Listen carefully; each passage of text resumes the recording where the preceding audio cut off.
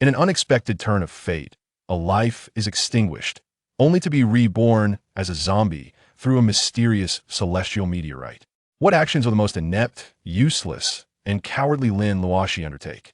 Existing beyond the realms of the 3 worlds and 6 paths, he will navigate through the myriad of grand worlds, exterminating the most enigmatic of creatures, dancing with ghosts, and consorting with demons. Amidst the endless night, Lin Luoxi bellows to the heavens. I am innocent, why must I be compelled to become a zombie? Kid, there's no escape for you, hand over your money if you know what's good for you. On the outskirts of Moreau City, Lin Luoxi sprinted through a valley, lamenting his misfortune. He had merely sought fresh air and a gentle breeze, but soon found himself confronted by a group of thugs demanding his money without hesitation. Having been raised by the elderly Lin, he scarcely possessed any funds. Thus, when the ruffians blocked his path, he turned and fled, prompting the thugs to pursue him, believing he must have a fortune to warrant such a desperate escape. As Lin Luoxi raced towards a valley, hoping the complex terrain and dense foliage would provide cover, he found his efforts futile. The thugs were well acquainted with the area. Having often roamed the countryside in his youth, Lin Luoxi navigated the forested valley with relative ease. However, after nearly half an hour, disappointment set in as he realized he had not shaken off his pursuers, rather, they were closing in. In a moment of panic, he veered onto a narrow path, only to discover it ascended the mountain. Determined not to retreat, Lin Luoxi pressed on, despite the uncertainty of an alternative route down. Brother, is this kid foolish enough to think there's only one way up and down the mountain? If we block him at the top, he's finished, one thug remarked. The leader, gasping for breath, retorted, You fool. This works to our advantage. Do you wish to chase him through the hills, endlessly? I'm exhausted. With a glint of malice in his eyes, the leader mused, This wretched little brat has led us on a wild goose chase. I originally sought only a bit of money, but now that I've chased him for so long, I shall have my vengeance. The other thugs exchanged uneasy glances. They had engaged in petty robberies for years, but had never contemplated murder. Meanwhile, Lin Luoxi, nearing the summit, felt a chill run down his spine as he remained oblivious to the death sentence that awaited him. Legend has it that Tianfeng was a mountain that once brushed against the heavens, but millennia of evolution transformed it into a modest peak over 3,000 meters high. Now, standing atop the barren summit, Lin Luoxi gasped for air, staring into the void ahead, anxiety gripping him. The thugs arrived moments later, panting as they positioned themselves 10 meters behind Lin Luoxi. Regaining composure, the leader eyed Lin Luoxi's unyielding stance, drawing a makeshift pistol from his waist. You think you can run? Show me how fast you can go now. Spitting contemptuously, he advanced to within 5 meters, declaring, Originally, I sought merely to relieve you of some cash, but you've made this personal. You have 2 choices. Summon your family to pay a ransom of 100,000, or I'll put a bullet in you right here. The revelation of a firearm rendered Lin Luoxi's legs weak, his voice trembling. Brother, I truly have no money, please let me go. I'm an orphan with no one to help me. In a desperate bid for credibility, he emptied his pockets. See, I have not a single coin. The leader's expression darkened upon witnessing Lin Luoxi's empty pockets. You little brat, are you mocking me? If you have no money, why did you run? Do you think we're fools to be toyed with? As he drew closer, his face contorted in rage. Why did you flee? With the barrel of the gun so near, Lin Luoxi's cold sweat intensified. I swear I wasn't trying to mock you. I was afraid. I've seen on television that robbers are dangerous, and I feared you would kill me if you found out I had no money. With a hint of resignation, he added, Had I known you would chase me so relentlessly, I would never have run. One thug stepped forward, standing beside the leader. Boss, this kid doesn't seem to be lying. Why not let him go? We're wasting time. Here, let's head down and find some money before dark. The leader glared at Lin Luoxi. Shut up. I lost 2,000 last night, and am not leaving here without some satisfaction. Seeing a plea on his behalf, Lin Luoxi felt a flicker of hope, but the leader's stubbornness extinguished it. Desperation soaked Lin Luoxi as he pleaded, Please, just let me go. I'm not trying to provoke you.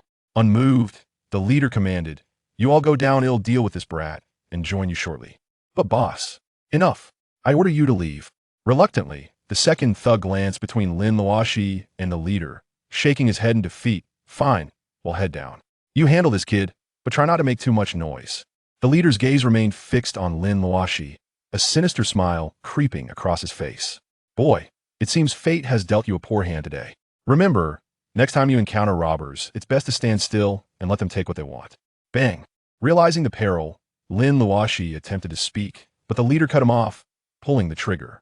The shot reverberated through the valley, prompting the descending thugs to sigh in resignation. Looks like the boss killed that kid. Another thug murmured, "Indeed, he's got a temper. It's a shame that kid didn't deserve to die." The leader surveyed Lin Luoxi's lifeless body, a sense of relief washing over him. At last, some comfort. Enjoy your eternal sunbathing. Boy, by the time you're discovered, you'll be nothing but jerky. Ha ha ha. With a mere sliver of consciousness remaining, Lin Luoxi, unable to utter a word, watched as the lead brigand strode down the mountain with boisterous laughter. He felt his body growing colder, acutely aware of the gradual loss of blood. Was this truly the end for him? A myriad of images flooded Lin Luoxi's mind. The girl he had secretly admired, the elderly Mr. Lin who had taken him in as a child, his dearest friends each passing through his thoughts. At this moment, he felt an intense reluctance to die, for there were still so many things and people in this world worth cherishing. As Lin Luoxi's awareness waned, a glimmer of light suddenly appeared in the sky, rapidly approaching the mountaintop. Gazing at the light drawing nearer, Lin Luoxi wondered if he was on the verge of death, and this was a celestial ray sent to guide his soul. Yet it seemed unlike that. Recalling some knowledge from his textbooks, Lin Luoxi abruptly realized that the object rapidly approaching him from the heavens was a meteorite. Upon discerning that the object hurtling toward him was a meteorite, no larger than a thumb, Lin Luoxi lost consciousness completely, only registering the impact of the meteorite against his body, as if it had entered him.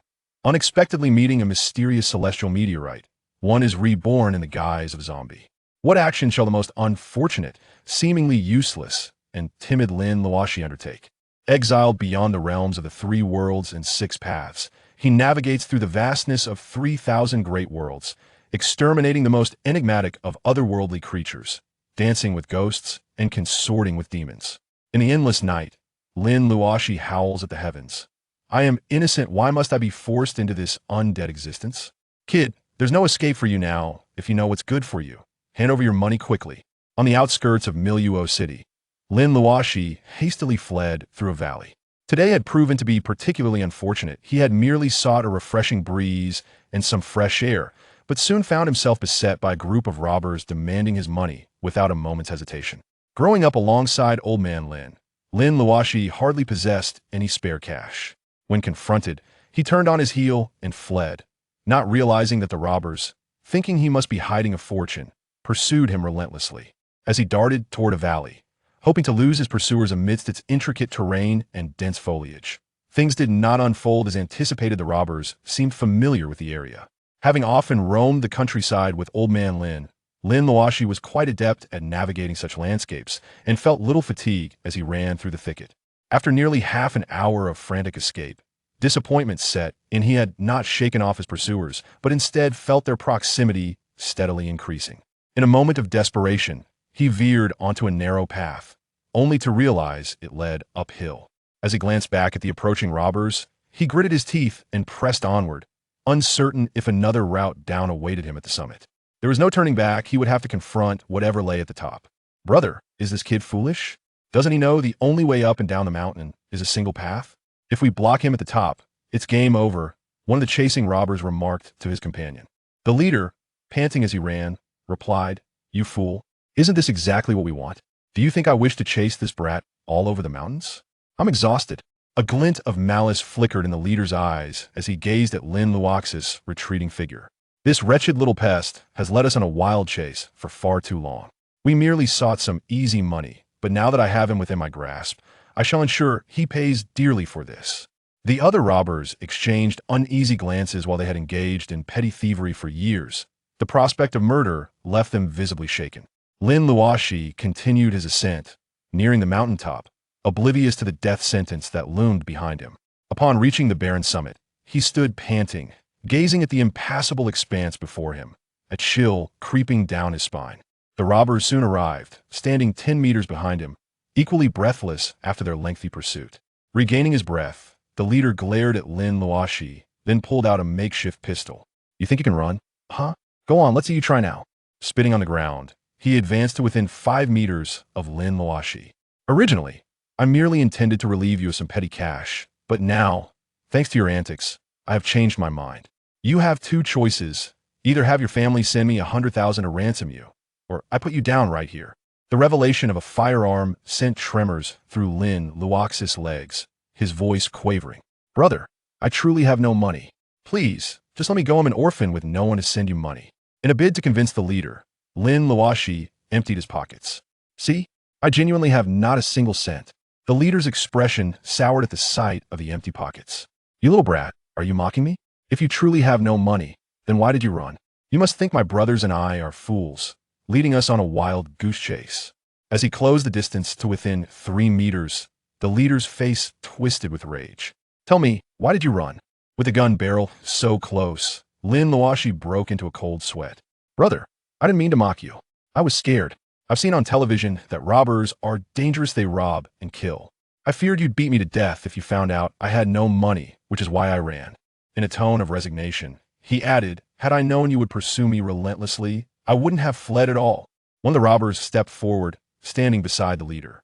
Brother, this kid doesn't seem to be lying. Why not let him go? We're wasting time here. Let's head down the mountain and find some real cash for drinks tonight. The leader fixed his gaze on Lin Luoxi, his eyes burning with intensity. Shut up. I lost over 2,000 last night. Am not in the mood to let this brat off the hook after he toyed with us today. Lin Luoxi, thinking he might be spared after hearing someone plead on his behalf, was dismayed when the leader's resolve remained unyielding. Desperation seeped into his voice, and he pleaded, Brother, please spare me. I truly didn't mean to offend you. Ignoring Lin Luoxi's entreaties, the leader commanded, You all go down first. They'll deal with this kid and catch up with you. Brother, you. Enough. I order you to leave. The second robber, wishing to interject further, found himself abruptly silenced as the leader asserted his authority. The second robber glanced at both the leader and Lin Luoxi, shaking his head in resignation. Very well, we'll head down first. Brother, do as you wish, but try to keep it quiet. The leader paid no heed to their departure. His gaze remained fixed on Lin Luoxi, a sinister grin spreading across his face. Kid, your misfortune is that you crossed paths with me today. After leading me on this wild chase, remember this. Next time you encounter robbers, it's best to stand still and comply. With a sudden realization of impending doom, Lin Luoxi opened his mouth to speak, but the leader did not afford him a chance.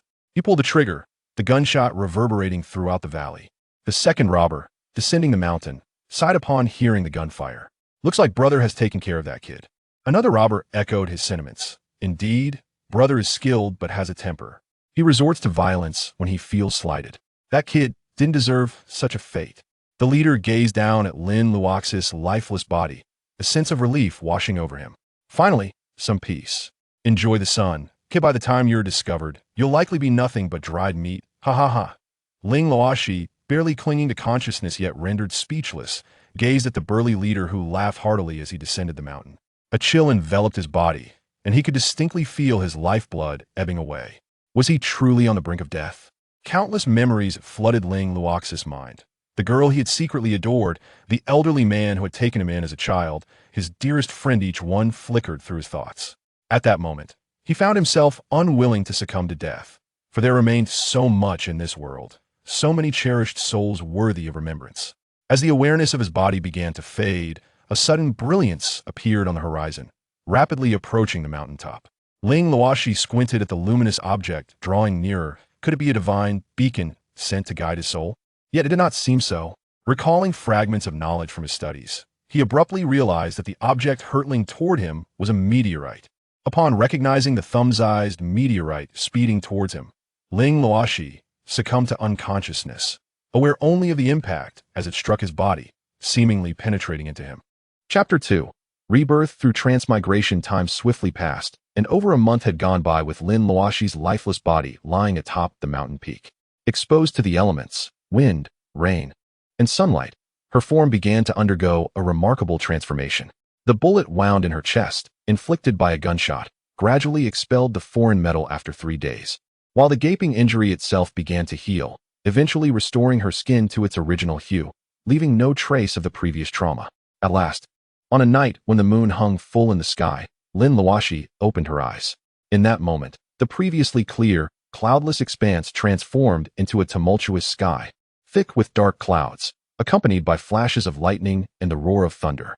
Rising abruptly from the ground, Her eyes shimmered with a faint crimson glow, exuding an aura both sinister and fearsome.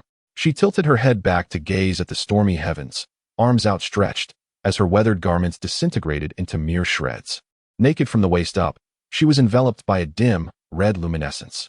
As she opened her mouth, two sharp, wolf-like fangs glimmered faintly in the darkness. The storm intensified, and the winds grew fiercer. With a howl that surpassed the ferocity of any beast, Lin Luoxi's roar echoed through the valley, a proclamation of her rebirth, sacred and regal, demanding utmost reverence. The birds and beasts in the valley became restless, taking to the skies or fleeing into the woods, creating a moment of chaotic transformation in the realm around her. Within a 10-mile radius of her presence, the atmosphere thickened, becoming somber as if enveloped by death itself, devoid of any signs of life. In the shadowy corners of a 100-mile expanse centered around Lin Luoxi, dormant entities suddenly awakened, halting their movements to kneel in unison toward the mountain peak, trembling as if a formidable force had descended upon their world. As she ceased her thunderous declaration, the crimson glow in her eyes faded, and the surrounding darkness dissipated. Even her sharp fangs vanished, as if they had never existed. The valley, once filled with turmoil, returned to tranquility, as if nothing had transpired. Weary birds returned to their nests, and beasts retreated to their lairs. The entities that had knelt in reverence slowly rose, eyes filled with confusion and unease, pondering the resurgence of such a mighty presence. The sky regained its serene luminosity, the night wind remained gentle, and Lin Luoxi extended her arms to examine her bare torso. The events of the past lingered vividly in her mind. Had she not perished? Glancing at her unmarred chest, doubt crept in as she questioned whether it had all been a dream. Yet, the recent occurrences felt undeniably real. She had survived, but the reasons eluded her. As her fingers grazed her teeth, they remained intact, yet something felt distinctly different. Bewildered, Lin Luoxi pondered her transformation, unable to decipher her thoughts. She began her descent down the mountain, resolved to unravel the mysteries of her survival and the enigmatic celestial object that had fallen before her fainting spell. With her upper body exposed, Lin Luoxi sprinted down the mountain.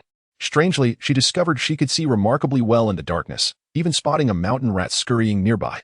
As she ran, her speed increased exponentially, reaching an astonishing 60 kilometers per hour. Though she was descending, the velocity astounded her. Embracing the notion of accepting her fate, Lin Luoxi speculated that the extraordinary changes she experienced were a result of the celestial object that had not only restored her life, but also enhanced her physical prowess. Soon, she reached the foot of the mountain, navigating through the familiar wooded paths until she emerged onto a desolate road, devoid of human presence. Unsure of which direction would lead her back to the heart of Miluo City, she pondered over the old man's well-being, recalling his illness on the day she departed. Would he have sought medical attention? Would she be expelled from school for her absence? With a heavy heart, she instinctively headed east, believing Miluo lay in that direction. After an hour of travel, she spotted lights in the distance and approached with excitement, discovering a residence where the flicker of a television illuminated the night. Suddenly, a bark resounded nearby, startling Lin Luoxi. She turned to see a fierce wolf dog glaring at her.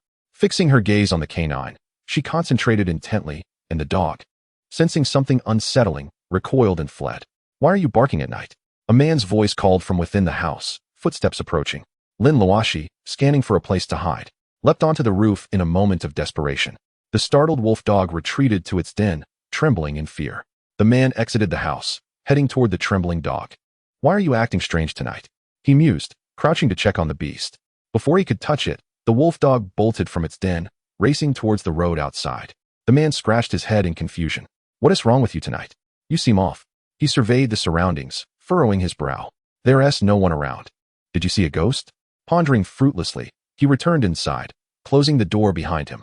"Honey, it's nothing. The dog might just be unwell. Let us go to bed," he called.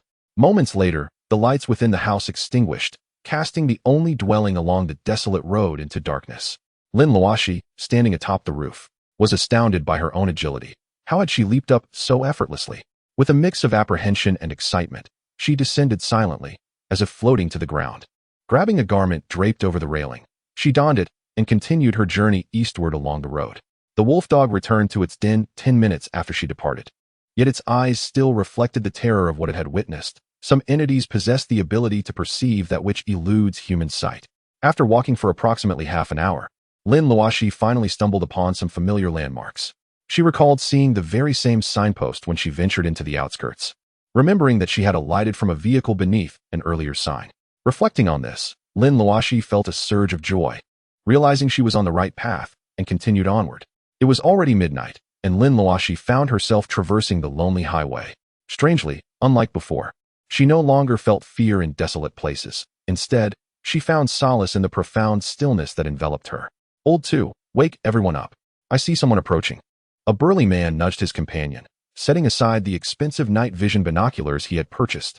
Chapter 3. A ghost appears. The chill of autumn lingered. Northern nights were always thus. As Lin Luoxi walked along the road, she listened intently to the chirping of insects flanking the highway, pondering the changes within herself. She was bewildered by how a mere leap had enabled her to ascend to the rooftop. Was it possible that the events on the mountaintop upon awakening were not mere figments of her imagination, but rather a stark reality? As these thoughts swirled, Lin Luoxi touched her teeth, finding them unchanged, which offered her a slight comfort, though her heart remained uneasy. Stop! This road is mine. Anyone passing through must pay a toll. Suddenly, shadows leapt from the sides of the road, obstructing her path and hindering her retreat. Lin Luoxi's heart tightened. Could she be so unfortunate? Having just escaped danger, was she now to confront robbers? The leading thug approached, brandishing a gleaming machete. His gaze fixated on Lin Luoxi as he squinted in the pale moonlight, a flicker of recognition sparking in his eyes, though he could not place her. Why are you wandering about the outskirts at this hour instead of sleeping? You must be asking for trouble. Upon hearing his voice, Lin Luoxi felt a sense of familiarity. As she scrutinized the man before her, she was taken aback. It was indeed a stroke of misfortune to encounter these bandits again so soon after leaving the mountaintop. Seeing Lin Luoxi's silence, the leader misinterpreted her demeanor as fear and sneered. Come on, hand over your phone, wallet, anything of value. Don't waste our time, cooperate. And we can finish this quickly, so everyone can return to their slumber. Lin Luoxi recognized that the leader was not merely attempting to intimidate her. She felt a mix of embarrassment and discomfort, yet her fear was not as acute as it had been during their first encounter. Brother, I told you last time, I have no money. Not a single cent. I am an orphan, with no family to send you cash. The leader paused, scrutinizing her closely. But the darkness obscured his view. He only sensed her voice as somewhat familiar. Could it be that I have robbed you before? Brother, he. One of the thugs beside the leader, having overheard, edged closer to Lin Luoxi, his expression suddenly shifting to one of shock, his legs trembling and words faltering. What is wrong with you, old 4? Have you seen a ghost? The leader inquired, annoyed by his companion's reaction. Old 4, upon hearing the leader's words, dropped his machete and fled, shouting, a ghost. His reaction sent a wave of concern through the group. They suddenly remembered they were on a desolate highway, where vehicles were scarce at night, let alone pedestrians. The bandits, who had initially planned to rob Lin Luoxi, now felt an unsettling apprehension. Lin Luoxi, equally astonished by old 4's hasty retreat, recalled how she had been shot by the leader. Though they had not been present, they must have known. Thus, encountering her unscathed, they could hardly believe she was a ghost. Old 2, who typically engaged in robbery but with less malice, turned his gaze back from the fleeing old 4 to Lin Luoxi's face, suddenly recalling her identity. His voice trembled. You are the one who was shot dead at the mountaintop by brother? If old 4's previous exclamation had merely unsettled the group, old 2's revelation ignited panic among them. Recognizing Lin Luoxi as the young woman believed to have perished over a month ago at the hands of their leader, the two more timid robbers fell to their knees, tears streaming down their faces. Great Ghost, are you here to seek vengeance? We didn't mean to harm you. We wanted to let you go, but brother insisted otherwise. Please spare us. Lin Luoxi, observing their frantic gestures, understood their misunderstanding, but found it advantageous, as it would save her from future troubles. She could not afford to be shot again. Fortune may not favor her a second time. With a chilling tone, she replied, I met a tragic end. You shot me and left my body on the mountain, where the eagles feasted upon my remains. My spirit has been restless, yearning for vengeance. Her elongated, haunting voice echoed through the desolate highway, sending shivers down their spines. Old 2, who had little to hide, felt something was amiss and cautiously probed, young man. It has been over 10 days. Why seek vengeance now? Lin Luoxi, uncertain of how long she had lingered on the mountaintop, did not wish to reveal any inconsistencies. She maintained her eerie tone. I have completed my mourning period. I could have exacted my revenge sooner, but the sunlight atop the mountain delayed my spirit's descent. Old 2, momentarily disheartened, had initially hoped to deceive Lin Luoxi into revealing a time frame that would cast doubt upon her ghostly claims. Yet, her reasoning was sound. igniting a flicker of skepticism within him. Could there truly be ghosts? The leader, recovering from his shock, did not kneel nor attempt to ingratiate himself like old two, but instead pulled out a firearm. You claim to be a ghost, but that does not make it so. I have killed you once. I can do it again. Bang, bang. Before old two could utter a warning, Lin Luoxi's eyes filled with despair as the leader squeezed the trigger twice. Despite the darkness, the close range ensured the bullets found their mark, piercing her body once more. Feeling a searing pain in her chest, Lin Luoxi's legs faltered, and she sank to the ground, an unquenchable fury igniting within her. Memories of the previous encounter flooded back. No matter how she had pleaded, the leader had shown no mercy. Now, the leading man unexpectedly aimed his gun at Lin Luoxi, intent on taking his life. An overwhelming fury, stemming from the contempt for life, surged within Lin Luoxi's mind, causing his head to bow, his eyes gradually turning a faint crimson, and his lips curling slightly as a pair of fangs emerged. The second brother, helpless, glanced at the leader before turning his gaze to Lin Luoxi on the ground, sighing, "Alas, it's just your misfortune. It's my fault for not stopping our elder brother in time. But who can we blame? If you hadn't acted like a ghost, perhaps you wouldn't have truly been shot. Don't worry, I will ensure you receive a proper burial." The leading man looked disdainfully at his younger brother before shifting his gaze to the two brothers still kneeling on the ground, their expressions dazed. With a tone dripping with contempt, he remarked, "Only you fools would believe he is a ghost. Did you see that? With 2 shots. He has truly become a dead spirit. Haha." One of the kneeling men, rather than joining in the laughter, stared curiously at Lin Luoxi. Being the closest to him moments ago, he had sensed an unspoken pressure surrounding Lin Luoxi. But how could he have died? Curiously, he lowered his head to ascertain Lin Luoxi's state, and upon recognizing his features, he was struck with terror, jumping up and fleeing. Mirroring the earlier flight of the fourth brother, crying out, "A ghost!" The atmosphere thickened once more. Chapter 4, Bloodlust. As the leading man and the others snapped to attention, watching the fleeing man disappear over 100 meters away, Lin Luoxi stood up with an uncanny swiftness, causing the temperature around him to plummet several degrees, imbuing the air with a chilling aura. The onlookers, filled with dread, beheld Lin Luoxi, who howled at the heavens, his eyes glowing red and fangs glinting with an eerie frost, sending shivers down their spines. The gun slipped from the leading man's grasp, clattering to the ground as everyone instinctively recoiled a few steps back, lacking the courage to flee. The howling ceased, and aside from the distant cries of the fleeing man, an unsettling silence enveloped the rural road. Even the insects in the grass hushed, leaving an eerie stillness in the air. Lin Luoxi, leaving behind a shadowy trace, turned to face the man who had run approximately 200 meters, and with a swift motion, he vanished into the cold wind. The leading man and his companions were so terrified they collapsed to the ground, their last remnants of strength evaporating in that instant. 3 seconds later, the cries fell silent. As the crowd tentatively raised their heads, they found Lin Luoxi inexplicably back at his original position, and in his left hand, he held the unknown fate of the fleeing man. The onlookers, fueled by a newfound strength, instinctively retreated 2 more meters. Lin Luoxi tossed the man onto the ground, and under the dim moonlight, they could discern his wide-open eyes that emitted no sound, unmistakably indicating he had been scared to death. The leading man, now genuinely frightened, gazed at the strikingly handsome Lin Luoxi, whose eyes glowed faintly red and fangs protruded ominously. The initial courage he possessed vanished, and he hastily knelt, trembling as he pleaded, "Ghost brother, ghost grandfather, I beg you, spare me. I never intended to kill you." Having regained his senses from the frenzied state, Lin Luoxi's visage returned to its former form. Reflecting on the recent events, he recognized that he had transformed into a monster. Observing the lifeless body of the man before him, a flicker of compassion pierced his heart. The madness that had consumed him was merely a response to the clamoring voices demanding silence, and he had not foreseen that his mere presence would induce such terror, resulting in the man's death. The leading man stared incredulously at Lin Luoxi, witnessing his return to normalcy, and the fear within him subsided considerably. Faced with a ghostly figure, he trembled, but when confronted with a human, he felt the scars of his fear fade. His eyes darted to the discarded handgun 2 meters away. Realizing he could never reclaim it, he touched the dagger at his waist, a flicker of malice crossing his gaze. Now convinced Lin Luoxi was indeed a ghost, he recalled tales from television that claimed spirits feared silver. His dagger, imbued with silver, inspired a belief that he could vanquish Lin Luoxi's apparition with a single strike. Carefully lifting his gaze to the seemingly bewildered Lin Luoxi, the leading man gritted his teeth and unleashed a primal ferocity, leaping towards him with the dagger drawn. Aiming for Lin Luoxi's chest, the dagger met no resistance as it pierced Lin Luoxi's chest, astonishing everyone present. They were bewildered as to why the leading man would act thus. for they had just witnessed bullets striking Lin Luoxi without drawing much blood. The wounds healing and expelling the bullets. The leading man's face lit up, believing he had succeeded. His expression twisted as he gazed at Lin Luoxi.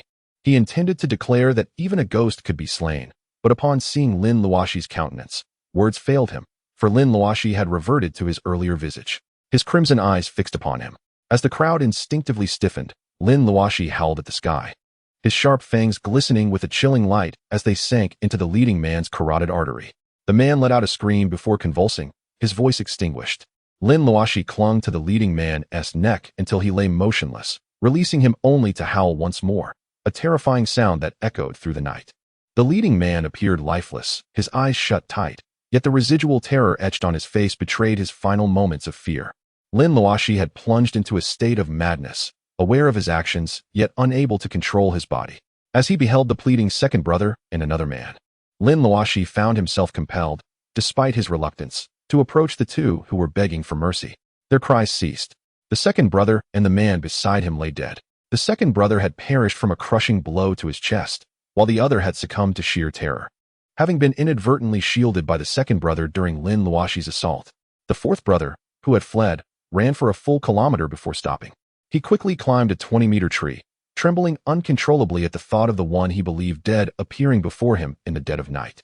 After half an hour of waiting with no sign of pursuit, he finally exhaled in relief, reasoning that if it were a ghost, it should have departed by now. The one who had slain him was his elder brother, and he felt assured that his companions would not face further trouble. With these thoughts, the fourth brother calmed significantly and descended the tree, heading back toward the direction he had fled. He pondered how his brothers were faring, feeling a twinge of guilt for having run first. However, he reassured himself that it was his elder brother's actions that had provoked the trouble, allowing him to feel somewhat at ease, convinced that his brother was receiving just retribution. After more than 10 minutes, the fourth brother returned to the original road, but was utterly stunned to find 4 bodies lying on the ground. Realizing they were not merely individuals, but corpses, sent a chill racing from his feet to his head. Just as he turned to flee, he found himself devoid of the courage to run any longer. "I have waited for you for so long. You have finally returned." Lin Luoxi had appeared behind the fourth brother, no longer bearing the haunting visage of crimson eyes and fangs, but instead displaying his former, handsome features, a faint smile adorning his face. Yet to the fourth brother, this smile resembled that of death itself. "You have come, so do not leave." Without waiting for the fourth man to plead for mercy, Lin Luoxi swiftly moved, lifting the fourth man effortlessly with one hand.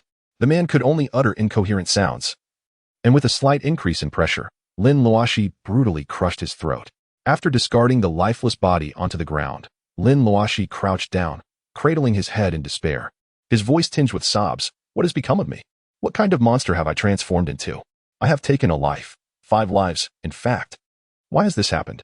I must turn myself in, I must confess." At this point, he rose to his feet, but after taking just 2 steps, he halted. Recalling that he had become a monster, one that could not be killed by bullets or blades. What would happen if the police apprehended him? The thought of losing control again filled him with dread. Shaking off the notion of surrender, he trudged towards Miluo City, opting for a rural path instead of the main road. If he were seen, tomorrow's discovery of the bodies on the highway would inevitably lead to suspicion, as he was the only one traversing this route at such an hour. Half an hour after Lin Luoxi's departure, the leader of a group of men staggered to his feet. Like Lin Luoxi, he howled at the sky, but his eyes glimmered with a dark blue light, and his fangs were not as sharp. After his cry, the leader inspected his newly grown fangs and the bite mark on his neck, finding no trace left behind. He recalled a television show, "I Have a Date with a Zombie," where the zombies resembled the boy he had just encountered. Realizing he had just been bitten by Lin Luoxi and noting his own transformation, he revealed a sinister grin. "Could it be that I, Chen Yao, have truly become an immortal zombie?" He laughed heartily before suppressing his mirth, glancing at the lifeless bodies of his companions sprawled on the ground. A hint of regret crossed his features. "You all died too quickly. Otherwise, I could have bitten you, and you too could have joined me in eternity. Alas, it is said that those who have been dead for too long cannot be turned." Chen Yao rummaged through the belongings of the 4 deceased, collecting their phones and cash. "Brothers, do not blame me for my heartlessness in not giving you a proper burial. My identity has changed, and I cannot afford to waste time here. In the next life, remember to seek me out upon your rebirth. I shall await you." As he left the highway and entered the mountainous region, Chen Yao glanced back at the path he had taken, a smile creeping onto his lips. "It seems I must keep my distance from that boy in the future." Chapter 5. The outskirts bloodshed. The 4 corpses on the highway were discovered by a truck driver heading to Miluo shortly after 4 in the morning, prompting him to call the police in fright. The authorities arrived an hour after the report, making it one of the fastest responses in recent years for Miluo, especially given the late autumn chill that had required officers to rise from their warm beds. However, the urgency was warranted due to the nature of the heinous crime, a quadruple homicide that had not occurred in Miluo for a decade. Such an incident was rare not only in Miluo but throughout the entirety of China.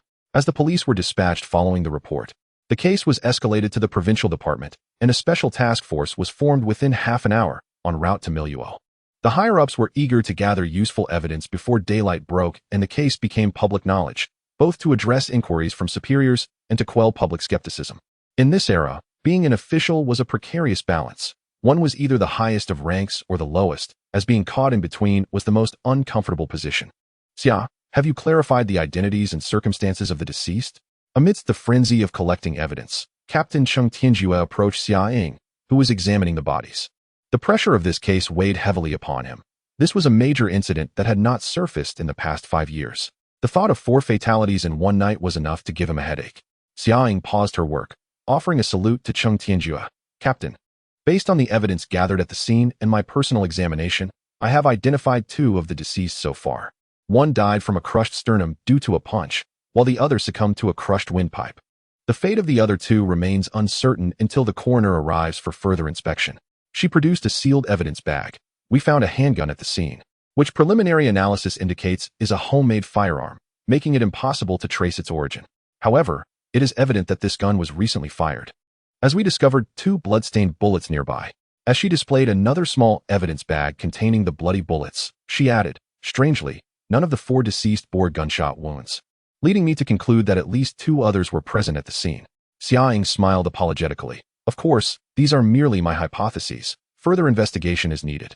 I firmly believe that those who were shot must have been present, and they cannot be the owners of this firearm. Cheng Tianjue nodded in approval. Indeed, your progress has been commendable these past 2 years. Now, can you elaborate on why you are certain that at least 2 others were present? Flattered by the praise, Xia Ying felt a rush of warmth but kept her composure, continuing her reasoning. I am confident in this assertion because if the gun belonged to one of the deceased, then that person would have been unable to retaliate after being shot. Furrowing his brow slightly, she continued, naturally, this is my deduction, from a human perspective.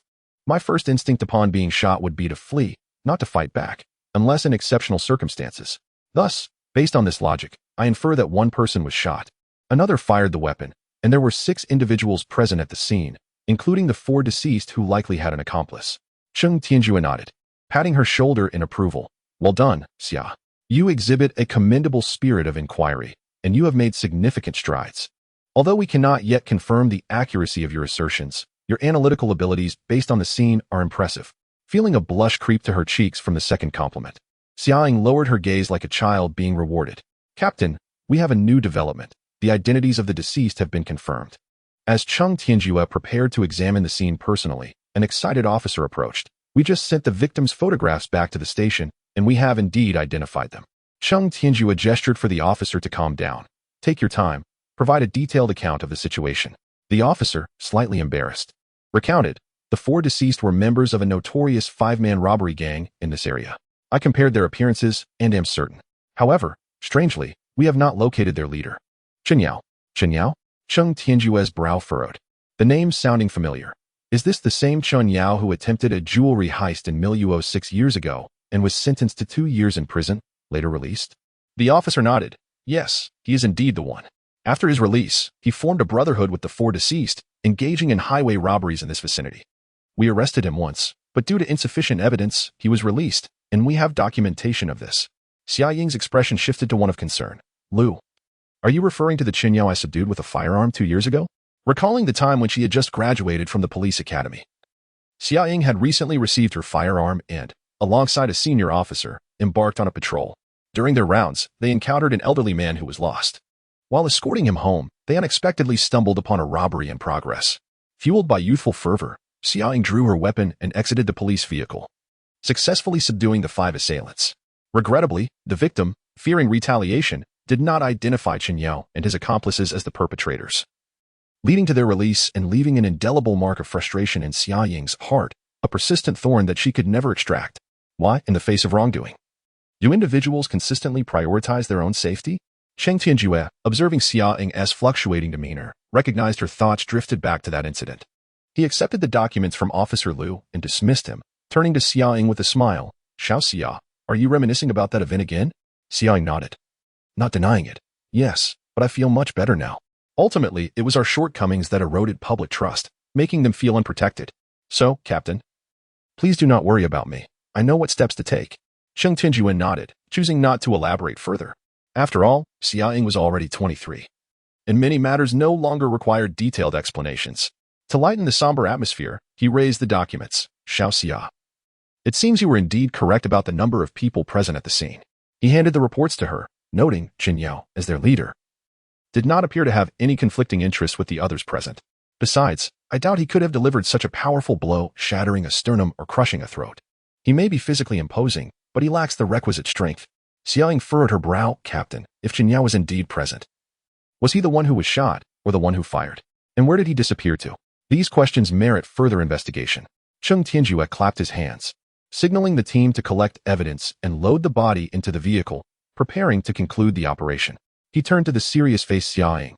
All right, Xiao Xia, do not burden yourself too much. Your inquiries are easily addressed. Once we obtain the fingerprint analysis from the firearm, clarity will follow. Moreover, the blood on the bullet serves as vital evidence. The police department maintains a comprehensive database of the population of Miluo, including detailed blood type records. Though initially irritated by Cheng Tianjue's apparent indifference to the homicide case, Xia Ying's face flushed with shame upon realizing she had overlooked such fundamental aspects of evidence gathering. Cheng Tianjue, aware of her thoughts, chose silence, smiling as he moved aside, confident that Xia Ying was intelligent enough to surprise him with her insights. After an hour of evidence collection, the sun had risen, casting light upon the weary faces of the detectives who had risen in the middle of the night.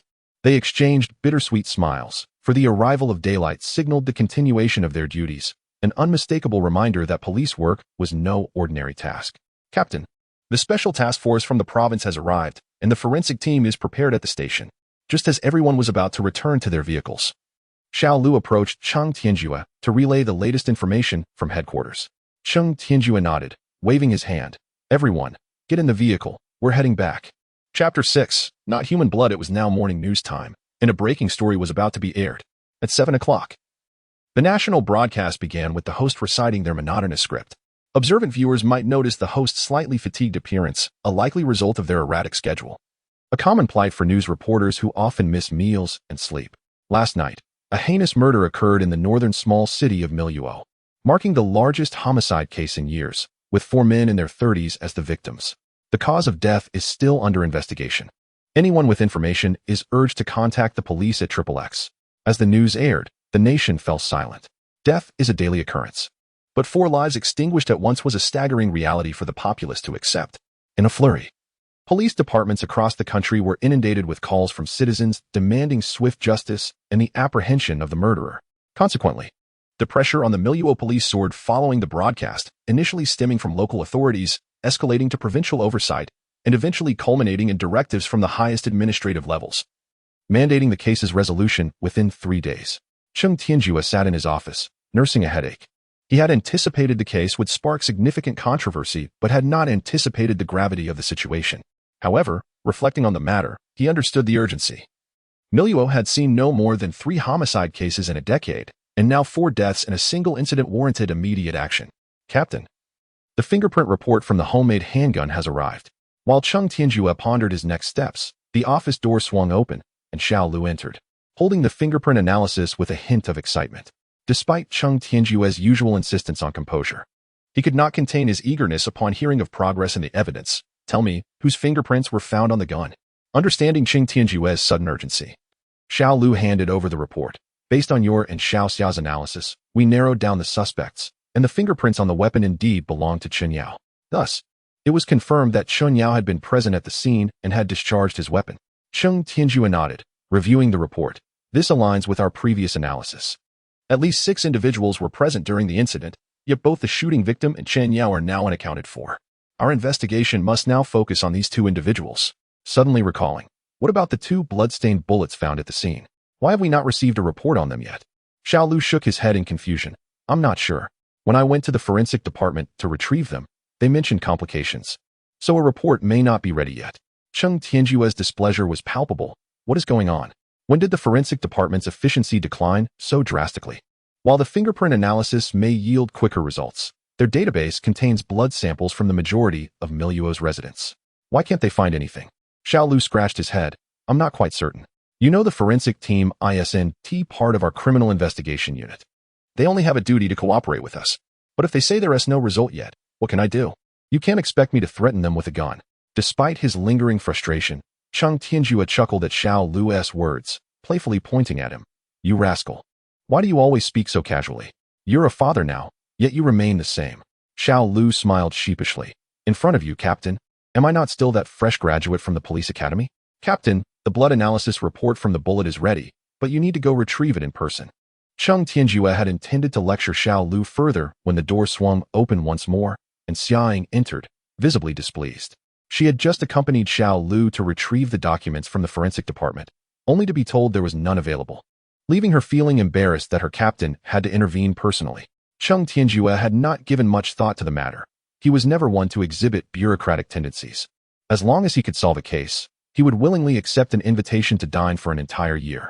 Therefore, upon hearing Xia Ying's words, he wasted no time, grabbed his coat, and stepped outside into the brisk early autumn air of the north.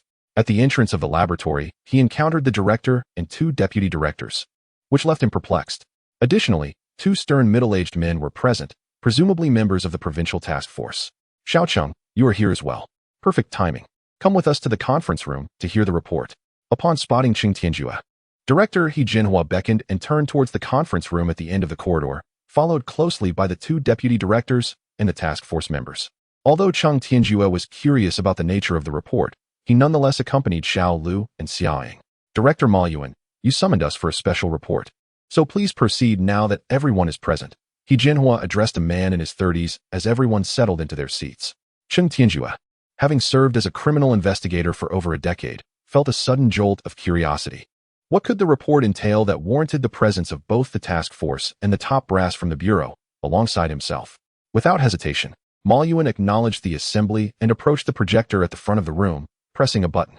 The room gradually darkened, and the projector whirred to life, revealing a blood test report. This is the blood test report of a normal individual. Aside from differing blood types and some common minor viruses, there is nothing else noteworthy. Ma Yuan explained, switching to a new slide that displayed 2 side-by-side reports. These are 2 different samples. What differences do you perceive among them? Cheng Tianjue, familiar with such reports, was momentarily taken aback. Director Ma Yuan, are you jesting? The report on the left is from a normal human, while the one on the right certainly isn't. What game are you playing?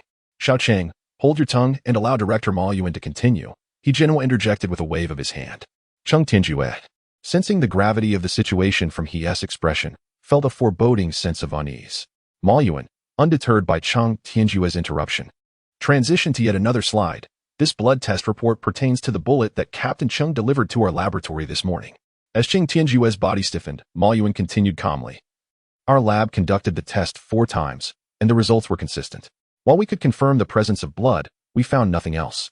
The sole piece of information we gathered is that this blood does not originate from a human. Not from a human? How can that be? Cheng Tianjue exclaimed. Rising in shock, Ma Yuan nodded affirmatively, stating, I can assert with confidence that the blood on the bullet is indeed not human. Furthermore, we discovered that the cells within this blood exhibit strong corrosive and infectious properties. 20% of it closely resembles that of a wolf, while the remaining 80% remains a mystery. He Jinhua stood up, and Ma Yuan, recognizing the director had something to say, returned to his seat. He Jinhua took Ma Yuan's former position and remarked, I have briefly reviewed the report as well, and Director Ma Yuan is correct. The blood on the bullet is not human. As the projector turned off and the room brightened, He Jinhua continued, this implies that the creature Chen Yao shot at was likely a formidable beast, as evidenced by the deceased's crushed chest and shattered throat. Just then, the door to the conference room swung open, and an elderly voice echoed within. Director He Tianjue, the forensic report has arrived. It nearly terrified this old man. As He Jinhua's expression darkened, the entrance of the elder transformed the atmosphere, filling it with respect. The elder, known as Ma Xiaohu, was the police's esteemed forensic expert, having dedicated over 50 years to this field. Since his teenage years, he had been dealing with corpses, and no one dared to underestimate him. for he often uncovered vital clues in seemingly unsolvable cases. 20 years prior, during a notorious serial murder case, the victims had been killed by surprise with no trace of evidence. However, on an fateful night, Ma Xiaohu had left the police station carrying a corpse alongside the then criminal investigator He Jinhua and returned the next day with the murderer in custody. No one questioned the mysterious circumstances surrounding this event, but whispers circulated, claiming Ma Xiaohu possessed an otherworldly ability to communicate with the deceased. Despite the intrigue, the official narrative maintained that the police had apprehended the suspect through diligent investigation. Over the years, Ma Xiaohu had assisted the police in solving numerous cases, earning him both curiosity and respect among his peers. Ignoring the gazes of those present, Ma Xiaohu approached He Jinhua, handing him the freshly completed autopsy report. "This is the report I just compiled. It nearly frightened me to death." He Jinhua perused the report, initially unfazed, but his expression shifted to one of concern as he read further. "Master Ma, this report seems oddly familiar." With a cryptic smile, Ma Xiaohu replied, "You have indeed seen it before. Do you recall the case I brought you to 20 years ago?" As He Jinhua's face paled, he stammered, "Master Ma, are you suggesting?" The memories of that case sent a shiver down his spine. Ma Xiaohu patted He Jinhua's shoulder, urging him to remain calm, then addressed the assembled individuals. "Everyone here, aside from the section heads, please exit the room." The command prompted no objections, as Ma Xiaohu was the most senior member of the Milieu Public Security Bureau, despite being merely a forensic expert. As the curious onlookers filed out, Ma Xiaohu turned serious. "I trust everyone is aware of the case from 20 years ago?" The attendees, all of rank and above, were privy to significant secrets, but Ma Yuan and Cheng Tianjue remained due to their involvement in the current case. One member of the provincial task force stood and queried, "Ma Lao, are you implying that this case is linked to the events of 20 years ago?" Ma Xiaohu glanced at the speaker, a smile gracing his lips. "Ah, Xiaozhong and Xiaoqin are here too. Excellent. I suspect this case is indeed connected to the same individuals responsible 2 decades ago." Zhang Jiayu and Qin Chuan were taken aback by the fact that Ma Xiaohu still remembered them. A wave of excitement surged within them. Despite their usual commanding presence elsewhere, they felt dwarfed in the presence of this veteran of the police force, who had navigated the complexities of law enforcement for over 50 years. It was said that among those he once mentored, one had ascended to the highest echelons of authority. Ma Xiaohu paid no heed to the awkward smiles on their faces and continued with his deductions. "I have thoroughly investigated the causes of death for the 4 individuals. One suffered a fatal blow to the chest. Another had their windpipe crushed by fingers, while the other 2 succumbed solely to sheer terror." Upon hearing the grim details, He Jinhua's complexion turned ashen. "Master Ma, wasn't that individual incarcerated by you? Could he have escaped?" At He Jinhua's words, the other attendees, aside from Cheng Tianjue and Mo Luowen, who were visibly perplexed, were stricken with dread. They were among the few privy to the killer's identity, and the thought shocked them. Ma Xiaohu shook his head. "Do you also desperately wish it were him? Back in the day, we could lure him out using his brother's remains, but now his brother has turned to dust. If it were indeed him, do you think we would still stand a chance of finding him? Rest assured, I have him confined in a secret location known only to me." Upon hearing this, everyone breathed a sigh of relief, but Ma Xiaohu's next statement sent their hearts racing once more. "Of course, if it were that individual, I wouldn't be fearful. However, this time, the situation appears even more horrifying. I have an instinct about it. Had anyone else made such a claim, they would have scoffed. But with Ma Xiaohu as the speaker, no one dared to dismiss him lightly." Zhang Jiayu's expression grew somber. "Master Ma, if it truly is such a person, I implore you, as the head of this task force, to guide us. My confidence has suddenly waned." Typically, Zhang Jiayu would not utter such disheartening words. But contemplating the terror associated with that kind of individual, he felt justified in expressing his despair without fear of ridicule. Ma Xiaohu gestured for them to sit. Turning to Cheng Tianjue, "Tianjue, I heard you found 2 bullets at the scene, both stained with blood. Could you show them to me?" Before Cheng Tianjue could respond, Mo Luowen stood up. "Master Ma, I have those items with me. I will retrieve them immediately." He exited the conference room and returned shortly with a small evidence bag, handing it to Ma Xiaohu. Ma Xiaohu accepted the evidence and pressed a button in the conference room, dimming the lights. He then illuminated the room and retrieved a peculiar vessel from his pocket, pouring the 2 blood-stained bullets into it, followed by some mineral water. To the astonishment of the onlookers, the initially clear water gradually turned a pale red, deepening to a dark crimson hue, emanating a strong metallic scent reminiscent of blood. With a resigned sigh, Ma Xiaohu produced a yellow paper that appeared to be inscribed with something. However, before anyone could discern its contents, he placed it into the vessel. A strange occurrence unfolded. The nearly full dark red liquid began to diminish until it vanished completely, leaving the yellow paper, which slowly transformed to black before igniting and reducing to ashes. The bullets also disappeared. Ma Xiaohu set the vessel aside, displaying an expression of resignation. I can almost conclusively ascertain that this time, the perpetrator is not human. You all witnessed the transformation of that water. This case is going to be exceptionally challenging. The assembly was bewildered by Ma Xiaohu's assertions, yet He Jinhua understood, recalling a similar conversation from 20 years prior. Gazing at the deep red water, He Jinhua was taken aback. After all, the individual from 2 decades ago had only produced a pale red color. Cheng Tianjue remained oblivious to the implications of Ma Xiaohu and He Jinhua's discourse, inquiring with confusion, "Master Ma, who are these individuals you mentioned? Regardless of their identity, we must apprehend them." He Jinhua glared at Cheng Tianjue, his tone grave. "Young Cheng, do you think capturing them is a simple task? You might manage to catch a human, but when have you ever captured a walking corpse?" "Walking corpse? What is that?" Cheng Tianjue was taken aback, having never encountered the term before, as he had not yet joined the workforce at that time. Ma Xiaohu motioned for everyone to take their seats, positioning himself at the head of the conference table. "Perhaps some of you are unfamiliar with the concept of a walking corpse. Allow me to elucidate briefly." Taking a deep breath, he continued, "A walking corpse is one that has been deceased for a period and then unexpectedly awakens, devoid of any consciousness. They share a common trait of loneliness, relentlessly seeking their living relatives to eliminate them one by one. When devoid of kin, they turn to attack others, using murder as a means to alleviate their solitude. The walking corpse is not inherently fearsome. Rather, it is their lack of thought that makes them terrifying, as they only know slaughter. Most notably, we humans currently possess no means to kill them." Ma Xiaohu's expression bore a bitter smile and resignation. Remembering his earlier mention of the serial killer from 20 years prior, Cheng Tianjue gasped, "Master Ma, are you suggesting that the killer from 2 decades ago is still alive?" Ma Xiaohu nodded, then shook his head. "He died 20 years ago, but he is nearing a second death now. He ought to be confined for another 20 years. Or perhaps he will perish on his own." Cheng Tianjue grew increasingly bewildered. "Master Ma, didn't you just say we cannot kill them?" "Indeed, we cannot," Ma Xiaohu affirmed. "But I never stated they cannot die by other means." Nodding, Ma Xiaohu clarified, "They are not like the zombies depicted in television. They are merely walking corpses influenced by certain magnetic fields. How could they possibly be immortal? Although we cannot kill them, their physical bodies remain susceptible to aging and decay, which ultimately leads to death. Do you not understand this?" Cheng Tianjue nodded, beginning to grasp the concept of a walking corpse, essentially a deceased individual reanimated due to magnetic field anomalies. Yet he hesitated. "Master Ma, how can you be so certain they are walking corpses and not zombies?" The others shot him disdainful looks. Typically sharp-witted, he had posed a question lacking depth. Ma Xiaohu shook his head in exasperation. "There are no zombies in this world."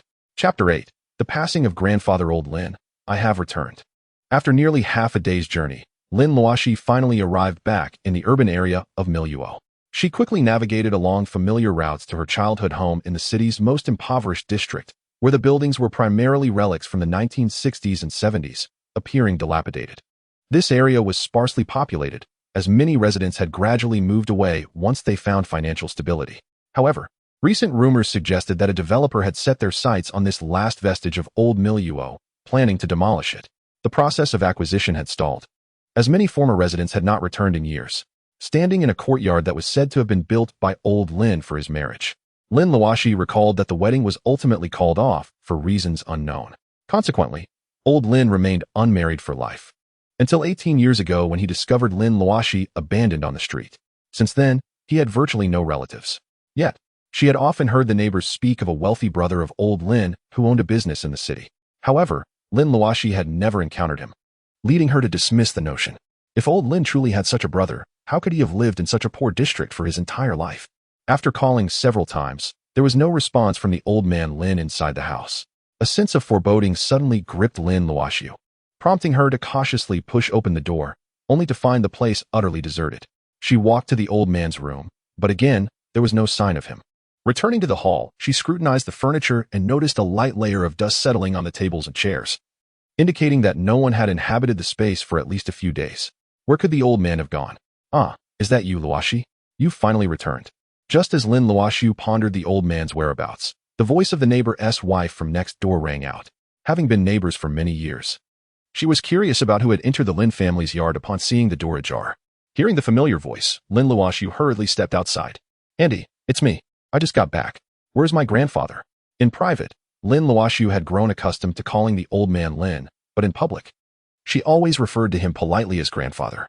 The neighbor's wife, confirming that it was indeed Lin Luoxi, sighed heavily, her face shadowed with sorrow. Luoxi, where have you been for over a month? You disappeared for more than a week, and your grandfather went out searching for you, even though he was unwell. Eventually, he fell ill himself. Upon hearing that her grandfather had gone out in search of her while unwell, guilt washed over Lin Luoxi. And now, how is my grandfather? Which hospital is he in? I want to see him. The neighbor's wife cast a complex glance at Lin Luoxi, her heart heavy, yet she sighed and replied. He was in the hospital, taken there by us neighbors. But a few days ago, your grandfather, her voice trailed off, unable to continue. She shook her head helplessly. Despite Lin Luoxi having grown up, she was still just 18, a child. The neighbor's wife hesitated to reveal the truth, fearing that Lin Luoxi might not be able to bear it. A knot formed in Lin Luoxi's heart as she watched the neighbor's wife struggle to find words.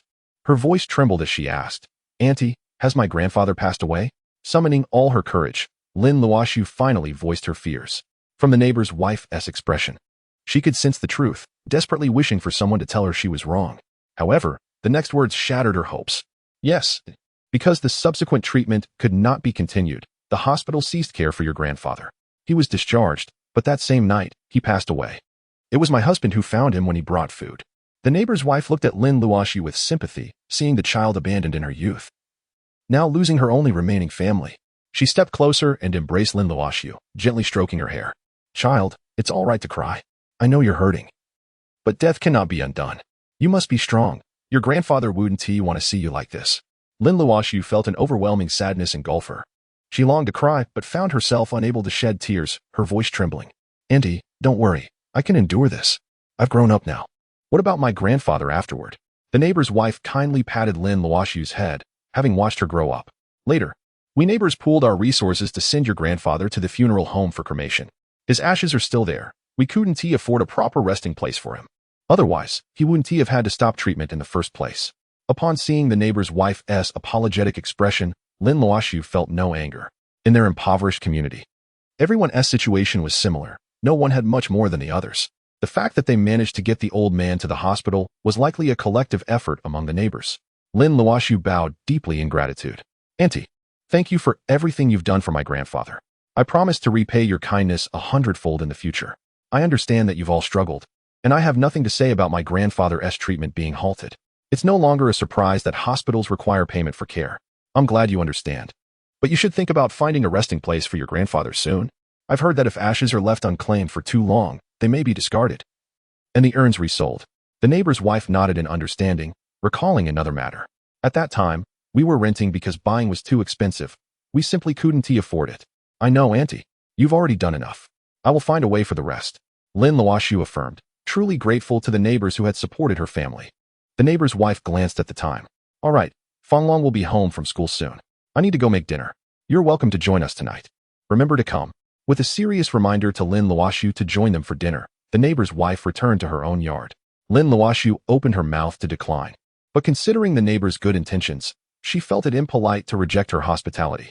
Besides, with her grandfather's passing, she had little desire to seek a meal elsewhere. Yet, upon touching her stomach, Lin Luoxi realized she felt no hunger. Once inside, Lin Luoxi approached the room that had belonged to the old man. Kneeling before his bed, she lifted a blanket that had been laid on the floor, revealing 2 loose bricks underneath. As she set the bricks aside, an old, somewhat worn box came into view. Recalling the old man's words, that if he ever passed away, she should come to his bedside, remove the blanket, and uncover the box beneath the loose bricks. Lin Luoxi felt a surge of emotion. Even if he were no longer there, the contents within could sustain her for a few years. Lifting the box, she moved to a nearby table and slowly opened it, revealing a layer of oiled paper that seemed to wrap something inside. As she carefully unwrapped it, she felt a weight to the contents, though she couldn't discern what it was. After a short while, as she peeled away the outer layer of oiled paper, Lin Luoxi discovered a bankbook and a card. Her heart stirred with curiosity, and she opened the bankbook to find it registered in her own name. The last deposit had been made 2 months prior, amounting to 500 yuan. Flipping through the pages, she felt a wave of gratitude wash over her. No wonder the old man had told her that the contents of the box would be enough to support her for 3 to 5 years if he were gone. It turned out he had been saving since 18 years ago, starting with 20 yuan each month and culminating in the last deposit of 500. The small bankbook held over 70,000 yuan, with no month missed in contributions. As she turned to the last page, a slip of paper fell out. Lin Luoxi picked it up, her previously calm heart now flooded with memories of the old man. The note was brief, but every word was imbued with the old man's affection for her. It read, "Dear Luoxi, if you see this, it means I have departed this world. Do not be sad. I was an old man. Take good care of yourself. I haven't left you much, but this sum should suffice for your studies and living expenses. This is all I can offer you. Love, your grandfather, Lin Luoxi." Grandfather tears that had been held back burst forth at that moment. Lin Luoxi's sorrowful cries resonating throughout the room and yard. The neighbor's wife, busy preparing dinner next door, paused in surprise before sighing deeply. As Lin Luoxi clutched the old man's belongings and the note he had written her, her heart ached with grief. Just then, the sound of a car braking outside broke the silence, followed by a woman's brazen voice. "Your uncle has died. These things should rightfully belong to us. Dad won't say anything, will he?" Chapter 9. The Battle for Inheritance. Hearing the voices outside, Lin Luoxi furrowed her brow in confusion. Who could be causing a commotion at her doorstep? Lin Luoxi's belongings were hastily stowed away, and the floor was restored to its original state. Lin Luoxi slowly exited the house, only to find two individuals entering the courtyard, a middle-aged man and a middle-aged woman. It was evident that the man bore some annoyance towards the woman. "Who are you? What are you doing here? Are you a thief?" The woman, who was conversing with the man beside her, immediately became vigilant upon seeing Lin Luoxi emerge from the house, as if a burglar had intruded into her home. Lin Luoxi felt a wave of inexplicable disgust towards the two. His grandfather had just passed away, and already there were those who sought to bully him. With a cold tone, he addressed the woman. "Madam, I would appreciate it if you could watch your words. This is my home. I could very well report your trespass. Yet you dare to accuse me of theft? This is your house?" The middle-aged woman regarded Lin Luoxi with skepticism before turning to the man, her expression one of confusion. "Lin Yu, didn't you say this was your uncle's house?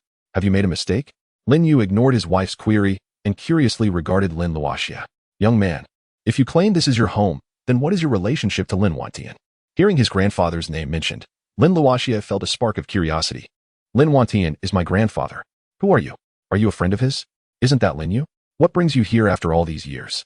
Before Lin Yu could respond, a voice from behind called out, belonging to Fong Auntie, a middle-aged woman. Lin Yu turned to see her, and upon recognition, said, "Oh, it's you, sister-in-law. How has Brother Fong been? It has indeed been quite a while." The middle-aged woman cast a disdainful glance at Fong Auntie's outfit, which looked to be worth no more than 10 yuan. "Lin Yu, is this the so-called good friend of yours? She doesn't appear to be anything special. Is this truly the company you kept? Kong Yu, I suggest you choose your words carefully. We are neither in your home nor mine. A bit of decorum would be appreciated." As soon as Kong Yu finished speaking, Lin Yu shouted at her, his annoyance evident. He was truly weary of her attitude, which stemmed from her family's relatively privileged position in the city and was always condescending towards others, causing Lin Yu considerable frustration. Taken aback by Lin Yu's outburst, Kong Yu quickly regained her composure and retorted, "So now you dare to yell at me? Don't forget how your family attained their current status. Have you grown wings and think you can disregard me and my family? Utterly unreasonable." Lin Yu waved his hand dismissively. He felt utterly powerless against this woman. If it weren't for their child being a senior in high school and the desire to avoid conflict, he would have divorced her long ago. Lin Luoxi observed the unfolding conflict with disinterest, though he was curious about how Lin Yu and Kong Yu had come to be here and why they accused him of theft. Seeing that Lin Yu was momentarily silenced, Kong Yu, like a victorious rooster, turned her attention back to Lin Luoxi. "Young man, if you claim this is your home, what proof do you have? This is my uncle's residence, and he has no descendants. What gives you the right to claim he is your grandfather?" Fong Auntie, who had heard of Lin Yu's boastful wife, was initially skeptical, but upon witnessing her rudeness towards Lin Luoxi, her expression darkened. "And who do you think you are? Luoxi is the grandson that Lin uncle raised for 18 years. Have you ever even met him?" Kong Yu was taken aback that anyone dared to interject. She had intended to retort, but found herself at a loss for words. Indeed, she was aware of Lin Yu's uncle, but had never bothered to visit, having heard he lived in a less affluent area. However, after Lin Yu received a call from an old friend in that area about his uncle's passing, Kong Yu had been watching a news segment on the redevelopment and compensation for the poor district. Ideas began to swirl in her mind. Her thoughts raced as she recalled Lin Yu mentioning that his uncle's yard was approximately 200 square meters. The compensation was reported to be 30,000 per square meter. This could amount to 6 million.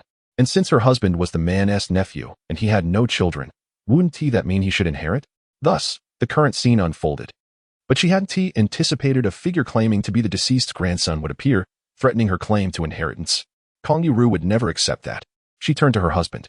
Darling, have you ever met this boy before? Lin Yu looked at her, as if she were foolish. Are you feeling all right today? You insisted I bring you here, and now you ask such a ridiculous question? We have been married for 20 years. Have I ever come without you being with me? This child is 18 years old. How would I know him? Kong Yu pointed at Lin Yu in exasperation. How can you be so dim-witted? If your uncle has died and has no descendants, you are the heir. This place is about to be demolished, and the compensation is 30,000 per square meter. Fong Auntie observed the exchange with disdain, and Lin Yu's face darkened as he realized his wife's intentions. He raised his hand in anger, striking her. So this is why you came to my deceased uncle's home? You greedy woman. Even if I could inherit, I would never share a penny with you. You dare to hit me? Lin Yu, you better listen to me. You must fight for that inheritance, or I will divorce you. Kong Yu held her face, glaring at Lin Yu, her eyes gleaming with avarice, showing no remorse for her intentions. You both should cease your futile arguments at once. Just as Aunt Fong hastily returned home, she emerged with an item in hand, a file folder. Slowly, she opened the folder, and as a knot tightened in Kong Yu's heart, she spoke. Uncle Lin had already consulted a lawyer to draft a will 2 days before his passing. All his assets, including this house before you, are to be inherited by Luoxi. However, since Luoxi was absent at that time, an additional clause was added. Should Luoxi fail to claim his inheritance, all of these assets would be passed on to my son, Fong Long. Aunt Fong's gaze was laced with amusement as she observed Kong Yu, who had worked tirelessly only to gain nothing. So your squabbling seems to have nothing to do with your family, for there is one last stipulation. If my son Fong Long also declines the inheritance, everything will be donated to the orphanage in the city. Kong Yu's eyes widened in shock as she grasped the implications, instinctively taking the copy of the will from Aunt Fong's hand. Deep down, she sensed the authenticity of these documents, devoid of any deceit. The thought of millions slipping through her fingers ignited her fury, and she shot a glare at Lin Luoxi and Aunt Fong before turning her ire towards Lin Yu. Look at your deceased uncle, willing to benefit outsiders rather than extending a single favor to you, his own kin. It seems not aiding him was indeed the right choice. Lin Luoxi regarded Kong Yu as one might regard a jester, a flicker of anger boiling within her. How could this woman be so shameless? Had she not realized that had they helped the old man, he would have surely left them something? Such a person, who only wished to reap rewards without offering anything in return, was utterly contemptible to Lin Luoxi, and she was appalled by the slander directed at the old man. Be quiet. On what grounds do you think my brother should leave his possessions to you? As Kong Yu lamented the lack of bequest from the deceased Lin, a weary voice resonated from outside the door. Chapter 10. The second uncle, an elderly man, appearing to be in his 60s, slowly made his way inside. Lin Luoxi studied him closely and discerned a resemblance to the late Lin, surmising that this man was the old man's younger brother. The once haughty Kong Yu fell silent upon hearing the voice and seeing the newcomer, awkwardly stepping forward. Dad, why are you here? This morning you mentioned going to play chess with my father. Lin Yu also approached, his expression awkward. Dad, you've come. Lin Wanli glanced at his son and daughter-in-law, snorting with disdain. You two are quite something, aren't you? Just days after my brother's death. You come here to lay claim to his estate? Tell me, how many times have you visited him in the past 20 years? Have you ever offered him any assistance? Lin Wanli's expression turned stern as he bellowed. You have done nothing. You only learned of my brother's death because someone else informed you. And instead of performing the duties expected of a descendant, you rush here to fight over the meager inheritance meant for his grandson. Kong Yu's face darkened, her thoughts laced with resentment towards the old man. Yet she forced a smile and replied, Dad, surely you remember that uncle never married and had no children. How then could there be a grandson? It seems only fitting that my family, Lin Yu, should inherit his assets. Lin Wanli looked at his daughter-in-law with disappointment. Stop dreaming. Who told you my brother had no descendants? You, who only seek to usurp others' fortunes, how could you possibly know? He pointed towards Lin Luoxi. That young man is my brother's grandson, Lin Luoxi, legally registered in my brother's household. By rights, everything belongs to him. Not to mention that my brother left a will. Lin Yu glanced at Lin Luoxi with a hint of doubt. Dad, is that boy truly my uncle's adopted grandson? Lin Wanli glared at Lin Yu. Do you think I have any reason to deceive you? Lin Yu, you are my son. I had no intention of reprimanding you. But one must adhere to principles and boundaries. You may cherish your family, but if you cause a ruckus because of it, that is unacceptable. Lin Luoxi is indeed your uncle's adopted child. I knew that long ago. Hearing his father's words, Lin Yu felt embarrassed, realizing his behavior was somewhat excessive. For 20 years, he had been intimidated by Kong Yu and had never visited his once kind uncle, not even knowing that he had adopted a grandson. Filled with shame, Lin Yu lowered his head. Meanwhile, Kong Yu wore a displeased expression, muttering, "Dad, your words imply that Lin Yu's neglect of his uncle was somehow my fault." Surveying the small courtyard with contempt, she added, "This place is hardly suitable for people of our standing, especially not for your precious granddaughter. How could she be exposed to such a lowly environment?" Lin Luoxi trembled with rage at his daughter-in-law's words, his finger trembling as he pointed at Kong Yu. "Do you think you are so noble, so elevated? Have you forgotten where your father came from? If you are so superior, what are you doing here? Is it merely to covet what my brother left behind?" The old man sighed. "Yu, one may be shameless and greedy, but there must be boundaries and limits." Upon hearing Lin Luoxi's words, Kong Yu nearly exploded with anger. The elderly man's comments were a veiled accusation of her shamelessness and greed. Yet, her husband restrained her just in time. Frustrated but silent, she shot a furious glare at Lin Luoxi, thinking that if it weren't for his presence, her family could have secured several million in savings. Lin Luoxi felt no inclination towards such avaricious individuals and instead held a favorable impression of Lin Luoxi. The old man's gaze softened as he looked at Lin Luoxi, a gentle expression gracing his features. The elder stepped forward, taking Lin Luoxi's hand with a warm smile. "Ah, indeed, quite the distinguished young man. It seems my brother made the right choice in adopting you. You have not disappointed us. Grandfather you are?" Lin Luoxi asked, feeling a touch of embarrassment as he was praised, though he had already mostly deduced the identity of the man before him. Aunt Fong, observing Lin Luoxi's confusion, chuckled softly. She took the will copy from Kong Yu and, smiling, approached Luoxi. "Dear child, this is your grandfather's younger brother, your second uncle. He visited you shortly after your grandfather brought you home." Though Lin Luoxi understood the man's relation, he was surprised to learn that he had visited during his childhood. "You are my second uncle?" Lin Luoxi's face radiated warmth as he nodded vigorously, his voice tinged with emotion. "Yes, Luoxi, I am your second uncle. Your grandfather, Lin Luoxi, is my elder brother." As he spoke, a shadow of sorrow crossed Lin Luoxi's features. "I came to see you once when you were a child. I wanted your grandfather to move in with me, as my second wife had passed away early, and your uncle Lin you had married. I was quite lonely. However, your grandfather, having just welcomed you, declined my offer." Reflecting on that moment, Lin Luoxi's visage was tinged with regret. "I was furious, and we quarreled.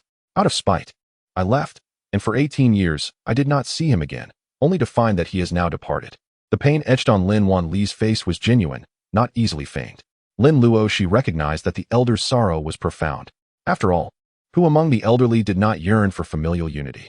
With the passing of the old man, it seemed that Lin Luoxi bore the greatest sorrow.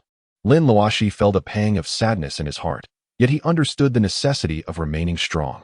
He grasped Lin Luoxi's hand and spoke, "Second granduncle, please don't be sorrowful.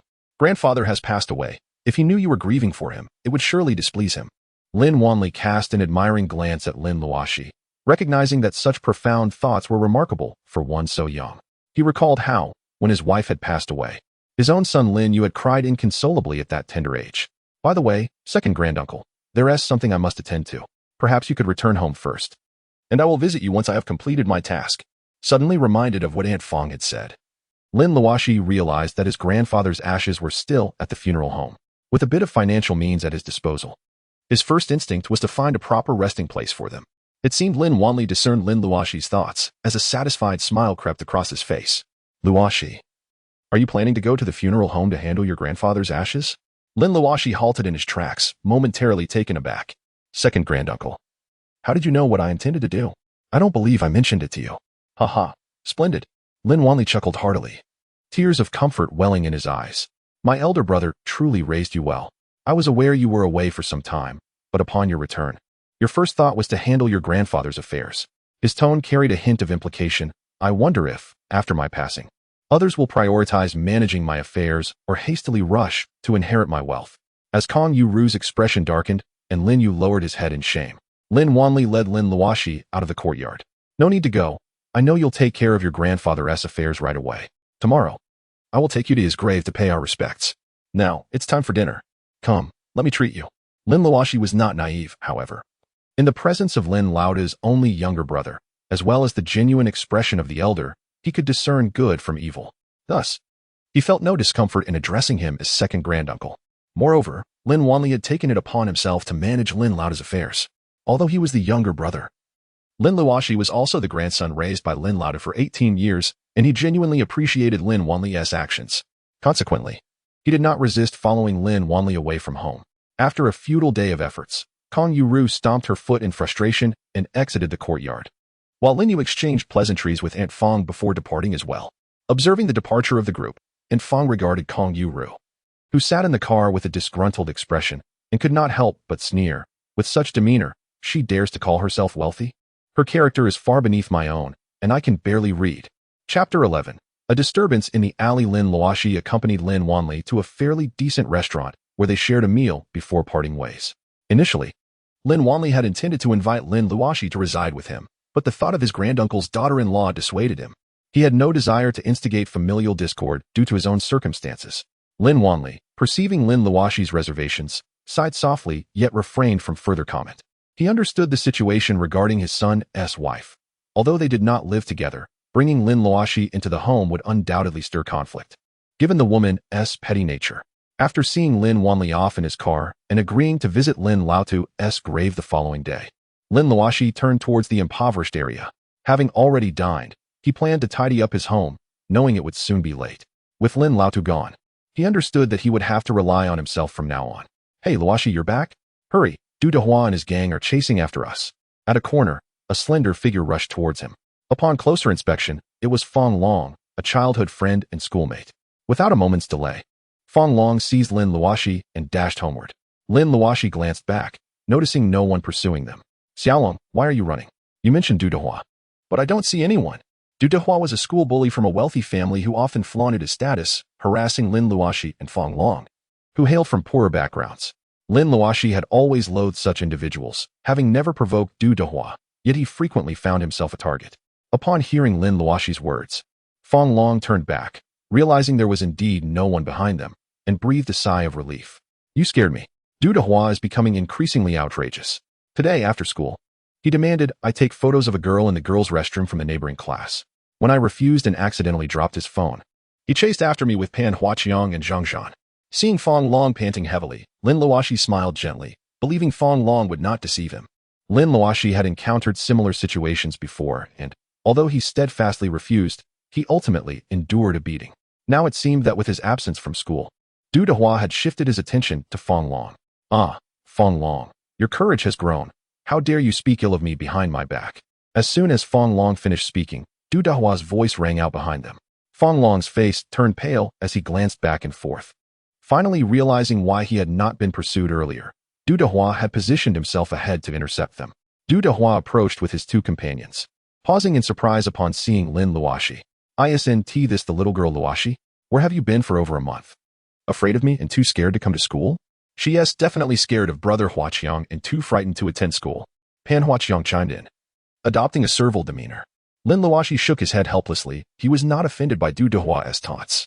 After all, he had been called Luoxi little girl for over 2 years since high school, stemming from his initially timid disposition and lack of assertiveness. Seeing Lin Luoxi merely shake his head in silence, Du Dehua assumed he was intimidated. He pointed at Fong Long and declared, Fong Long, how will you compensate for my broken phone? That was the latest iPhone, worth several thousand yuan, and I had just bought it. Fong Long's face turned to one of despair, instinctively stepping back, clearly terrified of Du Dehua and his friends. His tone was almost pleading, Brother Huaqiang, for the sake of our shared status as classmates, please let this slide. I truly didn't mean to. You asked me to take photos, and I was scared. So when you handed me your phone, I hesitated to accept it. Besides, that phone didn't even fall from my hands. Du Dehua's expression darkened. What? You're trying to argue now? Xiaoqiang and Zheng Zhan are my witnesses. They can confirm that you broke my phone. You think you can deny it? I'll give you two options. Either go take photos of the class beauty in the restroom tomorrow, or you pay me for the phone immediately. Upon hearing Du Dehua's ultimatum, Fong Long looked distressed. Brother Huaqiang, isn't this unfair? I still need to study. If I get caught taking photos, I'll be expelled. As for compensation, you know my family's situation. I can't even afford to buy you a toy phone. Oh, so you're saying you refuse to pay? Upon encountering Fong Long, Du Dehua's lips curled into a teasing smirk. In truth, during school, his phone had merely slipped from his grasp. It was not as Du Dehua claimed, rendered irreparably broken. If such devices were so easily damaged, The company manufacturing Apple phones would have long since gone bankrupt. Dudua's insistence that Fanglong had ruined his phone was merely an attempt to amuse himself and perhaps to land a few playful punches. A habit he had developed since his first year, where each day involved either beating Lin Luoxi or Fanglong, a routine that had become entrenched. As for demanding that Fanglong enter the women's restroom to take photographs or to compensate for the phone, these were merely excuses to provoke him. Thus, when Fanglong declared he would neither pay nor take pictures, Dudua felt quite satisfied. For it would provide him with a new human punching bag, far more exhilarating than striking an inanimate punching bag at the gym. Seeing Dudua approach with a menacing grin, Fanglong realized that he was about to face a beating and spoke urgently. "Brother Hua, it's not that I refused to pay. I suggested you take it for repairs. Yet you insisted on a phone that had not been previously repaired. Aren't you making this difficult for me? Let us cut to the chase. I'm indeed making it difficult for you. How about this?" Dudua cracked his knuckles ominously. "Since you refuse to heed my words, let us revert to our old ways. Allow me to give you a thrashing, and we'll consider the matter settled." Fanglong's expression turned despondent, nearly on the verge of tears. "Brother Hua, can we not fight? Yesterday's injuries haven't even healed. Come on, we are classmates. There's no need to be so excessive." Though initially reluctant to intervene, Lin Luoxi, witnessing Dudua's escalating aggressiveness, stepped in front of Fanglong, preventing Dudua from advancing any further. Dudua paused, rubbing his eyes in disbelief. Upon confirming that Lin Luoxi was indeed standing before him, his expression soured. "Luoxi, have you grown weary of my absence for over a month, itching for a taste of my fists? Move aside quickly, or I won't hesitate to give you a little bone-crushing massage as well. Luoxi, it's better if you step back. He won't relent until he has taken his anger out on me. Just move aside to avoid becoming a target yourself." Seeing Lin Luoxi stand resolutely in front of him, Fanglong felt a surge of gratitude. He knew Lin Luoxi had often endured Dudua's wrath, yet here she was, defending him. How could he allow her to suffer for his sake? Lin Luoxi wore a confident smile. "Don't worry, it's merely a small matter. Today, I want to let him lay a finger on you. Wow, after a month apart, your bravado has certainly grown. Yet, no matter how you change, you remain the same old coward." Dudua scoffed at Lin Luoxi's words. Noticing the time, which had already passed 6 o'clock, and recalling dinner plans followed by a visit to a bar, Dudua beckoned to his two companions. "You two, drag Luoxi aside and give her a good beating for daring to meddle in my affairs. It seems they've forgotten the taste of our past encounters." All right. Pan Huaqiang and Zheng Ban were eager to oblige, especially since Dudua had promised them a night out at the bar.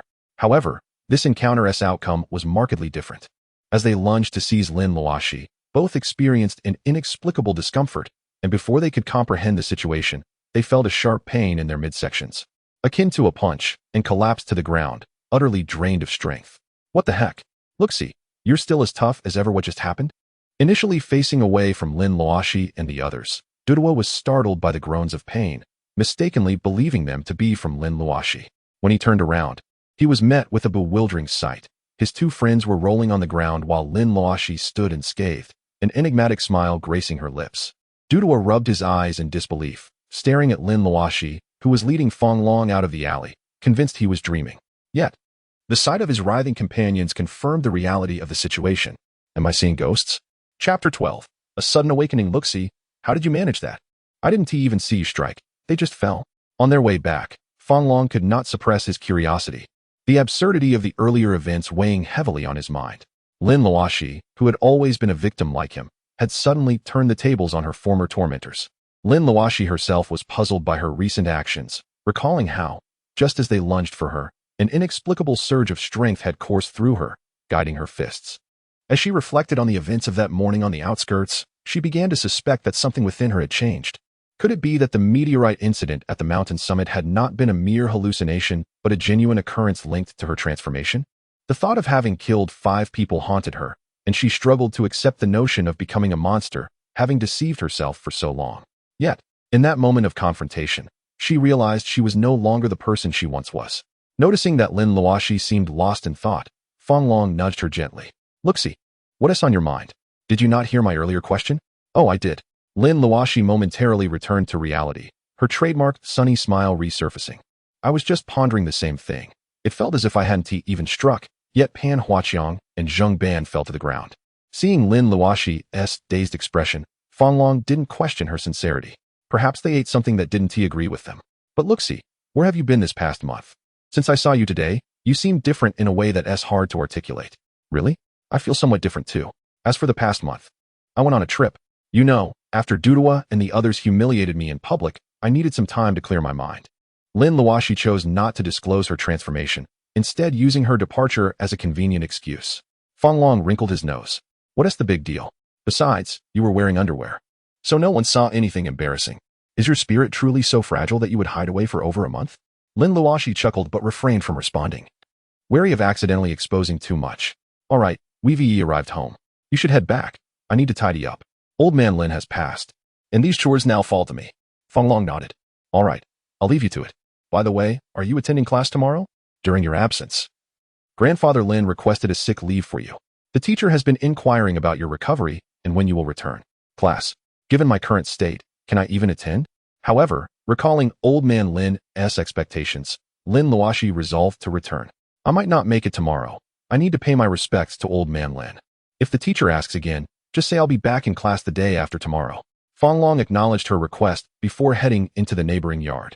Lin Luoxi pushed the gate open, locked it securely, and stepped inside, surveying the house that had been uninhabited for several days. She grabbed a cloth and broom and began to clean. After a busy hour of thorough cleaning, Lin Luoxi finally tidied up the room, including the belongings of the late Mr. Lin. Apart from a few photographs of him, Lin Luoxi planned to burn the remaining items as offerings during his visit to pay respects the next day. After taking a shower in an open-air bathing area in the courtyard and changing into fresh clothes, Lin Luoxi securely closed the door and returned to his room. He switched on the television, which Mr. Lin had purchased for over 100 yuan at a flea market, intending to catch up on the news. As he turned on the TV, the national news program began, detailing a tragic incident on the outskirts of Miluo City where 4 individuals had lost their lives, accompanied by police reports. Startled, Lin Luoxi straightened up. He distinctly remembered that 5 people had died that day. Why was there only mention of 4? Watching the images of the deceased displayed on the screen, he noted that while the other individuals were accounted for, the leader of the robbers was notably absent. Could it be that he had survived? Shaking his head in disbelief, Lin Luoxi dismissed the thought. It was impossible. Despite having been in a frenzied state, he was fully aware that his sharp fangs had severed the carotid artery of that man. Yet now, only 4 bodies had been discovered by the police. Where had the 5th gone? The broadcast transitioned to a missing person report, focusing on the very man, Lin Yao, whose whereabouts Lin Luoxi had been pondering. The news identified him as the leader of the robbery gang, but his absence among the deceased raised suspicions. The police sought the public's assistance in locating him, urging anyone with information to contact them. Lin Luoxi felt an unsettling premonition. He was certain that Lin Yao had perished, yet his body was nowhere to be found at the crime scene. It didn't add up. Lin Luoxi recalled that even the 4th member of their group, who had fled a kilometer away, had sensed the chaos. With these thoughts swirling, he attempted to put them aside, switching channels in search of a distraction. Soon, a Hong Kong fantasy drama titled A Date with a Zombie captivated his attention. It wasn't the plot that drew him in, but the image of the zombie king awakening with a ferocious roar reminiscent of his own experience on the mountaintop. And the scene of the protagonist being bitten at the neck stirred a sense of familiarity within him. Suddenly, Lin Luoxi recalled his own awakening atop the mountain, strikingly similar to the zombie king's revival, both exhibiting primal roars and bearing sharp fangs. The most alarming realization was that the scene of the zombie king biting the protagonist mirrored his own actions when he had sunk his teeth into Lin Yao's neck. The resemblance was uncanny. Overwhelmed, Lin Luoxi's remote slipped from his grasp and clattered to the floor. Staring at the screen, he was gripped by fear. He recognized the chilling similarity between himself and the creature on television. Wasn't it said that zombies could only consume blood? How then could he have eaten earlier in the day? Shaking his head to dispel the confusion, he continued watching the unfolding drama for 10 hours, lost in the show's marathon until dawn broke. At last, the program concluded, and Lin Luoxi turned off the television, standing before the mirror. He closed his eyes to concentrate, then slowly opened them, only to find a faint red glow shimmering within them. Cautiously, he parted his lips, revealing a pair of sharp, glimmering fangs. The flicker of hope he had clung to extinguished as he slumped to the ground.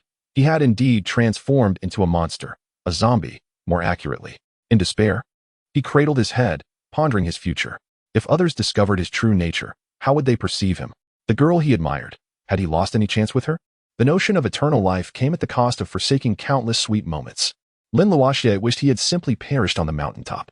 Suddenly, a thought struck him, and he sprang to his feet, regaining his human appearance. Gazing at the now-off television, He recalled that the protagonist had turned into a zombie after being bitten by the zombie king. A chilling realization washed over him. Lin Yao, whom he had bitten, could have undergone the same transformation. Initially filled with doubt, Lin Luoxi now felt a grim certainty. The reason the police had failed to locate Lin Yao's body was that he had risen from the dead, reborn as a zombie. The thought of that treacherous and ruthless man becoming a creature of the night sent a shiver down Lin Luoxi's spine. While he might restrain himself from seeking blood, could Lin Yao, a man capable of robbery and murder without hesitation, exhibit such restraint? Originally an ordinary man, he had committed heinous acts. Now, transformed into an enigmatic zombie, Lin Luoxi dreaded what Lin Yao might do. Would he roam the night, preying on the innocent? Overwhelmed by guilt for unleashing a malevolent entity upon the world, Lin Luoxi clenched his fists and gazed towards the outskirts. He hoped fervently that Lin Yao would refrain from committing further atrocities. If not, he vowed to make his existence uncomfortable, even if he could not destroy him. Chapter 13. 3 kneels and 9 bows. According to the appointed time and place agreed upon with Lin Wanli the previous day, Lin Luoxi, who had not rested a wink, or rather felt no need to, arrived early, ready to pay respects at Mr. Lin's grave. Although not his biological grandfather, the 18 years of nurturing bestowed upon him were as profound as any familial bond. After a mere 10 minutes of waiting, Lin Wanli ambled over, exuding a spirit of vitality. Lin Luoxi hurried to greet him, wishing to show respect to this discerning elder, whether he was Mr. Lin's brother or simply an ordinary man. After exchanging pleasantries, they hailed a taxi to the cemetery, a relatively upscale burial site in Miluo. It was said that a modest 2-square-meter plot had skyrocketed to nearly 50,000 yuan per square meter, far exceeding the cost of living. No wonder families faced with death lamented the exorbitance of dying in these times. The Yuanling Cemetery, surrounded by mountains and boasting picturesque scenery, was a place that could be considered a paradise even for the living. Initially hesitant about the price, Lin Luoxi began to feel it was worth the expense. He understood that Lin Wanli would be footing the bill, but refrained from suggesting reimbursement. As Mr. Lin's brother, offering to return the money would only make Lin Wanli feel guilty for not fulfilling his duties as a brother during Mr. Lin's illness until his passing. They wound their way through the cemetery until they finally stood before Mr. Lin's gravestone. The sight of his gentle smile captured in a photograph evoked a wave of sorrow within Lin Luoxi. He knelt down suddenly. Traditionally, a man should not kneel. As it is said that beneath a man's knee lies gold, one should bow only to heaven and earth, and even parents should not be taken lightly. Yet, in this moment, Lin Luoxi knelt. Not for any reason other than to honor a once stranger who had taken in a lost child and raised him as his own for 18 years. For that alone, this act of reverence was warranted and justified in the eyes of his conscience. With unwavering sincerity, Lin Luoxi knelt, offering 3 resounding bows. "Thank you, Mr. Lin, for raising me. You will always be my beloved grandfather," he declared, bowing thrice more, prompting Lin Wanli, who was nearby preparing to burn offerings, to nod in agreement repeatedly. Stepping forward, Lin Wanli gently lifted Lin Luoxi, who had bowed 3 times in mourning, and a hint of sorrow appeared on his face. "Elder brother, rest assured and depart peacefully. Luoxi is a sensible child. I will take good care of him. Go in peace." A gust of wind swept through, lifting the scattered paper money from the ground, as if the old man Lin was responding to their tributes. Watching the fluttering paper in the air, the sadness in Lin Luoxi's eyes gradually faded. He retrieved the clothes and books that the old man cherished during his lifetime from his bag.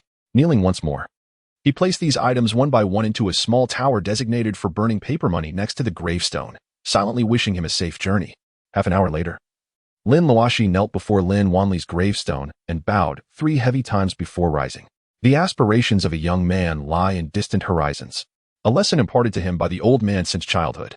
The loss of loved ones may bring temporary sorrow, yet it is not a reason to languish in despair for a lifetime. In honor of the expectations the old man had for him, Lin Luoxi steadfastly resolved to live well, making the old man proud in the other realm. "Luoxi, let us go.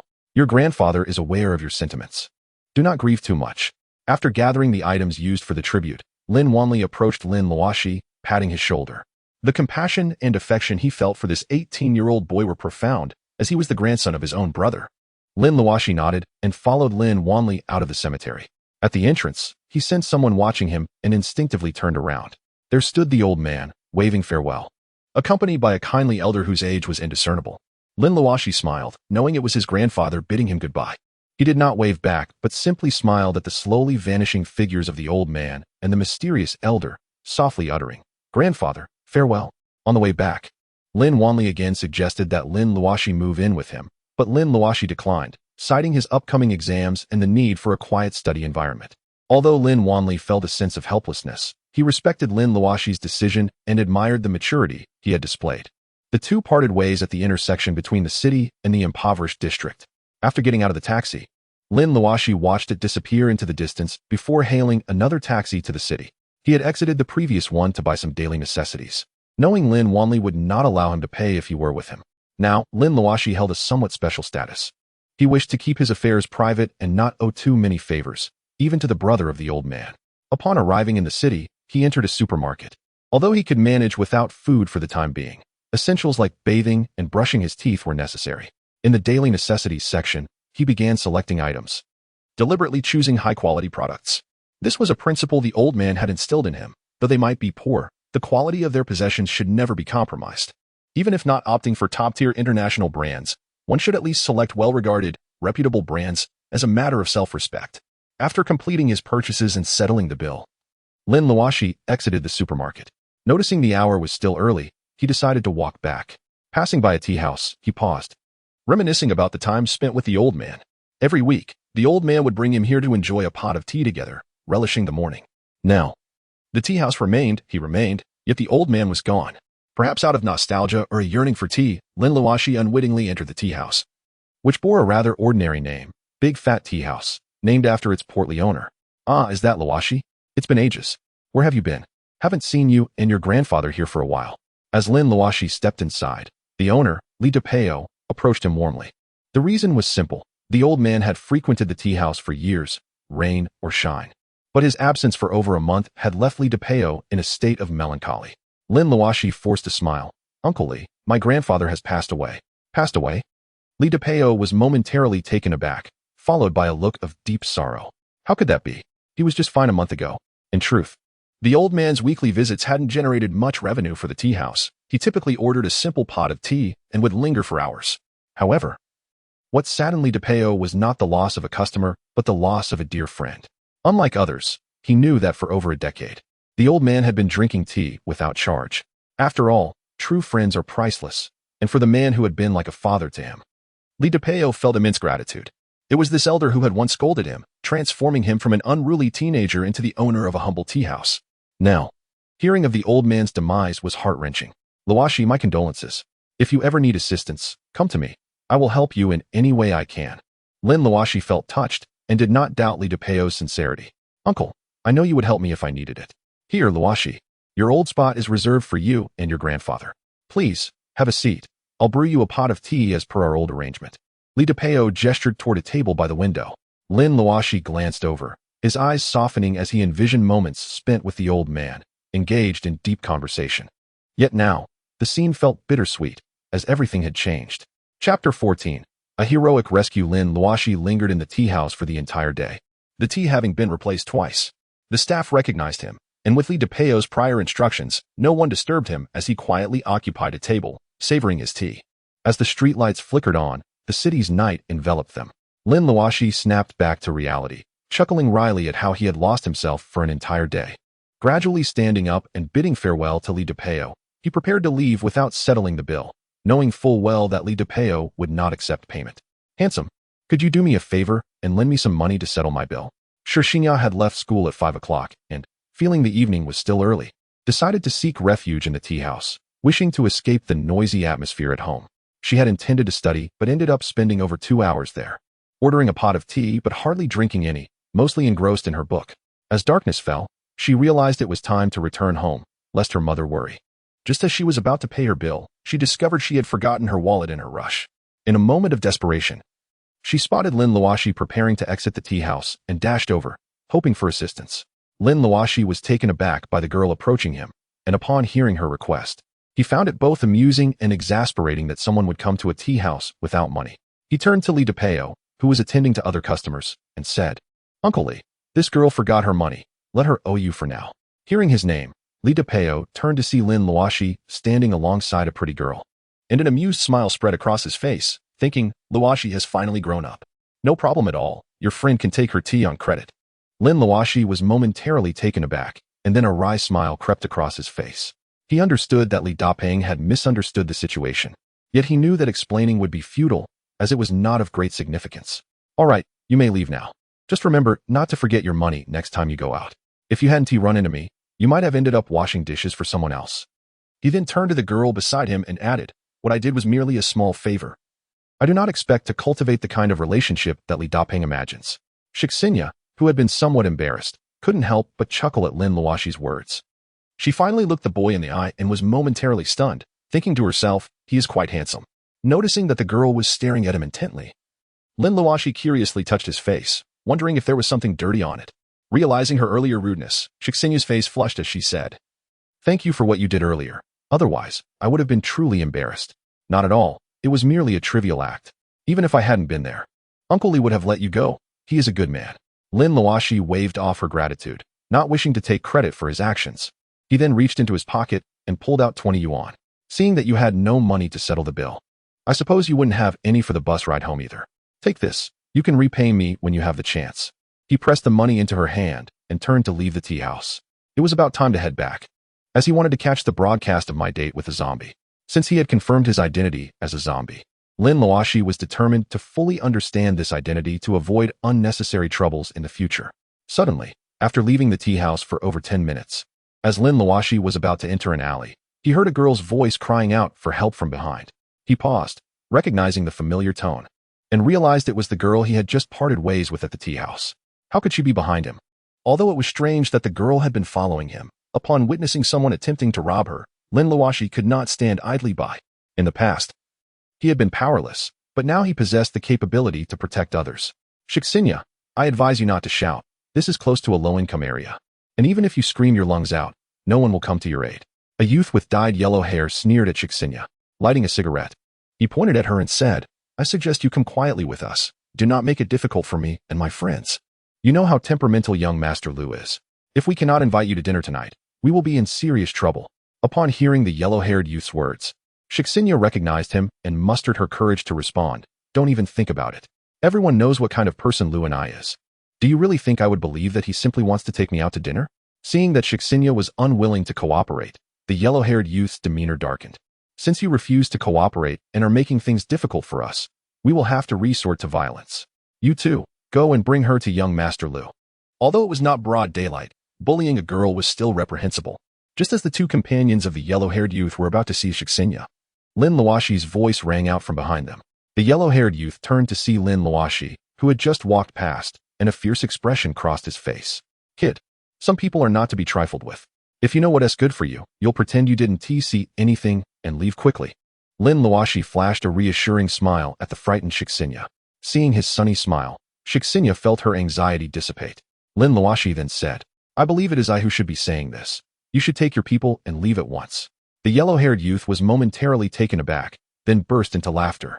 He surveyed Lin Luoxi, who did not appear physically imposing, and then glanced at himself and his two companions. He did not believe Lin Luoxi could possibly escort Shixinya away from them. Kid, you are asking for trouble. Don't say I didn't warn you. You too. Go and beat this kid until he can't get up. As soon as the yellow-haired youth finished speaking, his two companions lunged at Lin Luoxi. However, within moments, there were two cries of pain, and the yellow-haired youth watched in disbelief as his companions were swiftly overpowered by Lin Luoxi, who dispatched them with a few punches and kicks, leaving them writhing on the ground in agony. Lin Luoxi paid no mind to the now dazed yellow-haired youth. Instead, he turned and took Shixinya, who was still in shock, by the hand and headed towards the busier street. Go back and tell Lu and I that it was I, Lin Luoxi, who dealt with you. His plans were thwarted by me, so if there is an issue, let it be directed at me. I will not tolerate him bullying another girl. As Lin Luoxi spoke, the yellow-haired youth snapped back to reality. He glared at Lin Luoxi, who was preparing to leave with Shixinya, and unleashed his final act of fury, drawing a small knife from his waistband, which he typically used to intimidate others. He lunged at Lin Luoxi. Sensing the impending danger, Lin Luoxi instinctively pushed Shixinya aside. However, in that brief moment, the yellow-haired youth's knife grazed Lin Luoxi's back, leaving a gash nearly a foot long. Shixinya gasped in horror at the sight. Feeling the sting of the injury and hearing Shixinya's outcry, Lin Luoxi cursed under his breath.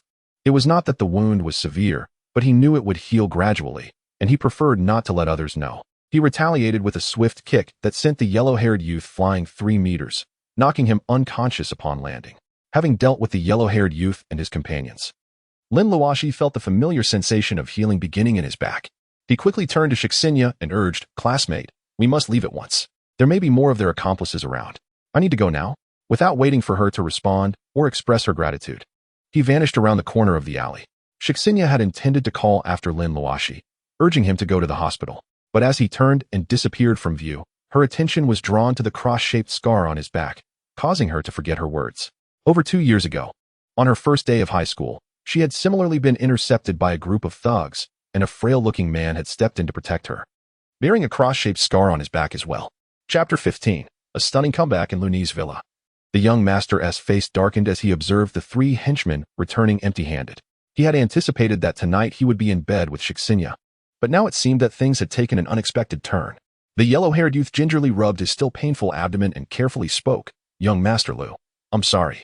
We had Shixinya cornered in an alley and were about to succeed, but then someone disrupted our plans. By the way, that person said his name was Lin Luoxi." Lin Luoxi? Luni's ears perked up at the mention of that name, and a sudden recognition washed over him as he recalled where he had heard it before. He sprang to his feet and slapped the yellow-haired youth across the face. "I'm not blaming you for failing to capture Shixinya, but fabricating such an excuse is unacceptable. Even if you had said it was someone I didn't know, you dare to say it was Lin Luoxi?" Stunned by the slap, the yellow-haired youth shivered. "Young Master Lu, do you know this Lin Luoxi?" Lu and I delivered another slap to the other side of the youth's face. "Not only do I know him, but I also beat him up a few times during his freshman year. Now he has become the personal punching bag for Du Dehua. You're telling me he defeated you? Do you take me for a fool or an idiot?" The somber words of Rooney struck fear into the yellow-haired youth, who promptly knelt down, exclaiming, "Young Master Rooney, I did not deceive you. It was indeed a person named Lin Luoxi who attacked the 3 of us and rescued Shixinya. They can testify to this. I am not lying." The 2 companions behind him also fell to their knees, in unison declaring, "Yes, young Master Rooney, Huang Mao did not lie. The person who came to cause trouble indeed claimed to be Lin Luoxi." Moreover, noticing their hesitation, Rooney stepped forward and kicked out, demanding, "Moreover what? Do you not realize how much I despise unfinished statements? He said your good deed was ruined by him. If you are displeased, go find him. He also threatened that if you disturb Shixinya again, he would make you suffer." With gritted teeth, the yellow-haired youth recounted Lin Luoxi's words from that day, albeit with slight alterations, for human nature is inherently self-serving. Unable to seek revenge against Lin Luoxi, he thought it prudent to establish an enemy instead. Initially skeptical of Huang Mao's claims, fearing he might have to hold them accountable for their incompetence, Rooney's doubts dissipated upon hearing Huang Mao's words. This was a matter that could be confronted directly with Lin Luoxi. Should they deceive him, he would ensure their fate would be dire. Clenching his fists, Rooney hissed, "Lin Luoxi, is it? It seems I have not taught you a lesson in a while. You dare to ruin my opportunities and threaten me. Very well. Tomorrow you shall witness my might." The 3 yellow-haired youths breathed a sigh of relief, although Lin Luoxi had instilled a sense of shock in them. The true source of their terror was Rooney, who had previously violated a girl but silenced her family by orchestrating a massacre under the cover of night, leaving no survivors. This heinous act remained concealed solely due to Rooney's father's influential position in the city, which allowed him to cover up the crime.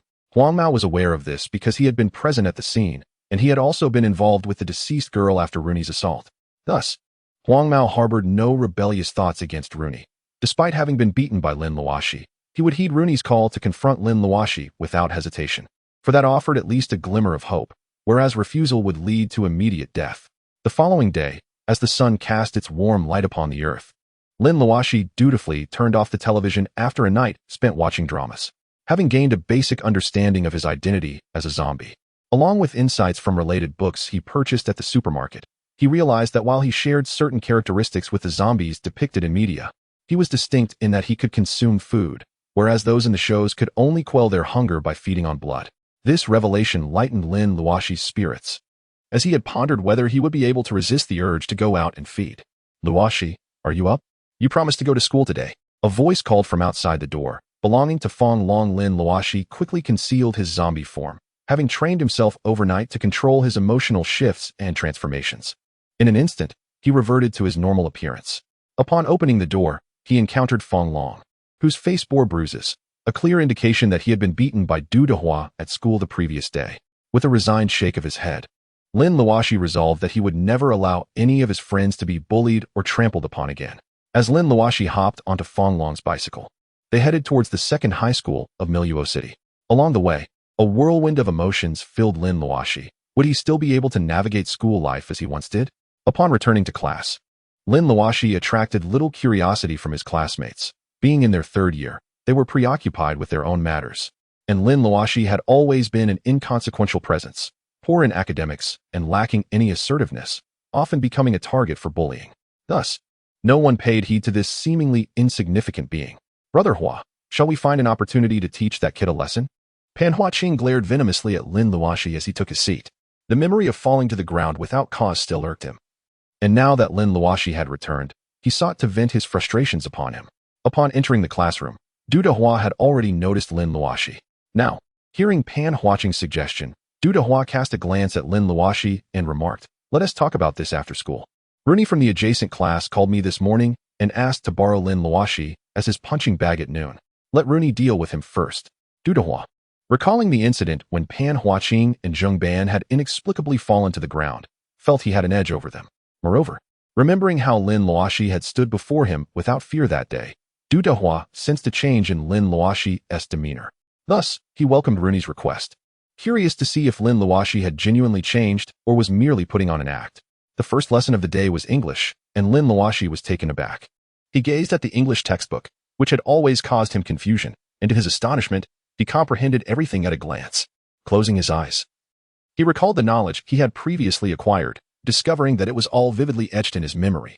In that moment, Lin Luoxi felt a sense of enlightenment, as if a veil had been lifted, and he realized that he understood everything.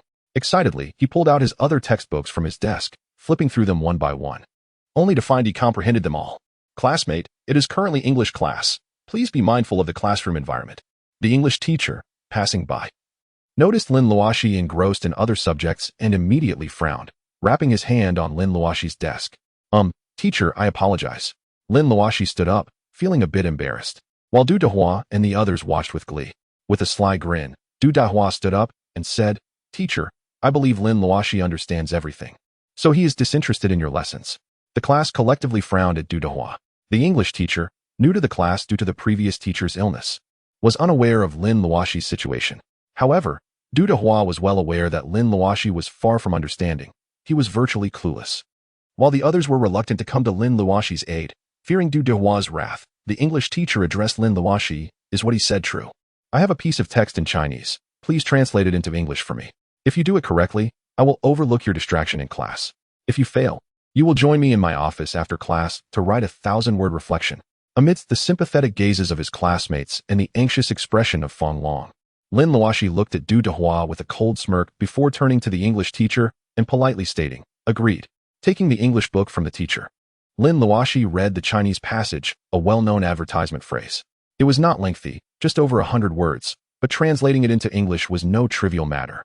The English teacher seemed intent on making an example of Lin Luoxi for reading other subjects in class. However, Lin Luoxi's response would leave them astonished. He spoke with flawless English pronunciation, translating the advertisement into English within a minute. The entire room was stunned, as many students, uncertain of what was right or wrong, turned their gazes toward the English teacher. The teacher's mouth hung agape in disbelief, causing a palpable tension among the crowd. Could it be that Lin Luoxi's translation was correct? Du Hua's smile froze, and he looked at the English teacher with incredulity, hoping he would declare Lin Luoxi's translation erroneous. Unfortunately for him, the teacher's next words shattered his hopes. The answer is completely correct. A profound silence enveloped the room. Chapter 16. A dazzling revelation after Lin Luoxi's brilliant performance. The English class quietly came to an end. As the teacher exited the classroom, he cast a lingering glance at Lin Luoxi before turning away. "Luoxi, how did you suddenly become so impressive? It's like something out of a novel where an underdog triumphs.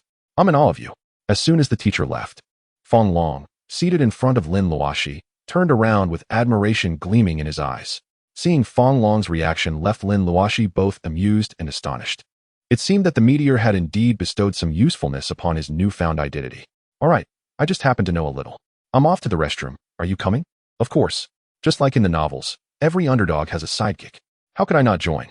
Almost as soon as Lin Luoxi finished speaking, Fong Long leaped from his seat, embodying a determined follower, prompting Lin Luoxi to shake his head in resignation. "Hey, Hua Gu, look at Lin Luoxi now. He's so arrogant. He revels in showing off, making me furious." You should teach him a lesson. Just as Lin Luoxi and Fong Long stepped out of the classroom, the notorious seductress of Class 2, Lu Shanshan, approached Du Dehua, disregarding everyone in the classroom, and sat directly on his lap. Du Dehua playfully squeezed Lu Shanshan's curvaceous figure, eliciting a teasing response from her. Don't worry, when you want to see me in all my glory, there will be plenty of opportunities. Come to my house tonight, and I'll give you a show. You're incorrigible. Lu Shanshan playfully pouted, though her body language betrayed her as she nestled closer to Du Dehua. So, about what you promised me last night, does it still count? What did I say last night? Du Dehua paused, recalling that he had been out drinking with Pan Huaqiang and the others, and later called Lu Shanshan to meet him at a hotel. In his inebriated state, he was aware they had been intimate, but he had little recollection of their conversation. Lu Shanshan, dissatisfied, pouted. It seems the saying is true. When a man wants to sleep with you, he would promise to bring down the moon for you, but afterward, he forgets all his vows. Wagu. I'm so disappointed. You promised to buy me a Chanel handbag today. Upon hearing Lu Shanshan mention this, Du Dehua suddenly remembered that he did indeed make such a promise, albeit in a drunken stupor. Yet, it was too late to deny it. And he thought Lu Shanshan's skills were worth the price, which was merely a few thousand. He wasn't short on cash. Oh, now that you mention it, I do recall. No problem. After school, I'll take you to see a good show, and then we'll go shopping. Seeing Du Dehua's lack of hesitation and his promise to take her shopping later, Lu Shanshan joyfully kissed him on the cheek, her eyes sparkling. Yes, Huagu, you're the best. Should I accompany you to the hotel during lunch? Lu Shanshan spoke in a voice only Du Dehua could hear. Upon her suggestion, he felt a thrill and playfully squeezed her once more, grinning. Sure, after we buy the bag, we'll go. The other students in the class cast disdainful glances at the couple, some disapproving Lu Shanshan's shamelessness, while others looked coldly at Du Dehua's lack of morals. Yet, they remained silent, knowing that in the face of power, their voices were but whispers. The second period was mathematics, taught by the homeroom teacher Liao Jingyuan, a married woman in her 30s, a rarity in any school. Liao Jingyuan had once ranked among the top 10 in a national mathematics competition. However, this particular class felt different. Upon entering, she did not immediately commence the lesson, seemingly waiting for something. Just 5 minutes before class began, the principal had called to inform her that officials from the Municipal Education Bureau were coming to observe a lesson in the class that had achieved a 100 graduation rate last year, Class 2 of the third year. Within moments, a dozen well-dressed individuals, both men and women, entered through the back door of the classroom, each carrying a chair. The students, recognizing the significance of the visitors, braced themselves for the scrutiny. Once the officials were seated, Liao Jingyuan began the lesson, focusing on reviewing and checking yesterday's material. She hoped to call upon a few high-achieving students to solve problems on stage, thereby leaving a good impression on the officials. As the minutes passed and the simpler topics were covered, Liao Jingyuan assigned several problems on the blackboard and began calling on the higher-performing students to solve them. Lu Shanshan's name was among them. The problems were solved effortlessly, with all answers correct. However, when Liao Jingyuan glanced at the officials, she noticed the principal's furrowed brow directed at her, awakening her to the realization that she may have gotten carried away. Every class has its top and bottom performers, and the seasoned educators observing surely recognized that she had only called on the high achievers. They would likely think she was merely putting on a show. With this thought, perspiration began to dampen her clothing. Determined to provide a more balanced representation, she scanned the room for less accomplished students, her gaze landing on Lin Luoxi and Fong Long, the two known underperformers. After completing the review of the problems Lu Shanshan had answered, Liao Jingyuan retrieved a comprehensive examination guide and selected a few moderately challenging problems to write on the board. Class, who would like to try these problems? The students, not foolish, recognized the difficulty of the problems Liao Jingyuan had chosen. Only 2 students with decent grades raised their hands.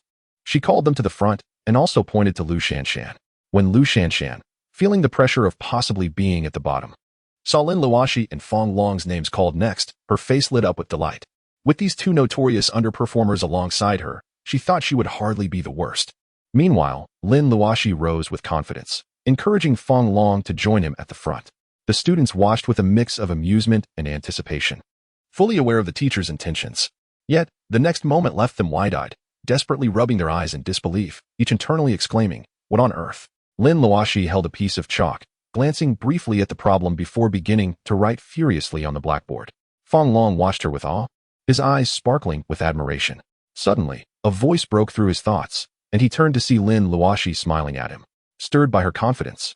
Fong Long joined her at the blackboard, writing with an impressive speed that surpassed both Lu Shanshan who was beside him, and the two students who had approached the board earlier.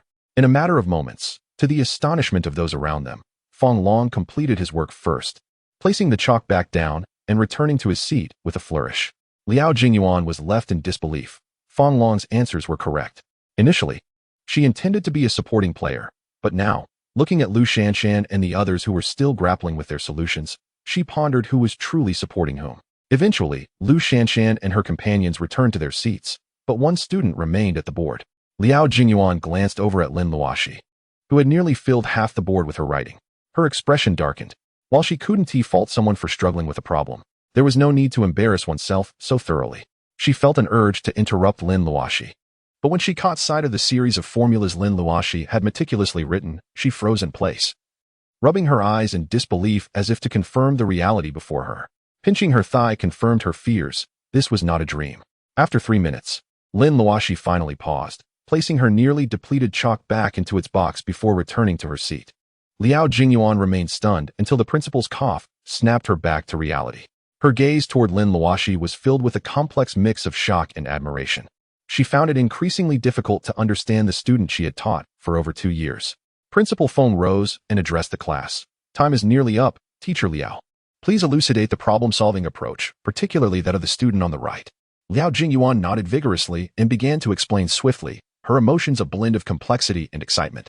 This problem was an additional question from last year's college entrance examination, with 12 distinct methods of solution. Now, they would see how many Lin Luoxi employed and how many were correct. 1, 2, 3, 8, 9, 12, 15 methods, all correct. As Liao Jingyuan's voice dwindled, disbelief spread across the faces of the students and faculty alike.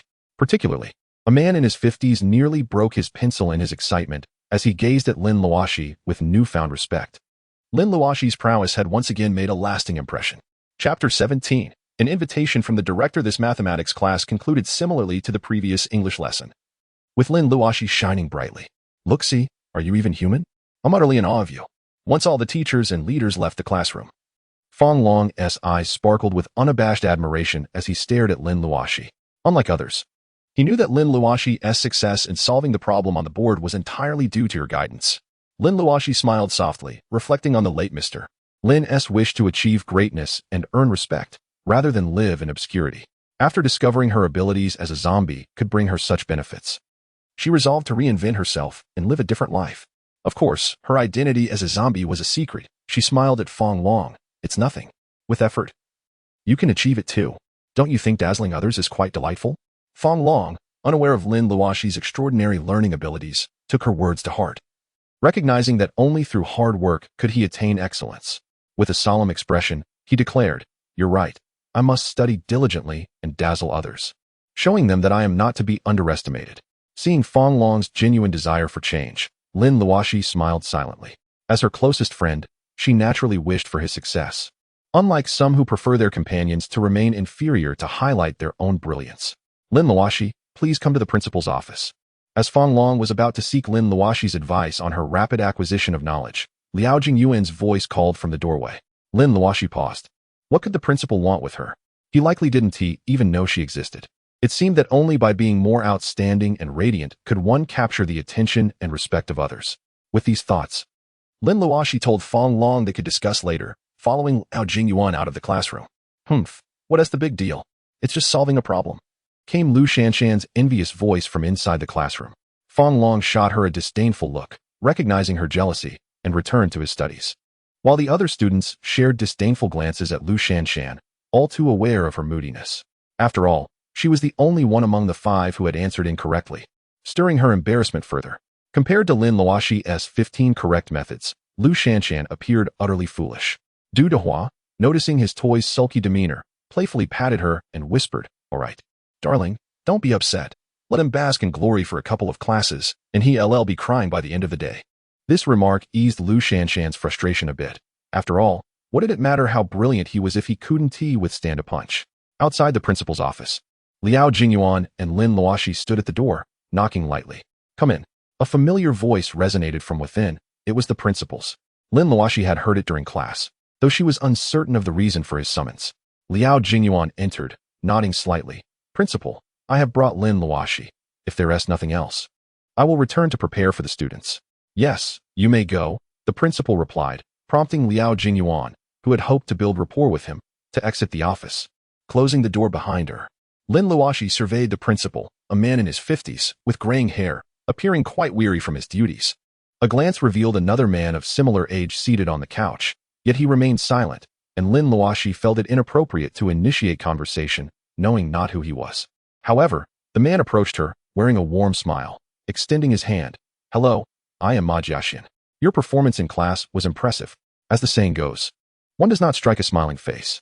Since he had greeted her, Lin Luoxi responded respectfully. Hello, I am Lin Luoxi from Class 2 of Grade 3 at Muyuano 2 High School. Principal Feng was pleased with Lin Luoxi's demeanor and gestured for them to sit. Come, Director Ma, Lin Luoxi, let us converse. Director Ma?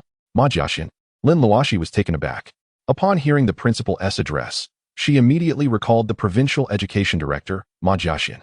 Realizing she was indeed in the presence of the provincial director, she had not expected him to visit an ordinary city school, hence her initial surprise. Nevertheless, even knowing his esteemed position, Lin Luoxi maintained an air of indifference, accepting the water offered by Principal Feng with polite gratitude as she settled onto the couch. Meiji Axian regarded Lin Luoxi, who was already aware of his identity yet remained unfazed, with a newfound respect. It was well known that if it were anyone else, even a principal from the same school, they would be obsequious, flattering in hopes of gaining advantage. However, Lin Luoxi greeted him with natural politeness, showing no desire for a deeper connection, which both disappointed and pleased Meiji Axian. That little rascal is impressive. He managed to devise 15 methods to solve that problem, while I could only think of 12. What an embarrassment for me as the question's creator. Lin Luoxi, upon hearing Meiji Axian's words, felt indifferent. After all, what significance did a college entrance examination question setter hold? Yet for Principal Feng, the implications were thunderous. Who was Meiji Axian? The director of the provincial education department and an honorary professor at a prestigious university. The fact that someone had solved his problem in more ways than he had imagined indicated something remarkable. Observing Lin Luoxi, who remained blissfully unaware, Principal Feng looked upon him as a rare treasure. Young man, would you be interested in attending a couple of classes at the capital university? Meiji Axian's admiration for Lin Luoxi grew, and he contemplated drawing him into his fold. Initially shocked to discover Meiji Axian was the question's author, Principal Feng now felt urgency. Lin Luoxi was clearly a genius. If he brought Lin Luoxi to the capital university, it would certainly enhance his own reputation. Yet that would pale in comparison to the honor of having a national top scorer. Immediately, Principal Feng shook his head. Director Ma, that is not right. You only mentioned wanting to ask Lin Luoxi about his 3 other solution methods. How come you now wish to poach him from me? Meiji Axian felt a flush of embarrassment at Principal Feng's words. Who doesn't he harbor a bit of selfishness? However, being called out made him feel slightly awkward. I merely recognized his talent, old Feng. This child will eventually enter either the capital university or Hucking University. Bringing him along now is no different than him getting in on his own. Principal Feng shot a disdainful glance at Meiji Axian, thinking to himself, that is hardly the same. If he is directly brought to your university, who knows, he might be ours, though the outcome may be the same. The significance of entering through our school and being taken away is entirely different. Resolutely, he declared, regardless, I do not agree to let him go. Your title as Director 1T intimidate me. Surprised by Principal Feng's resolute stance, Meiji Axian retorted, I will indeed use my authority as director to pressure you. Whether you choose to release him or not, you must comply, or else. I will ensure the city withholds funding from you this year. You. Want it not to be so shameless? Principal Feng choked on his words, pointing at him, speechless with anger.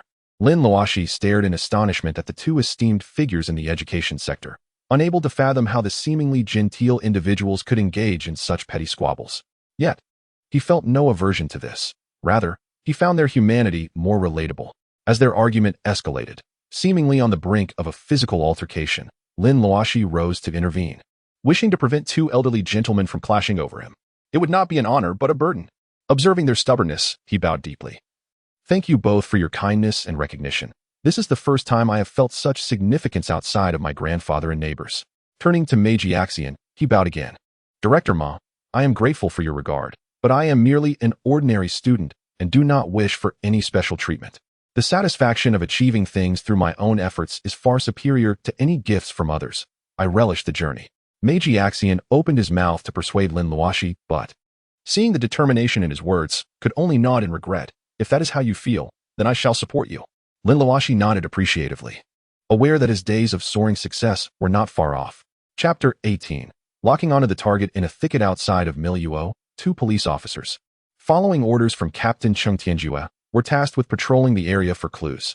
One officer grumbled, "If I were the culprit, I wouldn't be foolish enough to hide here waiting to be found." The two officers had been instructed to search for any traces left by the murderer around the crime scene, repeatedly admonished to notify their superior at the first sign of anything unusual. The other officer, equally disgruntled, replied, "Right? Just the two of us in this vast forest. How can we possibly find any clues? It's a complete waste of our time. Look over there. Why are there so many animal carcasses?" Initially agreeing with his partner, the first officer nodded in affirmation, but as he was shaking his head, he noticed a heap of animal bodies not far ahead. Both men rushed over to investigate. Upon closer inspection, they saw that the animals had been brutally decapitated, and shockingly, there was no blood left in their bodies. Sensing something was amiss, one officer dialed Cheng Tianjue's number. The call was quickly connected, and Cheng Tianjue's voice came through. "What is the situation? Any discoveries?" The officer, glancing at the lifeless animals, uneasily reported, "Captain, we found something strange about a kilometer from the crime scene. Over 10 animal corpses, large and small. Strangely, it appears they were all decapitated by a tremendous force, and there's not a drop of blood." Cheng Tianjue, who had been in a meeting, felt a surge of hope upon hearing about the discovery. With only one day left to solve the case, the pressure on everyone, from the chief to the officers, was palpable. He stood up, elated. "Excellent. Protect the scene. I'm on my way with reinforcements." The officer, pleased to hear that assistance was coming, assured his captain and ended the call. Cheng Tianjue, brimming with excitement, informed the chief, "You all continue with the meeting. Master Ma and I will investigate what was found a kilometer from the crime scene. It may be relevant to the case." He Jinhua and the two leaders from the provincial task force nodded in agreement. If Cheng Tianjue could uncover any leads, it would ease their burdens significantly. In the thicket, the officer, preparing to turn and share the news with his partner, was shocked to find him missing. Remembering the recent murder, he instinctively drew his gun, calling out, "Old Y, where are you? Stop joking around. The captain is coming with reinforcements."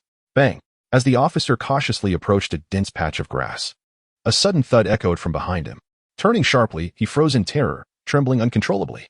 His partner, who had been fine moments ago, now lay lifeless, his head grotesquely twisted at an unnatural angle. Panic surged as he glanced around, his heart racing in his throat. "Who is there? Show yourself. I see you." "Is that so? Are you sure you see me?" A sudden, chilling voice echoed above the officer's head, prompting him to instinctively glance upward. There, suspended from a tree, hung a figure with deep blue eyes and elongated fangs. In that fleeting moment, before any reaction could take form, the officer realized he could see his own back. He was dead. Chen Yao fell from the upside-down tree, his mouth slightly agape, as he observed the blood from the two deceased officers trickling into his mouth until the last drop was consumed. With a long, contented sigh, Chen Yao relished the taste of human blood, noting how much more exquisite it was compared to that of animals. Alas, he lamented, one could only blame his ravenous hunger. Looking at the lifeless bodies on the ground, a fleeting sorrow crossed his face. "I never intended to take your lives, yet you appeared at a most inopportune moment. If there is blame to be placed, let it fall upon the one who transformed me into a zombie. I desired to become one, but not the kind that survives by feeding on blood like those depicted on television." He shook his head in resignation, turned, and vanished from the spot as if he had never existed. The only evidence of his presence lay in the two bloodless corpses on the ground. As Chen Yao drained the blood of the two officers, dozens of kilometers away at Miluo No. 2 High School, Lin Luoxi was suddenly flooded with vivid images in his mind. He saw two uniformed figures having their necks snapped by a blue-eyed, fanged entity, their blood completely drained. Startled, Lin Luoxi leapt from his seat, disregarding the puzzled gazes of his classmates, and hurriedly exited the classroom. He recognized the perpetrator. It was Chen Yao, the very individual he had transformed into a zombie. Regret washed over him, accompanied by guilt for the fallen officers.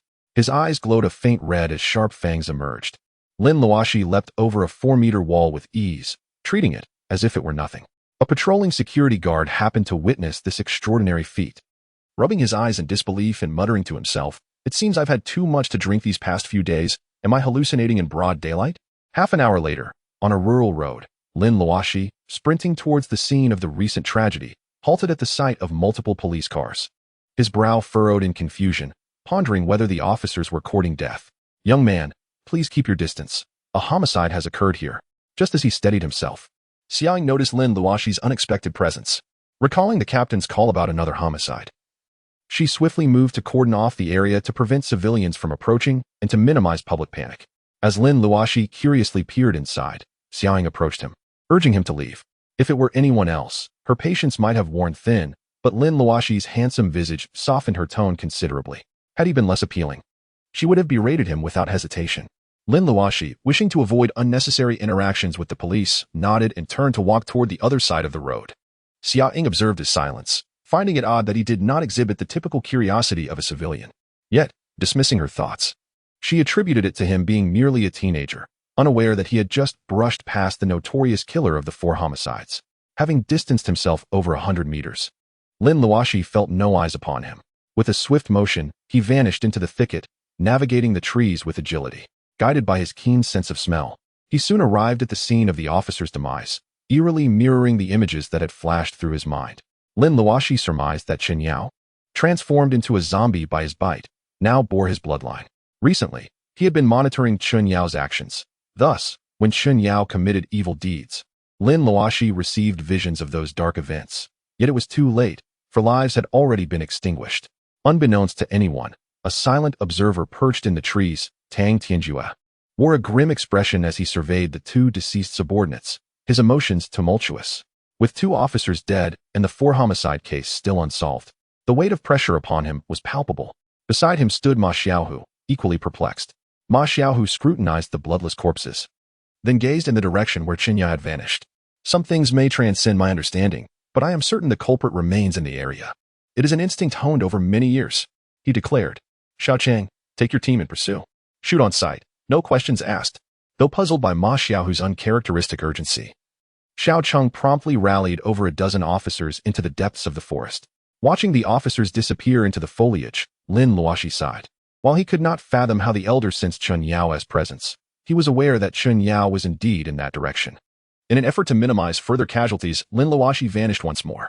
Almost immediately after Lin Luoxi's disappearance, Ma Xiaohu looked up at the branch where he had stood, frowning in confusion. Could it be that I was mistaken? Was there no one there? Chapter 19. He is. Ma Xiaohu shook his head, dismissing the fleeting sensation of being watched as fatigue from the ongoing case. Directing several officers to manage the scene, he proceeded toward Tang Tianjue and the others. If they were indeed facing a zombie, his presence was essential. Emerging from a cave, Chen Yao felt a twinge of unease as he sensed someone approaching. What a relentless bunch of police, he cursed inwardly, realizing they had pursued him into the depths of the forest. Captain, look, there is someone standing in that cave, an observant officer exclaimed, pointing upwards. Tang Tianjue followed the officer's gaze, spotting a familiar figure peering down at them from the cave's mouth. Chen Yao, he exclaimed, recognition dawning upon him. At the mention of the name, the officers raised their weapons, recalling that this was the individual they had been searching for, Chen Yao, the leader of the deceased. Don't move, they shouted in unison, guns trained on him. Chen Yao regarded the armed officers with disdain. Had it been a few days prior, he might have felt fear at the sight of so many guns, but now, reborn and transformed, he felt no trepidation before their threats. Even a barrage of rocket launchers would not intimidate him. After all, he could not die, not even by his own hand. Lin Luoxi, perched on a nearby tree, shared in the officer's disdainful gaze. The elder had already instructed them to fire upon sight, regardless of who it was. Yet here they were, hesitating, oblivious to the indestructible nature of Chen Yao.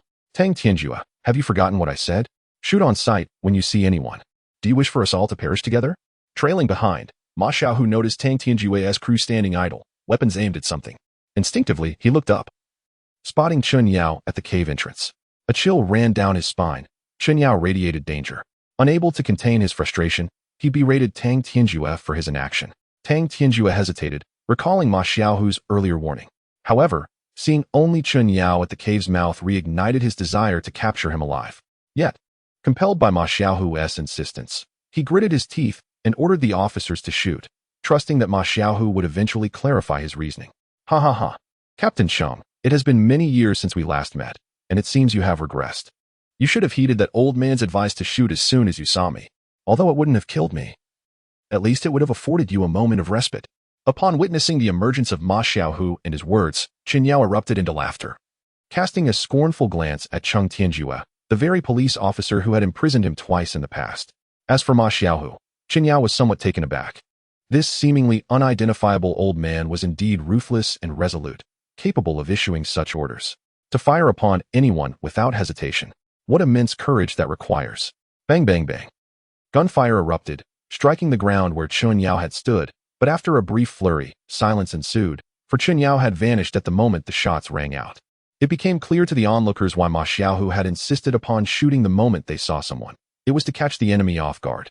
Now, it appeared that the well-prepared Chun Yao was unperturbed by the firearms wielded by his adversaries. Cheng Tianjue, witnessing Chun Yao's disappearance, inhaled sharply. Master Ma, is this Chun Yao a zombie? He does not match your description. He seems not only to possess thought, but also to be remarkably powerful. Ma Xiaohu, his expression grave, regarded the now missing Chun Yao. He is no zombie. Those are mere mindless shells. I still do not comprehend what he truly is. Yet I find no confidence within me that I could vanquish him. Huh, old man, I did not realize you possessed such self-awareness. I shall spare you. For now. Just as Ma Xiaohu's words fell, a voice resonated around them, inducing a wave of panic among the crowd. Qin Yu had materialized within the circle formed by the officers standing back to back, his face twisted with malice as he gazed at Cheng Tianjue and Ma Xiaohu. His eyes gleaming with amusement, mockery, and a thirst for blood. Before Cheng Tianjue and Ma Xiaohu could utter a warning, Chun Yao was already in motion. What appeared to be mere punches and kicks resulted in a dozen officers collapsing to the ground, evidently injured. Bang bang bang. Ma Xiaohu, regaining his wits, snatched the gun from Cheng Tianjue's grasp and fired repeatedly at Chun Yao's chest. Chun Yao's body shuddered, blood spurting forth as he slowly crumpled to the ground. Lin Luoxi, witnessing the spectacle from a nearby tree, silently cursed her luck. Indeed, the fallen Chun Yao eerily rose again, the bullets emerging from his wounds, which began to heal at a visible pace, the blood seeping back into his body. Upon witnessing this bizarre scene, Ma Xiaohu pulled the trigger once more. Click. The bullets were expended. Chun Yao tilted his head back, his blue eyes wide, howling at the heavens like a wolf, revealing a pair of sharp fangs. The officers, who had been writhing in pain moments ago, were now frozen in shock. He is my heavens, such a creature truly exists in this world. Seeing Chun Yao's transformation, Ma Xiaohu couldn't help but smile bitterly, recalling his earlier words in the conference room and self-mocking, realizing that he had once declared such a being could not possibly exist. Yet here it was before him. This also explained why the bullets at the crime scene were stained not with human blood. However, the gun belonged to Chun Yao. He could not have shot himself, could he? Was there another presence at the scene? Today, you have all come to my door. Do not blame my cruelty, but rather the one who transformed me. Before Ma Xiaohu could formulate a coherent thought, Chun Yao lunged at the fallen officers, and judging by his demeanor, he was not intent on killing, but rather on feeding. In a critical moment, Lin Luoxi twisted her wrist, breaking off a branch as thick as a fist, and without hesitation, hurled it at Chun Yao. In her hands, the ordinary branch became a projectile that even Chun Yao could not ignore. He was forced to abandon his assault on the downed officers and dart aside. Who dares to confront me? Having narrowly evaded, Chun Yao's deep blue eyes scanned the tranquil woods, a growing unease settling within him. Could it be him? The thought of that individual ignited both hatred and fear within Chun Yao. Lin Luoxi tore a piece of cloth from her garment to conceal her visage and leapt from the tree, standing resolutely before Cheng Tianjue and Ma Xiaohu. Locking eyes with Chun Yao, I never anticipated you were still alive, continuing your malevolence. It is my fault for being so careless back then. Confirming that Lin Luoxi had indeed arrived, Chun Yao felt fear swell within him, yet he forced himself to maintain composure as he regarded her. I am malevolent. And you have the audacity to claim that? Do not forget who has wrought this upon me today. And do not forget who was responsible for the deaths of my 4 dear brothers. If I am to be deemed evil, are you then virtuous? If you had not transformed me into this creature that thirsts for human blood, would I need to take lives? I have not bitten them. That is already quite commendable. Hearing Chun Yao's words, Lin Luoxi nodded, a hint of guilt crossing her face. Indeed, everything that has transpired today is my doing. But that does not excuse your wanton slaughter of the innocent. Had you not intercepted me back then, would we be facing this situation now? Behind her, Ma Xiaohu and Cheng Tianjue exchanged glances, each reflecting shock in the other's eyes. How bold it was to confront the two standing before them. Chapter 20. The might of battle. Spare me your philosophical musings. Just tell me what you intend to do now. Chun Yao's voice, filled with fury, cut through Lin Luoxi's words. His face bore an unmistakable murderous intent, his blue eyes darkening further, causing the officers surrounding him to shiver under an oppressive chill. Yet Lin Luoxi stepped forward, unfazed, her eyes shifting to a faint crimson hue, revealing gleaming fangs that were sharper than Chun Yao's. Indeed, Everything today is my responsibility. The deaths of those two officers are somewhat entangled with me. Thus, let it all begin with me and end with me. Without waiting for Chen Yao's response, Lin Luoxi vanished from sight, only to reappear before him. Chen Yao felt a surge of speed that left him no time to react before Lin Luoxi sent him flying with a kick, crashing against the evading wall before coming to a halt. Recovering swiftly, Chen Yao roared and lunged at Lin Luoxi, fully aware that he might not be her equal. Yet in the face of death, he was determined to fight for his survival. Even if he were to perish, he would have no regrets. As Chen Yao's fists flew toward him, Lin Luoxi effortlessly countered with a punch, sending Chen Yao sprawling once more against the mountainside. Cheng Tianju Ma Xiao. And the officers still lying on the ground were all astonished by the scene unfolding before them, unable to fathom that the once invincible Chen Yao, who had just felled over a dozen of their comrades, could not even graze the hem of Lin Luoxi's garments, being struck back twice. Before Chen Yao could retaliate again, Lin Luoxi was already on the move, appearing directly before him. A fist shot out, landing squarely on Chen Yao's jaw. The force was so great that he was propelled upwards along the mountainside, leaving a long, deep gash in his wake. After being thrown against the wall, Chen Yao howled at the sky and suddenly leaped, delivering a fearsome kick toward Lin Luoxi. The previously relaxed expression on Lin Luoxi's face shifted to one of seriousness as she raised her hands to block Chen Yao's attack, yet still found herself pushed back 2 steps.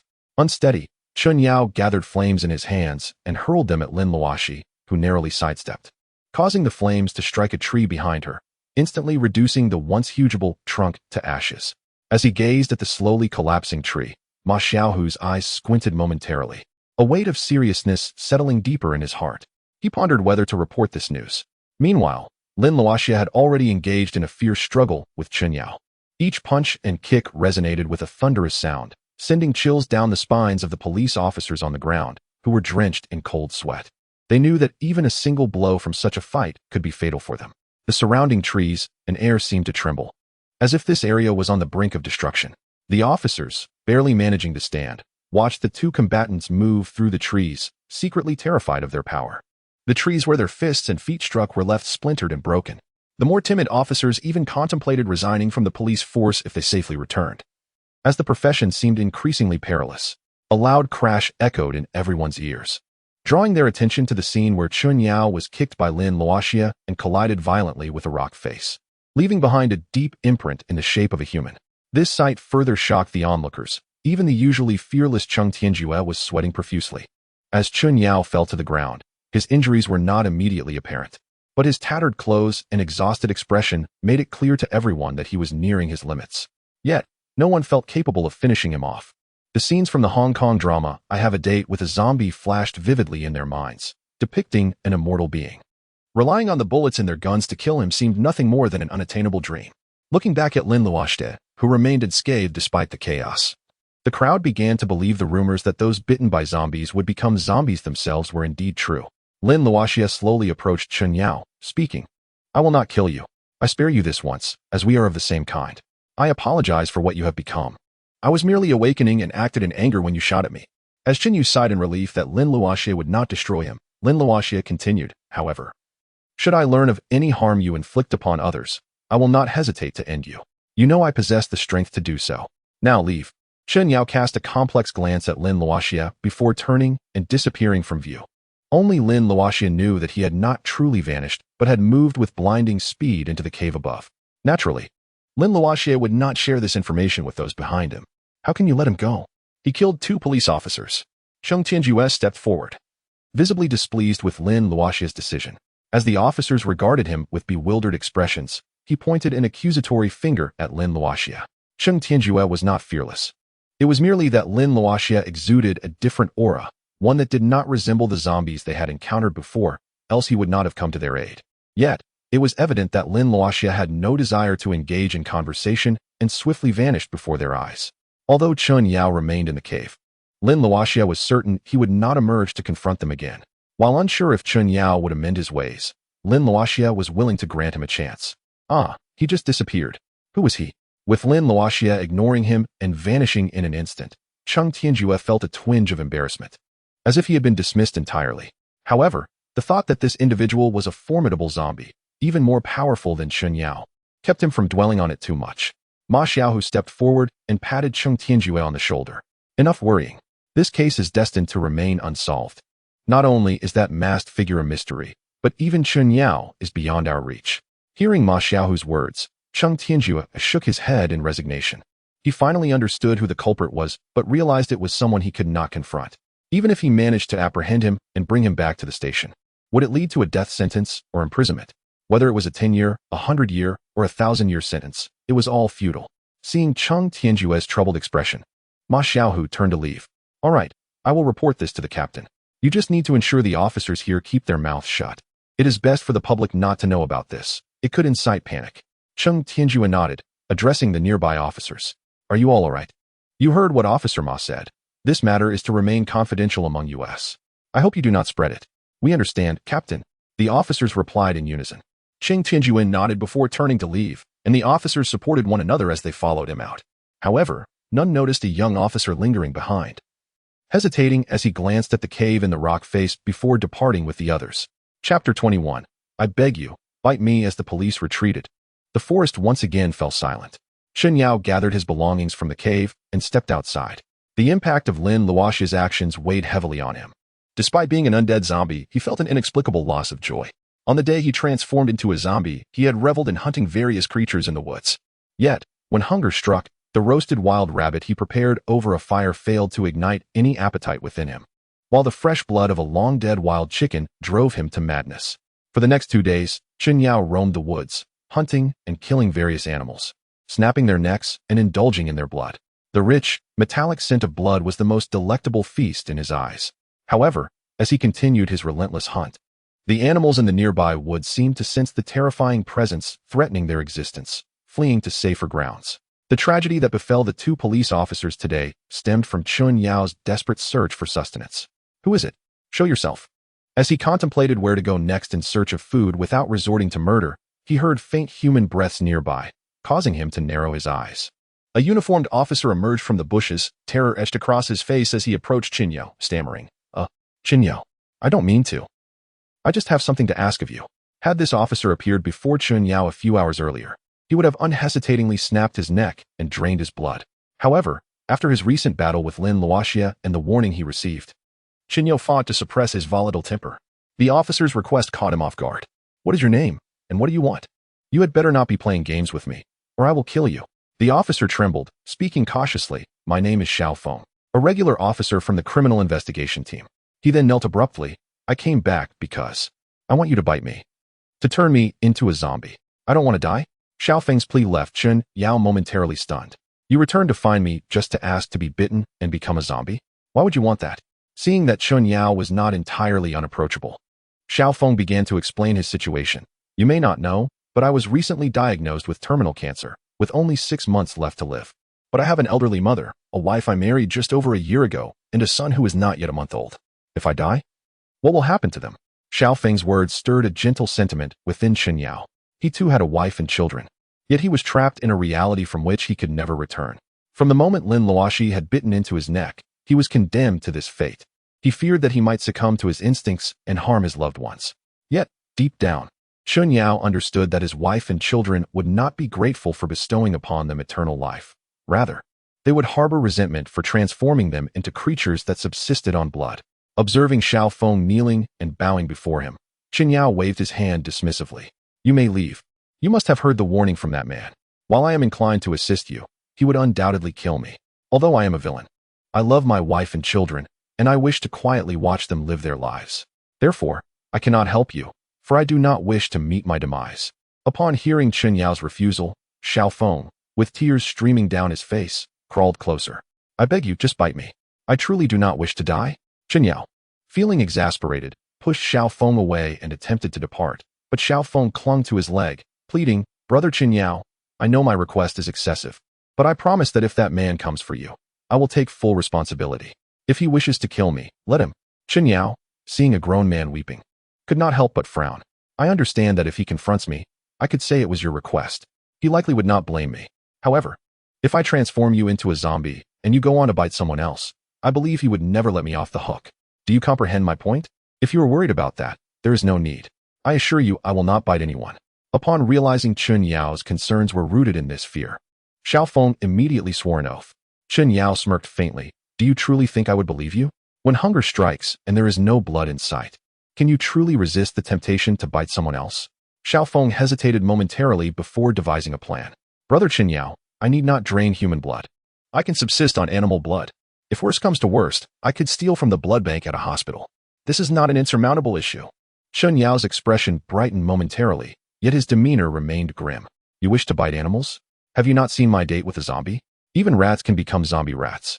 Thus, I cannot bite you. Otherwise, you might inadvertently create an army of zombie rats, leading to chaos. However, it is permissible to consume animal blood, just refrain from biting. You may snap their necks and drink directly. Initially resigned to despair, believing Chun Yao would dismiss him, Xiaofeng felt a surge of hope upon hearing Chun Yao's words. Brother Chun Yao, does this mean you are willing to help me? Chun Yao nodded. In light of your filial piety, compassion, and sincerity, I will assist you. However, let me be clear. If you ever bite someone else, I will kill you. If the one who transformed me can take my life, it would be no challenge for me to end yours. I will never do that. I promise. Overjoyed that Chun Yao had finally agreed to help, Xiaofeng bowed repeatedly in gratitude. When he looked up, he saw Chun Yao revealing his fangs and lunging forward to bite into his neck. Slowly, Xiaofeng closed his eyes, relieved that he would not face death, having just changed into a fresh outfit upon returning to school. Lin Luoxi's mind flashed back to the images of Qinyao and Xiaofeng. With a resigned sigh, she wondered, is being a zombie truly so appealing? Though one may be immortal and possess extraordinary abilities, does witnessing the constant demise of loved ones not evoke a sense of loneliness? Shaking her head, Lin Luoxi chose to set aside her concerns regarding Qinyao. Though initially apprehensive, it appeared that he would not actively harm innocent people. Thus, she deemed it unnecessary to invest excessive time in his affairs. Some matters are destined to unfold, and one can save but a few, not all. Chapter 22. A show of intimidation. Brother Hua, Lin Luoxi, is back. In the classroom during the final period, Pan Huaqiang, feeling bored, glanced around and spotted Lin Luoxi entering through the back door. He quickly pulled his companion, Du Dehua, aside. Du Dehua turned, relieved to see Lin Luoxi's return. I thought this kid had discovered something and fled, leaving me at a loss for words with Luini. After class, keep an eye on him and ensure he doesn't escape. I've arranged to corner him outside the school. Pan Huaqiang nodded. Don't worry, Brother Hua. It's just a girl, Luoxi. She won't get away. We'll definitely stop her. Ding. Just as Pan Huaqiang finished speaking, the school bell rang. He signaled to Zheng Ban, who nodded in response, and they both exited the classroom. Luoxi, why did you leave class earlier? The teacher was quite upset. If the principal hadn't intervened, I fear the teacher would have given you a hard time. Fang Long remarked, observing Lin Luoxi as she packed her belongings. He sensed something was amiss with her return to school, but could not pinpoint it. Attributing it to his overthinking, Lin Luoxi tidied her desk and patted Fang Long's shoulder. I suddenly remembered something, so I ran home. Did you not notice I was drenched in sweat and had to change? Seeing that Lin Luoxi had indeed changed clothes, Fang Long accepted her explanation. Oh, I see. If you hadn't mentioned it, I would have worried. Let us head back early, have dinner, and get some rest. We have classes this afternoon. Zheng Ban, Lin Luoxi and her crew are coming. Prepare yourselves. Pan Huaqiang and Zheng Ban positioned themselves on either side of a narrow alley that Lin Luoxi often traversed.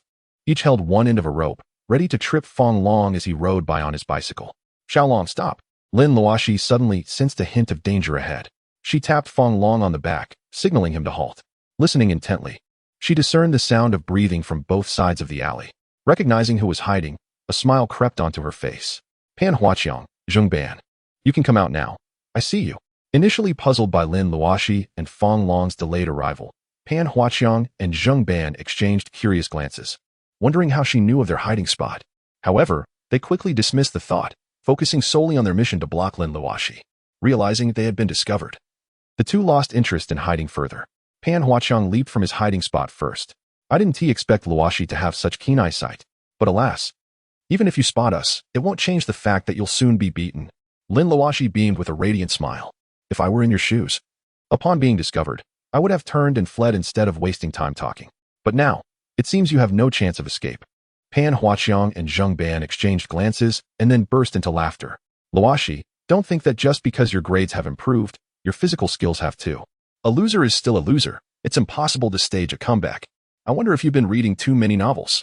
Xiaoqiang, well said. Clearly, this kid has been too absorbed in novels.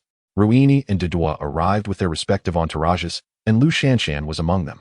Just as they entered, They overheard Pan Huaqiang mock Lin Luoxi. Ruini clapped his hands in approval. Well said.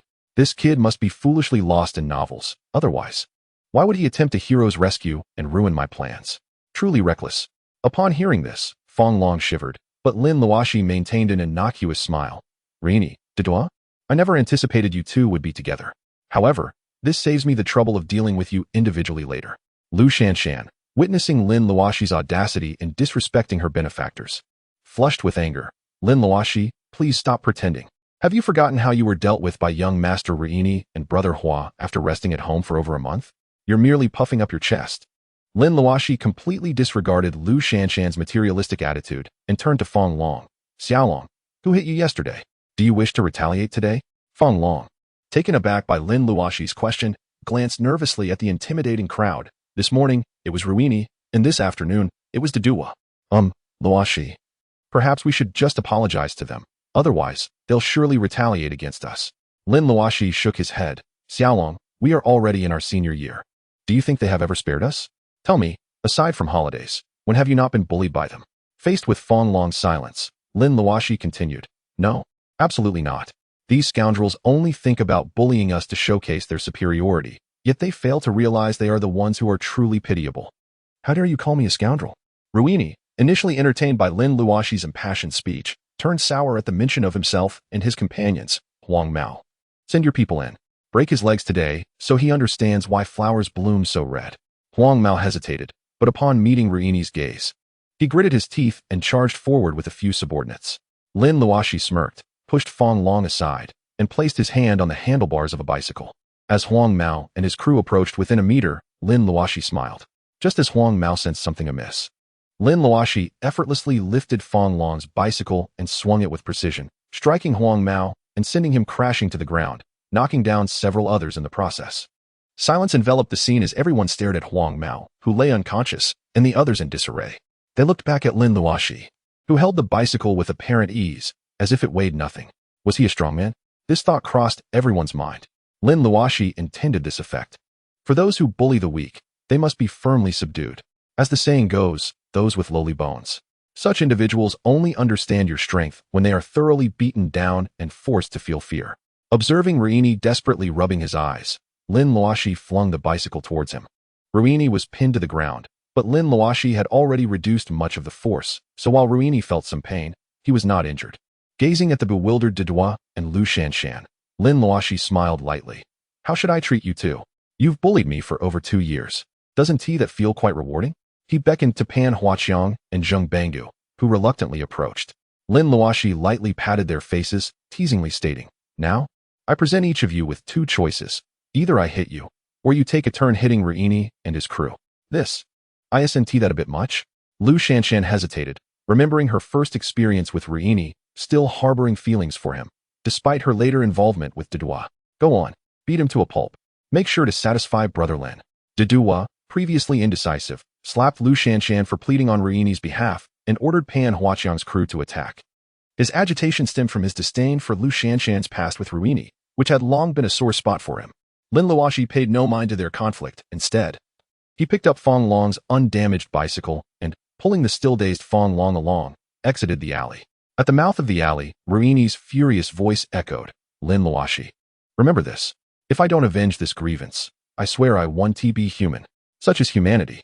They tend to remember even a single wound inflicted upon them, while forgetting the countless pains they have inflicted on others. Chapter 23. The case is solved. What? Chen Yao is a zombie and has killed 2 police officers. And there's another zombie, the murderer of the 4-person bloodbath. Ma Xiaohu and Cheng Tianjua hurried into the conference room, recounting the events of their recent police outing under the eager gaze of their peers. Present were only those deemed trustworthy, and even if some were not, in the face of such inhuman perpetrators, all they could do was lament. Ma Xiaohu paid no heed to He Jinhua's shock. He had been at the scene, and his astonishment was likely greater than everyone else's present. He Jinhua, trembling, took a sip of water. Master Ma, if it were you, how confident would you be in capturing these malevolent zombies? Ma Xiaohu sighed, offering no concealment. To speak frankly, if facing mindless corpses or some peculiar little creatures, I would have a 70% chance of success. However, when it comes to these zombies, which have never appeared in my life's lexicon, I possess no chance whatsoever. As disappointment washed over the crowd, Ma Xiaohu took a deep breath. They possess human-like reasoning, seemingly even more intelligent than humans, and exhibit incredible physical prowess. Not to mention that bullets are ineffective against them. Even with explosives, I doubt they would sustain any harm. My suggestion is to close the case. After Ma Xiaohu's detailed account of the zombies he encountered, Cheng Tianjue also stood. I concur with Master Maya's suggestion. These zombies are no longer within the realm of human capability to combat. To prevent public panic and unnecessary casualties among the police, closing the case while they pose no threat to ordinary citizens is the best option. He Jinhua nodded and turned to the two special task force leaders beside him. Leader Zhang, Deputy Leader Qin, what is your perspective from the provincial level? Zhang Jieyu cursed He Jinhua for being a cunning fox, offloading an insurmountable issue onto him. Yet, as a representative of the provincial office, he felt compelled to comment. Since you all have plans to close the case, I have nothing further to add. Zombies are indeed beyond our control. Allow me to make a call to the provincial office. Zhang Jieyu rose and entered the conference room side room, presumably to report the situation to provincial officials. He Jinhua exhaled in relief. As long as the issue didn't fall back on him, he was content. Whatever decision the provincial office reached, he would comply. Moments later, Zhang Jieyu returned to the conference room. I just spoke with the higher-ups, he announced. They've asked us to hold on, as this case has gained national attention. If we hastily conclude it, it could deepen the public's already waning trust in us. The crowd nodded in understanding. If the incident had been confined to the small area of Miluo, it might have been possible to suppress it entirely. However, given its widespread notoriety, a thorough resolution was imperative. Otherwise, it could lead to further disillusionment among the populace. As the anxious group awaited news, Zhang Jieyu's phone rang with a classic tune, revealing his penchant for nostalgia. Yet, the attendees were more concerned about the implications of the call rather than its melodious tone. Zhang Jieyu answered promptly and nodded affirmatively several times before ending the call in under a minute. A look of relief washed over his face as he addressed the assembly. The higher-ups have agreed to close the case, but only publicly. Behind the scenes, special personnel will be dispatched to follow up. Our official narrative is that Chun Yao is the perpetrator and has been shot dead by the police. Upon hearing the news of a resolution, the attendees visibly relaxed. Typically engaged with petty criminals and, at most, some murderers, they found themselves ill-prepared to confront such unfathomable beings. As for the higher-ups sending people to investigate discreetly, they paid little heed, as long as they themselves remained unscathed. Such is human nature. Even those serving as public servants often prefer to take on manageable risks rather than face perilous situations with uncertain rewards. Genuine public servants dedicated to the welfare of the people are becoming increasingly rare. At noon, Huaxia Television announced nationwide that the Miluo quadruple homicide case had been resolved, identifying the perpetrator as the recently missing Chun Yao, who was killed during the police apprehension. This sensational case, which had captivated the nation, was resolved in less than 3 days, paying homage to the valiant efforts of the criminal police. Meanwhile, Chun Yao, now residing in an old house in a poverty-stricken area with Xiao Feng, watched the news on television, a faint smirk of derision gracing his lips. They say television is a wedding photo, while the internet reveals the truth. How astute that is. Indeed, the official narrative is malleable. Xiao Feng also observed the broadcast, aware of the system's inner workings. In instances where cases could not be resolved or were deemed unmanageable, the authorities would either leave them unresolved or release a carefully curated version of the truth to avoid eroding public trust. Xiao Feng shook his head. Brother Chun, don't be upset. This is actually better for you. With the case closed, no one will disturb you. But I'm puzzled. Why shift the blame onto you when that person is the actual culprit? Is he truly that terrifying? Chun Yao's expression darkened at Xiao Feng's inquiry. Haven't I already told you? It's best if you refrain from asking about that individual. His intent to conceal his identity was evident when he masked his face. Do you wish to invite danger with your curiosity? Taken aback by Chun Yao's sudden reprimand, Xiao Feng lowered his head. Brother Chun, I understand now. I won't pry into that person's affairs anymore. Satisfied with Xiao Feng's response, Chun Yao's demeanor softened slightly. Just remember, some truths may be harsh, but they carry weight. He is akin to my mentor. I am like your mentor, and you, my protege. Not knowing certain things is not a mark of shame. Xiao Feng nodded in agreement. His earlier curiosity about Lin Luoxi's identity had been fleeting, and Chen Yao's warning had extinguished any lingering desire to investigate further.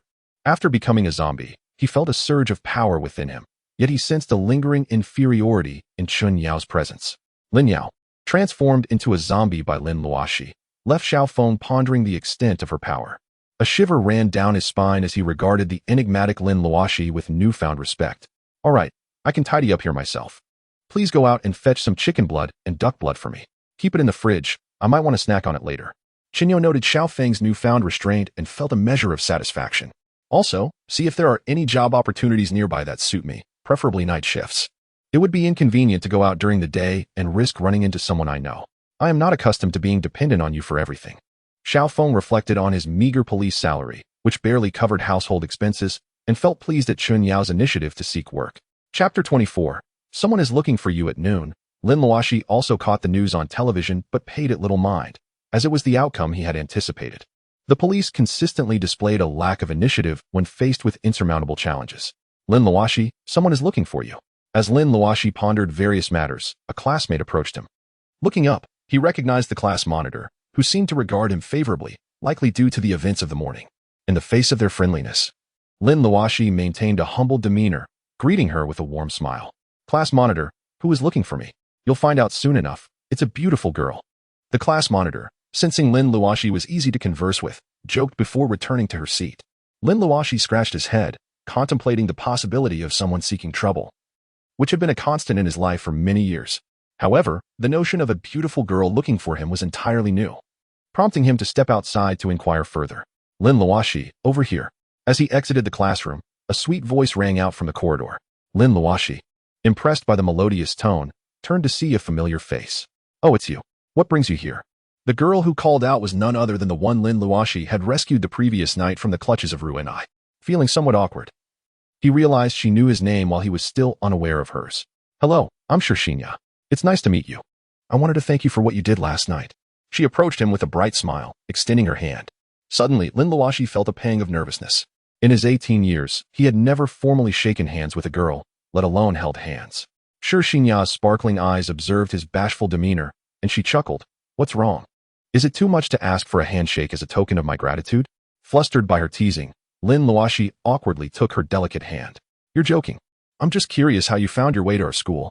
And about last night, there's no need for thanks. It was merely a small act of kindness. I believe anyone would have done the same in that situation.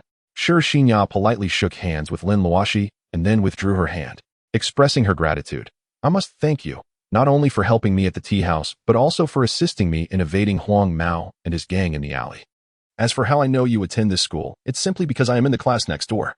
Lin Luoxi was taken aback, then smiled helplessly. So, we are from the same school. I should have realized that last night. Otherwise, Rooney wouldn't have bothered students from other schools. Are you free tonight? I would like to invite you for tea as a token of my appreciation, if you would be so kind, she added. As Lin Luoxi felt a bit embarrassed, Xinya deftly changed the subject and playfully winked at her, causing Lin Luoxi to be momentarily captivated. However, reflecting on her current circumstances, she realized that the term friend had become rather ambiguous. In a few years, she might need to conceal her identity entirely. A person whose appearance remains unchanged over the years inevitably draws attention. Considering these thoughts, Lin Luoxi offered a polite smile. There's no need for that. It was merely a trifling effort on my part, and you needn't thank me specifically. Besides, I have some matters to attend to this evening, so I won't have the time. I sincerely appreciate your kind intentions. Xinya's eyes flickered with a hint of disappointment at Lin Luoxi's refusal. Yet she maintained her radiant smile. I see, then let us leave it at that. However, I still wish to express my gratitude. When you have the time, you must accept my invitation, even if it's just for a meal. Feeling sure Xinya's persistence, Lin Luoxi found it difficult to decline further and nodded. All right. If I have the time, I will certainly come. Great, it's settled then. Next time, you can't refuse me again. Now, I have to return to class. The lesson is about to start.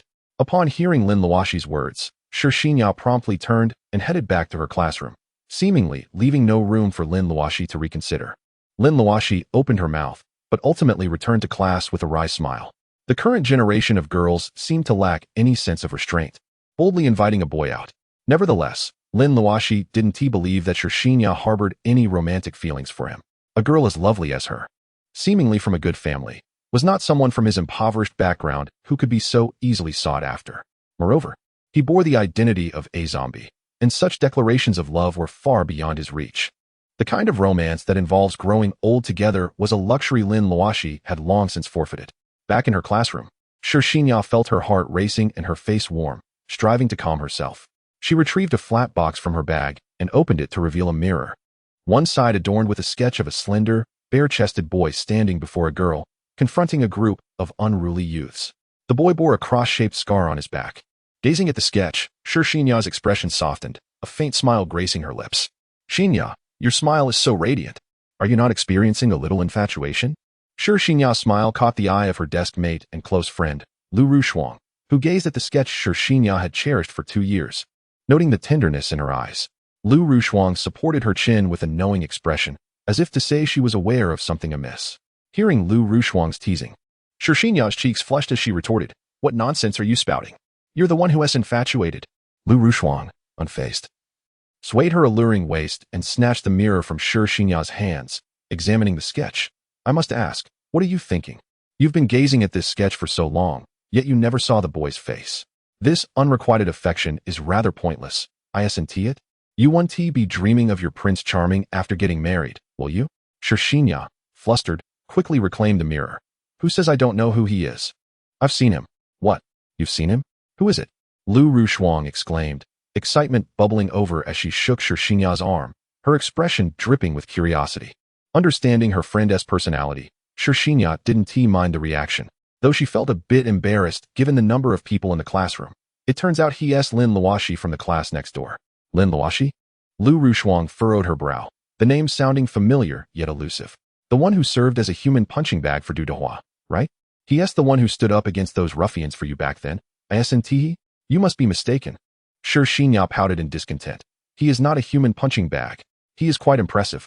Seeing her friend's disbelief, Shi Xinya recounted the events from the tea house and her subsequent encounter with Lin Luoxi, her face alight with pride. Lu Rushuang pinched herself, feeling the sting. "Xinya, it sounds like a scene straight out of a drama. This is too far-fetched."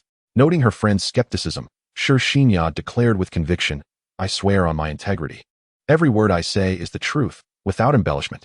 Seeing the sincerity in Shi Xinya's eyes, Lu Rushuang's expression shifted, her playful smile returning. "It seems you're quite taken with him, aren't you?" Chapter 25. The strange old man. The school bell rang, signaling the end of the day. Due to the events of the previous afternoon, neither Du Dehua nor Rooney had shown up at school, granting Lin Luoxi a rare afternoon of peace. Fang Long followed closely behind Lin Luoxi as they exited the classroom, still struggling to believe he had escaped unscathed. It was the first day since starting high school that he had not been bullied.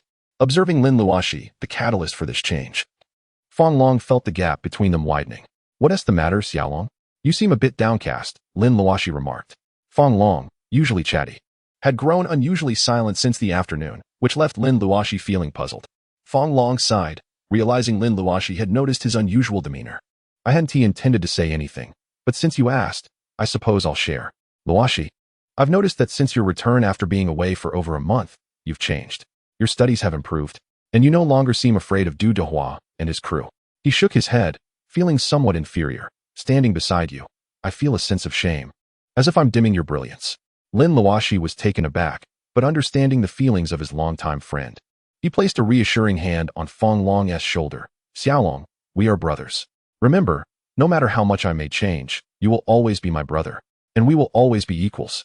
Feeling relieved by Lin Luoxi's genuine words and sincere gaze, Fang Long replied, "Hearing you say that eases my mind greatly. I was genuinely afraid that one day you would look down on me, viewing me as a burden. But now I am at ease."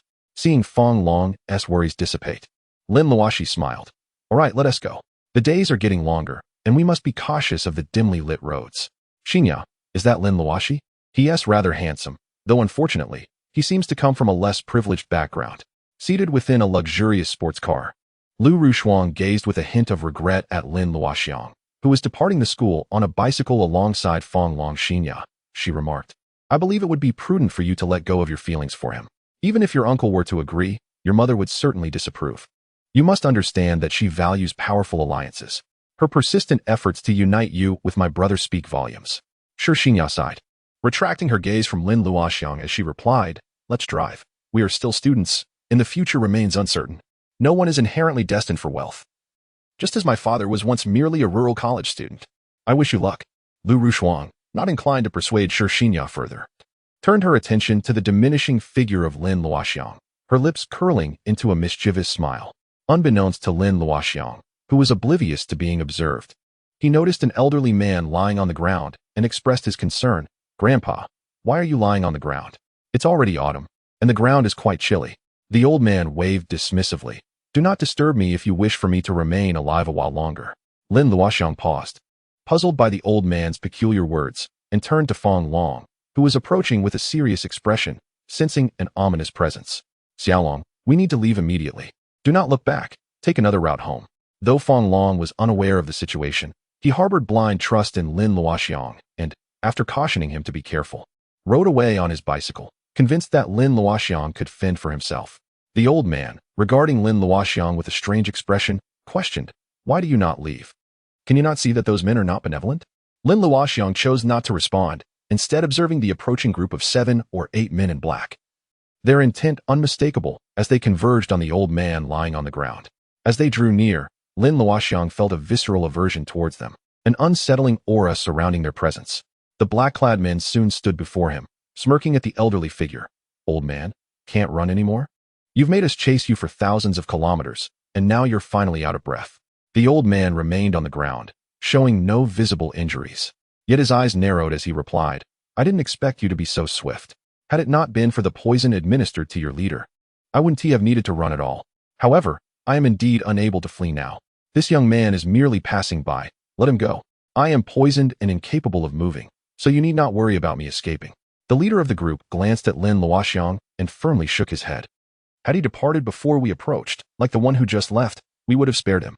But that is no longer an option. He has seen our faces.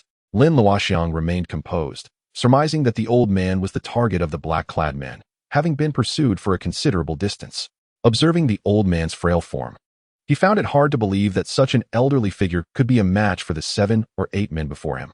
Seeing the refusal of the black-clad men to heed his request, the old man turned to Lin Luoxi and said, Young man, you can only blame your ill fate. Had I not been poisoned, I could have taken you to safety. But now, I am helpless. The parasite within me has reduced my once robust form to this frail state. A child with a modicum of strength could easily end my life now. With a gentle smile, Lin Luoxi knelt beside the old man. Grandpa, since we are both facing demise, why not enlighten me about your plight? At least allow me to understand why I might be dragged down with you without knowing who you are. The old man, taken aback by Lin Luoxi's calm demeanor in the face of death, offered a faint smile of approval mixed with regret. It matters not to tell you. My name is Xinlong, a useless old fool afflicted by a poison known as the bloodsucker worm. Much of my flesh and blood has been consumed, and I am merely clinging to life through years of cultivation. I can no longer move. If I do, that wretched worm will seize control of my mind. Lin Luoxi was momentarily stunned, grappling with the bizarre reality of such a poison. However, recalling his own experiences of transformation into a zombie, he pondered. Is there no way I can save you? The leader of the black-clad men laughed mockingly. You cannot save him. Once afflicted by our leader's bloodsucker worm poison, death is the only escape. The leader's eyes gleamed with amusement as he observed the peculiar scene before him, relishing the control he wielded over the situation. Lin Luoxi, unperturbed, looked at the old man, who understood the implication and nodded. He speaks the truth. With this poison, death is the only release. Merely a question of whether it comes sooner or later. Realizing that the old man's identity was of little consequence, Lin Luoxi addressed the group of black-clad men. The old man has already revealed his identity. Might you introduce yourselves as well? At least let me die with some clarity. The leader hesitated, glancing around before shaking his head. What the old man told you is his affair. I shall not disclose mine. Besides, you are already a dead man. Knowing or not knowing is of no significance. Lin Luoxi, sensing the futility in gathering more information, straightened his posture, exuding an air of authority that seemed to eclipse the surroundings. Young one, do you not find your words amusing? You should be pleading for mercy. The leader, taken aback by the sudden shift in Lin Luoxi's demeanor, felt an oppressive weight settle upon him, even greater than when facing his own leader. As Xinlong looked on in astonishment, Lin Luoxi stepped forward, fully confronting the elder. I have no need to plead for mercy. Rather, it is you who should be begging. I offer you a chance. Reveal your origins, and I shall spare your lives. The leader, dismissing Lin Luoxi's bravado as arrogance, retorted, You are delusional. Without your feeble ally, and with your solitary self against our 7, what gives you the audacity to speak so boldly? With a taunting flick of his fingers, Lin Luoxi responded, Why not test it and find out?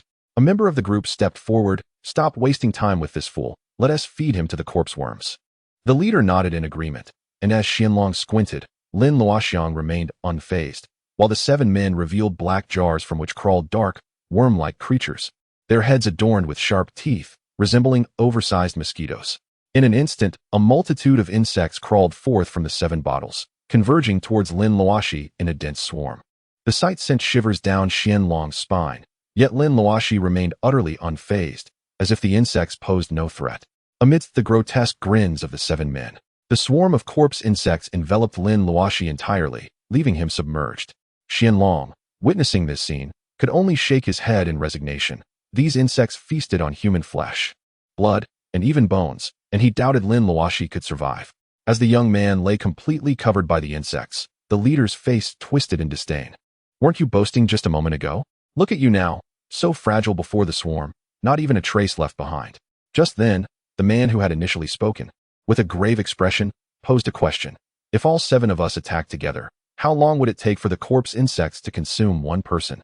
The leader, taken aback, stared at the insect-laden figure before him. "If we all attacked together, it would only take 30 seconds to devour one person. Yet, it has already been 2 minutes. The initial speaker drew a dagger from his waist, observing Lin Luoxi, who remained upright despite being covered in insects. His grip on the dagger tightened, beads of sweat forming on his palm. It dawned on him, was it too late? Lin Luoxi's voice, soft yet chilling, echoed beneath the swarm. "Is something amiss?" With a wave of his hand, the leader commanded the others to replace their daggers with firearms.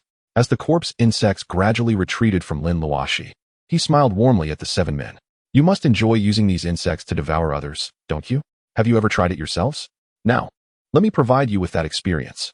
As he spoke, the insects vacated him completely, moving toward the 7 men instead. Witnessing this eerie spectacle, the leader shouted, "Everyone, shoot that kid. He has controlled the insects. If we kill him, we'll be safe." As Qianlong's heart raced with urgency to warn Lin Luoxi, the 7 men had already pulled the triggers, gunfire resounding as bullets struck Lin Luoxi's form. Initially hopeful that Lin Luoxi could control the insects and survive, Qianlong's spirits plummeted once more. Sorrowful howls echoed, and as Qianlong's grief lingered, chaos erupted anew. He instinctively looked up, his pupils dilating in shock. The once handsome youth was now howling at the sky, his eyes a faint red, revealing sharp fangs, terrifying and grotesque. The 7, who had just emptied their guns, were equally astonished by the transformation before them, their attention diverted from the insects crawling around their feet. It was only when they felt a numbing pain in their legs that they realized their peril, but by then, it was too late. They struggled to the ground, soon to be concealed beneath the swarm. Within mere minutes, there was no trace of the 7 men, save for their discarded clothing and a scattering of insects. Gazing at the remnants, Lin Luoxi raised his right hand, a chill permeating the air around him. A faint crimson flame ignited above his palm, and with a resigned sigh, he let it descend upon the insects. With a resounding explosion, the once orderly swarm was engulfed in flames, attempting to flee but ensnared within a 3-meter radius. Unable to escape, when the fire extinguished, nothing remained, not even a remnant. "Who are you, truly? No, what are you?" Qianlong, having regained his composure, stared at the now unblemished youth before him, a deep-seated fear taking root within him. Fear he had never felt even in the presence of the formidable Miaojiang gambling king or malevolent spirits. This boy represented an existence beyond his comprehension. Lin Luoxi, concealing the sorrow of having slain the 7 men, crouched before Qianlong. "I am a zombie, a being capable of saving you. Tell me, do you wish to die?" "A zombie?" Qianlong scrutinized Lin Luoxi's face, recalling the earlier events, and nodded in understanding. "I never imagined zombies were real. I thought it was mere folklore. Yet here stands a being beyond the realms of life and death." Grateful, he shook his head. "Thank you for allowing me to witness this world a little longer. I do not wish to die, nor do I wish to become a zombie." Upon hearing Qianlong's words, Lin Luoxi's expression brightened. "Old man, you know about zombies? Do you have a way to help me return to human form?" Qianlong, taken aback, shook his head. "You should refrain from calling me old man. Who knows how old you truly are? However, reverting to human form is impossible. Once one becomes a zombie, they must bear that identity forever. I cannot fathom why you became one, but I sense you are not malevolent." Seeing Lin Luoxi's disappointment and confusion, Qianlong continued, "Zombies are mysterious beings. My master once encountered some during the world wars and told me they are incredibly difficult to kill. At best, they can only be sealed, which does not resolve the issue. If the one who sealed them dies, the seal dissipates. I only became a zombie a few days ago," Lin Luoxi said mournfully. Qianlong, skeptical, shook his head firmly. "Impossible. My master spoke of 5 levels of zombies: red, blue, yellow, white, and black. I saw your red eyes earlier. You are of the highest rank. A being from ancient times. Old ancestor, please do not jest with me, Lin Luoxi replied, bemused. It seemed that Qianlong would not believe his truth. However, he felt a spark of curiosity. So there were indeed levels of zombies, much akin to what television depicted. Have you truly resolved to die? Finding no useful information forthcoming, Lin Luoxi ceased his contemplation and focused on Qianlong. If he expressed a desire to live, Lin Luoxi would not hesitate to offer him the chance to become a zombie. Qianlong nodded solemnly. Yes, I would choose to be a zombie rather than face death. Seemingly recalling something, he added, Old ancestor, I have something in my inner pocket. If I were to die, I would like to give it to you. Hearing this, Lin Luoxi reached into Qianlong's clothing and retrieved a small black booklet adorned with a crimson national emblem. What is this? How might it be of use to me? Observing the item in Lin Luoxi's hands, Qianlong's weary eyes took on a solemn expression. This is proof of the leader of the nation's most secretive organization, the Dragon Group. It is akin to the token of a martial alliance leader from ancient times, an heirloom. My master was the previous leader. Having passed away 18 years ago, I am now the current leader. If you do not disdain it, please accept this position from me so I may depart in peace. Lin Luoxi refrained from hastily accepting Qianlong's offer. Is the Dragon Group akin to the tales in novels? Qianlong chuckled in resignation. In a sense, yes and no. The Dragon Group operates under the highest authority and is comprised of various mysterious families or individuals like myself, possessing formidable combat abilities. We do not know one another. Our identities are validated solely through our credentials. Our solemn duty is to safeguard the stability of China during times of conflict and to ensure the safety of our populace in times of peace. Lin Luoxi inquired, how do we receive directives from above? Qianlong cast a lingering gaze upon his surroundings. Our missions are perpetual. Wherever iniquity and transgression exist, there we shall be. As for directives from superiors, it is a simple matter. Just as you have assumed my position, you must transmit your contact information and capabilities as outlined in this manual. Consequently, missions requiring your attention will find you. Of course, should you witness a crime that cannot be resolved through conventional legal channels, you are authorized to administer justice preemptively. Subsequently, report the incident to the address provided in the manual, and the necessary measures to alleviate any repercussions will be taken. Lin Luoxi's eyes widened in astonishment. Her lips slightly parted. That is remarkably audacious. We possess the authority to act before seeking approval, irrespective of the individual's status? Qianlong, seemingly at his life's end, coughed up a mouthful of blood and stated slowly, indeed, regardless of their status, even if they are descendants of the paramount leader of China. Provided you can substantiate their guilt, you are empowered to deliver judgment directly. Esteemed ancestor, I entrust the Dragon Group to you. After my departure, cremate me as you did moments ago. Lin Luoxi wished to inquire further, but Qianlong had already closed his eyes, passing away peacefully.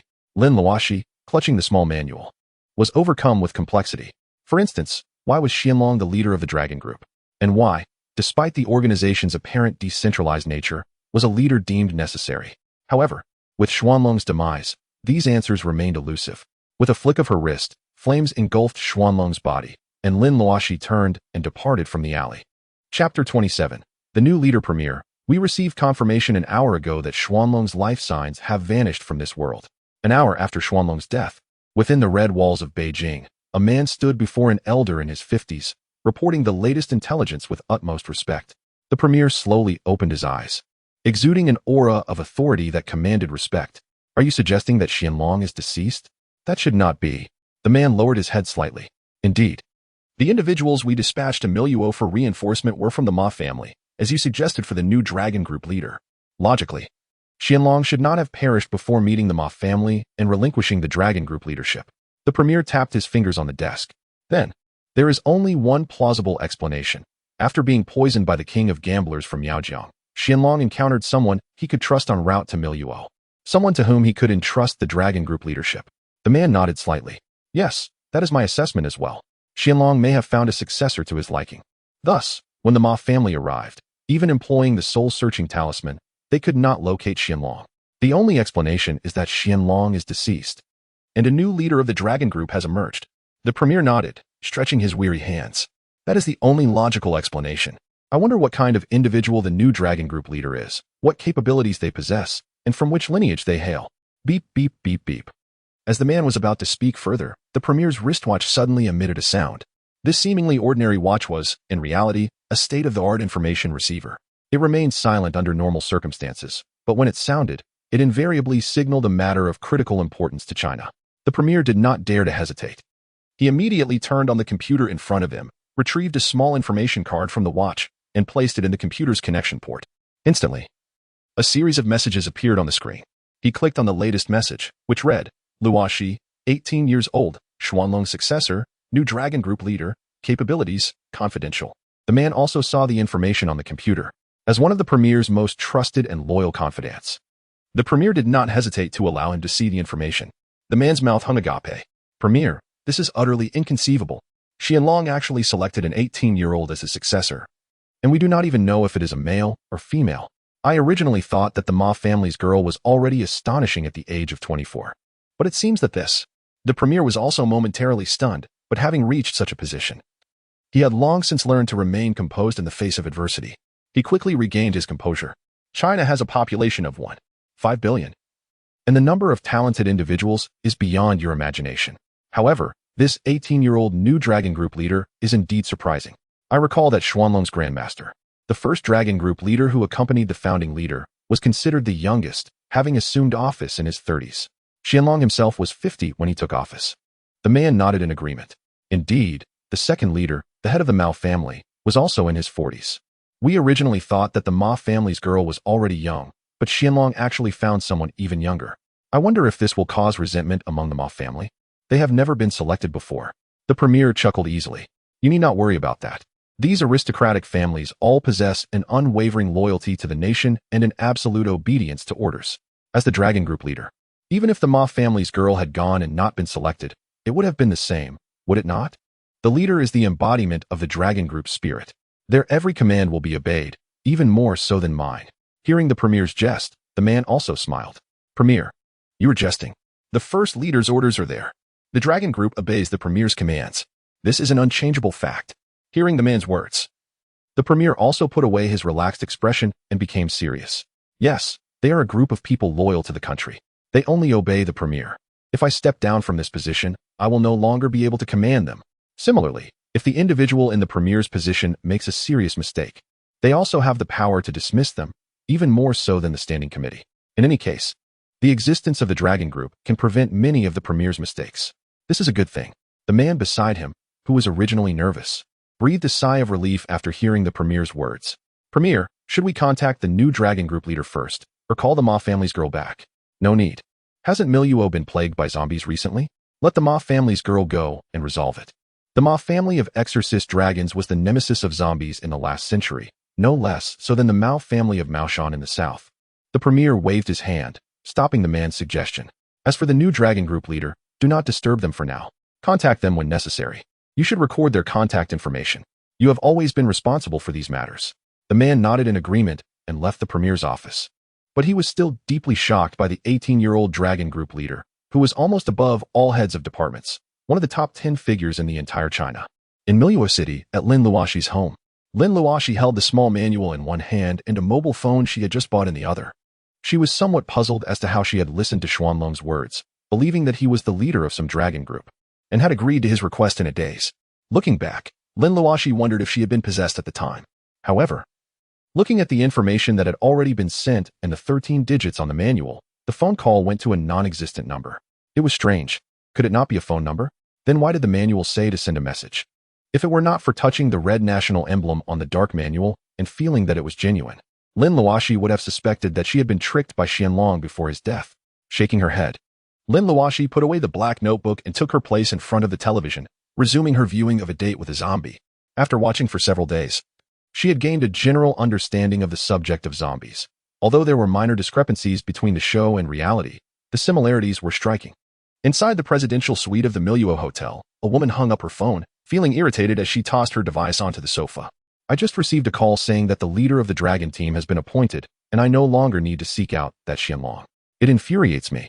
I was so close to being the first person from the Ma family to hold the position of team leader. Mao Lily smiled sweetly. Sister Bingbing, what is so great about being a leader? You'll be running around the country for no reason, living a frugal life. It's far more comfortable for us from prestigious families. We only act when needed. Ma Bingbing shot her a disapproving glance. You're just a big-chested simpleton with no ambition. I truly don't understand how your Mao family raised such a mediocre specimen. Mao Lily chuckled dismissively. So what? At least I'm just a little behind you among our peers, and there are hardly any elders who surpass my abilities. All right, Sister Bing Bing. Stop lamenting over the leader position. Tell me what that call was about, she urged. Ma Bing Bing sighed in exasperation, glancing at the mischievous girl who was a year her junior. The higher-ups have driven me mad. I had intended to bring you along to let Xianlong choose one of us as leader, but that old coot went ahead and appointed someone else, wasting my effort to come here. Mao Lily blinked, her eyes wide. Does that mean you'll be heading home tomorrow while I return to mine? This just adds to my anger, Ma Bing Bing continued, scratching her head in frustration. They mentioned the recent zombie murder case in Miluo and insisted that I stay here for the time being. Other families will eventually join me, and we'll work together to eliminate that murderous zombie. Mao Lily jumped up from the bed with excitement. There are really zombies? I've read about them in some ancient texts at home, but I've never seen one. Did they mention what level of zombie it is? White-eyed or black-eyed? Ma Bingbing looked at her in disbelief. What are you so happy about? We have no experience dealing with zombies. We should wait a bit longer when the time comes. Both our families will send an elder who has dealt with zombies in their training last century. The higher-ups are truly ridiculous.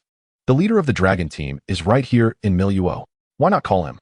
Chapter 28. Conspiracy and Schemes. Luoxi. What happened on the way back last night? Who were those old men and their companions? During the break, Fong Long finally voiced the questions that had been troubling him all night. The image of the old man lying on the ground, refusing assistance, and the 7 fearsome men was still vivid in his mind.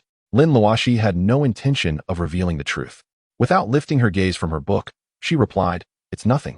That old man borrowed money, and when the lenders came looking for him, he pretended to be ill to evade repayment. Eventually, he was frightened enough to return the money." Fong Long was astonished by the simplicity of her explanation, having imagined countless scenarios. Is it really that simple? Lin Luoxi looked up, perplexed. Isn't it? What more do you expect? Do you think those men were out to kill him? You really need to stop overcomplicating matters. Perhaps you should read more books. Seeing Lin Luoxi's confidence, Fong Long felt somewhat reassured, scratching his head awkwardly. Well, I just thought it was strange, and when you told me to leave, I assumed there was danger. Anyone would think it was perilous. Noting that Fong Long had ceased his doubts, Lin Luoxi stood up. All right, you should focus on your studies. I'm going to the restroom. Huagu, that kid just left. It seems he is heading to the restroom. Pan Huaqing, who had been observing Lin Luoxi, quickly informed Du Dehua. Du Dehua glanced at Lin Luoxi as she exited the classroom and pulled out his phone. Get ready, Lin Luoxi is approaching. You better not mess this up. Otherwise, don't expect to crawl into my bed again. Let us go. We should follow him. After hanging up, Du Dehua stood up first, leading Pan Huaqing and Zheng Ban out of the classroom. Lin Luoxi had consumed too much soy milk that morning and, having endured a class, hurried to the boys' restroom to relieve herself. Although she was a zombie and wouldn't fall ill, holding it in was still uncomfortable. Help! Someone save me! Stepping out of the boys' restroom, Lin Luoxi heard a girl's cry from the adjacent girls' restroom. Without a second thought, she rushed inside, where she found Lu Shanshan sitting on the floor. Without hesitation, Lin Luoxi approached her. Are you all right? Lu Shanshan looked up at Lin Luoxi with a pitiful expression. I think I twisted my thigh. Could you help me check? Lin Luoxi glanced at Lu Shanshan's short skirt, but saw no visible injury on her thigh. Given the nearly indecent length of the skirt, Lin Luoxi's expression turned awkward. You didn't fall there, did you? It would be rather inconvenient. Let me help you up and take you to the school nurse. Help! There's a pervert. Someone's peeping in the girls' restroom. Lu Shanshan, who had just agreed to let Lin Luoxi assist her, suddenly jumped up and bolted towards the restroom door, shouting as she ran. Almost instantaneously, cries of "Catch the pervert!" echoed from outside, and Lin Luoxi realized she had been tricked. The voices were familiar, Du Dehua and his 2 subordinates. In an instant, Lin Luoxi connected the dots and, without hesitation, vanished from sight. What is going on? Where's the pervert? Seeing Lin Luoxi enter the girls' restroom and hearing Lu Shanshan's cries, Du Dehua and Pan Huaqing rushed over, drawing a crowd of students that continued to grow. As they watched Lu Shanshan stumble out of the restroom, covered in stains, Du Dehua feigned concern. Initially skeptical about the presence of a pervert in broad daylight at school, the sight of the disheveled beauty fleeing the restroom made the students more inclined to believe her. Stop talking nonsense. Let us just charge in and deal with that pervert. I can't face anyone again. I was just using the restroom when a man barged in. Lu Shanshan cried, tears streaming down her face under Du Dehua's appreciative gaze. Her display of distress further convinced the students that someone had indeed entered the girls' restroom with ill intent. Don't cry. We'll support you. Let us go catch that guy. Before Lu Shanshan could express her gratitude, the enraged students surged into the girls' restroom. many of them merely curious about what lay inside. However, Du Dehua, being shrewd, refrained from entering, aware that participating would cast doubt on the authenticity of the situation if Lin Luoxi were caught. No one here, beauty. Are you sure you're not deceiving us? We checked every stall, and there is not a soul in sight, not even a cockroach. While pondering how to get Lin Luoxi expelled from school after being caught by the students, Du Dehua was taken aback by the sounds emanating from within. He had clearly seen Lin Luoxi enter. How could he possibly be alone? In a fit of urgency, Du Dehua pushed through the crowd and entered. Disbelief etched across his face. How is this possible? I distinctly saw Lin Luoxi come in. Where could he have gone? He turned and slapped Lu Shanshan across the face. Speak. What on earth happened? Where is Lin Luoxi? Unable to fathom why Lin Luoxi was absent from the restroom, Du Dehua unleashed his fury upon Lu Shanshan. This time, Lu Shanshan truly cried. Huage, I don't know. I was right here waiting for your call, and I did indeed lead him in. I only screamed when he entered. But now, I have no idea where he went. Oh, so this was an attempt to frame someone. Initially perplexed by Du Dehua's sudden aggression towards Lu Shanshan, the onlookers quickly pieced together the situation upon hearing her words, casting disdainful glances at Du Dehua. Some recognized both him and Lu Shanshan, aware of their relationship, and began whispering among themselves. The students who had been unaware of the unfolding drama now looked at Lu Shanshan with contempt, especially towards Du Dehua, who, failing to frame Lin Luoxi, resorted to striking a woman in his frustration. Damn it, you foolish woman, don't bother me again. Feeling the weight of the crowd's scrutiny, Du Dehua, in a fit of rage and shame, slapped Lu Shanshan once more before storming out of the restroom. Lu Shanshan, on the other hand, crouched down and wept. For the first time truly understanding the meaning of cruelty, she was merely a pawn in someone else's game. The surrounding students bore no fondness for someone like Lu Shanshan, hardly sparing her a glance as they exited the restroom. Do you now understand what it means to be heartless, to be betrayed? Once the restroom was empty, a calm voice drifted in from the doorway. Lu Shanshan looked up in shock to see Lin Luoxi, a hint of kindness gracing his features as he regarded her. What's this? Have you come to revel in my misfortune? Then laugh away, indulge yourself. As Lin Luoxi approached her, he felt a wave of pity for the girl. Born into poverty and excelling academically, she had never escaped the fate of becoming a plaything for wealthy heirs. Lin Luoxi recalled Lu Shanshan from their first year of high school, a girl full of self-respect. He remembered a rainy afternoon when both sought refuge at a bus stop, only for a car to pull up and two individuals to swiftly drag Lu Shanshan away. Lin Luoxi recognized one of them as Rooney. He had wanted to intervene, but couldn't reach her in time. When he reported it to the police, they assured him they would handle it, yet he never heard of Rooney being apprehended. The next day, Lu Shanshan returned to school, arriving in Rooney's car, leaving Lin Luoxi laden with guilt for quite some time. However, as Lu Shanshan changed, that guilt faded to nearly nothing. Yet now, seeing her sobbing on the ground, Lin Luoxi was once again moved by her plight. He crouched down beside her, his tone imbued with compassion. Crying will not resolve your problems. Be brave. You can thrive without relying on men. Trust me, you can do it, just as you did when you first entered high school. Lu Shanshan's sobs ceased abruptly as she slowly raised her head, watching Lin Luoxi leave with a single parting remark. Her gaze was filled with an unprecedented complexity. Chapter 29.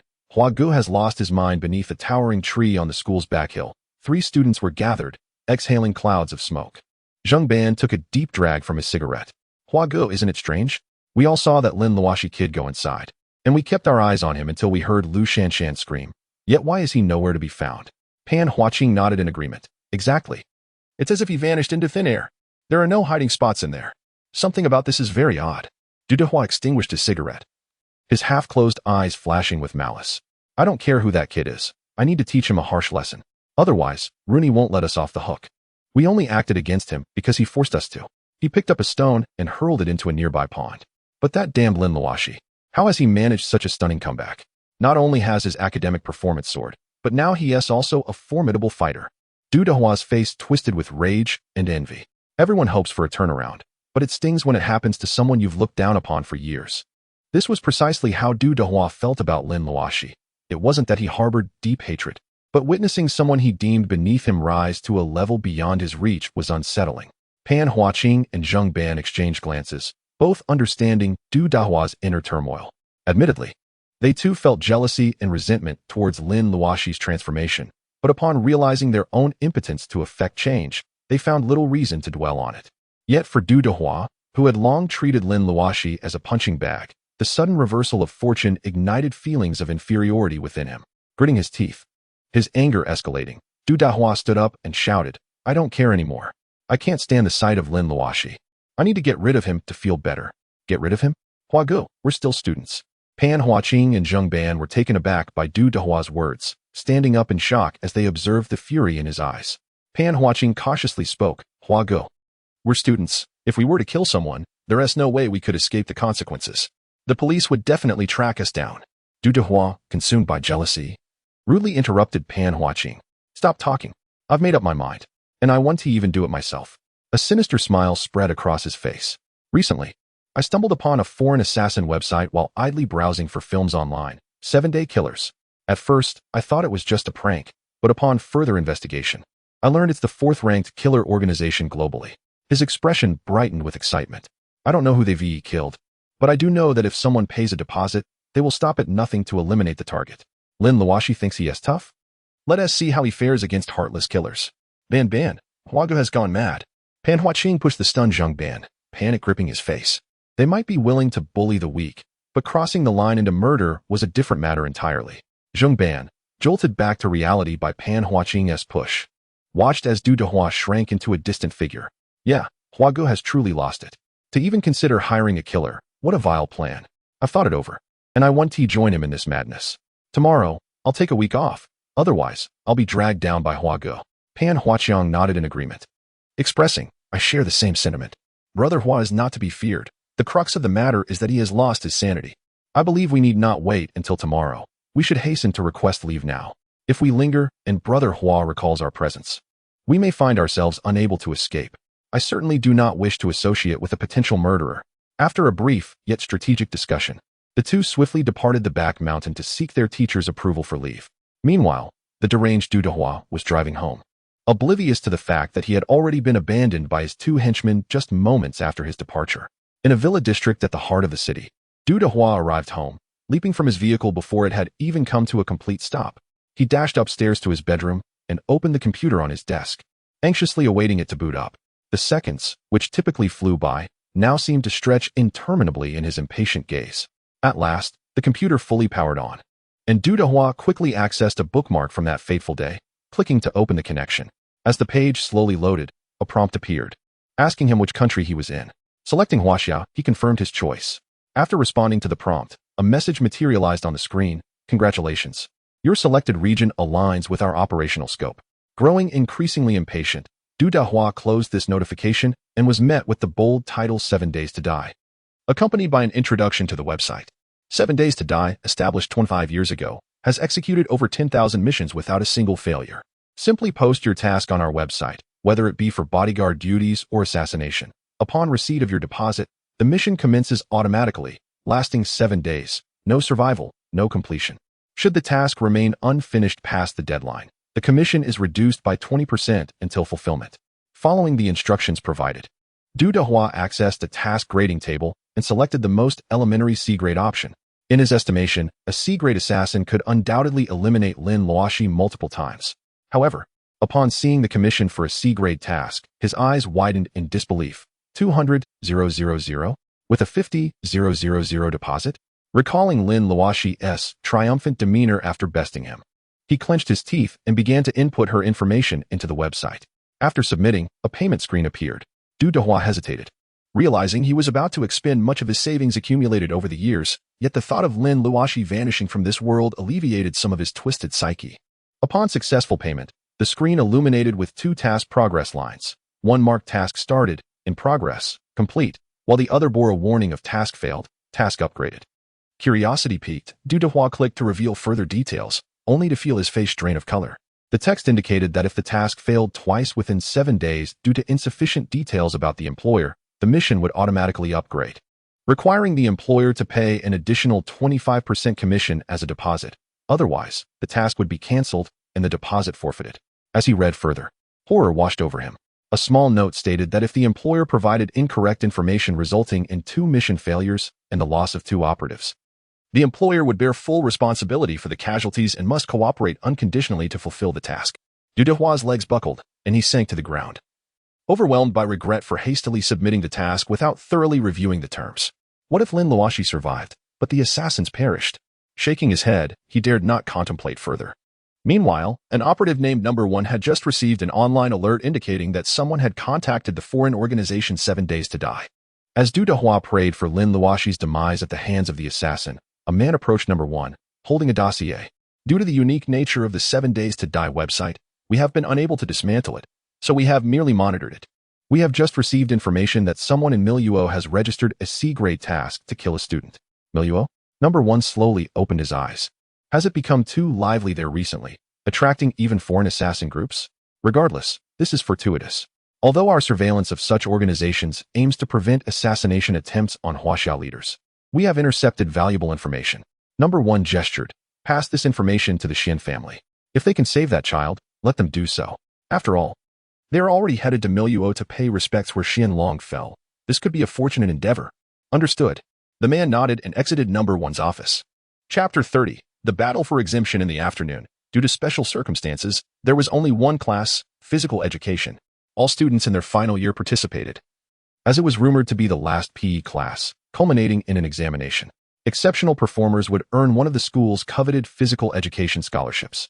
While many were aware of the existence of this scholarship, whether it was awarded to the top performer remained uncertain, as favoritism was not uncommon in this era.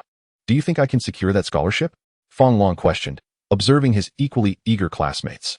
He felt a twinge of self-doubt. His performance was average, yet he aspired to attend university, placing his hopes on this scholarship. However, seeing the competitive spirit of his peers, he felt disheartened.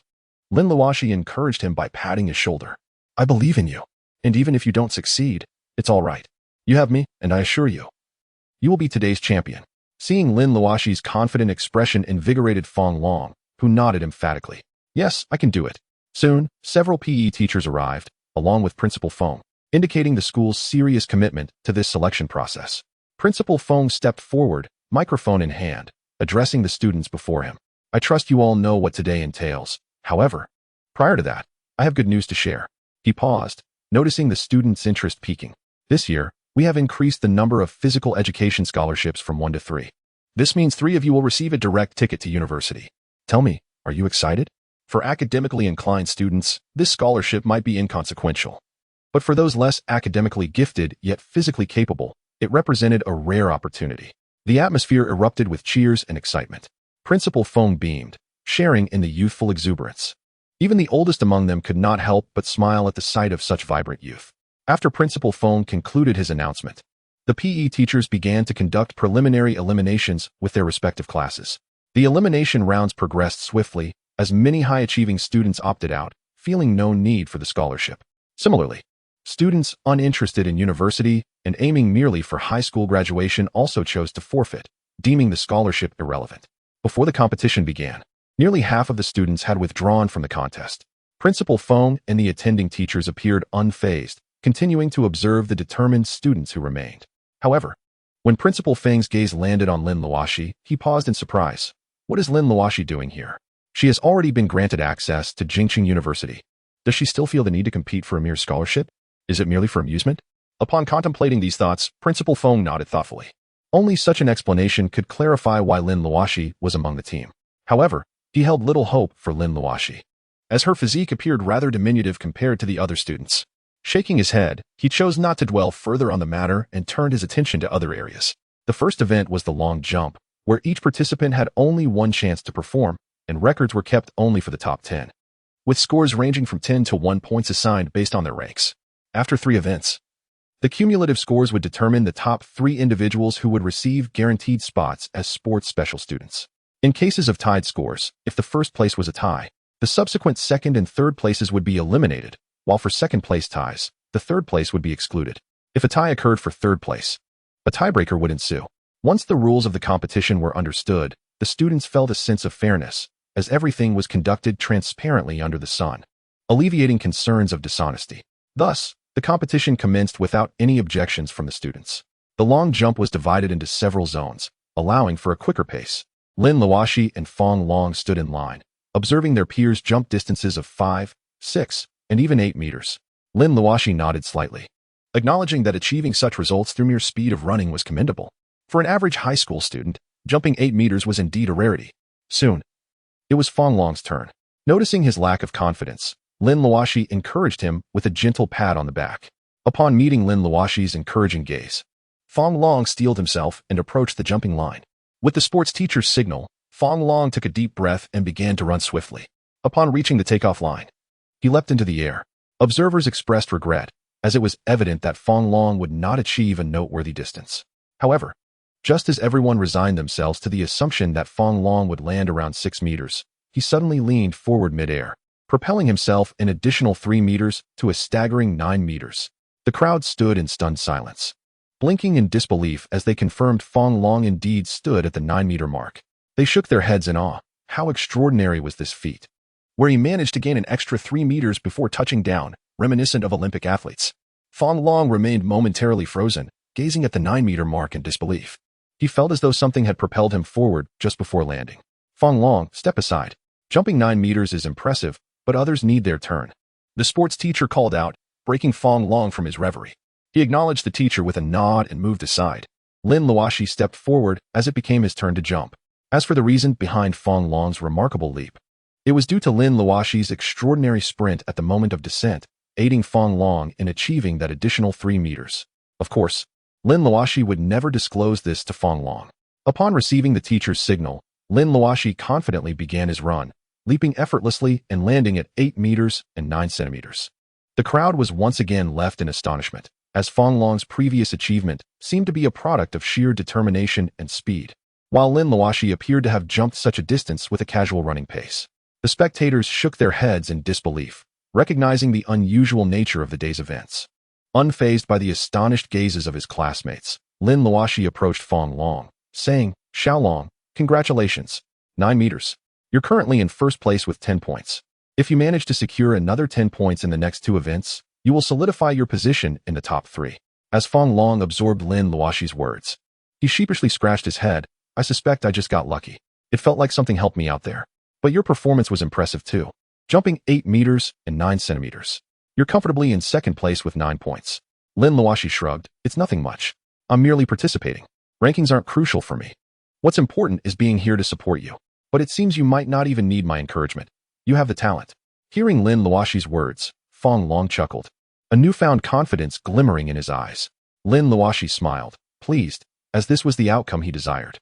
Since each student had only 1 jump, and only the top 10 scores were recorded, the long jump event concluded swiftly.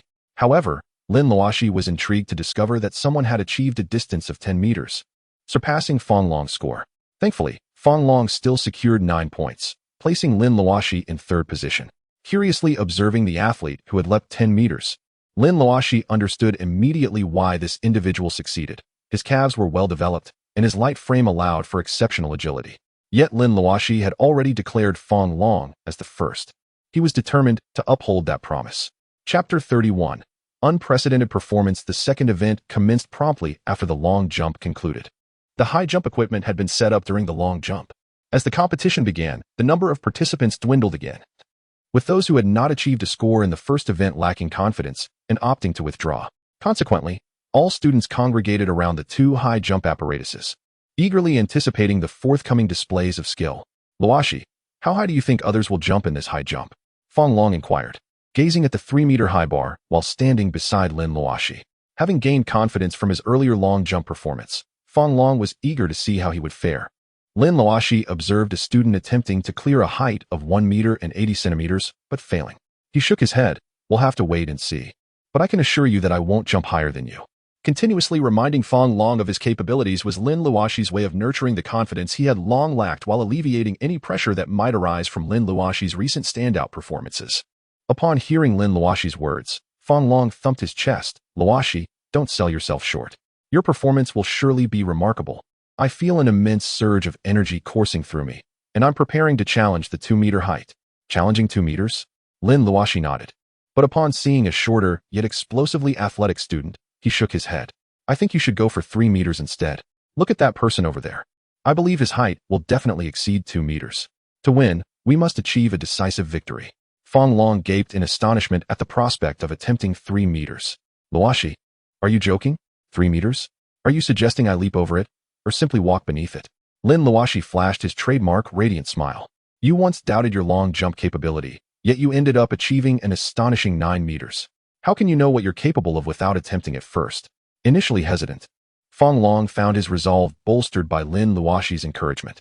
All right, I'll take your advice and aim for 3 meters. If I fail, I'll just score 0 and have no ranking. Regardless, I'm already thrilled about my 9 points. Observing his childhood friend, who was so easily satisfied, Lin Luoxi patted him on the shoulder. Remember, believe in yourself. You can do this. Between the two conversing individuals, the explosively energetic small figure was already preparing. Lin Luoxi cast a glance at the height he had chosen, and indeed, it was over 2 meters, an audacious challenge of 2 meters and 20 centimeters. Attempting such a height without any aid was no small feat, particularly for an ordinary high school student. To my astonishment, he soared over it effortlessly. I had anticipated a collision with the bar. The onlookers, initially skeptical that a student of merely 1 meter 60 could clear 2 meters 20, were left speechless as the small figure sprinted forward, leaped, and narrowly succeeded in surpassing the daunting height. The crowd was utterly silent. What a remarkable display. Raise it to 3 meters. Just as everyone believed the small figure would claim the title for high jump after securing the long jump.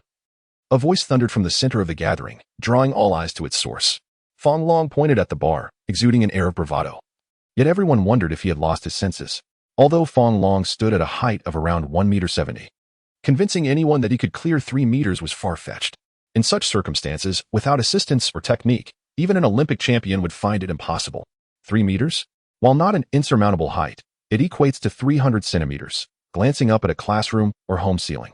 One might be told it measures 2 meters 80, an elevation nearly unreachable from a standing jump. Now, Fong Long proposed to leap over it. Had everyone gone mad? Fong Long, are you jesting?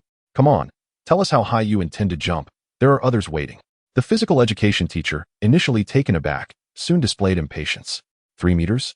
Even he could not clear that. How could an average student do so? It was nothing short of a fool's dream. Fong Long gazed intently at the teacher. Sir, I have already stated my aim. I wish to challenge the height of 3 meters. Do you understand? Arrogant, presumptuous, and oblivious to his limitations.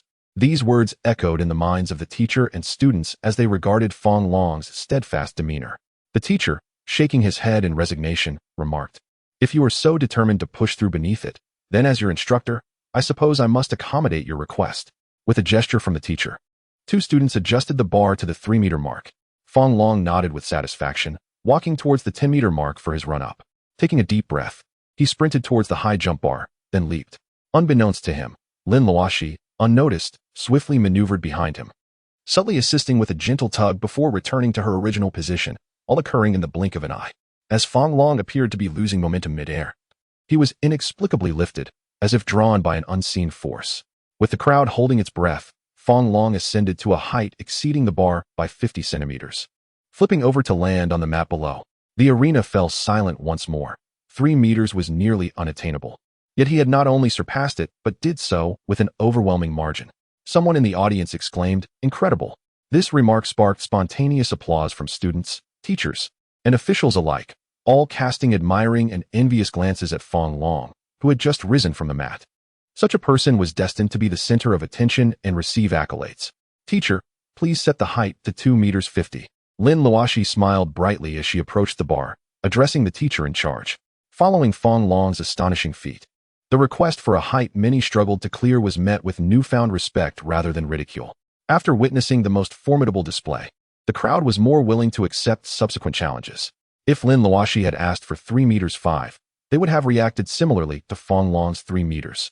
With the bar adjusted, Lin Luoxi stepped back only 2 meters, took a couple of quick strides, and leaped effortlessly over the 2 meters 50 mark.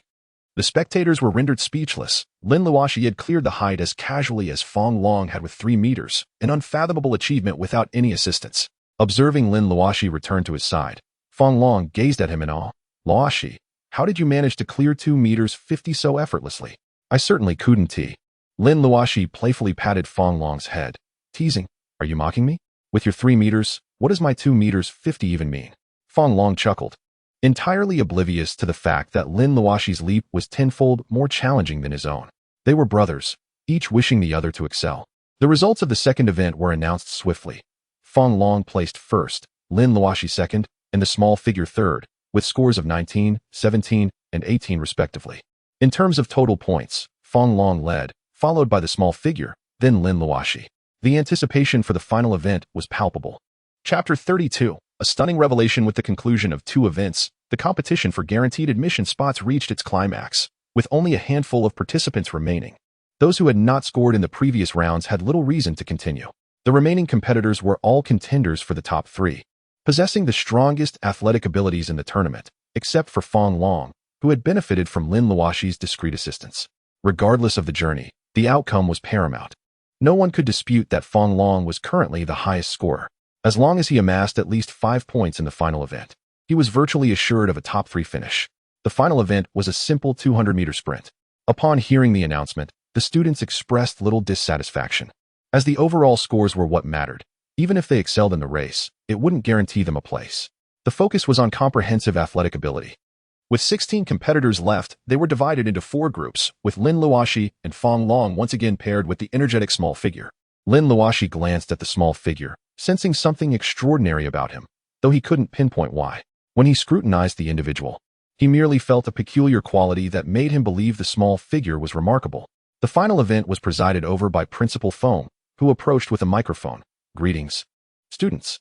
It is clear that those of you who have persevered to this point are undoubtedly the elite in sports. It is entirely possible that one day, among you, an Olympic champion will emerge. Upon reaching this point, Principal Fong cast a complex glance at Lin Luoxi. Initially perceiving her as an inconsequential participant, he was astonished to find that she had persevered to secure 3rd place. This revelation only intensified his curiosity about Lin Luoxi. Her academic prowess was commendable, and her athletic abilities were not to be underestimated either. Such a multifaceted individual, if placed in ancient times, would undoubtedly embody the ideal of being both scholarly and martial. And even in contemporary society, she shone brightly. It was clear to Principal Fong that someone like her was destined for greatness, and thoughts of fostering a closer relationship with Lin Luoxi began to stir in his mind. However, recognizing that the competition was still underway, he refrained from displaying excessive enthusiasm towards her, lest it invite criticism. As the participants returned after measuring the distance, Principal Fong waved his hand and announced, "Contestants may now prepare. The competition is about to commence. After this event, 3 individuals will earn their tickets to the college entrance examination. I wish you all the best in achieving excellent results." Following his words, the air erupted with enthusiastic applause, and Lin Luoxi and her peers approached the track. Observing the environment of the 200-meter sprint, she contemplated how best to assist Fong Long. Unlike the previous 2 instances where she acted covertly, this time the event involved 4 participants, and her position alongside Fong Long necessitated a different approach. As she watched several students take their positions on the track, a thought struck her. Focusing intently on one student's feat, she summoned the formidable willpower of her zombie entity. When the physical education teacher signaled the start, Lin Luoxi's pupils dilated, and a surge of dark energy coursed towards the student's legs. The student, who had initially exhibited a slow start, suddenly shot forward, covering an impressive distance in the blink of an eye, finishing the 200 meters in a mere 20 seconds, thus securing 1st place. Relieved, Lin Luoxi realized she had devised a method to help Fong Long by mentally locking onto his legs and continuously urging him to run with her dark energy. Achieving 1st place seemed within easy reach. As for Lin Luoxi herself, she was indifferent to her own ranking. Participating in such a competition as a zombie was, in essence, a form of cheating. Soon, the 1st group concluded their 200-meter sprint. The student Lin Luoxi had aided performed remarkably, finishing in 20 seconds, while the 2nd group's fastest competitor clocked in at 22 seconds. This left them feeling somewhat disheartened, as Fong Long had scored 11 points in the previous 2 events, and securing 1st place this time could have positioned him among the top 3. However, the chances of this now seemed slim unless Lin Luoxi and her companions were to score 0. The 3rd group took to the track, with one student managing to run just under 20 seconds, narrowly surpassing the previous competitor. This outcome left the initial student visibly distressed, having accumulated 12 points thus far. He had hoped to secure 1st place for a potential total of 22 points and a chance at the top 3. Unfortunately, the emergence of a faster competitor dashed those hopes. Finally, the last group was called up, whether by design or mere coincidence. The 3 leading students found themselves in the same group, a fact that seemed too fortuitous to be mere chance. This time, Fong Long refrained from uttering any discouraging remarks. The previous competitions had fortified his resolve. Now, standing before the 200-meter track, he vowed to secure at least 2nd place, dismissing the speed of the competitors ahead. As the final group prepared to race, Principal Fong unexpectedly stepped onto the track, Chuckling, "It seems you three are in the same group. I eagerly anticipate your results. Shall we continue our triumphant streak? I will officiate this final group. I trust you have no objections?" Lin Luoxi, Feng Long, and the petite student nodded in agreement, seemingly indifferent to who presided over the event. However, another student wore a despondent expression, lamenting his misfortune of being grouped with such stellar competitors, relegated to the role of mere backdrop to their brilliance. "On your marks." Principal Feng proclaimed as everyone assumed their starting positions. With a decisive gesture, he commanded, "Go." At the sound of his command, the four students launched themselves down the track like arrows released from a bow. Feng Long was astonished to find himself sprinting at an unprecedented pace, having already covered a significant distance by the time the command was issued, his speed unwavering. Lin Luoxi trailed closely behind him, continuously channeling energy to propel his legs forward. The petite student followed closely, maintaining a mere 3-meter gap from Lin Luoxi, who was also 3 meters behind Feng Long. The unfortunate student, destined to play the role of the supporting character, lagged a considerable 7 or 8 meters behind, with the gap only widening. Lin Luoxi could have easily outpaced everyone, reaching the finish line in mere seconds, but in an effort to avoid inciting panic, she chose to ensure the petite student finished closely behind her. Unbeknownst to her, the entire audience had fallen silent, captivated by the astonishing speed of the 3 runners, their movements seemingly a blur. With a sharp whistle, the 200-meter race concluded, leaving the spectators in utter astonishment as they gazed at the trio with expressions of disbelief, particularly fixated on Feng Long, as if he were a specimen worthy of study. Principal Feng, microphone in hand and visibly trembling with excitement, proclaimed, "The results of this race are astonishing. I can say with utmost certainty that in all my years, I have never witnessed students run as swiftly as these 3. Gazing at Lin Luoxi and her companions as though they were treasures, he continued, "Firstly, let us congratulate Feng Long, Lin Luoxi, and Su San for obtaining the top 3 positions, earning their exemption from examinations." With that, Principal Feng initiated the applause, which was joined by the surrounding students. Although the sincerity of the applause was uncertain at that moment, Lin Luoxi and her companions reveled in the recognition. As the applause subsided, Principal Feng gradually announced the results. The 4th group's results are as follows: Feng Long, 13 seconds 2, totaling 29 points. Lin Luoxi, 13 seconds 7, and Su San, 14 seconds flat, both accumulating 26 points, thus tying for 2nd and 3rd. This performance has exceeded even world champion standards, and as your school's principal, I am immensely proud. Observing the trophy and certificates presented to him, Principal Feng addressed them. "This is your exemption certificate. When the time comes, please visit my office for my signature and seal. Upon the commencement of the academic year following next year's college entrance examination, you may report directly. This trophy is yours. All are crafted from the same material. Congratulations once again." Unlike Feng Long, who eagerly accepted the items from Principal Feng, Lin Luoxi stepped forward and addressed the student who had tied for 3rd place. "Principal, since Su San and I are tied, this student is effectively excluded from the top 3. If one of us were to forfeit, would he not then be considered among the true top 3? Principal Feng was momentarily taken aback by Lin Luoxi's inquiry, but nodded in affirmation. "Indeed, if one of you were to forfeit, he would naturally secure the exemption. However, I doubt anyone would willingly relinquish such an opportunity." As everyone found Lin Luoxi's predicament amusing, a radiant smile spread across her face as she declared, "I forfeit." Before the crowd could fully comprehend her words, Lin Luoxi had already turned and departed, leaving behind a dazzling smile and a confident silhouette. "Xinya, I must admit I am becoming intrigued by your Prince Charming," Lu Rushuang remarked, observing the starry-eyed Xinya beside her. "While others may be oblivious, I can clearly see that your prince hasn't exerted his full potential throughout the matches." Noticing that Xinya seemed oblivious to her comments, Lu Rushuang rolled her eyes in exasperation but couldn't help but regard Lin Luoxi's retreating figure with keen interest. Chapter 33. An unexpected encounter with Han Shui. The competition had concluded, and Lin Luoxi chose not to linger. His primary motivation for participating was to assist Feng Long in securing a guaranteed admission spot. As for himself, Lin Luoxi was confident in his abilities to gain admission to university through merit alone. Thus, he held no particular interest in guaranteed placements. Due to the competition, it was already quite late compared to the usual dismissal time, and dusk was beginning to cast its shadows. Aware that Feng Long would likely be delayed, Lin Luoxi decided to walk home alone, as the distance was manageable, approximately a 20-minute stroll. "Excuse me, could you spare a moment?" A timid voice pierced the quietness of a secluded path, prompting Lin Luoxi to halt. He turned to find a girl dressed plainly, yet her youthful beauty was undeniable. After a brief mental deliberation, Lin Luoxi confirmed he did not recognize the girl before him and, with curiosity, inquired, "Are you addressing me?" A blush crept onto the girl's cheeks as she hesitantly nodded, as if she had made a significant decision. "Yes, I'm calling you. May I speak with you here?" Squinting slightly, Lin Luoxi surveyed the surroundings, confirming that they were alone.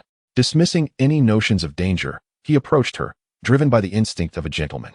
Upon seeing Lin Luoxi up close, the girl couldn't help but think how handsome he was. Overwhelmed by shyness, she stammered, "I apologize for interrupting you, but I truly have no one else to turn to for help." Noticing her agitated expression and the redness around her eyes, indicating she had been crying, Lin Luoxi spoke gently, "Now that I am here, please share your troubles with me. How may I assist you?" Her cheeks flushed. She lowered her gaze and whispered, "Do you need a companion?" Taken aback, Lin Luoxi regarded her with a hint of distaste, unable to fathom why she would resort to such a profession. His tone turned stern. "I believe you have mistaken me. I do not require such services, and even if I did, I would not seek someone like you." Reluctant to linger, Lin Luoxi turned to leave. However, Han Shui, summoning unexpected courage, stepped forward and embraced him, pleading, "Please, just accept me. I am not what you think." After a moment's pause, she added in a whisper, "This is my first time." Fearing he might walk away without listening, she tightened her grip. "I only need 500 yuan to help my mother, who has been feverish for 2 days and is worsening. I have exhausted all avenues for borrowing, but no one is willing to help, which is why I resorted to this." The sudden embrace left Lin Luoxi momentarily stunned. Feeling her softness against him and hearing her desperate words, he sighed, "Could you please let go of me? I promise to listen if you allow me some space." Han Shui tilted her head in disbelief. "You're not deceiving me, are you?" Finding her innocence both amusing and perplexing, Lin Luoxi nodded, "I assure you, I am sincere. If I truly wished to leave, your hold would not deter me. So please, release me." Seeing the logic in his words, Han Shui gradually loosened her grip. Embarrassment washed over her as she recalled how she had clung to him. "I apologize for that. I was just anxious because I had been waiting for you for quite some time, and you were the only one I saw." Observing her bashfulness, Lin Luoxi glanced around the secluded path, skeptical about her claim of isolation. It's hard to believe that no one else has passed by. This road may not be bustling, but surely more than a few people walk by in an hour? Well, there were a few, but the women were not my type, and the men were either too old or unattractive. I only saw a couple of decent-looking guys, but they seemed lecherous, Han Shui confessed, her head bowed once more. "This is my first time, so naturally, I wish to find someone suitable." Lin Luoxi regarded her quizzically. "If your sole aim is 500 yuan, does it not matter who provides that? Why are you so fixated on this?" With a shy glance, Han Shui replied, "Because you are handsome, and you don't seem like a bad person." Surprised by her reasoning, Lin Luoxi shook his head. "You may find this disappointing, but I have no interest in your body. To put it plainly, I do not need you." Believing he still doubted her sincerity, Han Shui's eyes glistened with tears. "I am telling the truth. My mother is ill and urgently needs money. I truly am a novice in this. I am not the person you imagine. Please, just buy me and help me out."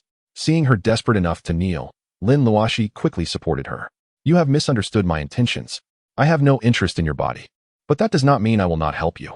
It's bewildering how you think. There are still people in this world who offer assistance without expecting anything in return." In the midst of her stunned silence, Lin Luoxi pulled 700 yuan from his pocket, money he had just withdrawn days prior. He kept 100 for himself and handed her 600. "Remember, when faced with difficulties, seek help instead of resorting to selling yourself." Gently wiping away her tears, he offered a warm smile. "You are a lovely young lady. There is no need for tears. I cannot do much more, but here is 600 yuan. Hurry home and take your mother to see a doctor." Staring at the money in her hands, Han Shui, still in disbelief, called out as Lin Luoxi turned to leave, "Are you sure you don't want me in exchange for the money? Aren't you afraid I might be deceiving you?" Lin Luoxi paused, glancing back at her with a serious expression. "I believe your body is priceless. The 600 yuan is merely a recognition of your filial piety. As for deceit, I trust my instincts and your sincerity." As Han Shui gazed at the departing Lin Luoxi, she suddenly realized that she did not even know Lin Luoxi's name. In a state of urgency, she chased after her, but found no trace of Lin Luoxi.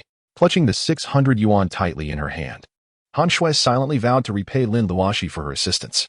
However, the thought of her mother, who lay in bed suffering from illness, shifted her focus away from seeking Lin Luoxi to prioritizing her mother's well-being. As Han Shui turned to run home, Lin Luoxi reappeared at the spot where Han Shui had stood, sighing to herself, "How could a girl with such pure and innocent eyes possibly be a fraud?" I wish for your mother's swift recovery. She walked in the opposite direction, the path leading home. Her decision to help Han Shui had largely stemmed from the recent passing of old Lin, reflecting on the time he was gravely ill and she was absent, leaving a lingering sadness in her heart. Han Shui's filial piety struck a chord within Lin Luoxi, prompting her assistance, a mere transference of her remorse for old Lin onto another individual, which provided her with some solace. Chapter 34. The zombie escaped Jinhua. We have a situation. The zombie I had confined in the impoverished district has suddenly gone berserk and escaped. At 2 a.m, the phone of the police chief of Miluo, He Jinhua, rang, and he answered with irritation. The frantic voice of Ma Xiaohu erupted from the other end. Oh, the zombie has escaped? What? Master Ma, what did you say? The zombie has escaped? He Jinhua, still groggy, responded in shock, instantly awakening to the tremor of fear in his voice. Although he was aware of the existence of zombies, he had never been particularly frightened, as he had never witnessed one firsthand. Zombies, after all, possessed thought, unlike the mindless corpses that were the walking dead. Ma Xiaohu sighed on the line. Yes, for reasons unknown, it went wild last night. By the time I arrived, it had already broken free from the chains I used to restrain it. Before I could react, it smashed through the iron bars and fled the dungeon. Ma Xiaohu understood the terror of the walking dead, but recognized that this was not the time for idle chatter. That's why I called you so late. Gather all officers immediately and surround the impoverished district without disturbing the citizens' rest. I suspect that creature has not yet left the area. Understood. I shall contact Cheng Tianjue and have him reach out to you.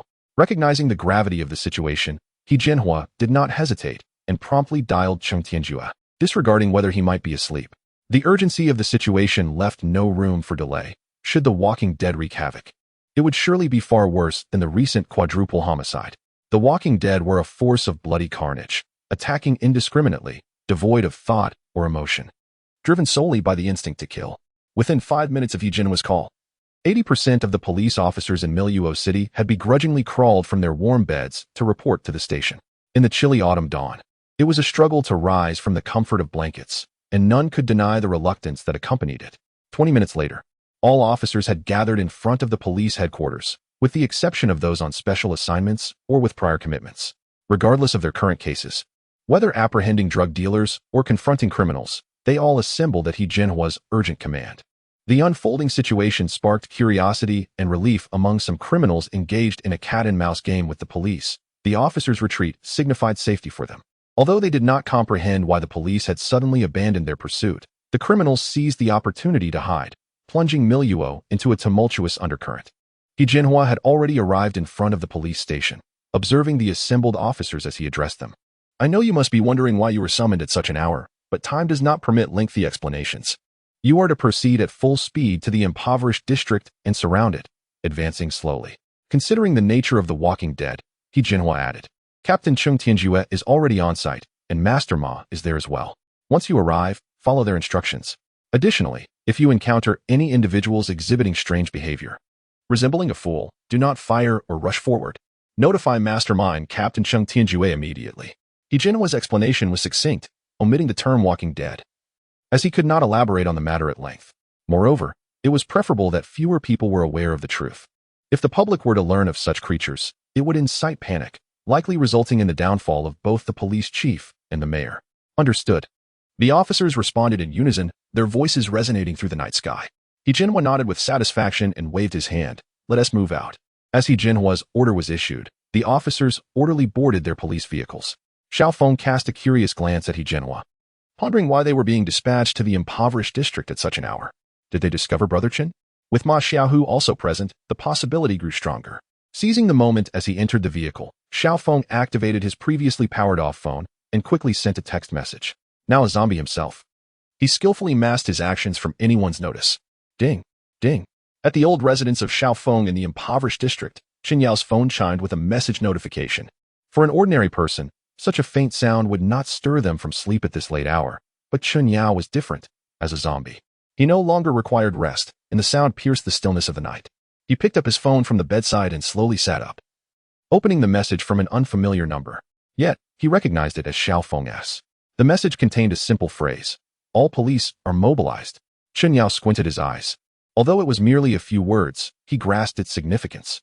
The mobilization of all police indicated that their target was indeed the impoverished district, though whether it was directed at him remained uncertain.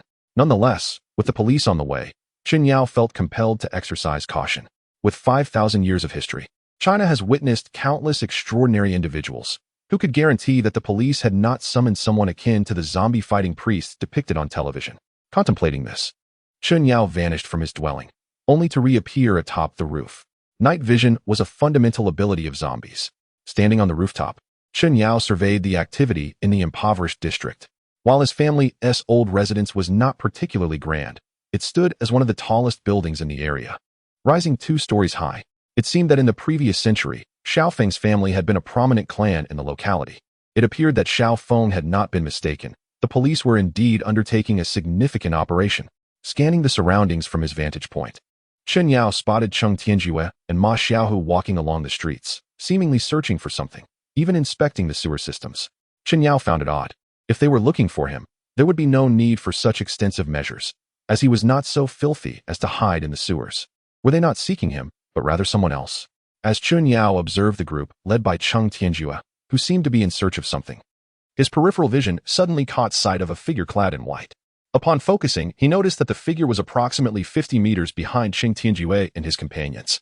Chen Yao squinted, realizing that the person had an extremely pale complexion, devoid of any color, with darkened nails and a vacant, yet fierce expression. At that moment, Chen Yao understood that Cheng Tianjue's group was not pursuing him, but rather the monstrous entity lurking behind them. What could it be?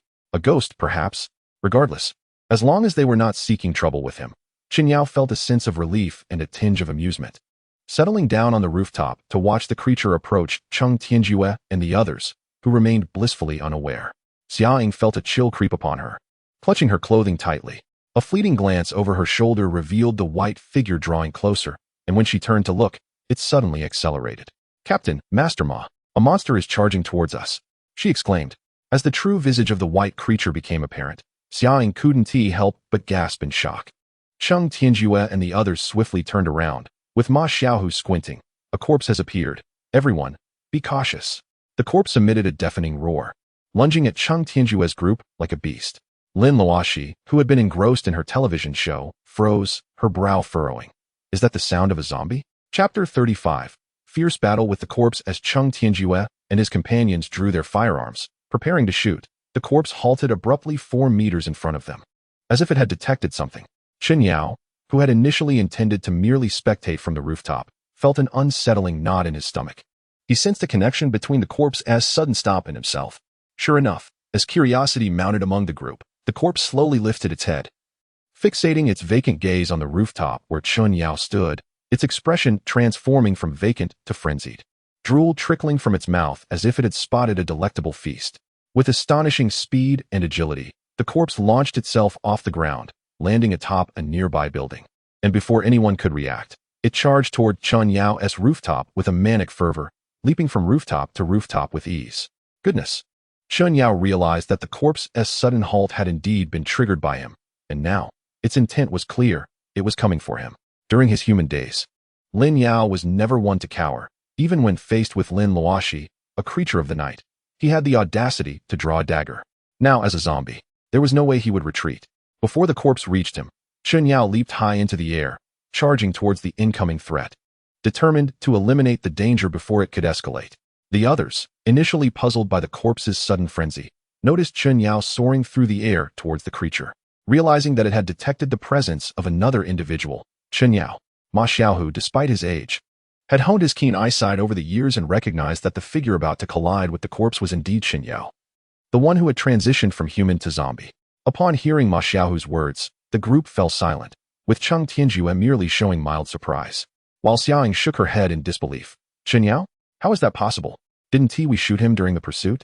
As Chen Yao leaped and delivered a kick that sent the corpse sprawling 50 meters away, Xiaoying continued to shake her head in disbelief. "Moreover, I've seen Chen Yao.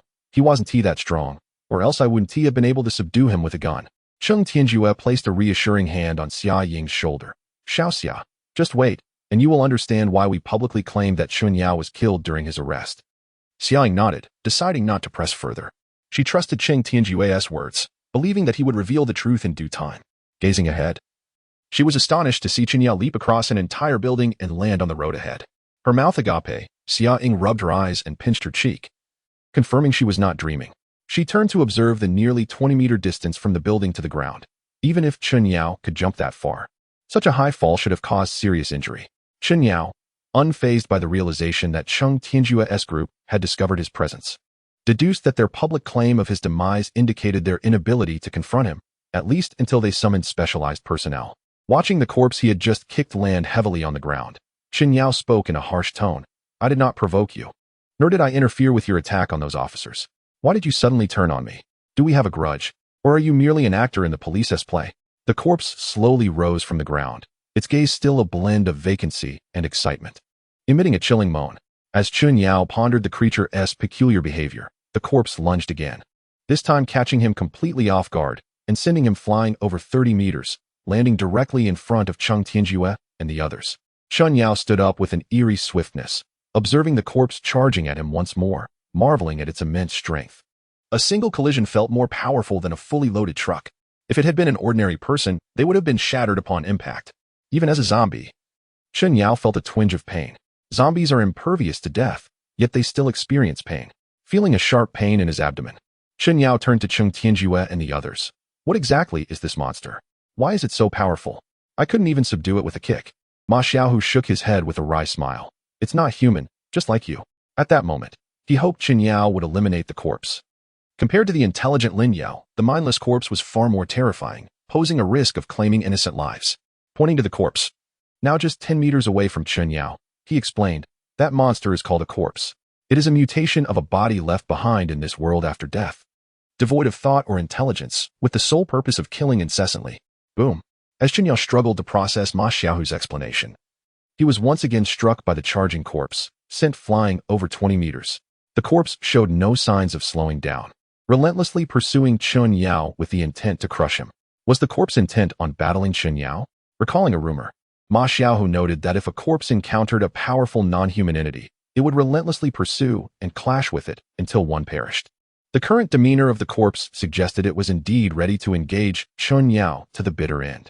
Roaring, Chun Yao, now fully enraged, sprang from the ground, revealing his blue-eyed zombie visage and sharp fangs, which appeared particularly menacing in the moonlight. Xia Ying, witnessing this, nearly dropped her weapon in fright. Chun Yao's clothing, torn apart by the frigid aura of his rage, left him clad only in casual shorts. As the corpse closed in within a meter of him, Lin Yao vanished from sight, reappearing above the corpse's head, fist poised to strike. With a resounding thud, Lin Yao's fist contorted the head of the undead, which had just stepped upon a sewer grate. The force of Chun Yao's strike not only deformed the creature's skull, but also forced the sturdy manhole cover open, sending the body plummeting into the abyss below.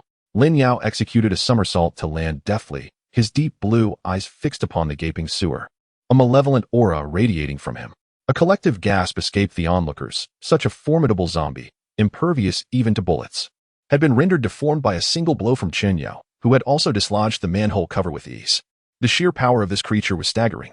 The more timid officers trembled in fear, realizing that death was alarmingly close, merely a few dozen meters away from Lin Yao. Chun Yao, be cautious from behind. As the crowd believed the undead had been vanquished by Chun Yao's powerful strike, the deformed creature suddenly emerged from a nearby sewer, advancing towards Chun Yao once again. Cheng Tianjue, who had witnessed this alarming scene, hurriedly called out a warning. In this moment, he prioritized Chun Yao's victory over the zombie. Even in its zombie form, Chun Yao's physical capabilities were at their zenith.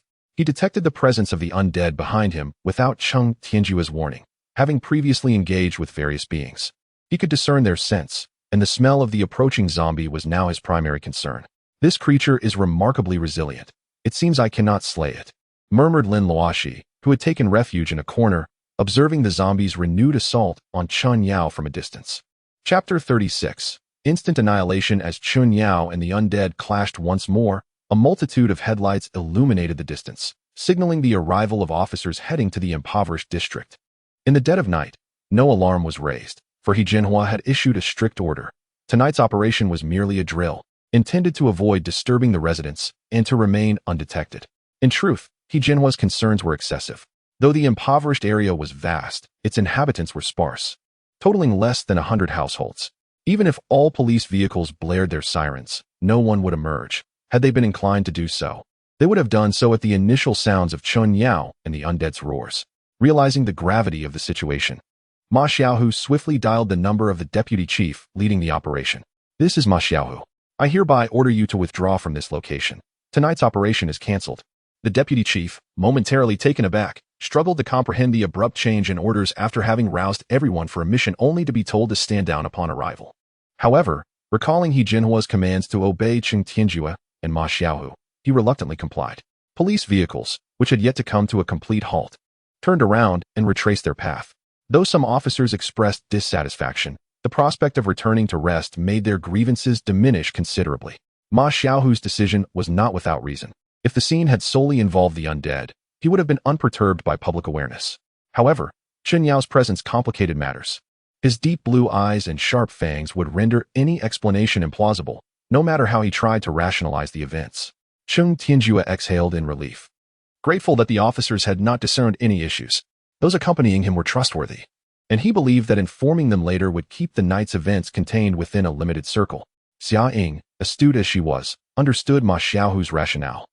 Zombies or undead creatures were not inherently terrifying. It was the panic of the populace that posed the true threat. Once chaos ensued, the resulting harm from public hysteria and rumors could be far more devastating than a dozen zombies combined. Yet, witnessing the fierce battle between Chen Yao and the undead, Xia Ying felt a tinge of anxiety. Regardless of the outcome, the safety of those present would likely remain compromised. With thoughts of potential danger ahead, she steeled herself, gripping her weapon tightly. In the midst of the fierce confrontation, Chen Yao maintained the upper hand, yet he was vexed by the relentless tenacity of the undead. No matter how severely he battered it, even managing to dislocate an arm, the creature continued to fight with reckless abandon, leaving him feeling somewhat helpless. It was not that he lacked the power to eliminate the zombie. Rather, he was acutely aware that they were no longer in the outskirts, but within the city. Excessive destruction could lead to diminishing safe havens in the future, a reality he wished to avoid. With a resounding thud, Chen Yao sent the undead flying once more, believing it would be unable to rise again. However, to his dismay, the creature staggered back to its feet, its visage even more grotesque, adorned with a chilling semblance of a smile that sent shivers down Chen Yao's spine. You can leave now. I will handle this. Just as Chen Yao contemplated the consequences of extinguishing the undead, a voice he would never forget whispered in his ear. A figure, obscured by a cloth that revealed only their eyes, mouth, and nose, approached. He recognized this person as the one who had transformed him into a zombie. Among those present, Chen Yao was the sole individual aware of Lin Luoxi's true identity. Despite this knowledge, he refrained from disclosing it. Upon seeing Lin Luoxi arrive and instruct him to depart, Chen Yao felt no need for pretense. Without waiting for Cheng Tianjue and the others to react, he leapt onto the roof of a nearby building, making several agile moves before vanishing into the enveloping darkness, unconcerned about whether the undead would pursue him, for it would no longer have the opportunity. Oh, why did Chen Yao leave? The undead is still alive. Upon witnessing Chen Yao's departure, Xia Ying panicked, pointing at Lin Luoxi and exclaiming, "Captain, what is that thief doing?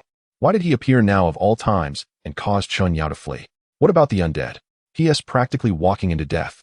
Cheng Tianjue and Ma Xiaohu exchanged glances upon hearing Xia Ying's words, unable to suppress a wry smile. Xia Ying truly was blissfully unaware, labeling the higher being responsible for Chen Yao's transformation into a zombie as a mere thief. Yet, as they glanced at Lin Luoxi's attire, reminiscent of a bank robber, they could hardly fault Xia Ying for her description on this chilly night. Lin Luoxi, having overheard Xia Ying's comment, couldn't he help but chuckle softly. It was amusing that amidst such tension, she could make such a remark. However, this was not the time for jest. Lin Luoxi focused on the approaching undead. Having gathered enough information from Ma Xiaohu's earlier introduction, she refrained from engaging the mindless creature in conversation. Though situated in a low-income area during the late hours, they were still within the city, and Lin Luoxi wished to prevent too many people from becoming aware of the existence of zombies. Therefore, she raised her right hand, summoning a flicker of faint crimson flame that ignited in an instant. Standing a mere 10 meters away, Cheng Tianjue and the others felt an inexplicable chill wash over them as the pale red flames danced in Lin Luoxi's hand, intensifying the already cold autumn night. They instinctively tightened their clothing against the sudden drop in temperature. Initially displeased with Lin Luoxi's arrival, believing it disrupted the battle between Chen Yao and the undead, Xia Ying was unlike Ma Xiaohu and the others. She had no qualms about allowing villains to engage in mutual destruction. As Lin Luoxi prepared to voice her frustration at the inopportune appearance of the figure before her, She was taken aback by the sudden flicker of pale red flames igniting in his hands and the abrupt drop in temperature surrounding her. Her face turned pale with shock as she trembled, pointing towards him. Captain, he isn't a thief, is he? What on earth is happening?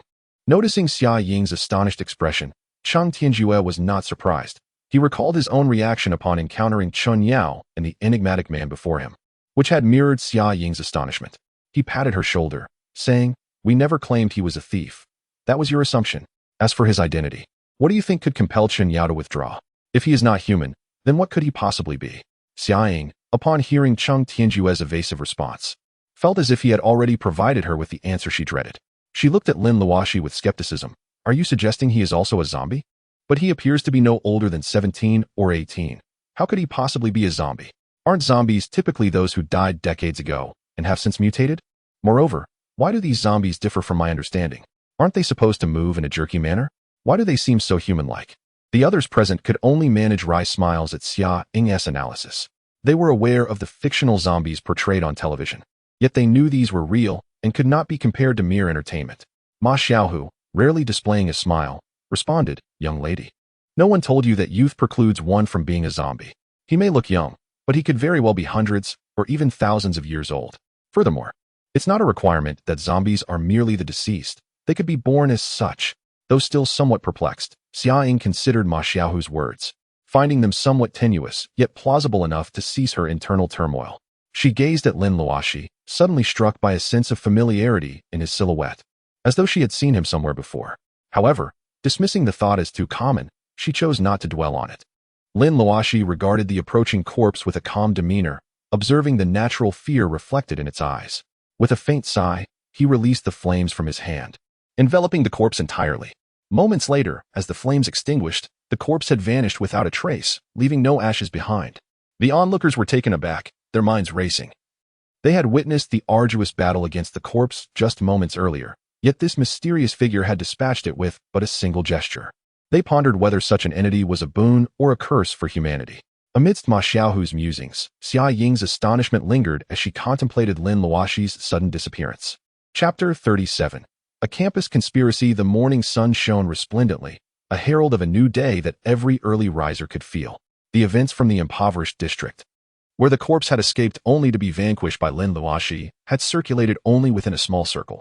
Authorities in the police department, as well as those in the city council and even higher echelons, felt an unsettling apprehension regarding the emergence of zombies in this small town. Despite the vastness of Huaxia and its rich cultural heritage spanning millennia, which had seen its share of extraordinary individuals and mythical creatures, none dared to voice confidence in their ability to eradicate the legendary zombies that transcended mortal realms. Even the highest authorities were uncertain whether their dispatched agents could successfully locate and eliminate these mysterious beings. With the final school bell ringing, Lin Luoxi and Fong Long exited the classroom. Although the previous night's incident had reverberated through the impoverished district, and some had heard the commotion, most, like Fong Long, paid it little mind, attributing the sounds to wild animals. Lin Luoxi, aware of the truth, chose not to disclose it to Fong Long, for he was human, and it was better that the ordinary populace remained oblivious to the extraordinary. "Look, see, last night was incredible. You know, my parents rewarded me with 200 yuan for securing a guaranteed admission. This is the greatest reward I've received in my 18 years. As they reached the staircase, Fong Long reminisced about the competition and his subsequent victory, feeling that his life had transformed. However, recalling Lin Luoxi's decision to forfeit his admission, Fong Long was curious. "Look, see, why did you give your spot to someone else? While a sports scholarship may not carry the same prestige as traditional admissions, it is still a legitimate pathway to university." Anticipating Fong Long's inquiry, Lin Luoxi smiled gently. "Perhaps that is how it seems to you, but for me, it is different. I thrive on challenges. I do not wish for an easy path to university. I prefer the satisfaction of earning my place." Fong Long shook his head, unable to comprehend. But he supported Lin Luoxi's choices. With Lin Luoxi providing a non-explanatory explanation, Fong Long chose not to ponder further. Suddenly, Lin Luoxi turned sharply towards the small woods behind the school, having sensed a surge of intense malice just as Fong Long departed to ride his bicycle. While ordinary individuals might remain oblivious, Lin Luoxi, as a being of the undead, was acutely sensitive to such energies. "Look, see, let us go." As Lin Luoxi contemplated investigating the woods, Fong Long arrived on his bicycle. Lin Luoxi cast one last glance at the small grove, Deciding to set aside his curiosity for the moment, he hopped onto the bicycle, and they headed towards the impoverished district. For they had classes in the afternoon and needed to return home for a meal and a brief respite. Although the school provided a cafeteria, the prices were beyond what they could afford. In the small woods behind the school, a man crouched behind a tree, sweat beading on his forehead as he peered through binoculars at his target, who had unexpectedly turned to gaze in his direction. The depth of those eyes, imbued with an enchanting power, filled him with sudden doubt about his mission. Taking a deep breath, he descended from the tree and retrieved his phone from his pocket. Dialing a number. After 3 rings, an elderly voice answered. "So, have you completed the mission?" Standing at attention, the man spoke respectfully. "Master, I've identified the target based on the employer's information, but what? As a killer, do you not know that hesitance and indecision are the greatest taboos?" The elderly voice on the other end expressed immediate dissatisfaction at his faltering speech. After being reprimanded by an elderly voice, the man immediately broke into a cold sweat and divulged his thoughts. "I understand, Master. I suspect that the information provided by the employer may not be genuine. Upon observing the target, I found that he does not resemble the ordinary high school student described in the dossier. To put it simply, this C-level task appears to be dubious." The elder remained silent for a minute before responding slowly. "You are my disciple, a C-level assassin, a professional killer with a contract worth $200,000. Tell me, can you complete the task?" A sense of inexplicable melancholy washed over the man. Indeed, the ruthlessness of an assassin was evident. It seemed that his master was solely concerned with his reputation and was unwilling to face ridicule should he abandon the mission. Reluctantly, he shook his head. "Master, I understand. I will do my utmost to fulfill the task, but if anything should happen to me, please send my severance pay back to my family." Without waiting for a response, he hung up and powered off his phone. The task was to proceed, and he would dedicate himself entirely to its completion. Even if it meant his own failure or death, there would be no regrets.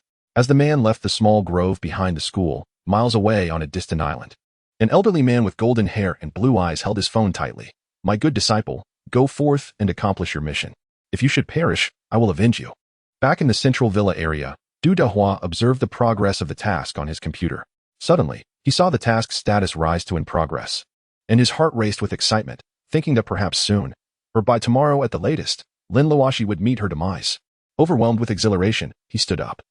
Having spent an entire day and night fixated on the computer screen, now that the task was confirmed to be underway, he felt a wave of relaxation wash over him, only to be reminded by his growling stomach. He opened the door and called out, "Aunt Lee, are you there? Please prepare something to eat. I am starving." Before he could reach the ground floor, Du Dahua had begun shouting for the housekeeper, but after calling for some time without response, he wondered if she had stepped out. Upon entering the hall, his hunger quickly dissipated as he caught sight of Aunt Lee, who appeared to be in her 30s. Clad in tight-fitting lingerie and practicing yoga on a mat while wearing headphones. The youthful vigor of Du Dahua stirred within him, and despite her age, he couldn't help but admire how well-maintained her figure and skin appeared, likely due to her yoga practice. His gaze wandered upwards, and his desire surged uncontrollably. Du Dahua, who had always preferred women with ample curves, lost all restraint and instinctively embraced the alluring Aunt Lee, his hands exploring her form. Unaware that someone was in the villa, Aunt Lee, having just returned to work after feeling slightly better, was taken aback by the sudden advance of the young man. Panicked, she began to slap at him in a desperate attempt to escape his grasp. However, Du Dahua, still a man despite his youth, possessed strength that Aunt Lee could not counter. Her feeble struggles only ignited his primal instincts further, and in a frenzied moment, he tore away the scant covering from her chest, burying his head into her bosom. Mortified and furious, Aunt Lee had never experienced such an affront since her husband's passing. In a moment of desperation, she seized a nearby ashtray and swung it at Du Dahua's head. Caught off guard by the unexpected strike, Du Dahua was knocked unconscious, his eyes rolling back as he collapsed. Aunt Lee, panic-stricken, pushed him away and hastily donned her clothes. Observing the motionless figure on the floor, blood oozing from his head, she composed herself, realizing she could no longer remain in the villa. Deciding to take what valuables she could find, she resolved to leave without a trace. Meanwhile, poor Du Dahua, who had just been reveling in the successful initiation of his assassination plot, found himself knocked out by an ashtray. A perfect embodiment of the saying, "Joy leads to sorrow." Chapter 38. The assassin arrives at midnight. Du Dahua slowly regained consciousness. Relieved that Aunt Lee had not struck him with great force, he had merely been knocked out, suffering only a minor injury to his head that bled slightly. Rising cautiously, He felt the discomfort of dried blood sticking his hair together and cursed under his breath at the audacious housekeeper. He flipped on all the lights in the villa, only to realize something was amiss. Approaching the television, he nearly wept upon discovering that the small golden pig he had purchased for 200,000 was missing. If that was gone, what other valuables might have vanished? Rushing to his room, he opened the door only to find his collection of precious gold ornaments had also disappeared. Du Dehua, a man with a penchant for collecting pure gold items, felt a surge of rage as he realized that nearly $1 million worth of treasures had been stolen. He suspected who the culprit might be. Grabbing his phone, he called the police. "Hello, police department? I wish to report a burglary. Nearly $1 million worth of gold ornaments have been stolen from my residence at. Had it been a mere few $1,000s. Du Dehua would not have bothered to involve the authorities, but for nearly $1 million, he could not let the thief, Antley, escape unpunished. Although he could have sought his father's assistance, Du Dehua had other plans. A wicked smile crept across his face as he recalled the moment he had pinned her down. Igniting a fiery determination within him, he resolved that upon capturing Antley, he would threaten her to submit to him. Otherwise, she would face the dire consequences of her actions. In a modest neighborhood, Lin Luoxi stood at her door.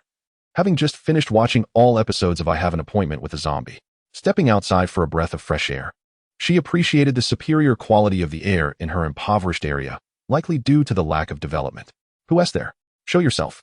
As she inhaled the crisp air and prepared to return indoors, Lin Luoxi caught a whiff of an unfamiliar presence. The neighborhood was home to a few familiar scents. But suddenly, there was an unfamiliar one lurking behind her in the stillness of the night. Crouched behind a water tank, a man's heart raced. He had been lying in wait for 2 hours, convinced that Lin Luoxi was merely feigning ignorance. However, due to her engrossment in the television, he lacked the confidence for a decisive strike. Trusting in his ability to remain undetected, he decided to bide his time, sensing that Lin Luoxi's words might be vacuous. Lin Luoxi turned around and gazed at the only water tank in the courtyard that could conceal a person. "Are you not coming out, or must I invite you? Or perhaps you require me to state your presence behind the water tank before you emerge." To her surprise, after hiding for 2 hours, she had still been discovered. Realizing that Lin Luoxi had indeed seen him, the man felt there was no longer any need to remain hidden. If stealth was futile, then he would resort to overt action. Without a hint of hesitation, he stepped out from behind the water tank and stood 3 meters in front of Lin Luoxi, scrutinizing the youth who had uncovered him. As the man assessed her, Lin Luoxi examined him in return. He was of average height and build, with features that bore the marks of years exposed to the sea breeze, an appearance that was rather ordinary. A thought crossed Lin Luoxi's mind. "You are an assassin, and you have come here to kill me?" The man paused, taken aback. "How do you know I am an assassin? How do you know I am here to kill you?" Lin Luoxi maintained a hint of a sunny smile. "Did you not just inform me of that? Tell me, who sent you to kill me?" The man was momentarily taken aback, realizing he had inadvertently revealed too much. With a wry smile, he shook his head. "I am merely an assassin. I never inquire about the identity of my employer. We assassins have our own code of conduct. Even if I knew who it was, I could not disclose that information to you." Lin Luoxi nodded, not sensing deceit in his words. After all, television often spoke of the confidentiality surrounding an assassin's missions. Her inquiry had merely been a gamble, a chance to encounter a killer lacking in professional ethics. With the realization that the man before her was indeed an assassin with a clear intent to take her life, Lin Luoxi found himself in a moral quandary. Though he was not inherently malevolent, he was not entirely virtuous either. As long as his safety was not threatened, he could afford to smile and overlook matters. However, should his safety be compromised, he would not be lenient. Just as those men in black who pursued Qianlong had posed no real threat to him. Despite being a zombie, he was impervious to their attempts on his life. Certain laws of the world were peculiarly ironic. Once the intent to kill was stirred, regardless of whether one succeeded or failed, guilt was inescapable. After all, where did the charge of attempted murder originate? Thus, faced with those harboring murderous intentions towards him, Lin Luoxi resolved that even if they could not take his life, they would still bear the costs of their actions, which could only be paid with their own lives. He repeatedly affirmed to himself, "I am a fair person. If you attempt to kill me, I will reciprocate. If neither of us perishes, it is fate. Should I end your life instead, that too is destiny. It is all preordained." Much like Chen Yao, who once harbored murderous thoughts against Lin Luoxi and had succeeded in killing him once, only for Lin Luoxi to retaliate and ultimately both to survive. Lin Luoxi felt they were now even. Thus, upon encountering Chen Yao again, the initial hatred had dissipated. As Lin Luoxi gazed at the man before him, his murderous intent flared, and he prepared to strike. However, As he inhaled deeply, he forcibly stilled his hand and opted to evade the man's advance. The man, having sensed Lin Luoxi's impending action, was momentarily confused when he halted mid-attack. Regardless of the reason, he would not let such an opportunity slip away. If Lin Luoxi would not strike, then he would not hesitate to press the attack. Lin Luoxi deftly dodged the man's incoming punch, choosing instead to absorb the blow and fell backward, crashing into the water tank. The man, witnessing Lin Luoxi's seemingly feeble state, felt a flicker of doubt. He recalled the fierce, commanding gaze he had observed through his binoculars earlier that day. How could someone with such intensity now appear so weakened? Nonetheless, the man's resolve remained steadfast. Accomplishing his mission was paramount. With a mindset of swift resolution, he drew a military dagger from his shoe, its cold glint radiating menace as he advanced toward Lin Luoxi, intent on delivering a lethal blow and returning to fulfill his task. Lin Luoxi, however, did not focus on the approaching man, but rather on the courtyard entrance. Just as he was about to act, he sensed another presence, familiar yet uncertain, compelling him to withhold his own strike and instead assess the situation. The man stood before Lin Luoxi, raising his dagger to plunge it into her heart. But Lin Luoxi knew the man had lost his chance. The previously dominant figure suddenly crumpled to the ground, a sharp dagger protruding from his back. A face, marked by arrogance and nonchalance, emerged before Lin Luoxi, disdainfully glancing down at the fallen man. So this is the fourth-ranked assassin group in the world, he scoffed, his tone laced with sarcasm. With such lack of vigilance, you dare to come to Huaxia to kill? It seems your death is well-deserved. As he spoke, the newcomer withdrew the dagger from the man's corpse, wiping off the blood. Only then did he turn his gaze to Lin Luoxi, his expression softening slightly. I truly do not understand what makes you so special that someone would offer $20,000 for your assassination. What a waste. He continued. I happened to pass by and lent you a hand, but this is a one-time favor. Be cautious in the future, or seek out your employer to have the contract rescinded. After glancing at the corpse, he shook his head. Even if the employer agrees to withdraw the contract, the assassin group might not let you off so easily. Quite the conundrum, indeed. Lin Luoxi regarded the youth, who was still mumbling to himself, and pointed at the body on the ground. Brother, I don't quite understand your talk of assassins, but what do we do about this corpse now? Hearing Lin Luoxi's query, the young man slapped his forehead in realization. What poor memory I have. You should go inside and rest. I'll handle this body for you. But heed my warning. The 7-day killer's creed is relentless. Thank you, I understand. I will be more careful in the future. Lin Luoxi nodded, casting a fearful glance at the body before timidly retreating into the house and locking the door behind him. $20,000 to kill such a character. What a waste. The young man gazed at the closed door with a sigh of regret, shouldering the corpse and exiting through the courtyard gate. Peering through the gap in the door, Lin Luoxi observed the young man departing, a complex expression on his face. He carries the same aura as Xianlong. Is he from the Dragon Group? Chapter 39. Encountering Han Shui as dawn broke, Lin Luoxi ventured to a picturesque hillside on the outskirts for a breath of fresh air. It was Saturday, and with nothing pressing to occupy him, he relished the solitude that had come to define his existence since becoming a zombie.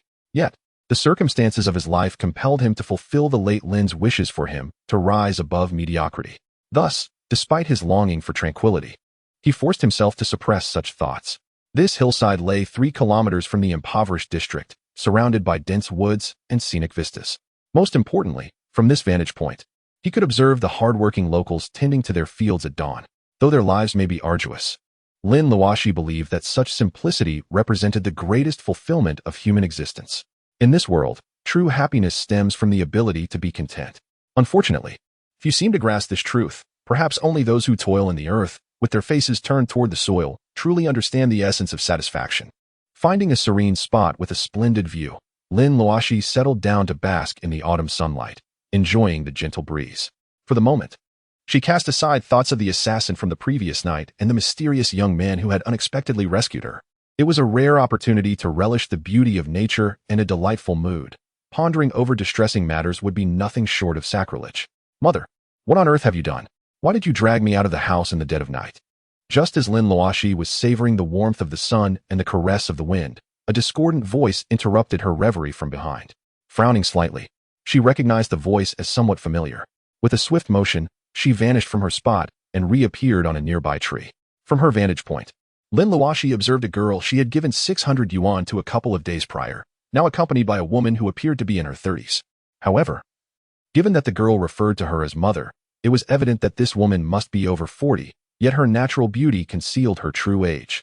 The woman glanced around the vicinity, ensuring no one was watching, before releasing her hold on the girl and sitting down on the ground. Xiaoxue, I thought I could return to the villa to work now that I am feeling a bit better, and since I presumed no one would be home. I intended to practice some yoga just as I do at home. The girl nodded, well aware of her mother's penchant for yoga. I understand. But what does your yoga practice have to do with dragging me out in the middle of the night? The woman, Aunt Li Xiaoya, the housekeeper of the Du family and the girl's mother, sighed upon hearing her daughter's words, a hint of embarrassment in her demeanor. You know I prefer to wear just 2 snug garments while doing yoga. She cast an awkward glance at Han Shui. However, I did not anticipate that the owner's son, the very one who invited me back to manage his meals, would be present. He saw me in the midst of my practice. Han Shui shot her mother an exasperated look. How many times have I told you? If you're going to do yoga, do it properly. Why must you insist on being undressed? Now look what happened. Did you expose yourself to him?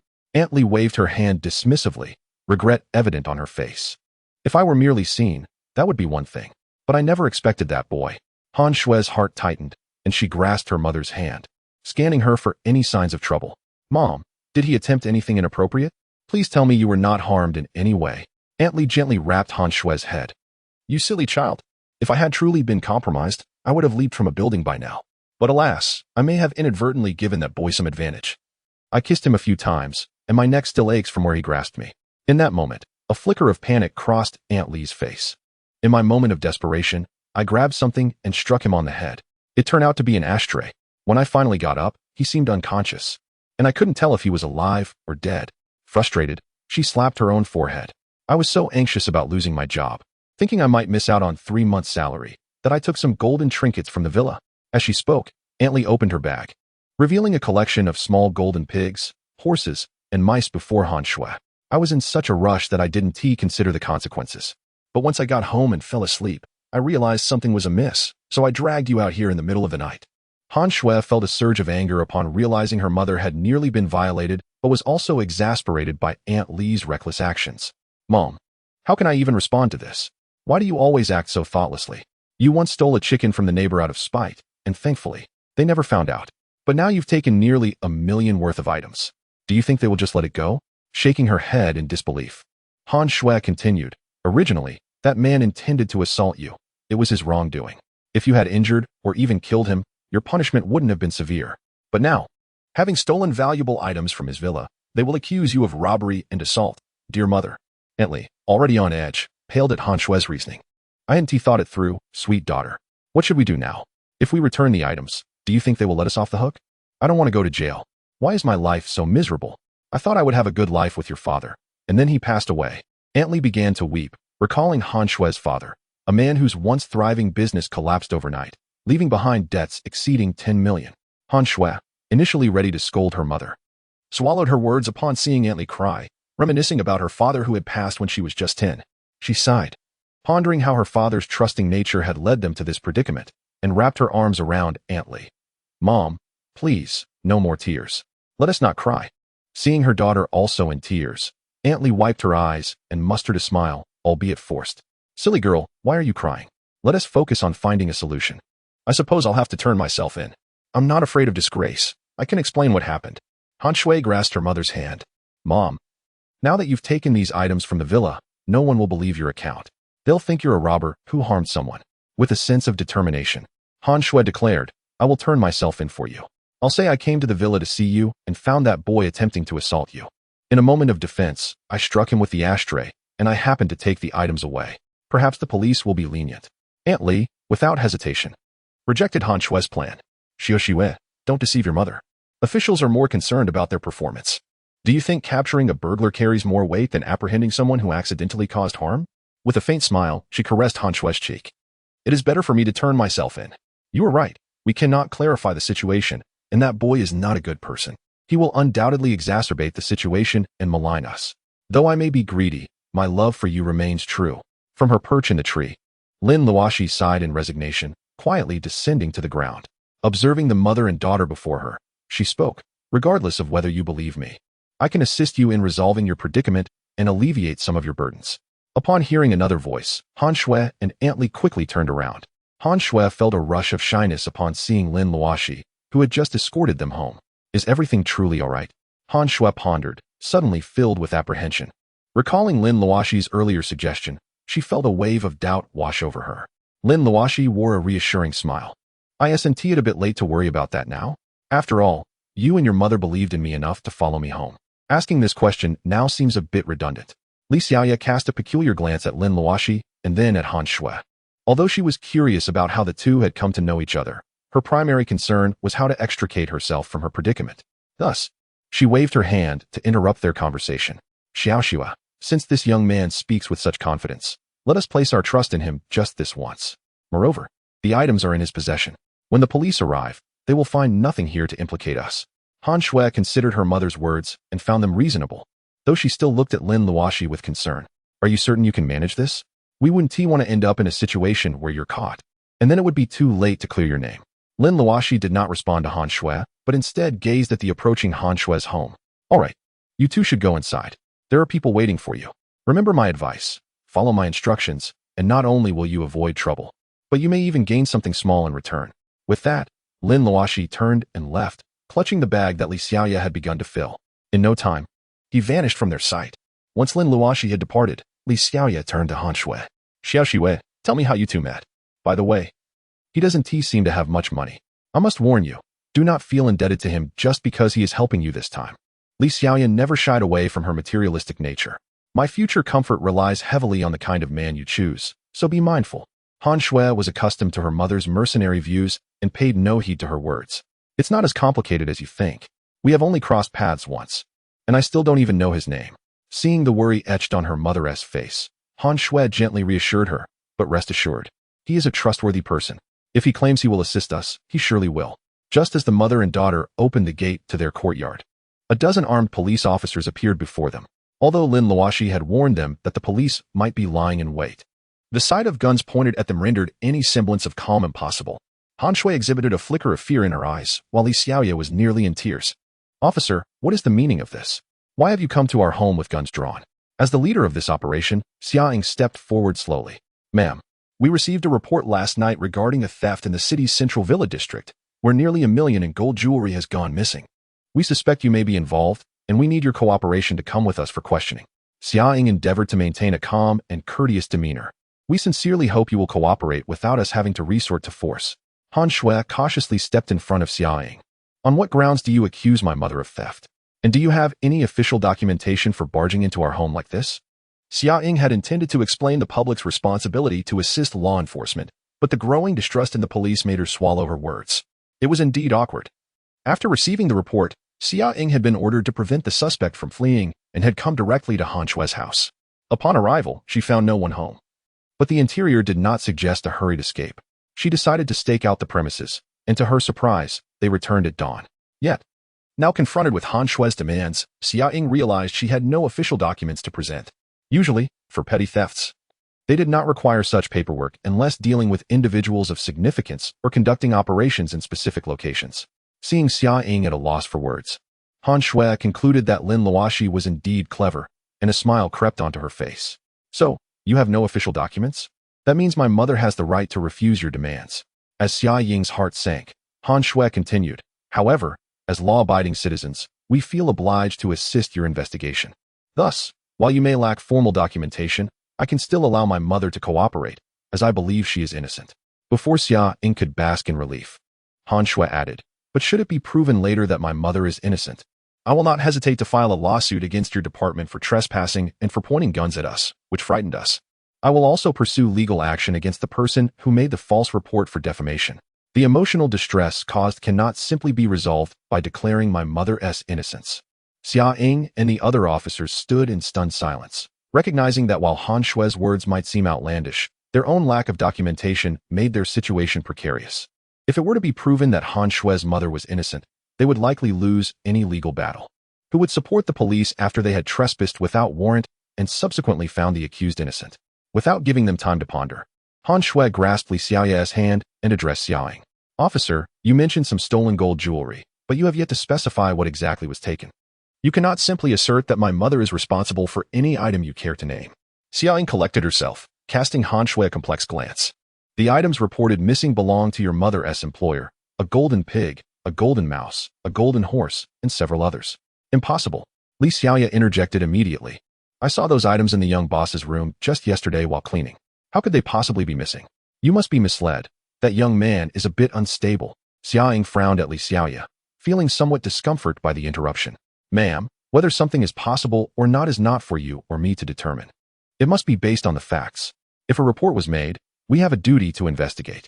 Li Xiaoya retorted with sarcasm. You speak so nobly. Yet I genuinely question whether you have even bothered to check the villa. It seems you are here to apprehend me based solely on hearsay. Xia Ying's expression hardened. For Li Xiaoya was indeed correct. After receiving the report, she had not visited the crime scene. She had assumed no one would frivolously make a false report, wasting police resources. But now, seeing the confidence on Li Xiaoya's face, she began to doubt whether the young boss was truly unstable. Noticing Xia Ying's silence, Han Shui mused that Lin Luoxi's insight was astute. Her expression darkened as she addressed the officer. Officer, surely it cannot be true that you would come to our home without even investigating the scene? Is this not a trivial matter? Do you think ordinary citizens are easy prey? With a stern demeanor, Han Shui emphasized, you had better hope that nothing is truly missing from that household. Otherwise, I will certainly sue you. Your actions are a disservice to the reputation of ordinary citizens. Xia Ying's face flushed with embarrassment, shifting from red to pale as she noted the gathering crowd outside. If these individuals were indeed innocent, she had no doubt Han Shui would pursue legal action against the police department. With a sigh, Xia Ying could only hope that the individuals before her were merely blustering. Knowing she would have to visit the scene herself shortly, Han Shui seemed to see through Xia Ying's thoughts. Officer, I do not trust you. I insist we go to the scene right now. I am concerned that you might collude with businesses to frame my mother, who is innocent but could be wrongfully accused. Xia Ying wanted to retort, but recognized the validity in Han Shui's words. With a reluctant shake of her head, she replied, all right, let us go now.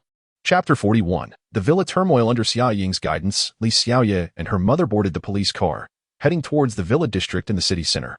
As they approached the villas, Xia Ying's anxiety intensified.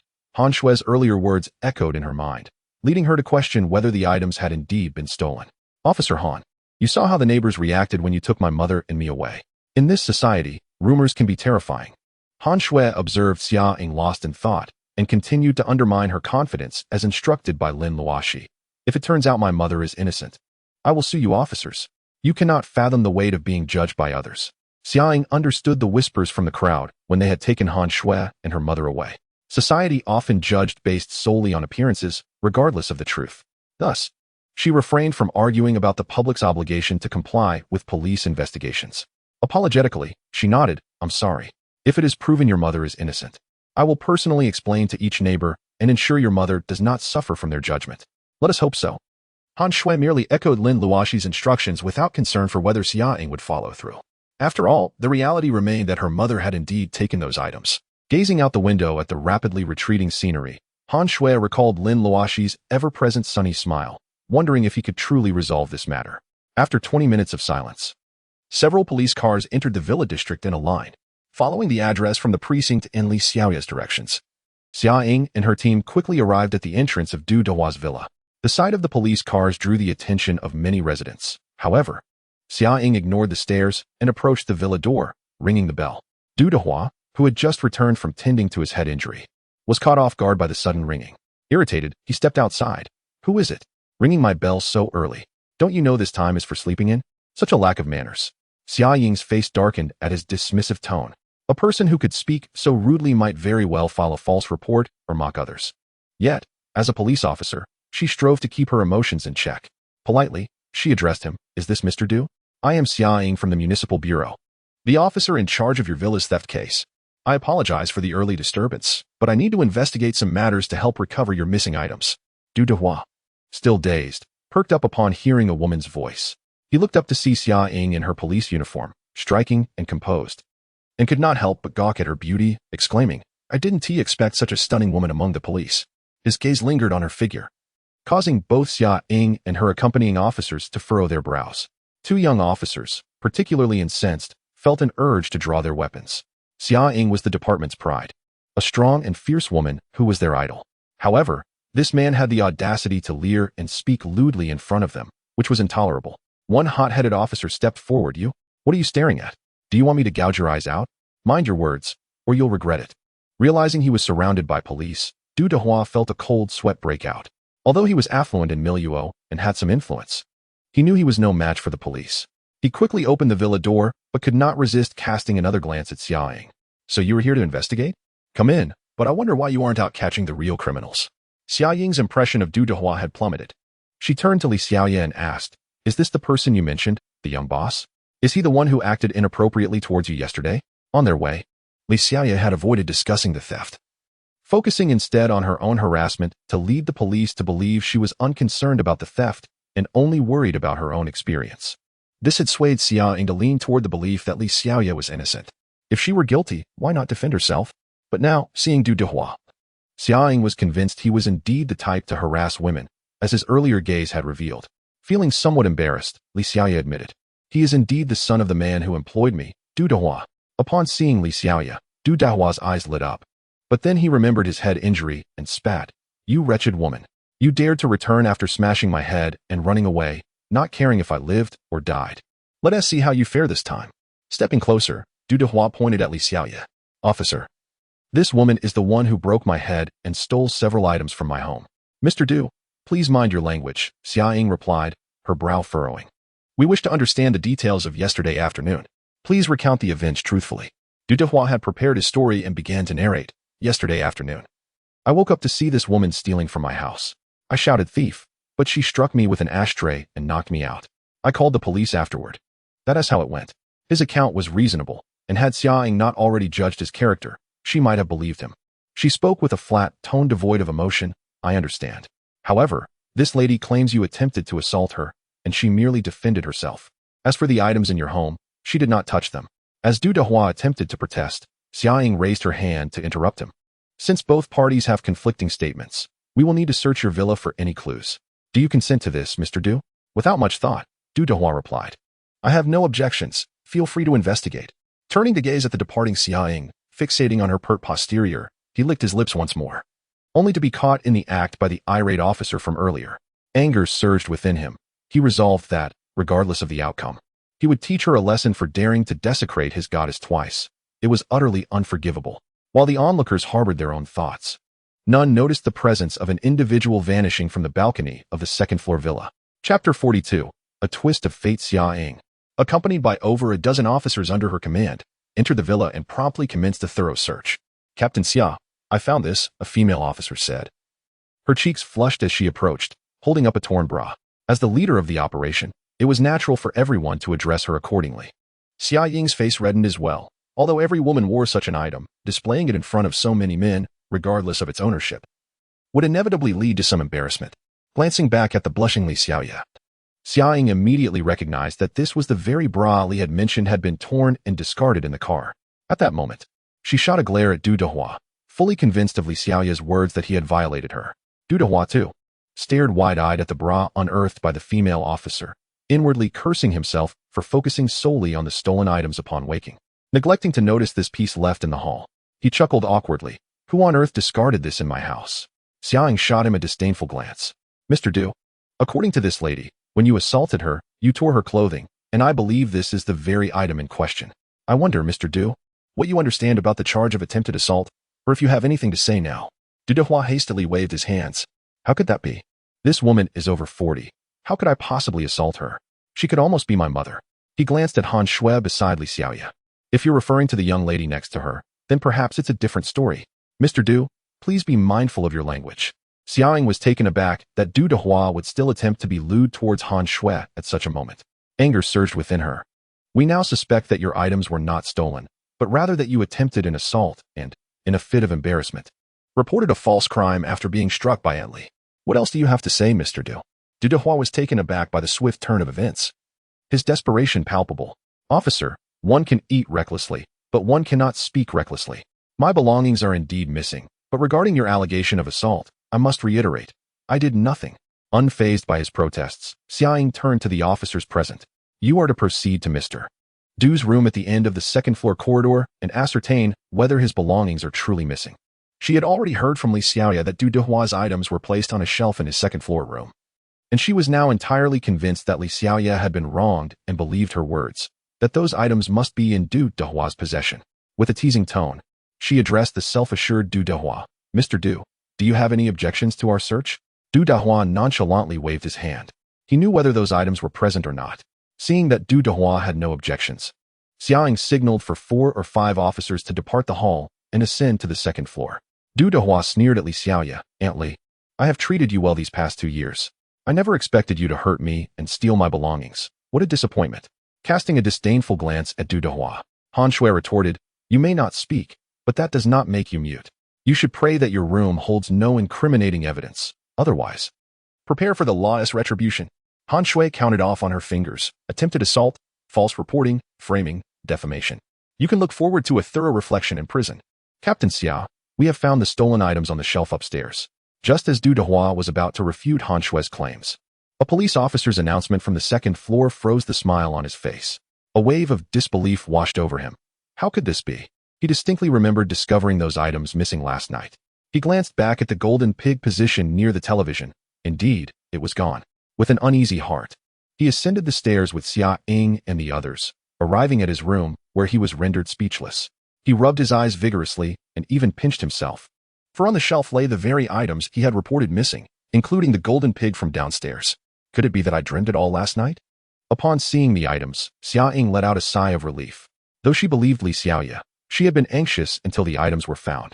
Now, her disdain for Du Dehua deepened. With a frosty demeanor, she glared at him.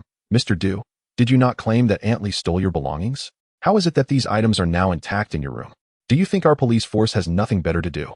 Or are you eager to spend 2 years in prison?" Du Dehua vigorously shook his head. "Impossible. This cannot be. I was not knocked senseless by the assault. How could I misplace my belongings?" The gathered crowd initially frowned at Du Dehua's continued attempts at denial, but upon hearing his subsequent words, they struggled to contain their laughter. No one had even questioned him about the assault on Li Xiaoya, and yet he had brought it up himself. Xia Ying's face broke into a smile. No. I did not do anything to that woman. You must have misheard." Realizing his slip, Du Dehua hurriedly attempted to retract his statement. Yet, it was too late. Everyone present had heard his confession. Xia Ying's expression darkened as she regarded him. "Mr. Du, you are under arrest. We suspect you of attempted assault, false reporting, and framing others. Please accompany us for an investigation." "No, I did not." Du Dehua, disregarding the pain in his head, fervently shook his head. But the officers present were no longer inclined to believe him, particularly the irate officer who felt a surge of joy at the news. He stepped forward to seize Du Dehua, contemplating how to teach him a lesson upon their return. Han Shui, witnessing Xia Ying order the officers to restrain Du Dehua, stepped forward decisively. "I have also decided to sue Du Dehua for the severe emotional distress his actions have caused my mother, demanding both compensation and an apology." As a knot tightened in Xia Ying's stomach, Han Shui added, "Moreover, I will sue the police department for unlawfully entering a private residence, brandishing firearms, causing significant emotional damage to my family. I demand a reasonable explanation and compensation for this operation." Silence enveloped the room. Particularly the responding officers exchanged glances with Xia Ying, uncertain of how to proceed. Xia Ying could only smile wryly, realizing the absurdity of the situation.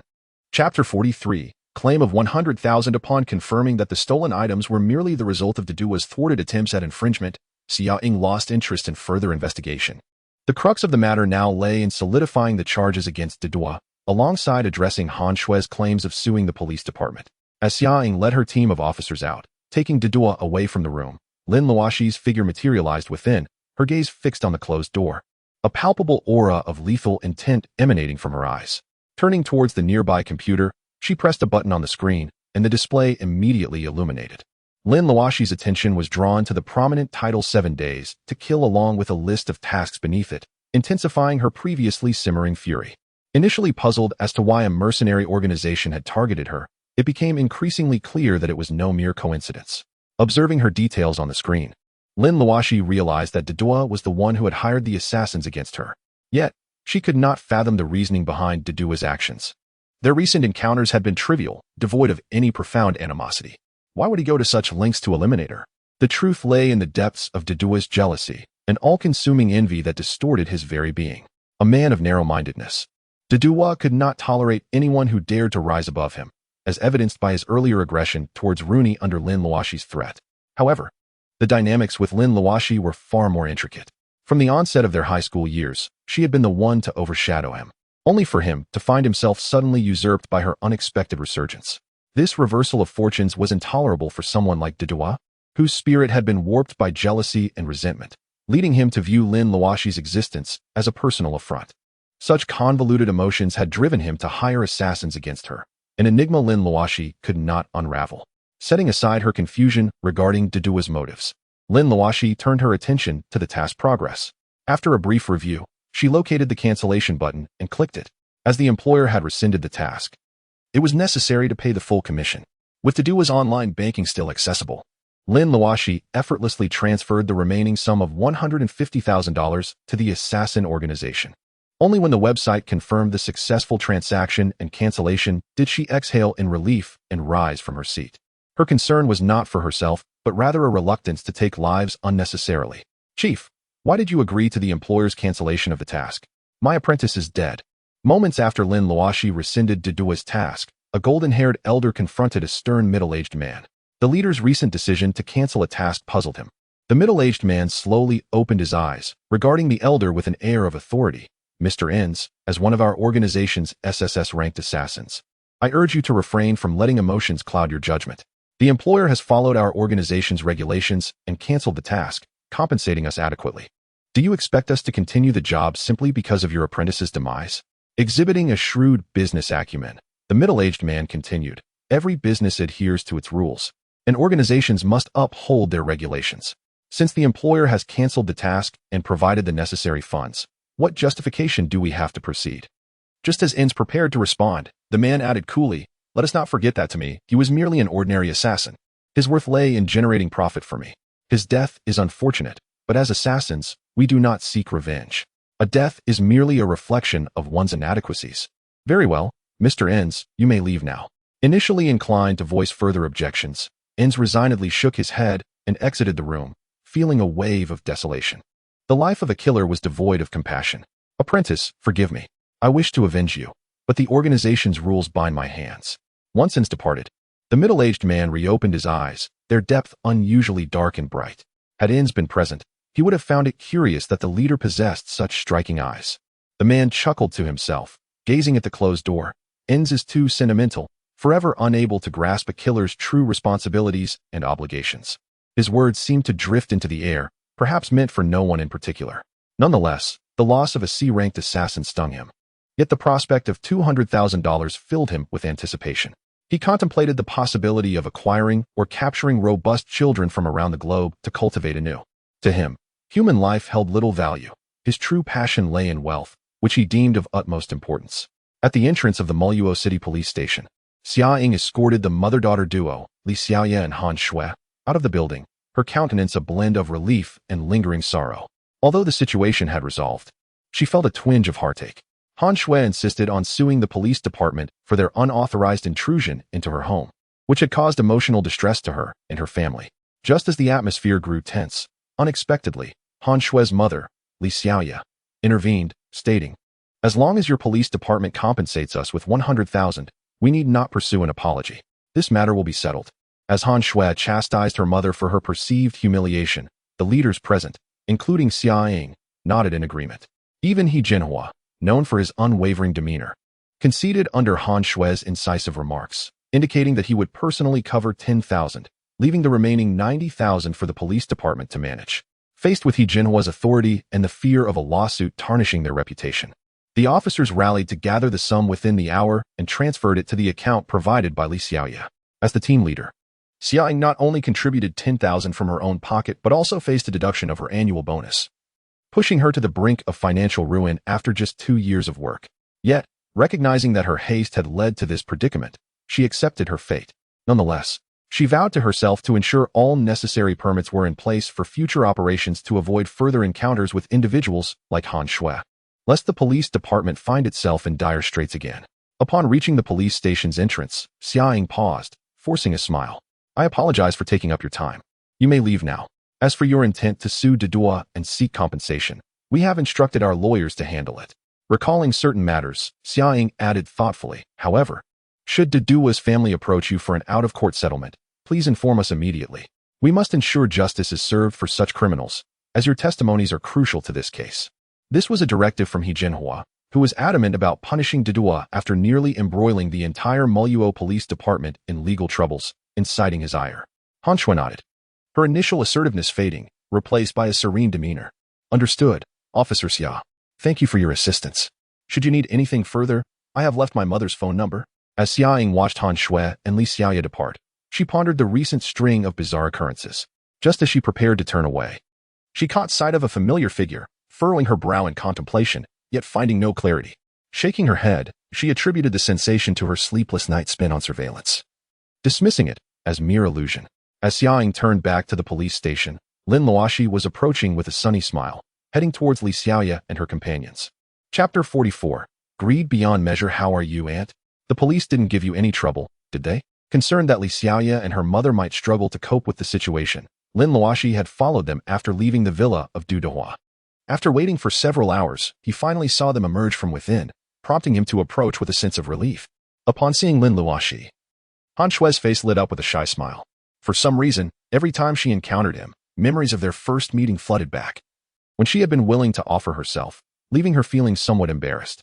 However, Li Xiaoya's expression turned instantly vigilant as she recognized Lin Luoxi. You, what do you want? Although you have helped us, do not expect my gratitude. I am the victim here. Even without your assistance, the police would have uncovered Du Dehua's attempted assault on me. Mom, what are you saying? Han Shui was taken aback by her mother's words and looked apologetically at Lin Luoxi. I'm so sorry. My mom can be thoughtless. Please don't be upset. Li Xiaoya remained unmoved by her daughter's plea. Am I wrong? This young man is so eager to help us because he is attracted to your beauty. Look at him waiting outside the police station. He surely wants to take this opportunity to get closer to us in hopes of courting you. Pointing at Lin Luoxi, Li Xiaoya spoke with an air of finality. Listen here, young man. Do not harbor any illusions about using this incident to get close to my daughter. She would never look at someone like you, who possesses nothing. She is destined to be a wealthy lady, traveling in luxury cars and adorned in million-dollar outfits, far beyond someone of your humble status. Lin Luoxi stood there, dumbfounded, as Li Xiaoya unleashed a torrent of words before he could even respond. Her imagination was astonishingly vivid. Aunt, I believe you have misunderstood my intentions, he attempted to interject. Before Lin Luoxi could finish, Li Xiaoya interrupted him again. You need not say anything. I have made myself quite clear. Even without you, the fact remains that Du Dehua assaulted me, a truth that cannot be altered. Do not think you can use this situation to forge a connection with us. Young man, it would be wise for you to leave. Mom, enough. Han Shui's face burned with embarrassment as she witnessed her mother's incessant chatter. She felt ashamed for the first time, her voice filled with anger. I cannot believe you would belittle someone who has helped us so profoundly. As her mother's expression soured, Han Shui continued to voice her dissatisfaction. Do you think you, Li Xiaoya, can contend with someone of Du Dehua's standing? Are you aware of the gravity of your actions? Have you ever learned the meaning of ingratitude? Disappointed, Han Shui shook her head. Have you forgotten how you taught me when I was young? You insist that Du Dehua's assault is a fact, but without his help. Would you have had the opportunity to voice this? Or if he hadn't assisted, would the valuables you stole have even surfaced in his room? Seeing her mother rendered speechless by her accusations, Han Shui's tears began to flow. You are completely distorting the truth. Why are you so afraid to mention the jewelry you took? Li Xiaoya was taken aback by her daughter's bold questioning and slapped her across the face. As Han Shui stood there, shocked and holding her cheek, her eyes began to redden. Are you still my daughter? How dare you speak to your mother this way? Do you know who raised you and supported your education after your father passed away? Li Xiaoya had her own justifications. Do you not understand that kindness without reason is often a guise for ulterior motives? Why would this young man help us without a reason? He is simply drawn to your beauty. If he were wealthy, that might be acceptable, but he is not. I have only one daughter, and I refuse to let him get close to you. Pointing toward the police station with agitation, she continued. Now that Du Dehua has been arrested, I have seen no evidence of this young man's contribution. All he did was return the jewelry to Du Dehua's room when no one was watching, a simple task that hardly warrants praise. Moreover, Du Dehua's arrest is entirely due to his assault and framing, with no connection to this young man. The police have not even mentioned the stolen jewelry, have they? Han Shui had reached the end of her patience with her mother. The jewelry had returned, and she was safe, but if it had not appeared in Du Dehua's room, she would have to consider the potential consequences. Her mother was fixated solely on the outcome, neglecting the process. I'm sorry, Han Shui said quietly. Glancing back at the now empty space before her, she sighed, realizing that Lin Luoxi must have left during their argument. Thinking of her mother's disgraceful behavior, she felt certain he must be disappointed. Han Shui understood her mother's greed. She knew that her mother had married her father for his wealth. She had hoped that after all these years, her mother might have changed, but it seemed her avarice had only intensified. With Han Shue's intelligence, she had likely already deduced why her mother had avoided mentioning the jewelry. She wanted to erase any credit for it, fearing that Lin Luoxi might claim a share of the recent windfall. Truly, her mother's greed ran deep, leading her to become utterly ungrateful in her pursuit of wealth. Xiao Shui, why are you acting as though you've lost your spirit? Isn't it better that he has left? Li Xiaoya mused to herself, relieved that there was no one to share the 10,000 with. She paid no mind to Han Shue's demeanor, believing that wealth was paramount. Having learned from her marriage to Han Shue's father that life is unpredictable, she was determined to build her own fortune, lest she suffer if a man faltered. Quickly catching up to Han Shui, Li Xiaoya adopted the tone of a seasoned veteran. Xiao Shui, you may not understand my actions now, but one day you will. In this world, only money is truly reliable. Do not let someone like that young man get close to you again. Unfazed by her daughter's silence, she continued. What I did was to ensure he feels he has no claim to any credit, thus giving him no reason to approach you or demand a share of the 10,000. Clever, don't you think? Han Shui halted, casting a disgusted glance at her mother. I truly do not understand how my father could have fallen for a woman so greedy and powerful. Please do not infect me with your mindset. Li Xiaoya laughed dismissively. You are my daughter, you must heed my words. Do not cause any trouble. If you ruin my chances for a good life, I swear I'll jump off a building to show you. Remember, you can only marry a wealthy man. If you choose someone with nothing, it will be as if I never gave birth to you. That would be my honor, Han Shui replied, stopping to face Li Xiaoya, a look of disdain gracing her features. Hearing her daughter's words, Li Xiaoya waved her hand dismissively. Unfortunately, this is not a matter of desire. I am your mother, and that fact will never change. Then recalling something, she asked, by the way, who was the one who gave you money for my treatment? Surely it was a man, right? Is he wealthy? Is he pursuing you? Why else would he give you money? Responding to her mother's barrage of questions with irritation, Han Shui replied, I already chased him away. With that, she turned and hurried home, leaving Li Xiaoya in stunned silence. Chased him away? She pondered, suddenly remembering someone. Could it be him? However, reflecting on Lin Luoxi's attire, which barely cost 20 yuan, she shook her head in self-denial. Chapter 45. The haunted building. Lin Luoxi departed while Han Shui and her mother were embroiled in a heated argument, initially concerned they might face difficulties with the police. However, she did not anticipate that Li Xiaoya would maliciously speculate about her intentions in offering help, leading Lin Luoxi to abandon any desire to linger. To her, Han Shui was merely an inconsequential passerby in her life, and she never considered any significant connection with her. The thought that her good-hearted assistance was dismissed as worthless by others left Lin Luoxi with a slight discomfort. Yet she had long grown accustomed to the ingratitude prevalent in society. Consequently, she paid no mind to Li Xiaoya's disregard for her past assistance. Reflecting instead on her own foolishness and vowing to refrain from meddling in others' affairs in the future, after a busy day dealing with this incident, Lin Luoxi exited the police station around 6 in the evening. The autumn dusk descended swiftly, and she lamented the loss of a beautiful day without having accomplished anything meaningful. For her unfulfilled good deed, she could only blame her inclination to interfere. As she strolled along the street, a pang of hunger struck her. Realizing she had not eaten for several days, Lin Luoxi patted her head and, catching a whiff of fragrant noodle soup, followed the enticing aroma to a ramen shop, where she ordered a large bowl of noodles. Perhaps due to the evening preference for dining at home, the shop was relatively empty. Her order arrived swiftly, and savoring the aroma of the broth, she quickly devoured the entire bowl, leaving not even a drop of soup behind. Suddenly, while settling the bill, Lin Luoxi noticed a familiar figure rushing past the ramen shop entrance, seemingly in a hurry. Recognizing him, she thought she might be able to assist, prompting her to disregard her earlier admonition to avoid meddling. In the bustling city center, she trailed the figure from a distance of 10 meters. Confident she wouldn't be noticed as he hurried along, oblivious to her presence. Before long, the individual halted in front of a building, conversing with the security guard at the entrance before entering. Lin Luoxi squinted, puzzled as to why he would arrive at the building at this hour, especially since it seemed to be after work hours, and he was not an employee there. Sensing something amiss, Lin Luoxi quickened her pace. The security guard intercepted her, stating, I'm sorry, but the building is closed. There's no one inside. If you have business, please come back tomorrow. Lin Luoxi had prepared her response, pointing to the individual who had just entered the elevator, saying, I'm with Su San. I was delayed as I needed to buy a pack of cigarettes.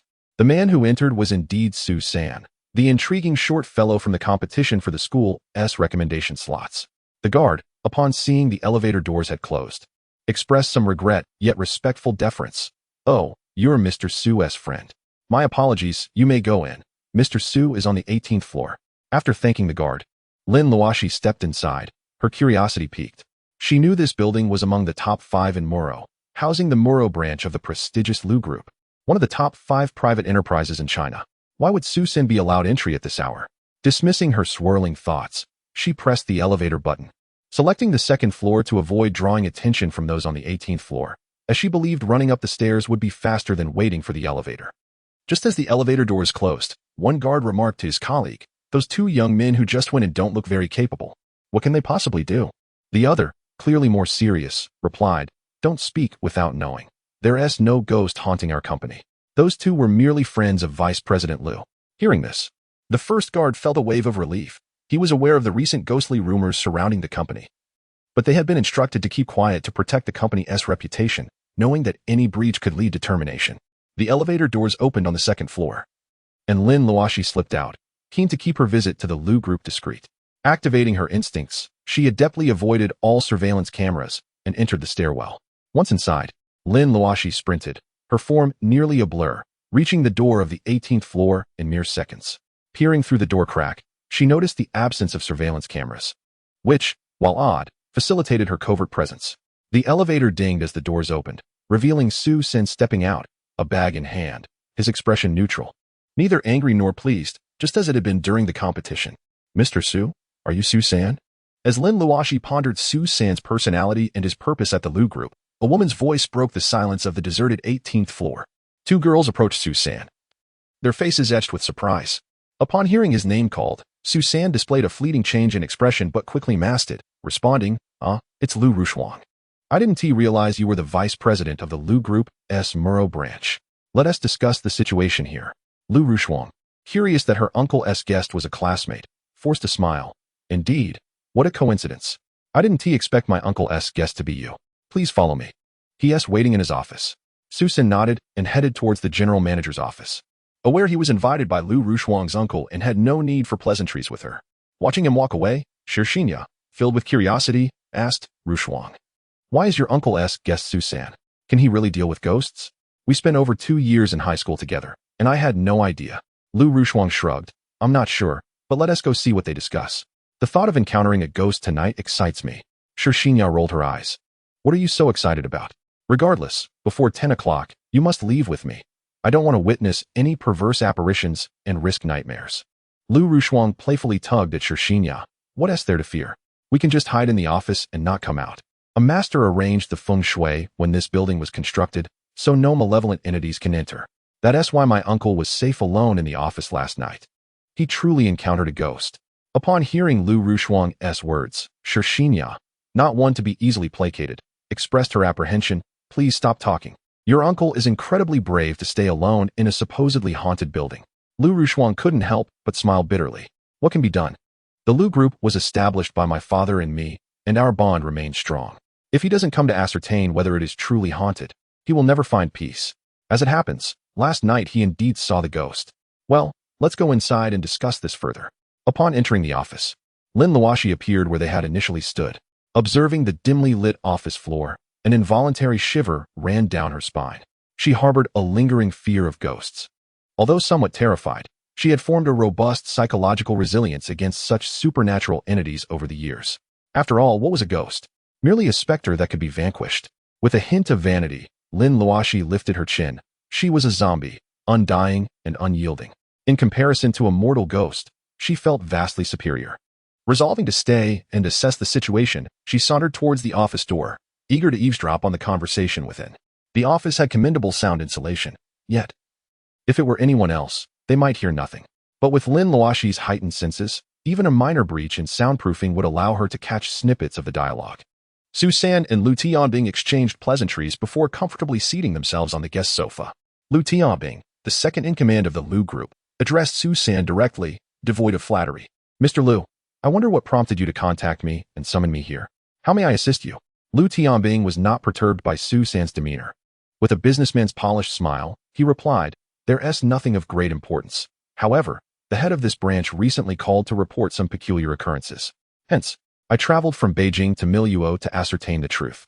Recalling the events of the previous night, Lu Tianbing felt a chill.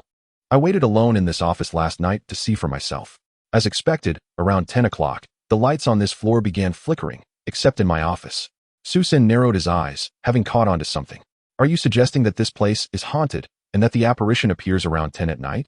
Lu Tianbing nodded without hesitation. Indeed, last night, I encountered a malevolent spirit, a young man in his 20s. He recognized my presence and attempted to attack me, but he was unable to enter the office. He gestured towards the glass wall. He stood outside, trying various terrifying forms to frighten me. Initially, I was quite frightened, but as I realized he couldn't enter, my fear dissipated. By around 3 in the morning, he seemed to give up and departed. Shaking his head in apprehension, he added, however, this morning, one of the security guards mentioned that he was hospitalized after a fright last night. I knew it was that ghost, but I felt powerless. So I enlisted your help through a friend, hoping you could alleviate this troubling situation. Otherwise, my company may not survive. Susan nodded while surveying the office's layout. No wonder that ghost couldn't enter last night. It appears a master set up a protective arrangement for you. Quite astute. At this point, Susan's eyes narrowed. However, this arrangement serves to suppress souls. I believe the master was aware of the ghost's presence, but was unable to exorcise it at the time. Hence the temporary seal established to confine it here. Lu Tianbing nodded in agreement. You are correct. When this branch was established, I did consult a master regarding the feng shui of this location. Yet, he never mentioned the presence of a ghost. A rare smile appeared on Susan's face.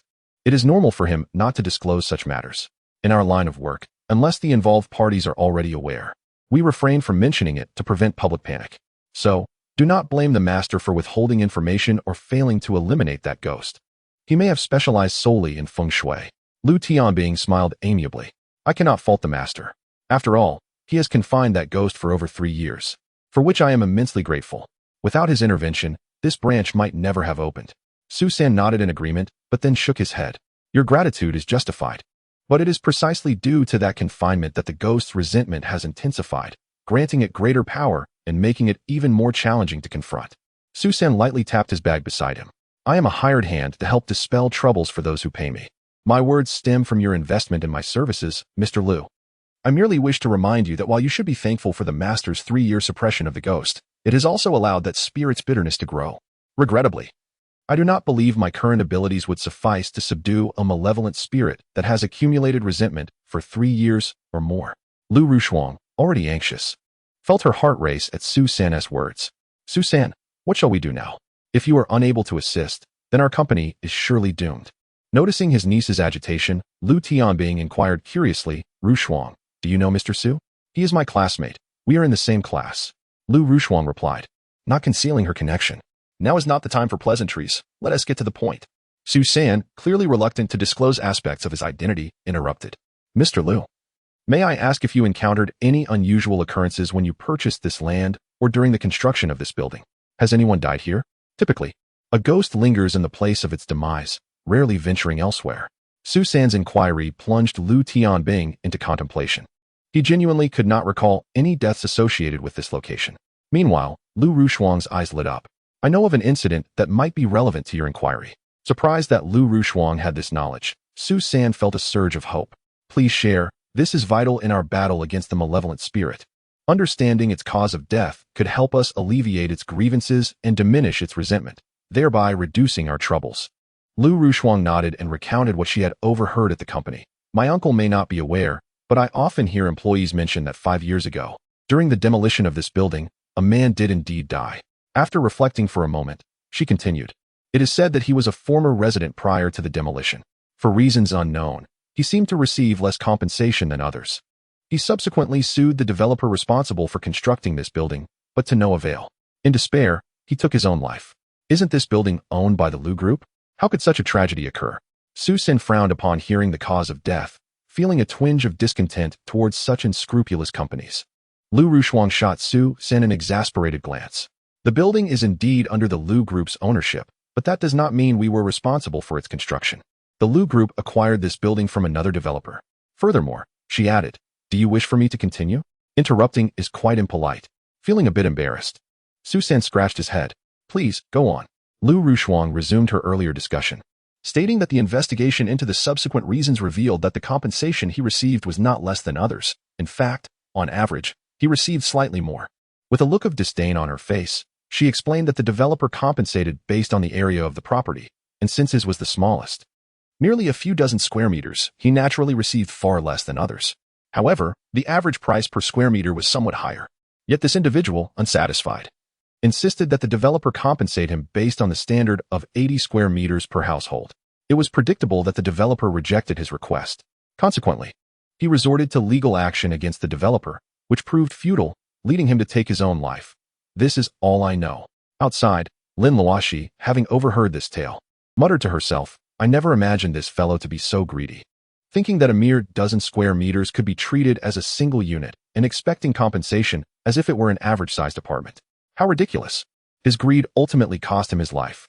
Do you also think I am greedy? Just as Lin Luoxi uttered these words, a chilling voice echoed in her ears. Is someone there? Lin Luoxi suddenly sensed a presence nearby and instinctively turned around, her hair standing on end. Before her stood a pale-faced young man, his eerie smile sending shivers down her spine.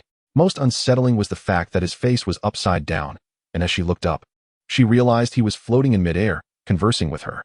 Recalling Lu Rushuang's earlier words in the office, Lin Luoxi confirmed that this was indeed the malevolent spirit haunting the building. Is this a ghost?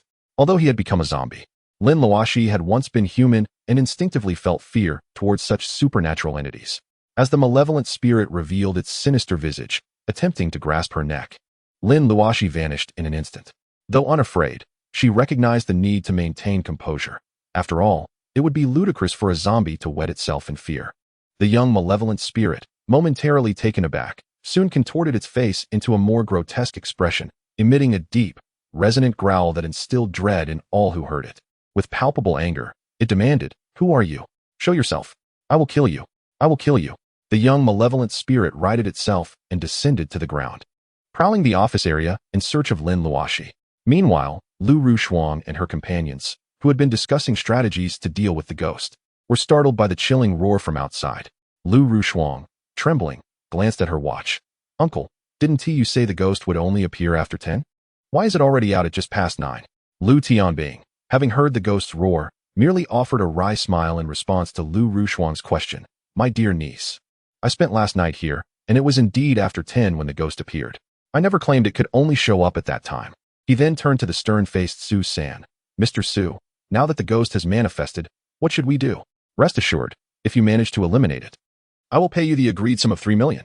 Su San did not respond to Lu Tianbing's query. Instead, he rose and approached the wall, pulling up the blinds of the floor-to-ceiling window. The scene outside was immediately revealed to everyone. Ah, a ghost. As the blinds lifted, Shirshinya immediately spotted the malevolent spirit hovering outside, or rather, drifting would be a more accurate description. The young ghost was wandering through each small office area, evidently in search of Lin Luoxi, who had just called him greedy. While searching, he heard a woman's voice and halted, gazing at the now open window. Upon seeing Lu Rushuang and Shirshinya, a faint, sinister glow flickered in his cold eyes. In an instant, the young malevolent spirit appeared before the window, fixating his gaze on Shirshinya and Lu Rushuang. Saliva dripped from the corners of his mouth as he cackled. Wonderful. Truly wonderful. I never expected 2 women to arrive. Both pure maidens. At last, I can reincarnate. Leaning against the window, the young malevolent spirit extended his tongue, licking the glass as if savoring Shirshinya or Lu Rushuang, causing the 2 girls to huddle in a corner, trembling uncontrollably.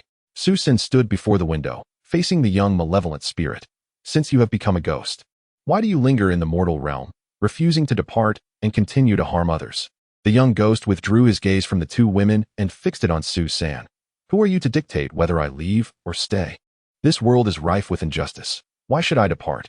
I seek revenge. I will terrify everyone. His gaze returned to the 2 women. Moreover, I was a virgin at the time of my death, and having committed suicide, even if I were to reincarnate, I would still be doomed to a life of poverty. Yet now, it seems I might finally reincarnate, as 2 exquisite beauties have arrived.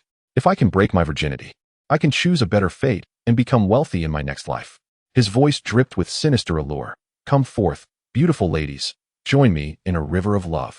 Suddenly, it seemed as if Lu Rushuang and Shirshinya were being drawn towards the door, but Su San quickly intervened, blocking their path and shouting, Wake up. Instantly, the 2 dazed women regained their senses, gazing at Su San in confusion. Seeing them return to normal, Su San sighed with relief.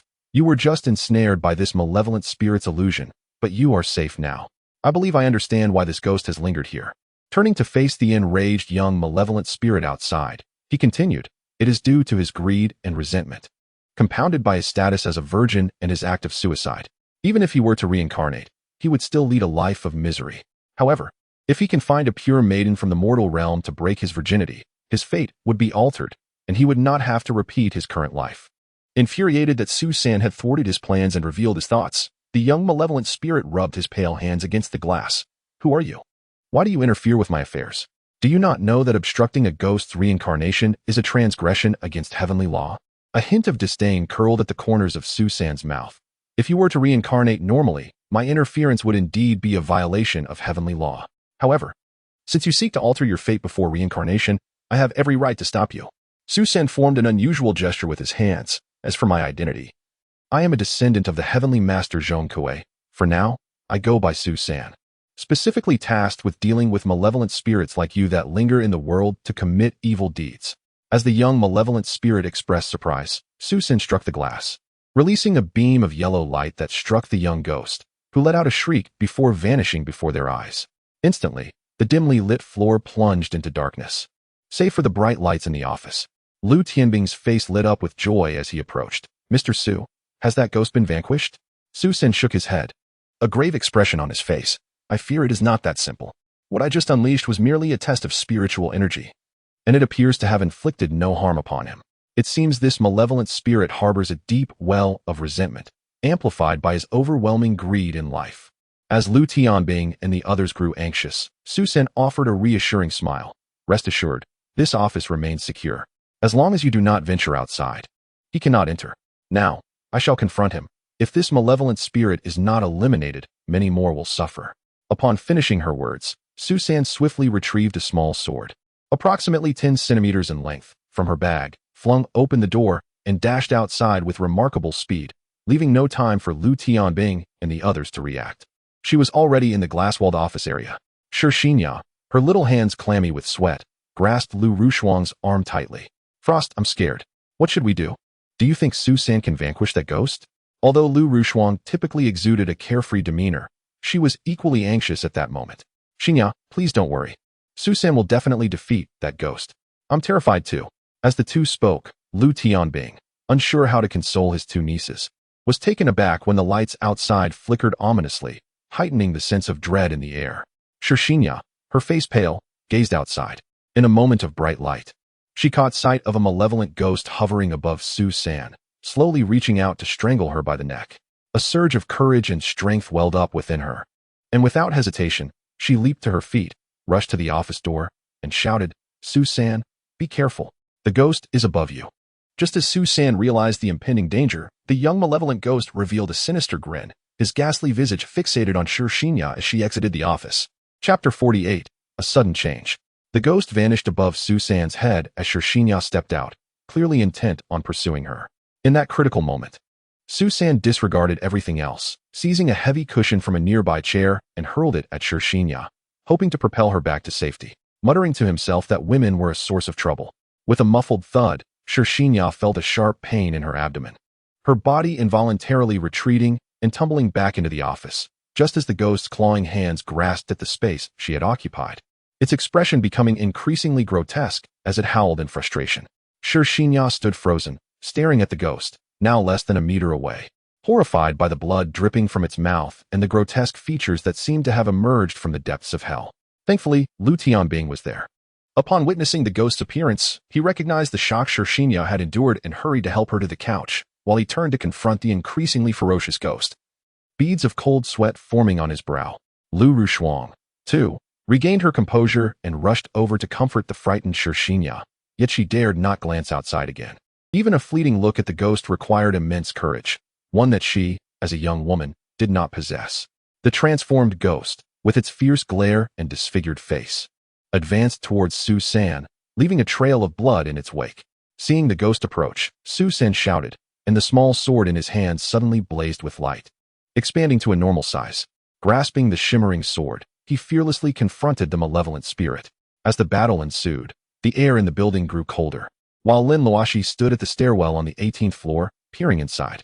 Initially, when the ghost appeared, he felt a fleeting sense of fear, instinctively wanting to flee. However, he had since shed his trepidation towards spirits. When Shixinya had rushed out, warning Su San. Lin Luoxi had nearly intervened, but as Su San had reacted first, he held back, choosing instead to observe the unfolding situation. The revelation of Su San's identity as a descendant of the renowned exorcist Zhong Kuei left Lin Luoxi somewhat stunned. In a sense, this made Su San his adversary. The notion of befriending him had begun to fade. Akin to the dynamics between a cat and a mouse, could they ever be allies? As Lin Luoxi pondered whether to avoid Su San in the future or act as if nothing were amiss, Su San's sword severed the ghost's arm. The ghost let out a cry of pain before vanishing from sight. Breathing heavily, Su San stood there, clearly fatigued from the skirmish. His grip tightening around the sword as he observed the ghost's severed arm dissipate into thin air. Under the flickering lights, he scanned the surroundings, hoping to detect the ghost's whereabouts, but to his dismay, he could find no trace. He began to search cautiously through the office area, reminiscent of the ghost's earlier pursuit of Lin Luoxi. While others might have been oblivious to the ghost's presence, Lin Luoxi noticed everything clearly. The ghost was lurking in the ceiling's void above Su San, its malevolent gaze fixed upon him, with its severed arm mysteriously reattached, waiting for the opportune moment to strike. Lin Luoxi felt a cold sweat bead on his brow, aware that while he wished to warn Su San, the timing wasn't right. If Su San could handle the situation, he had no intention of intervening, for exposing himself to the police or others was one matter. But revealing his identity to someone like Su San was another entirely. He had no doubt that Su San would pursue him relentlessly. Suddenly, a chilling breeze brushed past Lin Luoxi's neck, causing him to instinctively shiver. The building was sealed tight, so where could this wind be coming from? Curiously, he turned his head but saw nothing. The corridor remained empty save for himself. Lin Luoxi chuckled wryly, questioning if he was merely overreacting and too anxious. He glanced back inside, only to feel another gust of wind sweep past him, this time more distinct. Yet still without any visible source, he attributed it to the ghost's heavy resentment. As Lin Luoxi peered back inside, he watched in horror as the ghost began to emerge from the ceiling, its pale hands reaching down towards Su San's neck. Sensing a cold presence above, Su San instinctively bent down, and just as the ghost's expression shifted in surprise, Su San's sword plunged into its head. As the ghost let out a blood-curdling scream, Su San bit his finger, smearing his blood upon the blade. Instantly, the sword radiated a brilliant light, and the blood coalesced into a stream, flowing into the ghost's body. At the moment the blood entered, the ghost emitted a ghastly wail, igniting in ethereal blue flames. Its cries diminished as the flames consumed it, until silence fell, and it was utterly obliterated. The onlookers sighed in relief, having witnessed the malevolent spirit's demise, yet Su San inexplicably collapsed to the ground. Lu Tianbing and the others gasped in alarm, fearing Su San had sustained injuries during the confrontation, and rushed towards the office. However, Su San's voice rang out, "Everyone, stay back. It's dangerous." Just as Lu Tianbing had been about to step outside, he halted abruptly at Su San's warning. Meanwhile, Lin Luoxi squinted in disbelief at the unfolding scene. How unfortunate that Su San had not stepped out just a bit further. As everyone wondered what was happening, a woman's voice echoed in their ears. Lu Tianbing's expression changed dramatically as he beheld a delicate and enchanting visage appearing merely 30 centimeters from him. A slightly pale-faced woman was directing a sinister smile at him. Reacting instinctively, Lu Tianbing stumbled backward, falling to the ground. His eyes filled with terror as he gazed at the woman before him. She merely glanced at Lu Tianbing, shook her head, and walked toward the fallen Su San, saying, "I didn't expect you to be quite formidable, capable of vanquishing that malevolent spirit. But I wonder, are you still a virgin? I too require a reincarnation." Upon hearing these words, the crowd instantly recalled what Su San had said moments ago and stared in shock at the woman before them. Was this a female ghost? Chapter 49. Encounter with the female ghost. No one present had anticipated that the Lu Corporation's building harbored two spirits. Lu Tianbing was puzzled as to why he hadn't noticed anything unusual the previous night. Lin Luoxi, however, had just awakened to the chilling breeze that had brushed past her moments ago, suspecting it was the very female ghost standing before them now. Su San lay on the ground, uninjured but unable to move, his eyes fixed on the ghost. Wretched being, the realm of the living and the underworld are meant to be separate. Do you not fear divine retribution for your misdeeds among the living? The ghost, with a hint of a cold smile, crouched before Su San. Even when you are rendered immobile by my control, you remain so defiant. However, you seem quite youthful, and I have no objections, as long as you still possess your virginity. Haraha. As Su San felt a tightening in his chest, and while everyone remained oblivious to the ghost's meaning, she suddenly burst into laughter, causing a chilling wind to swirl around them.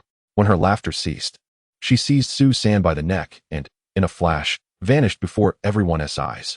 No one knew where she had gone, except for Lin Luoxi, who realized that the ghost had dragged Su San into a room at the end of the hallway that resembled a storage room. But what could the ghost possibly want with Su San? At that moment, Lin Luoxi didn't ponder further. All she knew was that Su San was in danger. The sudden paralysis he experienced was likely due to the ghost's profound power, which had incapacitated him. Since she had witnessed it, she resolved to intervene and help Su San. Determined to rescue him, Lin Luoxi pulled out a black stocking and donned it over her head. This was a precaution learned from previous encounters, as she realized she might need to conceal her identity at any moment. "Ah, uncle, there's another ghost." Just as she was worried about Su San's fate, the door to the staircase swung open, and in walked a masked figure. The crowd, already on edge, instinctively assumed this was yet another ghost upon seeing Lin Luoxi's bank robber-like appearance. With a resigned sigh, she realized her plan to silently approach the storage room had been thwarted. Shouted by Lu Rushuang, the group became acutely aware of another presence in the dim and silent office area. They were seized by anxiety, questioning how many spirits were present in the building. Before they could fully process this, the previously vanished female ghost reappeared right in front of Lin Luoxi. Ignoring the ghost, Lin Luoxi cast a weary glance at Lu Rushuang. Lamenting, inept at accomplishing anything, women only cause trouble. "Who are you?" The ghost, feeling slighted by Lin Luoxi's indifference, grew irritated but then seemed to recall something. "You were the one at the staircase door earlier?"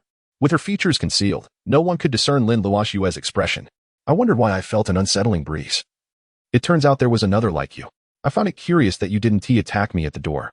Realizing that Lin Luoxi was indeed the individual she had sensed earlier, the ghost's demeanor softened considerably. "Why would I attack you? I sensed no human essence emanating from you, which led me to believe you were one of my kind. Thus, I had no reason to assault you." Upon hearing this, the crowd's tension escalated once more. Realizing that the newcomer might not be human either, Lin Luoxi narrowed her eyes. "You can sense that I'm not human? Do all ghosts possess such abilities? Why didn't that male ghost sense me and instead sought to attack? Indeed, you are not human." Confirming Lin Luoxi's non-human status eased the ghost's apprehension, as the pressure exerted by Lin Luoxi had been overwhelming. "No, it's simply that I dwell in a different realm. I have spent centuries in the most populous areas, making me acutely aware of human essences." The ghost observed Lin Luoxi, who seemed to relax. "Just like earlier, I was uncertain, so I approached you to ascertain your essence. Once I confirmed you were not human, I chose to withdraw into this space." Listening to the ghost, Lin Luoxi felt relieved. Realizing that not all ghosts could detect her nature, but only those often in contact with humans could do so, this revelation calmed her racing heart. "In that case, you may leave. I will take the others." Lin Luoxi concluded that the ghost had merely guessed her nature, and, despite the ghost's beauty, he couldn't bring himself to harm her. However, had it been that malevolent young ghost from earlier, the outcome would have been quite different. Upon hearing Lin Luoxi's words, the ghost's expression twisted into a snarl. "No, you may take the people in the office, but the one in the storage room is off limits. I need to absorb his pure yang energy to facilitate my reincarnation." "Pure yang energy? As a ghost, what do you need that for?" Lin Luoxi queried, puzzled by the ghost's desire for such energy, which seemed more suited to a female ghost than a female spirit. Lu Tianbing and the others, witnessing the casual conversation between the two non-humans outside the office, felt a chill run down their spines, lamenting their ill fate for encountering 3 non-human entities in one night. Uncertain if they would survive to see the dawn, the ghost's expression turned bashful upon hearing Lin Luoxi's inquiry. "Because I died as a maiden, a soul without a master. Only by obtaining the first yang energy from a virgin male can I break my chains and reincarnate." Lin Luoxi nodded in understanding, glancing at the beautiful ghost, and considering that if anything were to occur between her and Su San, he would not be at a loss. However, realizing that the ghost was not human, he grew vigilant. "Wait, although it seems you're claiming to be the victim here, I sense that things may not be as simple as they appear." The ghost did not conceal the truth. "Indeed, it is not so simple. If that person were to engage with me, he would not die, but his lifespan would certainly diminish, and he would become frail and sickly." The ghost's candor surprised Lin Luoxi, but knowing that this would harm Su San, he firmly replied, "Since you are aware that your actions would bring him harm, I will certainly not allow you to take advantage of him." "Haraha." The ghost suddenly laughed. "I merely informed you of the outcome. I did not seek your consent.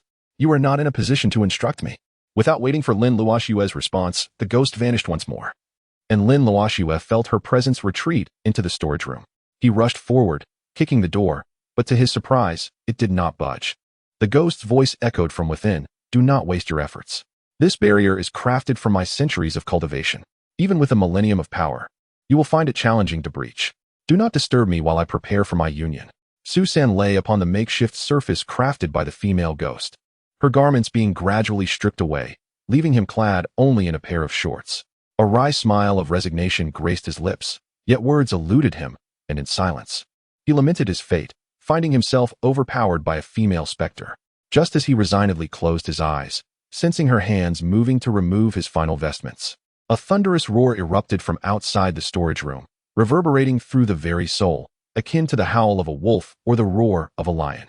The ghost, her hands poised to unveil his last concealment, abruptly halted, a look of astonishment dawning upon her face as memories of centuries past resurfaced. A zombie.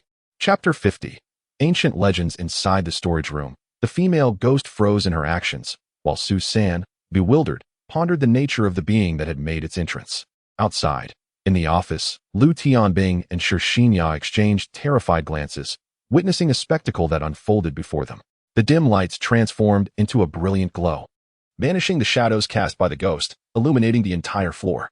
Yet, the figure clad in a hood suddenly bellowed, its eyes turning a pale crimson, revealing sharp fangs, an embodiment of the zombies depicted on television.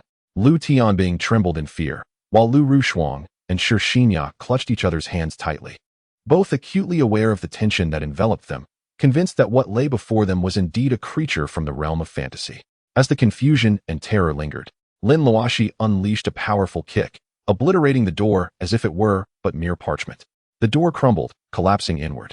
As Lin Luoxi turned to assess the scene, he spotted Susan sprawled upon the table, yet the female ghost was nowhere to be seen. Sensing a chilling wind at his back, Lin Luoxi swiftly dodged the ghost's attack aimed at his head. The specter, realizing Lin Luoxi had vanished from her sight, was caught off guard as something gripped her foot. Turning, she found Lin Luoxi, with eyes ablaze, holding her firmly. Before she could break free, he flung her away, and as she neared the wall, she suddenly vanished midair. Beneath the hood, Lin Luoxi bore a savage smile as he reappeared at the corridor's entrance. He struck out with a punch, catching the ghost off guard as she attempted to escape, revealing her true form as she fell before a printer. Upon noticing the printer beside her, the ghost vanished once more, but the previously dormant device sprang to life, launching sheets of paper toward Lin Luoxi like deadly projectiles. Suddenly, Lin Luoxi squinted, captivated by a particular sheet. Raising his hand, flames of crimson ignited, and to the astonishment of those present, he grasped a paper that bore the image of the ghost. As the onlookers pondered the appearance of the ghost's likeness, the flames began to consume the paper. Within this inferno, a white silhouette emerged, revealing the ghost clad in white, akin to an ethereal being. Lin Luoxi paused his assault, intrigued by the classical figure before him. Despite her transformation, he recognized her as the very specter with whom he had battled moments prior. Detecting a glint of malice in her eyes, Lin Luoxi resumed his attack, vanishing from sight, and the ghost mirrored his movement, leaving the spectators to hear only the sounds of conflict, unable to see the combatants. Yet, they felt a sense of relief, recognizing that the zombie that had appeared later was benevolent. As thoughts swirled in their minds regarding the identity of the newly emerged zombie, a woman's piercing scream echoed. They looked up to see a figure burst forth from a previously sealed office, crashing to the ground. As the white-clad ghost landed, the office door swung open, revealing Lin Luoxi, who stepped out leisurely. "Do you wish to continue fighting? You are no match for me. Should this conflict persist, your fate will be but a wisp of souls scattered to the winds. Is that truly worth it?"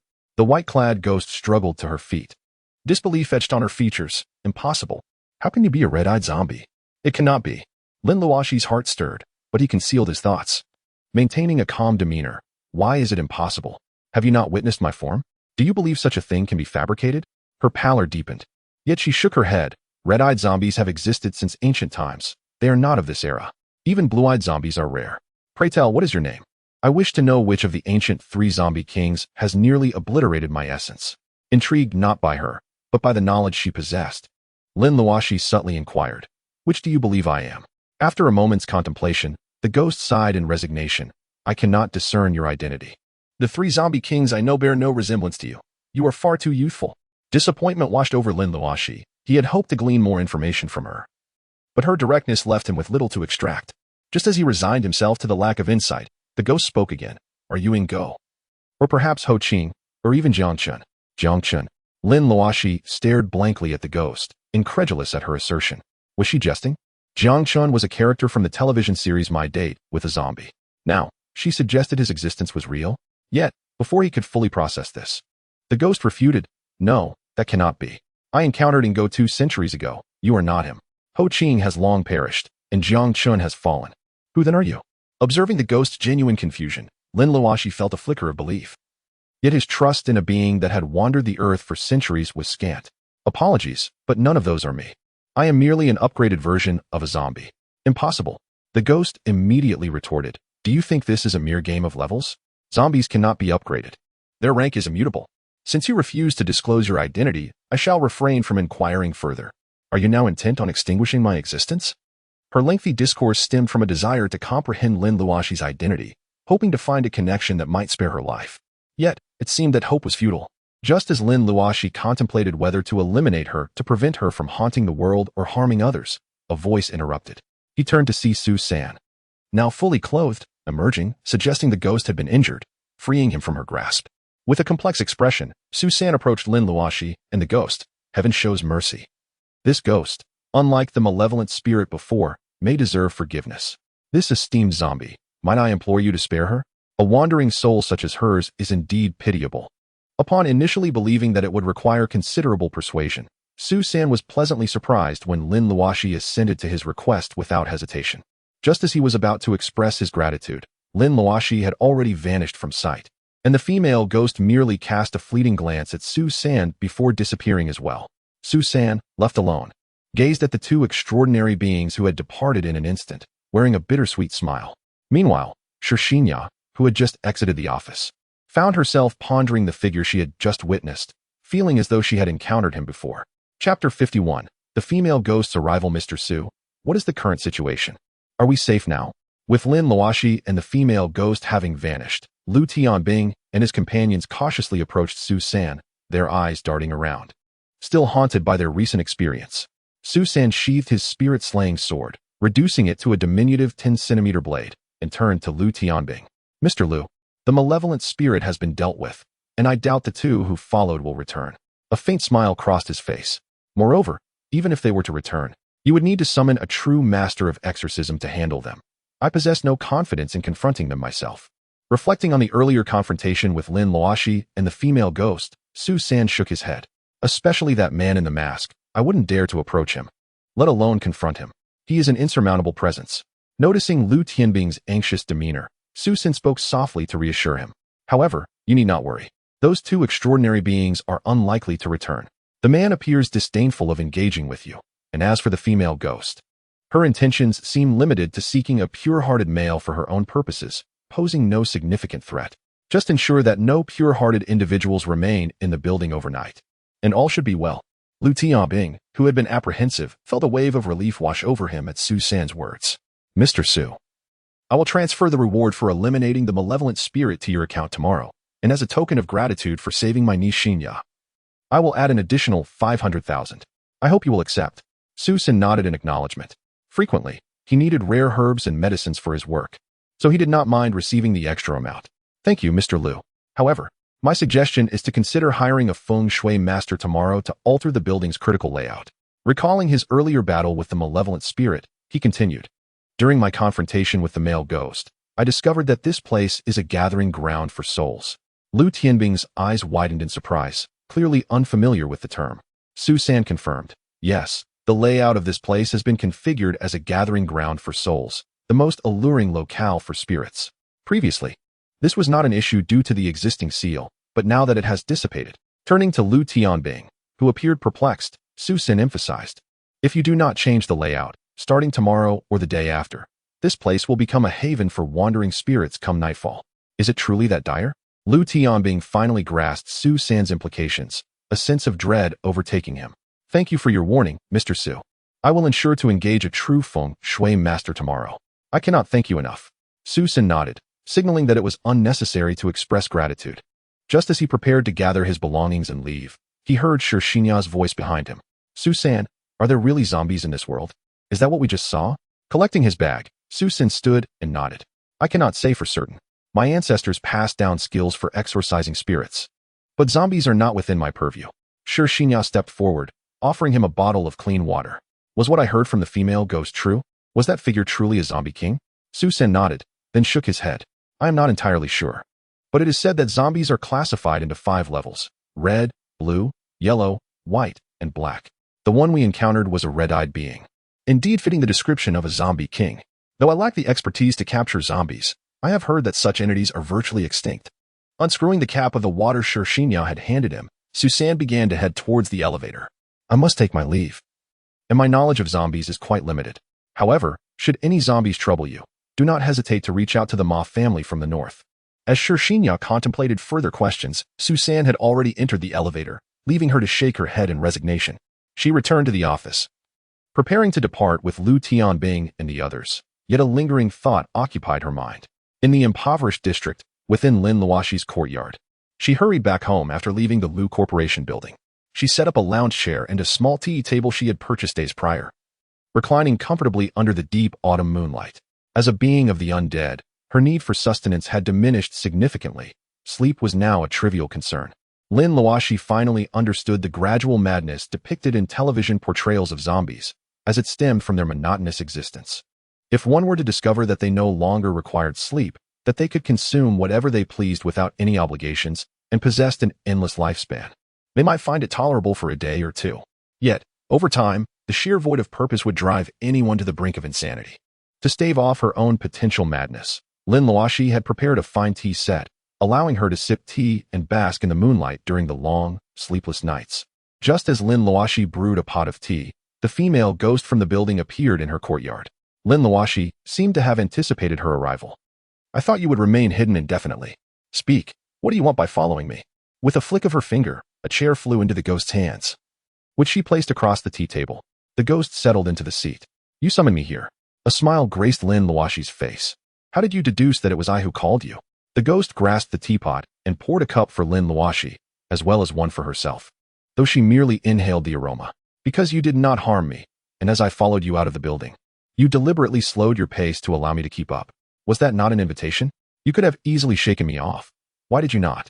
Indeed, a ghost of several centuries possesses a keen intellect. Lin Luoxi admired the ghost's perceptive analysis, her expression reflecting approval. Setting her cup down, the ghost shot Lin Luoxi a sidelong glance. I may have lived for centuries, but compared to someone like you, an ancient being of thousands of years, I am but a novice. Lin Luoxi chuckled softly, raising her cup to take a sip before replying. If that is how you perceive it, so be it. However, I must clarify that I did not summon you. Rather, you have been following me. I am curious, what is your motive for shadowing me? Hearing Lin Luoxi's words, the ghost chuckled softly, a captivating smile gracing her lips. I initially intended to place the blame for leading me here squarely upon you, but it appears you are more astute than I anticipated. As Lin Luoxi maintained a non-committal smile, the ghost, adorned in flowing white garments, rose gracefully, casting a sultry glance at Lin Luoxi. The reason I followed you is quite simple. You disrupted my quest to find a pure-hearted male for reincarnation, and I was incensed. Thus I came to confront you. I wish to charm you. Chapter 52. A ghostly encounter. I wish to pursue you.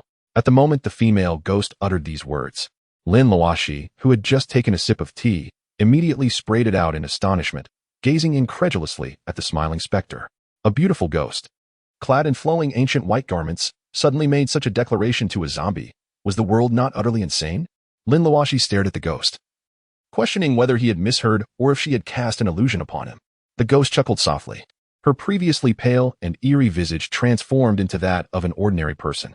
She walked gracefully behind Lin Luoxi, her delicate hands resting on his shoulders, gently kneading them. You heard me correctly, and I have not cast any illusions upon you. Leaning in closer, she whispered, I desire to pursue you. Do you understand me now? Lin Luoxi, with a resigned smile, straightened himself awkwardly. Are you joking? You are a ghost, and I am a zombie. I could understand if you were pursuing a living man. But pursuing me serves no purpose.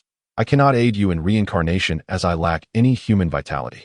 The ghost chuckled softly again, returning to her seat, crossing her legs. I am well aware that I cannot reincarnate through you. However, you can assist me in creating a new physical form. Creating a new form? Upon hearing her words, Lin Luoxi was taken aback and stood up entirely. You are a ghost. Your physical body has been destroyed for centuries. How could I possibly create a new body for you? Moreover, Why was I unaware of possessing such extraordinary abilities? Casting a dubious glance at the ghost's faint smile, he continued, "You cannot be so bored that you are merely toying with me, or perhaps you seek the experience of love and wish for my assistance." The ghost's smile faded, replaced by a serious demeanor.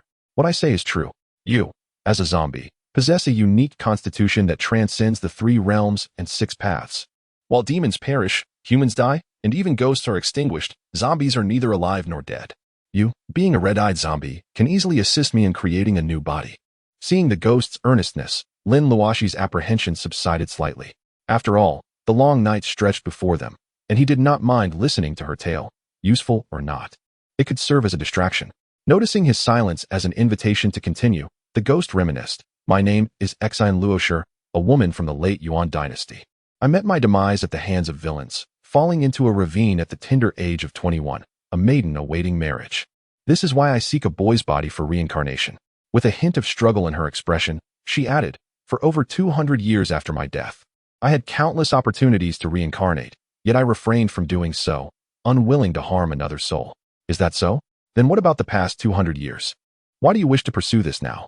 Lin Luoxi inquired, remaining noncommittal. Lin Luoxi recognized his doubt, but did not mind. 2 centuries ago, I nearly lost my sanity when I encountered someone akin to you. He sealed me using an unknown method, and I only awoke 10 years ago. Lin Luoxi narrowed his eyes, recalling her earlier words in the building. "The individual you encountered is the one you spoke of in the building, Ingo? One of the ancient 3 zombie kings?" "Indeed." Lin Luoxi nodded, her gaze resting on Lin Luoxi's youthful face. "When I met him, he had just awakened. I begged him to end my suffering, yet he declared he would never take a life but could alleviate my troubles. Thus, he sealed me." A hint of shyness flitted across Lin Luoxi's countenance. "However, when I awakened again and realized I needed a boy's body for reincarnation, I found that in modern society, such individuals are exceedingly rare. Many appear too young, while older ones are no longer boys, leaving me without the means to fulfill my task for the past decade." Gazing once more at Lin Luoxi's youthful visage, she remarked, "Today, I fortuitously encountered someone like you. Although young, your formidable skills make you a suitable candidate. Yet, I did not anticipate that you would disrupt my plans." Noticing Lin Luoxi's unwavering gaze upon him, Lin Luoxi inquisitively touched his face. "Why do you keep staring at me? Is there something on my face?" Lin Luoxi, somewhat bashful, lowered her head. "I merely find you quite youthful, yet your true age may well be thousands of years. So I hope to achieve something with you." "What?" Lin Luoxi exclaimed in disbelief. "I admit I am a boy, but you are a ghost. You have stated that those who engage with you will suffer a decrease in lifespan and endure ailments. Do you think I am so easily swayed? Moreover, you are hundreds of years old. That is far too ancient." Lin Luoxi gasped, pointing at herself. "You dare call me old? Yet you have the audacity to acknowledge your own age? I do not disdain your ancient self, yet you look down upon me for being a few hundred years old. Have you not seen my youthful beauty? Besides, you, a zombie, are so easily perishable. Enough. Please, explain why you wish to pursue this." Seeing Lin Luoxi's words becoming more outrageous, Lin Luoxi hastily gestured for her to stop.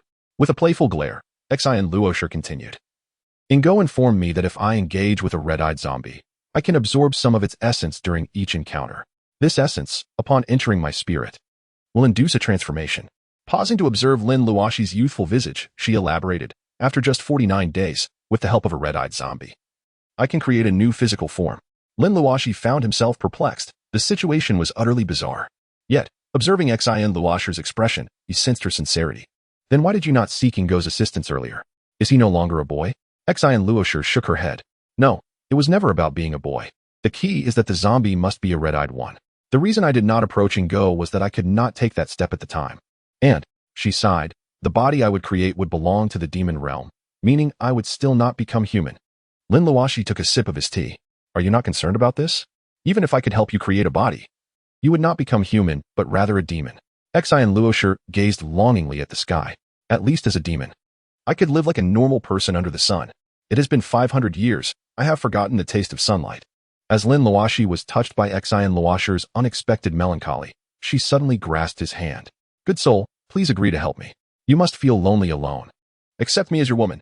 Lin Luoxi stared in astonishment at the fervent Lin Luoxi before him. "Accept you as my woman? I do not like you nor love you.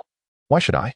With a pout of feigned grievance, Lin Luoxi replied, "If you will not take me as your formal woman, then I will be whatever you want me to be, as long as you assist me."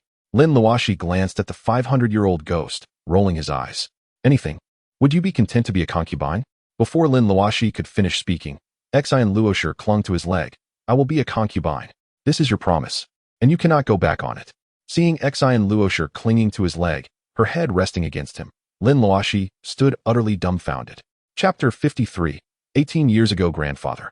The malevolent spirit at the Lu Corporation branch has been dealt with. Upon returning home, Su San encountered an elderly man seated in a wheelchair. With a respectful tone, he recounted, after I vanquished the malevolent spirit, a ghost of considerable age, seeking to reincarnate, appeared. However, at a critical moment, a savior emerged, who turned out to be a zombie.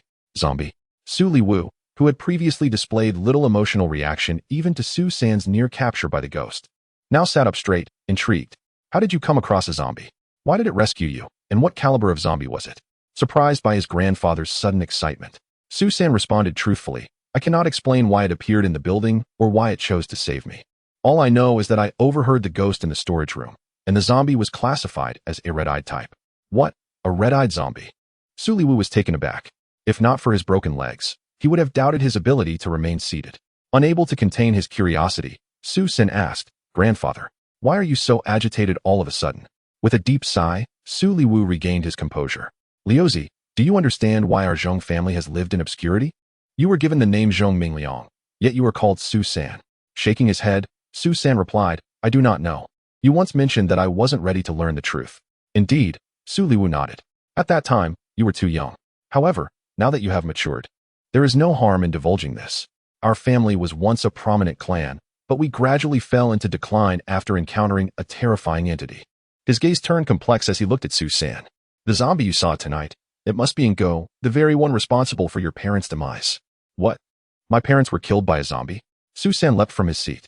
However, recalling his grandfather's words, he shook his head. Grandfather, that zombie was not Ngo. I heard the ghost speak of him.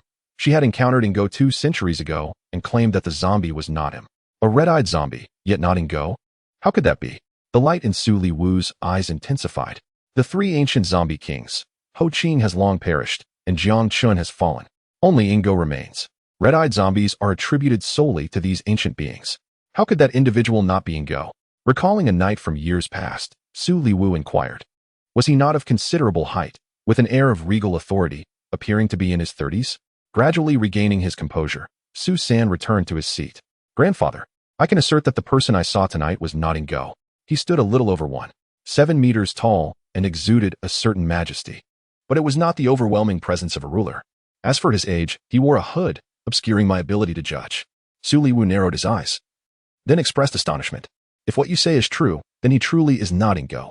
Yet aside from the 3 ancient zombie kings, no ancient texts record any other red-eyed zombie kings. Could the one you encountered be a deeply concealed ancient entity? Su San shook his head. I am uncertain, but I am confident he means no harm. Had he not intervened, the events of the night could have unfolded far more disastrously.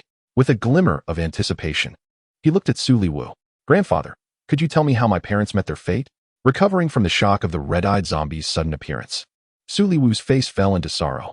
It was 18 years ago, one fateful night shortly after your birth. At that time, the Su family, then known as the Zhong family, was part of a mysterious government organization called the Dragon Group. One day, the group's leader summoned the top members for a particular mission.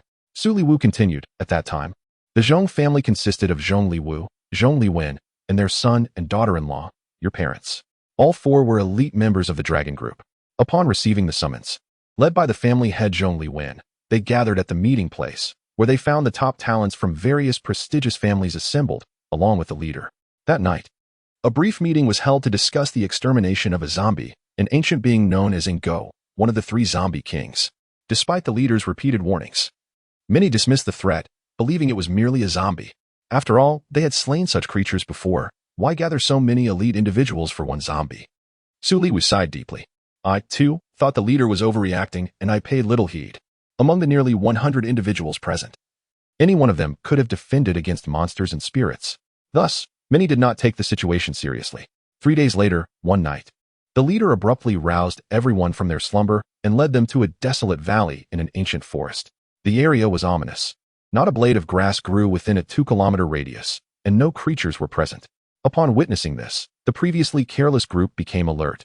realizing they faced not an ordinary zombie. Was it even possible for a typical zombie to render such a vibrant place barren? At 4 in the morning, a deafening roar echoed through the valley, sending shivers down spines. The zombie king Ingo had awakened after a century of slumber. The leader had foreseen this moment through astrological calculations, but Ingo's awakening heralded a nightmare. Observing Su San's tense expression, Su Liwu continued. None of the nearly 100 participants survived. Those who were not killed were gravely injured, including the most powerful leader, who perished. I was the only one to escape, albeit with shattered legs. Your parents and your granduncle remain forever in that cursed land. Recalling Su Liwu's earlier words, Su San suddenly realized, Grandfather. Are you implying that everyone perished except for you? Did Ingo escape unscathed? Su Liwu patted Su San's head gently. Ingo did not emerge unscathed. He too was gravely weakened. Had we awaited the arrival of the Ma family from the north and the Mao family from the south, it is possible we could have slain him. Su San's eyes narrowed. Did neither of those families send anyone to assist? Did they simply watch you all march to your doom? Su Liwu shook his head. It was not as you presume. The Ma and Mao families had other assignments. But the timing of Ingo's awakening was imminent. We could not afford to wait, for if we missed this opportunity, he would vanish once more. Alas, Su Liwu sighed, grasping Su San's hand. Heed my words, never expose yourself. I am aware that the phone group has been searching for me all these years, seeking knowledge about the outcome of that fateful battle and the location of the events. But as a cripple, all I desire is for you to grow up happily, untouched by such matters. There are some forces beyond our control. As dawn broke, the autumn sun cast a warm glow, yet Lin Luoxi seemed indifferent to its allure. Lin Luoxi, dear elder, shouldn't you be getting off my bed and leaving this place? Lin Luoxi gazed helplessly at the ghostly figure of Lin Luoxi, who had been pestering him all night with her desires. Initially, he contemplated dispatching her, yet upon witnessing her pitiful demeanor, compassion overcame his resolve. To his surprise, Lin Luoxi drew closer, languidly turning to embrace him. You said last night that you would help me if I wished to be your concubine. You cannot go back on your word. Besides, I feel particularly comfortable by your side. As Lin Luoxi's expression shifted to one of irritation, Lin Luoxi suddenly vanished from the bed, only to reappear before a mirror, her face reflecting sorrow. It has been centuries since I last beheld my own visage. I wonder if I am still beautiful or merely a specter. Sensing the melancholy in her eyes, Lin Luoxi's anger dissipated, replaced by a softening heart. He looked at Lin Luoxi standing before the mirror, unable to cast a reflection. You are indeed beautiful, a striking lady. Those celebrities on television pale in comparison. Really? Lin Luoxi, who had awakened for a decade, understood the concept of television and celebrities. Hearing Lin Luoxi's praise stirred a flicker of feminine vanity within her. Nodding in affirmation, Lin Luoxi rose from the bed, acknowledging the truth of his words. Her beauty was indeed classical, perhaps accentuated by her flowing white attire. Noticing Lin Luoxi's silent nod, Lin Luoxi pouted playfully and approached him. If you deem me a great beauty, then why did you refuse my advances last night? Are you deceiving me because you think I am unattractive? Lin Luoxi glanced at her, sighing. Look into my eyes, truly look. Into your eyes? Although puzzled by his request, she complied. Are you hoping I'll glimpse your face and then compliment your handsomeness? With a serious countenance, Lin Luoxi insisted. Look into my eyes and see yourself within them. See myself within your eyes. Lin Luoxi was taken aback, but focused intently on his gaze. Her heart racing as she recognized her own long-forgotten features, still alluring and captivating. As she remained transfixed by Lin Luoxi's eyes, he too admired her beauty, silently marveling at her exquisite visage. At that moment, a voice echoed from beyond the courtyard gate. Is anyone home? Startled from their intimate exchange, Lin Luoxi withdrew his gaze from Lin Luoxi's face. What brings them here? He murmured, sensing the presence of two familiar girls. Who? Lin Luoxi inquired, her curiosity piqued. The two girls from the building last night, Lin Luoxi replied, his tone casual, yet curiosity danced on his face. Why are Shi Xinya and Lu Rushuang here? He glanced at Lin Luoxi. You need to leave, they have seen you before. Do you wish to frighten them? With a hint of playful seriousness, Lin Luoxi responded. How could I leave? It's daytime, I cannot go out. You don't want me to vanish, do you? Observing the bright sunlight streaming in, Lin Luoxi recognized the truth in her words, shaking his head in resignation. Then find a place to hide for now. Leave once night falls. I'll see what they want.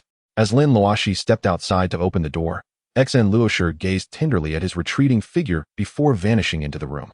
Xinya, is Lin Luoxi out? I've called for him for ages. Lu Rushuang shot an exasperated glance at her friend, who who had dragged her out of bed on a lovely Saturday morning after wasting the previous day on the Lu group's affairs. She had hoped to enjoy a peaceful weekend, but instead found herself up before dawn, eager to see her prince, or perhaps more aptly, her frog prince. Shixinya cast an apologetic glance at her friend, fully aware that waking her so early was inconsiderate. Yet, she felt compelled to seek Lin Luoxi's company. Fearing to venture alone. Rushuang, I'm sorry. Next time, wherever you wish to go, I'll unconditionally agree to accompany you. With a mischievous glint in her eye. Lu Rushuang teased, you said it, you cannot backtrack now. As Shixinya nodded, promising not to retract her words, Lu Rushuang contemplated whether they should visit a bar, dress elegantly, and dazzle the crowd. As they conversed, Lin Luoxi emerged from the courtyard, his expression feigning confusion despite knowing the identities of the visitors. Upon hearing Lin Luoxi's voice, Shixinya's heart fluttered, and she blushed as she spoke. I owe you 20 yuan from before. I didn't recall it at school, so I came to return it. She had initially intended to invite Lin Luoxi to lunch and discuss various matters, but found herself at a loss for words. Thankfully, she remembered the 20 yuan he had lent her for transportation, using it as a convenient excuse. Lu Rushuang eyed Shixinya with curiosity. You came to find him for lunch, and now it's about repaying a debt? Feeling somewhat embarrassed, Shixinya blushed further at Lu Rushuang's insinuation. Lin Luoxi, recognizing her visit was not merely about repayment, intervened to ease her discomfort. It's just 20 yuan. There's no need to worry about it or return it in person. Otherwise, I might hesitate to perform good deeds in the future. This is a principle I hold dear. Grateful for his understanding, Shixinya felt a warm sensation in her heart. Recalling how Lin Luoxi had initially offered her money without knowing her circumstances. As Lin Luoxi alleviated her embarrassment, a serene smile graced Shixinya's face. If you prefer I don't repay you, then do you have time today? I'd like to invite you to a place for a meal. I suppose I have some free time? Though initially intending to decline, thoughts of Lin Luoxi, the ghost eager for companionship, led Lin Luoxi to favor spending time with the gentle and lovely Shixinya. Afterward, he could simply excuse himself, claiming unexpected obligations. Hearing Lin Luoxi affirm his availability, Shixinya beamed. That is wonderful. I feared you would say you were busy today. I was quite anxious after being turned down last time. Lin Luoxi observed Shixinya's genuine smile, untainted by pretense, and felt a sense of comfort in her presence. Such a charming girl, he mused. Meanwhile, Lu Rushuang regarded Shixinya with an expression of incredulity, internally shaking her head at her friend's infatuation. Looking at Lin Luoxi, clad in humble attire, she shrugged, sensing that Shixinya's plans might not unfold as intended. Chapter 55. A small favor isn't it just a meal? Where are we headed now? To avoid being troubled by Lin Luoxi, Lin Luoxi agreed to Shixinya's invitation. However, as she observed the car not heading towards the city center, but rather towards the outskirts, curiosity sparked within her.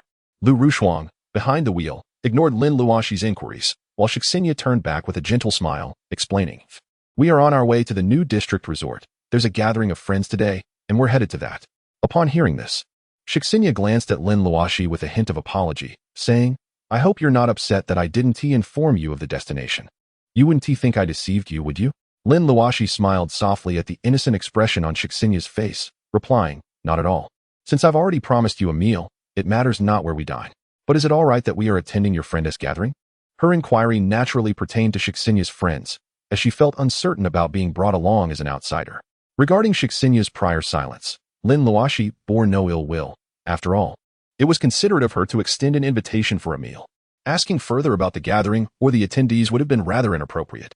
Seeing that Lin Luoxi bore no grievance for her lack of prior notice, Shixinya felt relieved, her smile remaining pure and warm. It's perfectly fine. The host of the gathering is Frost's brother. It should be fine.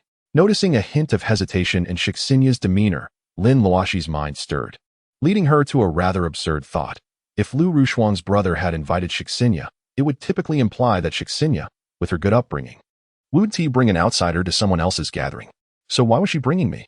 To be honest, my brother likes Shixinya, but she doesn't reciprocate his feelings. As Lin Luoxi pondered this revelation, Lu Rushuang, who had remained silent up to this point, turned to Lin Luoxi, a teasing smirk playing on her lips.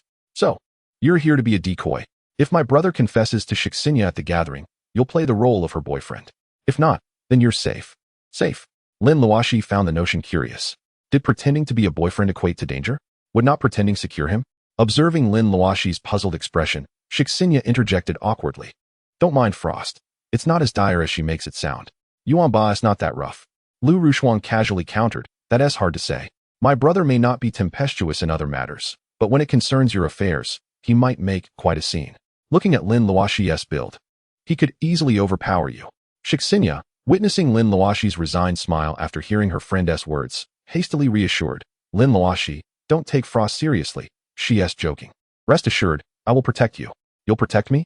Lin Luoxi was taken aback, then pointed at himself, nodding slowly under Lu Rushuang's skeptical gaze. All right then. If her brother really challenges me to some duel, I'll count on you. I'm poor and won't be able to pay for medical expenses. Of course. I'd gladly cover your medical fees. Shixinya beamed, her smile blooming like a flower. As Lu Rushuang marveled at their compatibility, Lin Luoxi nodded, falling silent and gazing out the window. Despite having lived in Miluo for 18 years, Lin Luoxi realized she had traversed many places. Most of her free time was spent helping the elderly Lin or accompanying him to the tea house. Reflecting on those 18 years, Lin Luoxi suddenly recognized a lack of notable stories. If he were to recall memories, it would probably be of the girl who always tied her hair in braids and incessantly called him Brother Luoxi. But where was she now? It had been 5 years. Did she still remember him? What are you thinking about? Shixinya's sudden question broke Lin Luoxi's reverie. He blinked, realizing she'd caught a glimpse of his sadness. Forcing a smile, he confessed, nothing much, just reminiscing about an old friend. I wonder where she is now. We haven't seen each other in 5 years. Was she a girl?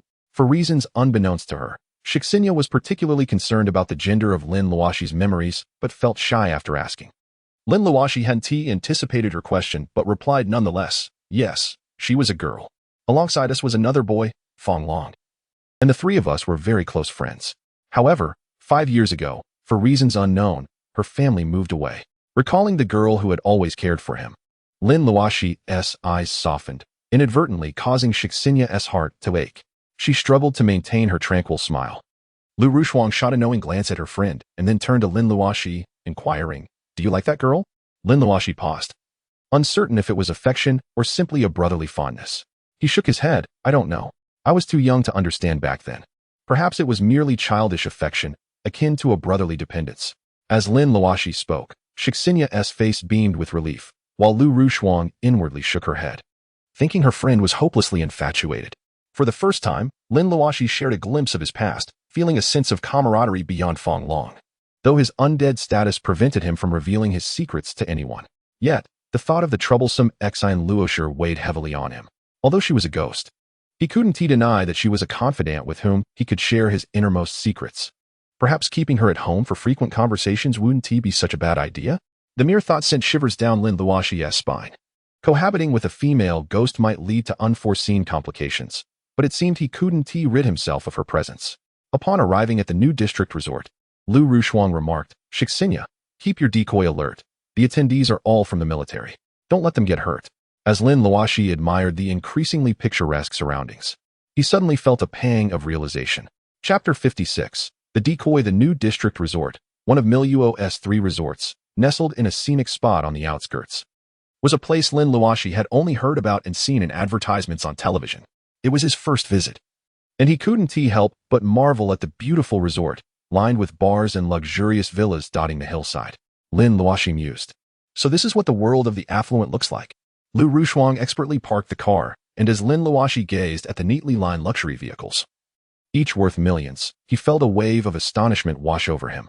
Lu Rushuang seemed to sense the slight astonishment in Lin Luoxi's eyes, and a beguiling smile graced her lips as she gently spoke. This investment nears 2 billion, not only in Miluo, but throughout all of China. This resort ranks among the top 20. Compared to the other 2 resorts in Miluo, it is undoubtedly of a higher caliber. In an effort to elucidate the significance of this place to Lin Luoxi, Lu Rushuang gestured towards a nearby small shopping mall. Do you see that? It is a hub for internationally renowned brands, showcasing the most luxurious items in all of Miluo, available only there. Each piece is valued at over 1 million. Lin Luoxi nodded repeatedly, albeit with a hint of wry amusement. Lu Rushuang's insinuation was unmistakable. She was subtly conveying that this was a realm for the affluent, not a place for someone like him. Yet, now that he was here, Lin Luoxi felt no concern that Lu Rushuang would embarrass him. It was evident that she was aligned with Shixianya's interests. Her caution was likely unnecessary, as he was not one to stir trouble. Nevertheless, out of respect for Lu Rushuang as a young lady, Lin Luoxi chose not to hold anything against her. Moreover, since he had agreed to assist Shirxinya today.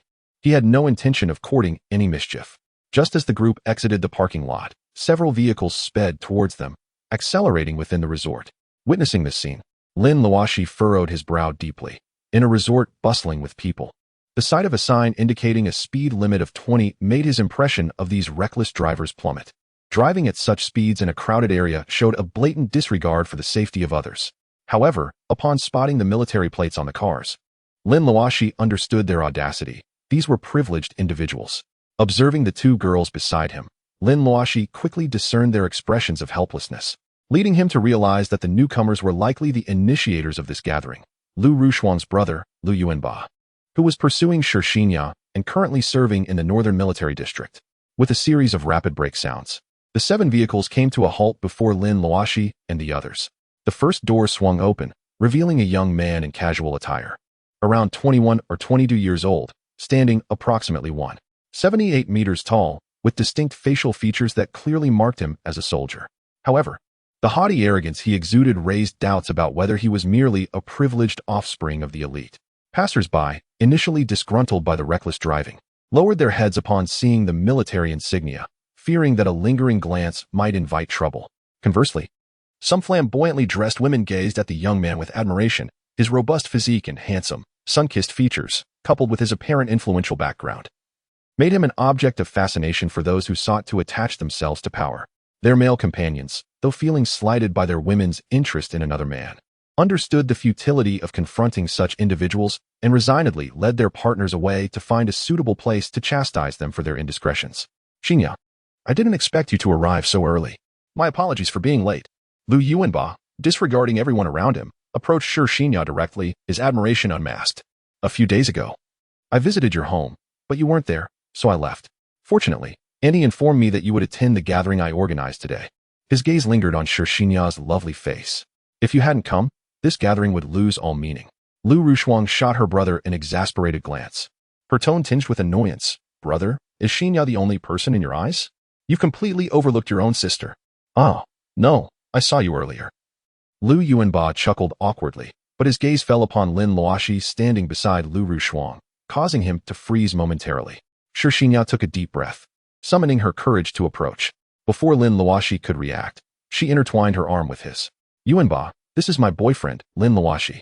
Upon hearing Shirxinya's introduction, Lin Luoxi felt a sense of being caught off guard. They had only agreed in the car that he would introduce himself as her boyfriend if Lu Yuanba confessed his feelings, and now, as soon as Lu Yuanba asked who he was, he found himself thrust into the spotlight, unable to refute the claim. Lu Yuanba's eyes widened in disbelief. What? You mean this country bumpkin is your boyfriend? Xinya, are you joking? Shirxinya relished the expression on Lu Yuanba's face, tightening her grip on Lin Luoxi's arm. I have no reason to joke with you. He truly is my boyfriend. We had planned to go shopping today, but my mother had already accepted your invitation on my behalf, so I felt it inappropriate not to attend, and thus, I brought my boyfriend along. As she spoke, her demeanor shifted to one of seriousness. Moreover, Yuanba, my boyfriend's name is Lin Luoxi, not country bumpkin. Lu Yuanba, glancing at his companions who wore amused expressions, turned back to his sister. Rushuang, is what Xinya said true? This Lin Luoxi is indeed Xinya's boyfriend? Lu Rushuang, feeling pity for her oblivious brother, sighed softly. Brother, Xinya is not deceiving you. Lin Luoxi has been her boyfriend for over 2 years now. Impossible. Before Lu Rushuang could finish, Lu Yuanba interrupted, disbelieving. Xinya isn't 18 yet. Auntie would never allow her to date. This year she just turned 18, so I refuse to believe it. Shirxinya, shedding her previous demure demeanor, exhibited the shrewdness of a clever young woman. Yuanba, I have no need to deceive you. It would be pointless. Although my mother insists that I cannot date until I'm 18, if I were to do so secretly, how would she ever find out? As Lu Yuanba's heart tightened, Shirxinya stepped forward once more. If you still doubt me, I can kiss him in front of you to prove it. Or, if you prefer, you can ask him to remove his shirt. He bears a cross-shaped scar on his back. These details I am aware of. Yuanba, do you truly believe I would fabricate such a tale? Though Lin Luoxi maintained a stoic expression, internally, he found himself bemused by Shirxinya's sudden assertiveness. The fact that she knew of his scar did not surprise him. After all, she had seen it when he saved her from the gang in the alley. Upon hearing Shirxinya's bold claims, Lu Yuanba felt a degree of belief creeping in, albeit still simmering with anger. The realization that the girl he had admired for years had a boyfriend for 2 years now left him with a bitter smile. Recalling the conversations he had with Xinya's mother, he chastised himself for believing in her innocence and obedience regarding relationships before 18. Yet, the current situation suggested otherwise. A surge of possessiveness washed over Lu Yuanba as he regarded Lin Luoxi, clad in simple attire, his demeanor brimming with hostility. "You're Lin Luoxi, right?" As Lin Luoxi nodded slightly, Lu Yuanba pointed a finger and declared, "Since you are Xinya's boyfriend, I challenge you. I want to see what qualifies you to win her favor and whether you can protect her." His tone dripped with sarcasm. "If you manage to defeat me, I promise to cease my harassment of Xinya and even assist you in persuading her mother. I trust you are aware of the kind of person her mother is? Of course, if you are too fearful to accept the challenge, that is also acceptable. I shall continue to pursue my love for Xinya, and I will enlist Andy's help." A glint of cunning, uncharacteristic of a soldier, spread across Lu Yuanba's face. "Do you dare?" Chapter 57. A startling scene faced with Lu Yuanba's intimidation. Lin Luoxi was not deterred. Rather, he deemed it unnecessary to engage in conflict with Lu Yuanba. As he was merely invited by Xinya to play the role of her boyfriend for a brief moment, he saw no reason to create any discord. Had Xinya been truly his partner, Lin Luoxi would certainly not have hesitated to defend his masculine pride, even against a rogue like Lu Yuanba. However, given the current circumstances, Lu Yuanba was merely a legitimate suitor of Xinya. Moreover, it seemed that her mother had acknowledged and sanctioned this pursuit. Lin Luoxi could not help but smile bitterly in his heart. What on earth is happening here? Noting Lin Luoxi's apparent indifference to his words, Lu Yuanba's expression soured instantly. "Did you not hear me speaking to you? Or do you consider me, Lu Yuanba, beneath your notice?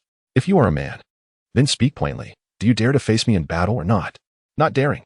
While everyone anticipated Lin Luoxi to uphold the nearly crushed dignity of a man, he responded with a nonchalant remark that left the crowd momentarily stunned. Those who regained their composure regarded Lin Luoxi with disdain, although he might not be Lu Yuanba's match. At the very least, standing up to take a few punches would earn him some respect. Yet, his outright admission of fear left them questioning the youthful bravado they had initially sensed. They glanced at the strikingly beautiful Xinya, perplexed as to how such an extraordinary woman could possibly be interested in someone like him. Lu Yuanba, too, was taken aback. He had intended to teach the boy a lesson, but was astonished that Lin Luoxi outright rejected his challenge, and with such a lofty rationale. If he were to continue bullying him, he would surely become the subject of ridicule. With a resigned gesture towards Lin Luoxi, he displayed a trace of disappointment. "You have truly let me down. I cannot fathom how Sister Xinya could be attracted to someone like you. You are not worthy to be my opponent, and I will not relinquish Sister Xinya to you." Lin Luoxi maintained his sunny disposition. "It matters not. The woman who loves me will do so without contention, and the woman who does not, no matter what I sacrifice, even my life, will not spare me a glance." Turning to Xinya beside him, he continued, "If she were to be the woman who loves me, if she wished to witness my fierce battle with you, I would accept the peril without hesitation. However, it seems she does not wish to see me clash with you." The crowd once again regarded Lin Luoxi with disdain. He clearly admitted his reluctance to accept Lu Yuanba's challenge, yet turned around and claimed that Xinya did not want him to fight. This boy, losing face, was now seeking excuses. Indeed, quite the audacious move. While many believed Lin Luoxi was merely trying to salvage some dignity, Xinya understood the deeper meaning behind his words. He was not truly her boyfriend, and thus had no obligation to engage in any conflict on her behalf. This realization left her feeling slightly disheartened. Although she wished for Lin Luoxi to stand up against Lu Yuanba, she recognized the impossibility of that scenario. A faint smile graced her lips. "Indeed, I do not wish for my boyfriend to engage in fights. Personally, I prefer refined and gentle young men, those with a cultured demeanor. Boys who resort to violence could never be my boyfriend." Hearing Xinya's veiled remarks, everyone cast a glance at Lu Yuanba, noticing that his expression had grown somewhat unnatural. Having been raised in the military, where gentility was scarce, how could he possibly embody such qualities? It seemed that indeed, the affection was unreciprocated. The onlookers regarded Lu Yuanba with sympathy, although Xinya's words were directed at the crowd. It was clear to anyone with sense that she could never be enamored with someone of Lu Yuanba's ilk. Those who initially viewed Lin Luoxi as lacking in courage began to reassess their judgments, contemplating that his earlier admission was not a matter of fear of Lu Yuanba, but rather a concern that fighting him might lead Xinya to disdain him. The astute crowd, arriving at this conclusion, regarded Lin Luoxi with newfound respect. Although he wore simple, worn clothing, he indeed possessed an air of refinement, far more so than the brutish Lu Yuanba. "Monsieur, One cannot speak so lightly. Young Master Lu is the only suitor designated by your mother. Regardless of your feelings, it seems you have no choice but to accept this reality, Lu Lai interjected. Ever the sycophant, eager to curry favor with Lu Yuanba. We all know that you, Miss Shi, are young Master Lu's fiancée. Although you may not be formally engaged, the fact remains unchanged. With a smirk, he continued, are you suggesting that your mother's decision is mistaken, or that the Lu family cannot accommodate you? Or perhaps you simply look down upon the Lu family? Shi Xinya's expression darkened, her voice tinged with anger. Lu Lai, please be mindful of your words. Whom I choose as my boyfriend is my own affair. Neither my mother nor anyone else has the right to intervene. As for your claim that I am young Master Lu's fiancée, which of your ears heard such nonsense? No one, not even my parents, has mentioned it to me. How do you know? Lu Lai was momentarily at a loss for words, as he had no answer to Shi Xinya's retort. He was well aware that the rumor of her being Lu Yuanba's fiancée stemmed from the latter's pursuit, and his previous remarks were merely intended to flatter Lu Yuanba. Now, however, he found himself caught in Shi Xinya's sharp words. With a thick skin honed over the years, Lu Lai merely laughed and shifted the topic. Perhaps I misspoke. However, Miss Shi, as a person of status and prestige, do you not think it demeaning to associate with such a commoner? Pointing to Lu Yuanba, he added with a smug grin. Surely, only someone of young Master Lu's caliber would be deserving of you. You two are truly a match made in heaven. Before Shi Xinya could respond, Lu Lai cast a scornful glance at Lin Luoxi.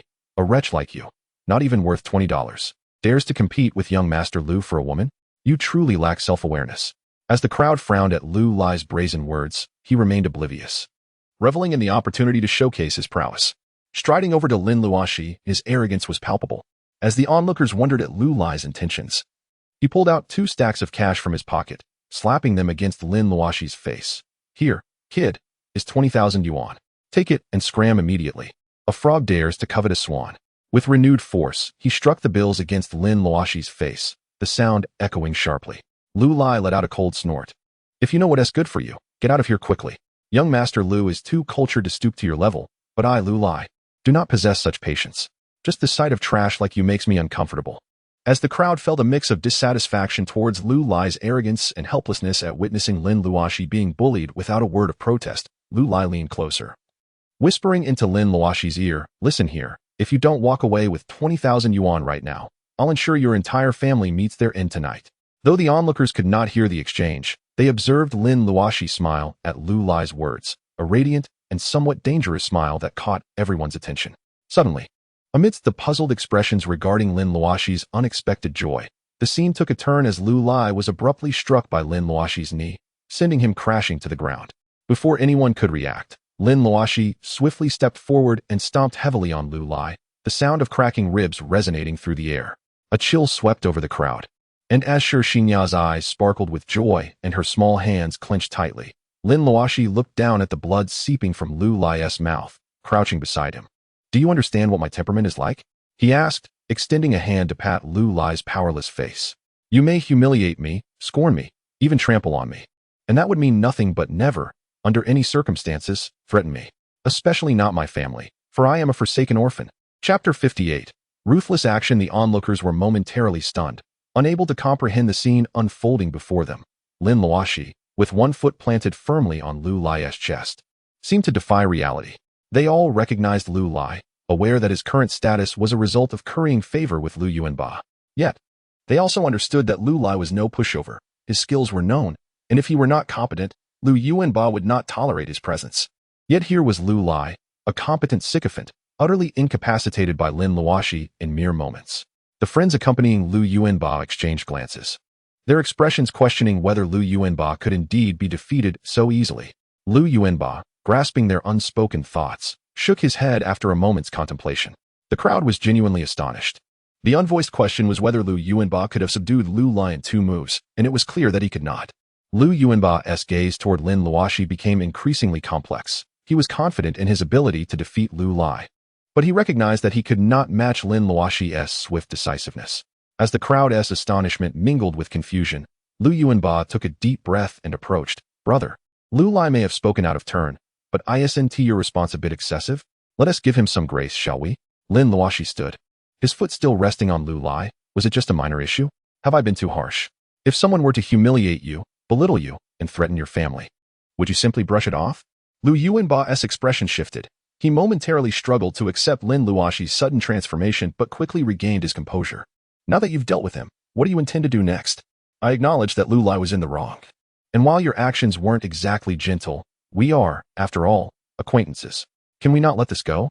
The crowd expected Lu Yuanba to patiently reason with Lin Luoxi, believing that Lin Luoxi would surely relent given Lu Yuanba's influential background. However, the situation defied their expectations as Lin Luoxi shook his head. I shall grant no one any favors. As disbelief spread through the crowd, Lin Luoxi pointed at Lu Lai beneath his foot. We are all adults here. One must bear the consequences of their own mistakes. Words spoken by others, and those uttered by oneself, carry different weights. I want him to rise and sincerely utter 3 words. I'm sorry. The spectators gasped internally, stunned that Lin Luoxi, having inflicted injury and broken ribs, still demanded an apology. The absurdity of the situation made them question the state of the world. Was it now the case that emperors bowed to beggars? Yet, Shirshinya gazed at Lin Luoxi with starry eyes, her affection unmistakable, while others shook their heads, realizing Lu Yuanba appeared to have lost all leverage. Taking a deep breath, Lu Yuanba conceded, all right, let him apologize. You are a soldier. Remember to choose your words carefully next time. Lu Lai, having finally regained his breath after being knocked to the ground, and having a rib broken under Lin Luoxi's foot, cautiously lifted his head, his expression venomous. Though Lin Luoxi feigned indifference, he was fully aware of Lu Lai's seething resentment, a viper lying in wait for an opportunity to strike. Lin Luoxi stroked his chin, pondering whether to eliminate Lu Lai entirely. Though he held no fear of him, the persistent annoyance of such a pest was irksome. However, upon glancing at Shirshinya nearby, he dismissed the thought, realizing he was merely an observer today. Once Lu Lai had gathered himself, Lu Yuanba cleared his throat, apologized to him. You are a soldier. And remember to be mindful of your words in the future. Lu Lai, who had initially wanted to muster some bravado, lowered his head upon meeting Lin Luoxi's unwavering gaze, striving to sound sincere. I'm sorry. What I said earlier was my mistake. Lin Luoxi waved his hand dismissively, a playful smile gracing his lips. Your attitude is quite sincere, but I am aware of your true sentiments. I advise you against harboring such thoughts. My temperament is not always as forgiving as it appears. Should you contemplate revenge, I would relish seeing you try, but be prepared for the possibility of a lifelong disability. Though he initially intended to say death, the presence of many witnesses prompted him to alter his words. Lin Luoxi had little interest in engaging with those who resorted to underhanded tactics, and his remarks were intended for Lu Yuanba and his companions to hear. He wished to convey that if Lu Lai were to become incapacitated one day, it would be of his own making, and he would merely be protecting himself. Lu Yuanba recognized Lin Luoxi's underlying message. Though irritated by his arrogance, he understood the truth in those words. Today, Lu Lai had been spared, but that did not guarantee mercy in the future. The reluctant subordinate, Lu Lai, is reminded of my words today. Let today's events be settled without thoughts of revenge. For today's occurrences are also partly your fault. Speaking loudly, Lu Yuanba has his own intentions. He knows Lu Lai's character well, a petty man who seeks vengeance. By publicly stating his stance, Lu Yuanba aims to inform everyone that should Lu Lai choose to retaliate against Lin Luoxi, it would be his personal endeavor. Unrelated to Lu Yuanba, Lu Lai nods vigorously, yet a fleeting glimmer of malice in his eyes reveals that he has not truly absorbed Lin Luoxi's and Lu Yuanba's admonitions. Such small-minded individuals are inherently despicable and vindictive. Why don't you both go have fun? I'll take a stroll. Just call me when you're ready to head back. After Lu Lai departs for the hospital, Lin Luoxi walks in another direction, amidst the curious gazes of others. One individual leaves, unaware of their destination. Shirshinya opens her mouth to retain him, but finds no justification for doing so. Although Lin Luoxi had just knocked Lu Lai down in a fit of excitement, she soon realizes this means Lin Luoxi now has an enemy, and a pang of guilt arises within her. Had she not sought Lin Luoxi to attend this gathering, he would not have clashed with Lu Lai. Watching Lin Luoxi's figure fade from view, Shirshinya feels a wave of sorrow, as if her cleverness has backfired. Lu Yuanba, too, observes Lin Luoxi's solitary departure, glancing at the slightly disheartened Shirshinya, perplexed by their situation. He concludes that Lin Luoxi simply does not wish to be with them to avoid further conflicts like the one with Lu Lai. By the way, where is Miss Yi? As he gathers everyone to enter the dining venue, Lu Yuanba notices one person is missing and curiously inquires of his companions. Prompted by Lu Yuanba's observation, the others realize indeed someone is absent and express their curiosity. We saw her still in the car when we got out. We don't know if she came down later or where she might have gone. Forget it. You all go ahead. Lu Yuanba, seeing everyone chattering, understands they know little. Miss Yi is quite capable. No ordinary person can harm her. Perhaps she saw something entertaining and went off to explore. Let us eat first. She should return shortly. Nodding in agreement, the group dismisses thoughts of their missing companion, while Lu Rushuang's gaze fixates on a girl who vanished at the same moment Lin Luoxi did. Chapter 59. Who goes there?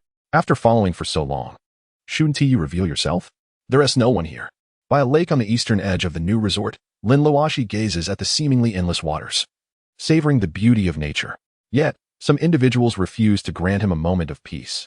Shortly after leaving the parking lot, Lin Luoxi realizes he is being followed, prompting him to choose a secluded area. Noticing no response from behind, he turns to find only a few trees and some boulders. A smile graces his lips.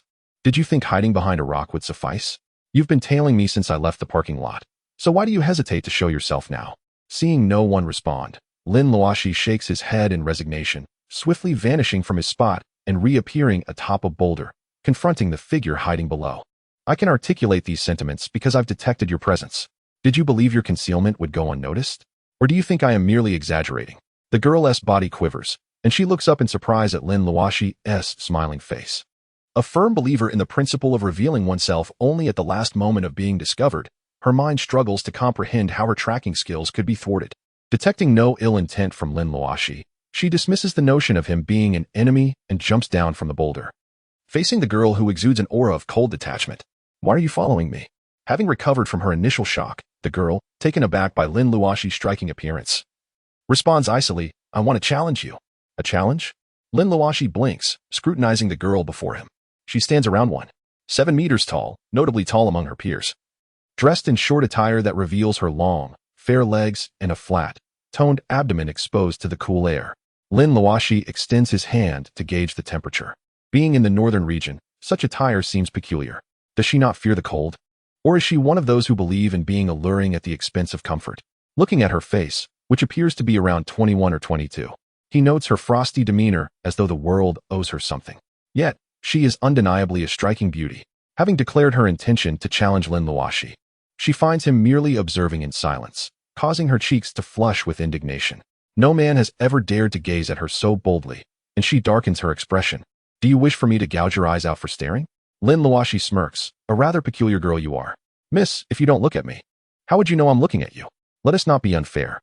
The girl bristles at Lin Luoxi's flippant remarks, yet recalling her purpose. She suppresses her impulse to draw her weapon and retorts, I want to challenge you. She circles back to her initial statement. Lin Luoxi shrugs and strides toward the lakeside. To answer you, I'm not interested in a contest. The girl, caught off guard by Lin Luoxi's immediate refusal, inquires, why not? Standing by the lake, Lin Luoxi does not turn to face the icy girl but inhales deeply, savoring the fresh air. You wish to challenge me, and I have my reasons for declining.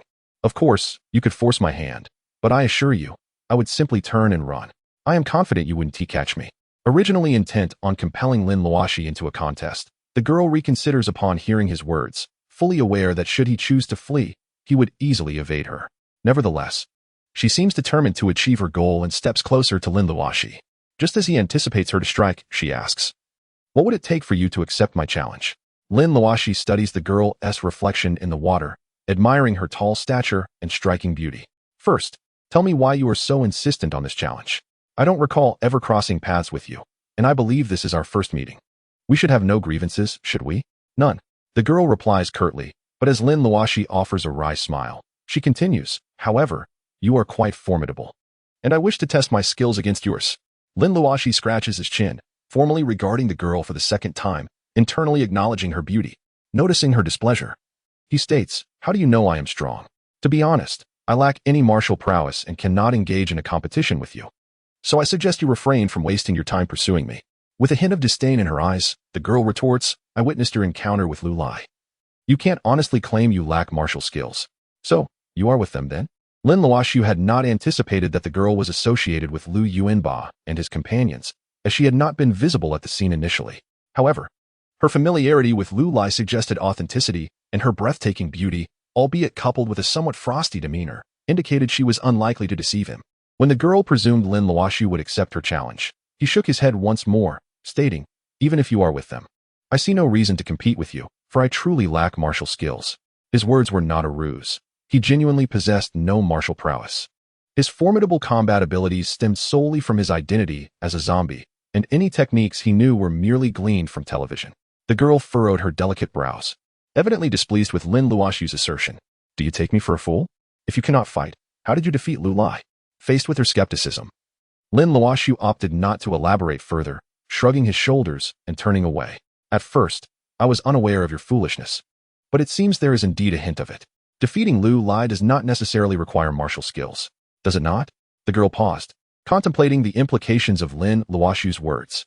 When she failed to grasp their meaning, she shook her head, only to realize that Lin Luoxi had already vanished from sight. Frustrated, she stamped her foot. This is outrageous. He dares to toy with me. Meanwhile, Lin Luoxi stood in a pavilion, gazing out at the distant scenery. He observed two boats drifting on the lake, a man and a woman embracing and kissing passionately. A fleeting pang of melancholy and envy crossed his heart, which he skillfully concealed. Such moments were beautiful and filled with yearning, yet from the moment he was reborn on the mountaintop, they had slipped beyond his reach. Watching the couples lost in their bliss, a wry smile played upon his lips. It appears your speed in fleeing is indeed remarkable. As Lin Luoxi contemplated the couple, a voice filled with exasperation interrupted his thoughts. The girl stepped forward, blocking his path, extending her fair arm. I am Yu Qicheng. I wish to challenge you. Will you indulge me? Lin Luoxi did not take her alluring hand, instead rising with a sigh. You are quite bothersome. Yu Qicheng's hand lingered awkwardly in the air as he turned to leave the pavilion. The icy beauty glared at the man who dismissed her, a flicker of anger igniting in her eyes. Clenching her fist, she charged at Lin Luoxi, leaping to deliver a kick aimed at his head. Sensing the rush of wind behind him, Lin Luoxi sidestepped to the left, narrowly evading her assault. With a resigned sigh, he remarked, You need not attempt to provoke me. My decision is immutable. I have stated that I will not compete with you, and not even a century of your following me will change that.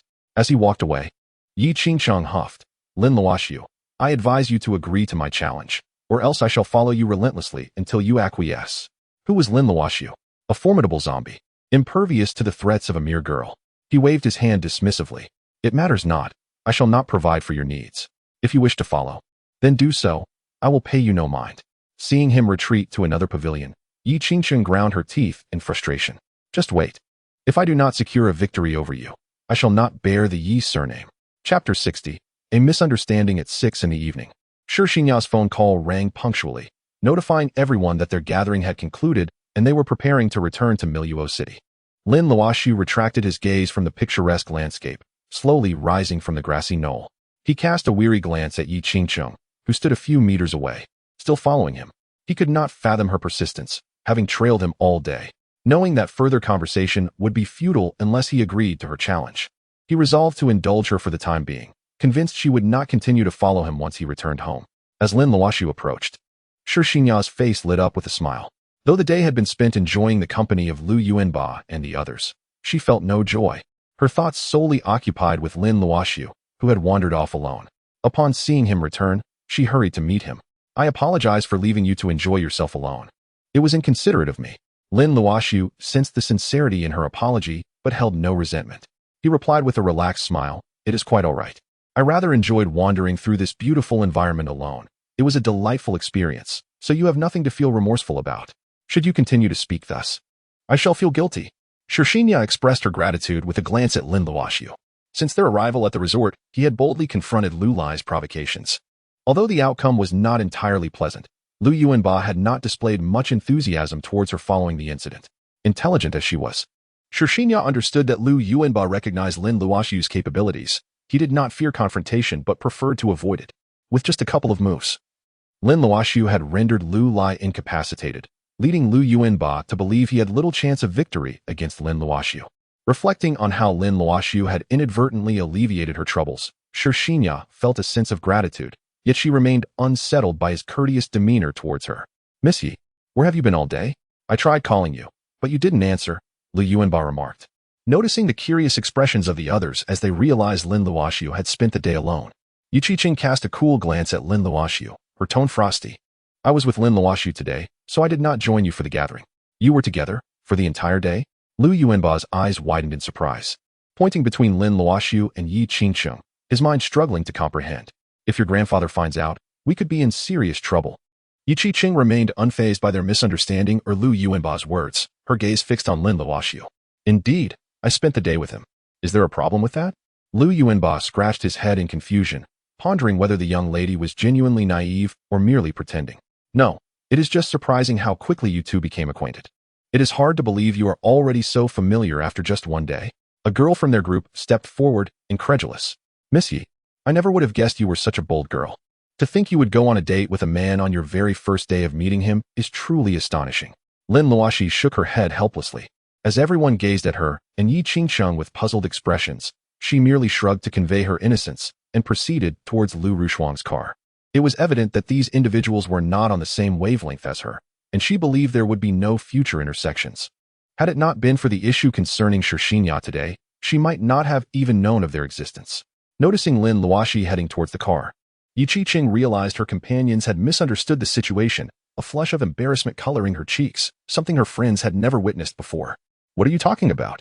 There's nothing between him and me, she exclaimed before hastening towards Lin Luoxi's car, clearly intent on following him. Lu Yuanba curiously observed Yi Qing's car parked nearby and called out, Miss Yi, your car is over here. Where are you planning to go? Without turning back, Yi Qingcheng replied, I'll get someone to drive it back for me. I want to follow Lin Luoxi. What? Lu Yuanba's eyes widened in disbelief as he pinched his ears, as if to confirm he and T misheard. The girl who had initially spoken looked incredulously at Yi Qingcheng, who was already getting into the same car as Lin Luoxi, and remarked, I never expected our Princess Qingcheng would have a crush. It's only the first day? And she wants to go home with someone? Surely not. Lu Yuanba's expression turned sour. He had brought Yi Qingcheng along. And now that she was clearly unwilling to return, he found himself at a loss. While he could forcibly bring the others back, Yi Qingcheng posed a unique challenge. The girl who had spoken earlier shook her head, saying, It's hard to say. After 22 years of emotional blankness, our Princess Qingcheng suddenly sees such a handsome man. Love at first sight is certainly possible. A thought struck Lu Yuanba as he glanced at Shixinya beside him, and a cunning smile crept across his face. Well, if Missy insists on not returning, we might as well head back ourselves. We can inform her family about this situation, and they can figure it out. They know her headstrong nature, so they likely won't blame us. Some who were aware of Yi Qingcheng's identity understood Lu Yuanba's intentions. He was clearly attempting to use a girl of higher standing than Shixinya to disrupt her connection with Lin Luoxi, hoping to exploit the situation to his advantage. However, little did they know that Lin Luoxi and Shixinya were hardly even friends, which would undoubtedly lead to their own embarrassment. Lu Yuanba approached Shixinya, who looked equally perplexed, and said, Xinya, could you and your boyfriend please look after Missy? Her family will come looking for her. After a moment's hesitation, he added, just please tell Lin Luoxi not to accept or get involved with Missy. I wouldn't want her to jeopardize your relationship with him. After all, I invited you here, and if my actions lead to your breakup, I would feel guilty. Lu Rushuang shot a disdainful glance at her brother. Enough of this talk. You're probably secretly delighted by this outcome, aren't you? Not at all. How could I be that kind of person? Lu Yuanba coughed awkwardly to mask his embarrassment. Lu Rushuang huffed and took Shixinya towards the car. In the northern region, the nights fell particularly quickly during this season. The return journey to the city would take over an hour, and given the darkness, speeding was not an option, likely extending the journey to 2 hours. Moreover, it was rumored that the road back to the city was not entirely safe at night, prompting everyone to prefer an early return rather than spending the night at the resort. Chapter 61. The Erie Road, the nearly 100-kilometer road connecting the resort to the city, usually required just over an hour for a normal drive. But nighttime travel necessitated a slower pace, increasing the return time to 2 hours. While they had arrived separately, the return journey involved 3 cars, all driven by women, and they maintained a safe distance of about 50 meters between them. Since boarding the car, Lin Luoxi had not uttered a word. Shixinya and Lu Rushuang, upon seeing the frosty demeanor of Yi Qingcheng in the back seat, also remained silent, enveloped in a heavy atmosphere.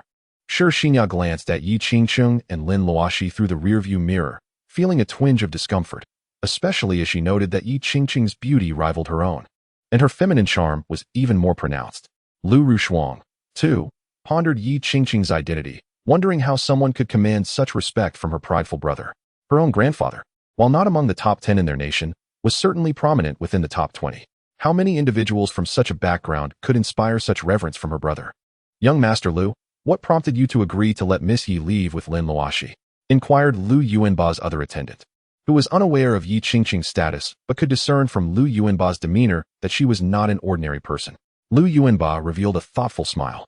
Oh, you might not realize, but while Shi Xinya holds a respectable position, compared to Miss Yi Qingqing, she is akin to a celestial being versus one bound to the earth. He continued, glancing at the car in front carrying Lu Rushuang and the others. If such a distinguished princess were to pursue a man, would you prefer a captivating underground beauty like Shi Xinya or a radiant phoenix from the heavens? Without hesitation, the attendant replied, certainly the heavenly phoenix.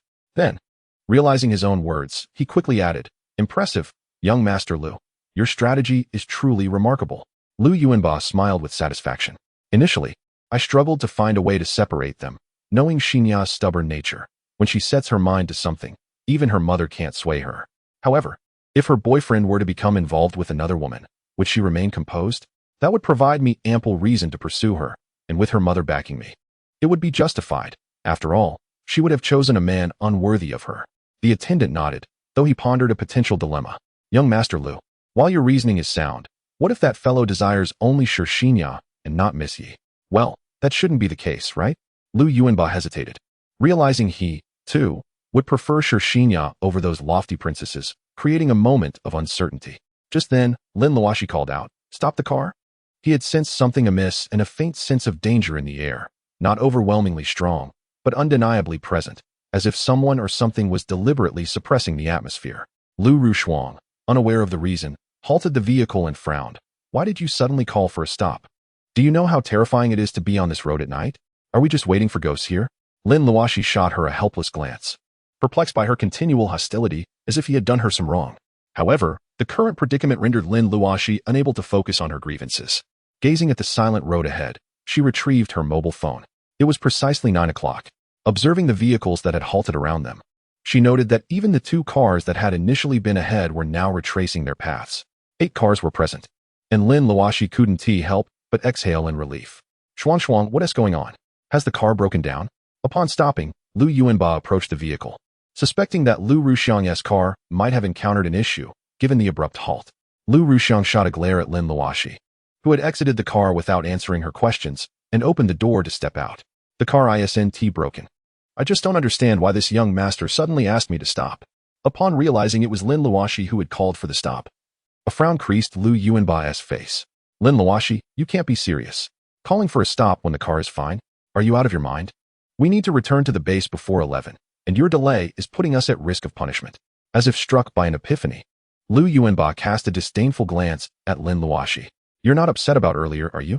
Are you deliberately trying to mess with us? Lin Luoxi offered a sunny smile, gently shaking her phone. I suddenly have a bit of a stomachache, so I asked Lu Rushuang to pull over. But now that I'm out, I find the surroundings quite desolate, and there's nowhere convenient for me. By the way, my phone seems to be malfunctioning. Can anyone tell me the current time? Lu Yuanba shot her a scornful look, dismissing her stomachache as an excuse to delay their return to the base. Nevertheless, he checked his phone.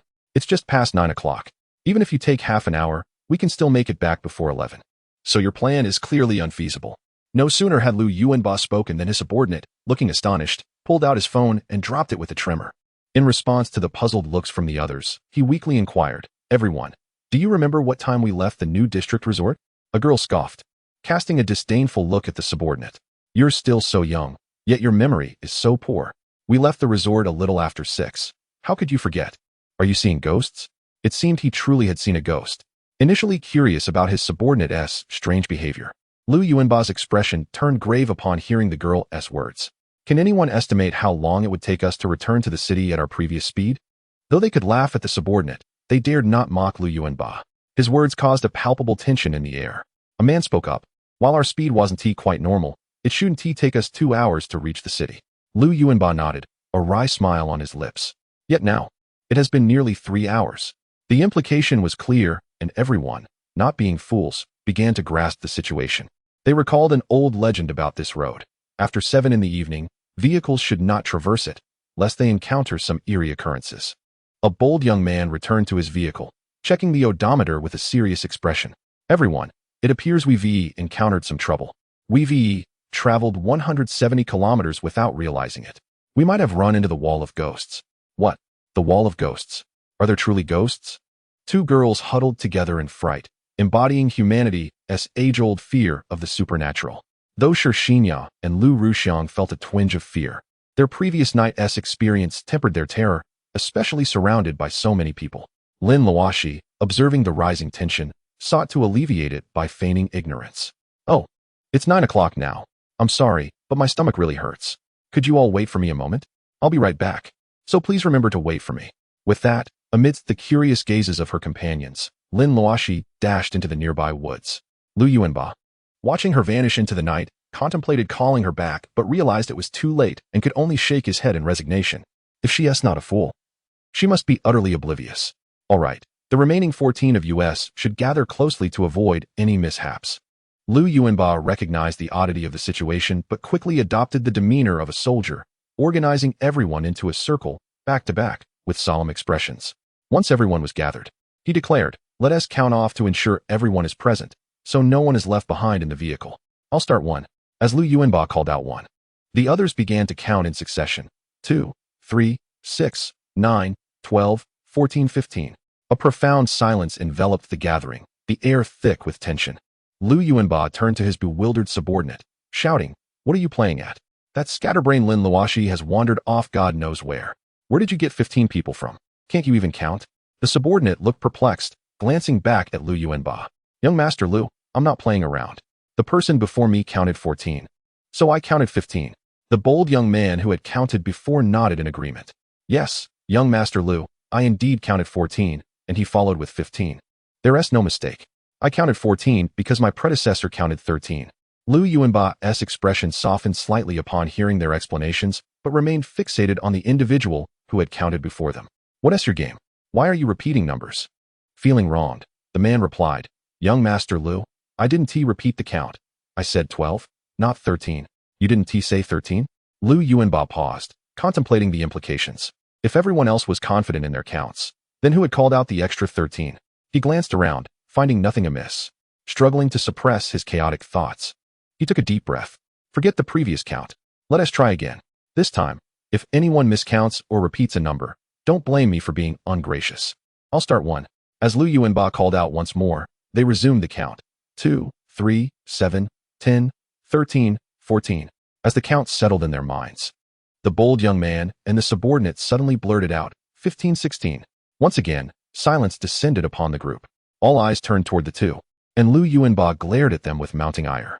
"What are you two playing at? Are you trying to provoke me? Can't you see what kind of situation we're in? We're already confused with 15 people, and now you're throwing in 16? In their minds, everyone harbored unspoken concerns, but chose to blame their companions for the miscount. Lu Yuanba sighed, "Let us count once more. This time, you two will start, and I'll finish. I hope there won't be any more mistakes or repetitions, understood?" Perched atop a tree over 10 meters high, Lin Luoxi watched the group prepare to count again, slightly amused. A bunch of fools, still deceiving themselves. There were indeed only 14 of them, but everyone was unaware that Lin Luoxi was observing from the roadside. The henchman nodded to the audacious youth and shouted loudly, "I shall begin." As the henchman counted down, the sequence was reversed. The bold young man called out 2, followed by his companions reporting in order, 3, 4, 8, 10, 12. As they reached 12, a palpable tension filled the air. The previous 2 counts had nearly resulted in errors at this very point. The counting continued, 13. Lu Yuanba was about to announce 14 when he noticed that the person calling out 13 was not beside him. A tightness gripped his heart, and a faint voice emerged, 14, 15, 16. Hearing the quiet 16 from his classmate, Lu Yuanba swallowed hard and, with a voice trembling in fear, declared 17. A profound silence enveloped the crowd. Not a single sound remained. Even breath seemed stifled. A creeping dread began to spread among them. While the previous counts could be attributed to deliberate repetition, the inversion of sequence, and the fact that Lu Yuanba was at the end, was unsettling. The emergence of a 17th count was beyond comprehension. No one dared to turn to their companions. They had been deceiving themselves, but the deception could no longer hold. The existence of the additional 15th, 16th, and now 17th individuals loomed ominously. The atmosphere thickened into 3 minutes of silence, with everyone staring ahead, some even closing their eyes, the legends of the road resurfacing in their minds. Lin Luoxi stood atop a tree, shaking his head at the 17 individuals below. In his 18 years as a human, he had never encountered such bizarre occurrences, yet now, as a zombie, Such events seemed to unfold daily. Was it truly akin to Conan, where death followed him wherever he roamed? Observing the three additional figures below, Lin Luoxi had no intention of revealing himself. He had sensed a subtle hint of danger while in the vehicle. Although three figures had appeared, he felt the situation was far more complex. Could so many vehicles be ensnared in a ghostly loop, or perhaps a mirage? They had been circling the road all along. Lin Luoxi contemplated how these three individuals managed it. Daddy, why aren't we playing anymore? It was so much fun just now. A child's voice pierced the silence of the night along the desolate highway, startling the adults into a stupor. Shortly after, a man's chilling voice echoed, laced with a sinister undertone. Sweetheart, still want to play? Then I shall let them stay and play with you forever, okay? Okay. The child's voice rang out again, imbued with genuine glee, yet it bore an unsettling resemblance to an infant's wail. As everyone felt parched and anxious, a woman's eerie voice interjected, Be good, darling. Don't get too excited. Wait until mommy and daddy bring them home. Then you can play with them. For now, just watch. The crowd, though possessing strong mental fortitude, found it difficult to confront the existence of these legendary specters. Even the most steadfast among them felt a chill creeping in. Yet one individual remained unfazed. Lin Luoxi, the zombie atop the tree. The 14 individuals could no longer withstand the psychological strain and retreated to the side, trembling in fear. Liu Yuanba, with his military background, considered himself courageous. Yet the sight of the 15th, 16th, and 17th figures chilled him to the core. Three pale, hollow-eyed apparitions glared at them, one of whom appeared to be a child, a family of three. The realization struck that the child beside him might have been one of the ghosts. A wave of terror washed over the group. Yi Qingcheng, her fair complexion now ghostly pale, mustered her courage and stepped forward. What do you three want? We are many. Surely you cannot intimidate us. A sinister smile spread across the female ghost's face. What a beautiful girl. Darling, wait for me to possess her for a moment. What do you think? The male ghost, upon seeing Yi Qingcheng, also lit up. Wonderful, my love. I'll find a strong man to possess as well. It's been over a decade since we felt anything like that. What do you want? I warn you, if you dare to touch me, I curse you. I curse your mother to suffer. Yi Qingcheng, in a moment of desperation, blurted out a phrase she recalled from the past. As the words left her lips, the faces of those behind her turned ashen. An old woman appeared behind Yi Qingcheng, gently patting her shoulder. Feeling the touch, Yi Qingcheng irritably brushed it away. Don't bother me. I'm negotiating with these ghosts. Didn't you just curse them? How cruel. I've been dead for over a decade, and you wish for my demise? As the crowd, parched and at a loss for words, sought to warn Yi Qingcheng, the elderly female ghost leaned closer, whispering something. Instantly, Yi Qingcheng froze, her hair standing on end, cold sweat pouring down her back. The 18th presence emerged. Oh my gosh. Yi Qingcheng could no longer maintain her composure. Though she had not turned to see who was behind her, she knew instinctively what it was. With a shriek, she dashed to Liu Yuanba's side, instinctively seeking protection in the face of danger. The 14 individuals stood united, anxiously eyeing the four ghosts before them, a trio of adults and one child. The glint of malice in their eyes made it clear these were not amicable spirits. The earlier attempts at negotiation by Yi Qingcheng now seemed utterly futile. The elderly female ghost stepped forward, her lifeless gaze fixed on the crowd. Didn't you just curse and scold me? Why the silence now? Grandma, I want that sister to feed me milk. The child approached, tugging at the old ghost's garment, pointing at the girl with a noticeably ample bosom, drooling unconsciously. The girl pointed and shuddered, realizing that the ghost's eyes had turned toward her.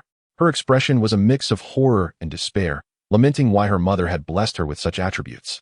Yet she had forgotten that these were once her sources of pride. This situation was indeed troublesome. Lin Luoxi, observing from his perch, contemplated intervening to assist. Yet he hesitated to reveal his true identity. Even if he concealed his face, it would be evident to the astute that he was involved. Is there a method to alleviate the suffering of those below during a headache? As Lin Luoxi pondered on how to save the individuals before him while concealing his true identity, a woman's voice suddenly resonated behind him. Lin Luoxi was momentarily taken aback, then elated as he recognized the newcomer. Exan Luoxi gracefully descended beside him, gazing tenderly at the man. If you agree to accept me tonight, I can intervene to save them. Lin Luoxi, about to voice his thoughts, was interrupted by Exan Luoxi's words. He shook his head helplessly. Why are you so insistent on me accepting you? Do you truly wish to become a demon merely to bask in fleeting sunlight? Surely, there must be more you haven't shared with me. Exan Luoxi leaned closer and planted a kiss on Lin Luoxi's cheek, and as he stood in stunned silence, she declared, because I have fallen in love with you. Observing the chaos below, where several frightened individuals were fleeing from the ghosts, yet momentarily safe. Lin Luoxi touched the spot where Exine Luoxi had kissed him. I am curious. How did you arrive here? Or rather, how did you know I was here? She produced a jade pendant from Lin Luoxi's pocket, glowing faintly, clearly not a cheap trinket. Exine Luoxi smiled softly. I have been following you all along. This jade pendant was once mine. Last night, while we were in bed, I secretly placed it in your pocket. She playfully stuck out her tongue. In fact, I attached myself to the pendant when you left this morning, so I have been with you all day. Lin Luoxi took the jade pendant from Exine Luoxi's hand. Feeling its icy touch, this is truly not an ordinary item. I had no idea it was with me all day. So, you know everything I've done today, don't you? He teased her. You didn't peek while I was in the restroom, did you? Exine Luoxi's face flushed, and she retorted, could you not be so disgusting? I was inside the pendant. How could I possibly see you in the restroom? You're mortifying. You hardly resemble someone who has been dead for centuries. You act more like a youthful girl of 17 or 18. Lin Luoxi playfully tapped Exine Luoxi's forehead, then glanced at the individuals below, some already succumbing to fear. I will consider your proposal, but for now, you must save them. Perhaps among them is a pure soul willing to sacrifice for you. Rubbing her sore forehead from Lin Luoxi's playful tap, Exine Luoxi pouted. There are indeed 2 pure souls down there. Had I not encountered you first, I would have eagerly pursued that route. But now that I see you, do you truly believe I would seek distant prospects? She drew closer to Lin Luoxi. And would you genuinely be willing to watch me entwined with another man without feeling a pang of sorrow? Lin Luoxi sighed. Exine Luoxi. I think you should focus on saving those below. Observing the individuals growing increasingly desperate, he exhaled deeply, taking back the jade pendant he had just given Exine Luoxi. He understood that unless he accepted it, she would not act tonight. That's right, very obedient. I shall take my leave. Exine Luoxi, seeing Lin Luoxi accept the pendant, gently kissed his cheek once more, then laughed joyfully as she vanished from his side. Touching the spot where she had kissed him, Lin Luoxi muttered to himself, if she truly finds another man to lose her purity to, will I feel heartache? He shook his head with a bitter smile, dismissing the thoughts that had crept into his mind. Yi Qingsheng felt on the verge of tears as the male ghost relentlessly pursued her. Whenever she approached a vehicle, the male ghost would emerge from the roof, and if she saw someone run past, they would suddenly transform into a male ghost. No matter where she went, the specter lingered ominously. In contrast, Lu Yuanba appeared to be in a more pitiful situation, bound to a tree with white silk thrown by a female ghost. The iron-willed soldier, usually unrestrained, found himself helplessly ensnared. As he gazed at the female ghost who taunted him, he let out a desperate cry. Those unaware might think he was being forced into submission. The female ghost, frustrated by her inability to kiss Lu Yuanba and drain his essence, snarled, stop wasting your breath. Young man, once you cross over to that world, I will cherish you dearly, love you endlessly. I can even part ways with my husband for you. Please, no. I don't want that. Lu Yuanba, his body bound, shook his head vigorously. Someone save me. I'll give you 10 million. No, a billion. Really, a billion? How delightful. I'll provide you with an account number. Just as Lu Yuanba was on the brink of despair, a woman's voice echoed across the highway. Though eerie, her words resonated like heavenly music to the listeners.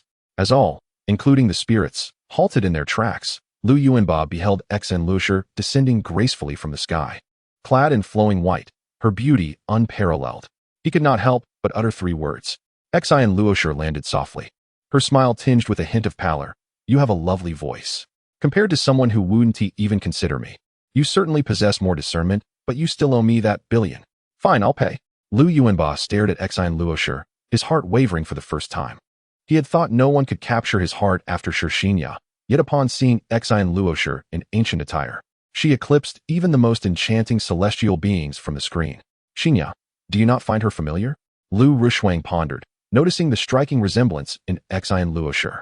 Upon closer inspection, she was taken aback. With her reminder, Shinya also found Exine Luoxi familiar, recalling her modern attire from the previous night. Frost. I know who she is, the female ghost who appeared in the building last night. What, a female ghost? Hearing Shinya's revelation, Lu Yuanba's heart shattered as he gazed at the breathtaking beauty before him, tears welling in his eyes. Chapter 64. The Chaos of Spirit's Little Girl. We are of the same kind. Why do you obstruct our path? As Lu Yuanba lamented Exine Luoxi's identity as a ghost, an elderly female ghost emerged before her. Her visage terrifying, marred by long scars seeping blood. Exine Luoxi, undeterred by the ghastly appearance of the elderly ghost, bestowed upon Lu Yuanbao a smile that left him enraptured. You call me a little girl? Are you quite certain you are older than I? With a playful demeanor, Lin Luoxi counted on her fingers. If I were alive, I would be over 500 years old. I doubt your entire family could match half of my age. The elderly ghost's face contorted in fear. Though a ghost's power is not determined by the length of their existence, for wandering spirits, longevity often signifies strength. Having died in a car accident less than 20 years ago, how could she contend with a ghost who had existed for 5 centuries? Yet, with so many people present tonight, she thought, if she could find a few scapegoats, her family could be reborn. The elderly ghost's expression grew more sinister. Though you are an elder, obstructing our path to reincarnation is rather excessive. Wouldn't you agree? The elderly female ghost gestured towards the 3 spirits behind her and declared, We have wandered here for nearly 2 decades. At long last, we have found a family that can provide us with a substitute victim, and you dare to intervene? We shall not relent. Sighing, Lin Luoxi replied, Just last night, I thwarted someone as well, but alas, their strength surpassed my own. She believed that these spirits were aware of Lin Luoxi's existence and thus wisely remarked, I trust you comprehend that even if I refrained from intervening tonight, you would still be unable to seize these individuals, would you not? The elderly ghost hesitated, recalling the presence of the person who had recently dashed into the woods and had evoked a sense of danger within her. However, recalling the opportunity for the family to be reborn together, her expression shifted to one of hollow determination. Just as Lin Luoxi thought they would abandon their pursuit, the elderly ghost struck. Her sinister, gleaming hand lunged towards Lin Luoxi, who, momentarily stunned, failed to react in time. The ghost's sharp, black nails pierced her body, eliciting a muted groan. Lin Luoxi, perched atop a tree, felt a pang of anxiety and was about to reveal himself when he noticed that Lin Luoxi had vanished after being pierced by the elderly ghost. The onlookers were bewildered by Lin Luoxi's sudden disappearance. Had her soul truly been shattered? As fear gripped the crowd at the prospect of the elderly ghost turning her wrath upon them, several long strands of white silk suddenly descended from the sky, targeting the elderly ghost. Yet she was formidable. As the silk approached, her malevolent aura surged, causing her black nails to elongate and sharpen. Before anyone could react, she had shredded the descending silk into tatters, which fell to the ground. A gust of chilling wind swept through, causing the remnants of the silk to coalesce in the air once more. As they slowly dispersed, Lin Luoxi reappeared, her abdomen unscathed, without even the slightest trace of injury. A fleeting glimmer of pain in her eyes conveyed to the others that she was hurt. As she landed on the ground, a group of malevolent spirits, including a child, lunged towards her, revealing grotesque and terrifying visages. The male spirit appeared to be in a state of disembowelment, while the female spirit bore a half-decayed face, a testament to their tragic demise. Witnessing this, everyone instinctively closed their eyes. These visions were far more horrific than anything portrayed in horror films. Only Lu Rushuang and Yi Qing, whose nerves were slightly less sensitive, squinted to steal a glance, while the others kept their eyes tightly shut. As the chaos unfolded, Lu Yuanbao's white cloth vanished, restoring his freedom. However, he remained rooted in place, captivated by Lin Luoxi's valiant struggle against the 4 malevolent spirits, his heart racing in admiration of her prowess. Such a presence is rare to witness in this world, Lu Yuanbao thought, his gaze fixed on Lin Luoxi, gradually intensifying with determination as he clenched his fist, seemingly having made a significant decision. In the distance, Lu Rushuang noted her brother's unusual behavior as he gazed at Lin Luoxi. A wave of unease washed over her. She was aware that Lin Luoxi sought to find a pure-hearted individual for rebirth, and her brother, who had been in the military since the age of 16, undoubtedly fit the criteria. The affection and admiration reflected in Lu Yuanbao's eyes sent a chill down Lu Rushuang's spine. If Lin Luoxi could disregard her standards for someone like Su San, how could she overlook her own brother, who was equally handsome and strong? The thought sent her mind spiraling. Suddenly, a piercing cry echoed through the air, drawing everyone's attention. The once invisible child lay defeated on the ground, their form growing increasingly indistinct. The onlookers, not foolish, recalled the tales of spirits dissipating before their souls were shattered. The tumult had ceased, revealing Lin Luoxi with a blackened wound on her arm, suggesting she had been poisoned. Seeing this, Lu Yuanbao rushed forward, panicking, You're hurt. Are you all right? Do you need help with your wound? Suppressing her pain, Lin Luoxi felt anger towards Lin Luoxi for his inaction as she beheld Lu Yuanbao's concerned expression. A tremor of emotion surged through her. It had been centuries since anyone had looked at her with such care, aside from her parents 500 years ago. Yet, She quickly dismissed the absurd notion of relying on Lu Yuanba for rebirth. Until yesterday, she might have contemplated it, but after sharing a bed with Lin Luoxi, her heart, steeped in the traditions of ancient loyalty, had chosen him as her soul partner. Unaware of her thoughts, Lu Yuanba gazed at Exine Luoxi, who remained silent. Her focus on the three spirits howling beside the child. Feeling awkward, he hesitated, but the sight of her bleeding wound pained him deeply.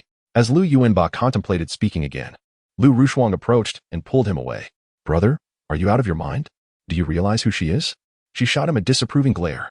You must have heard about the incident at our branch office last night. She is that female ghost.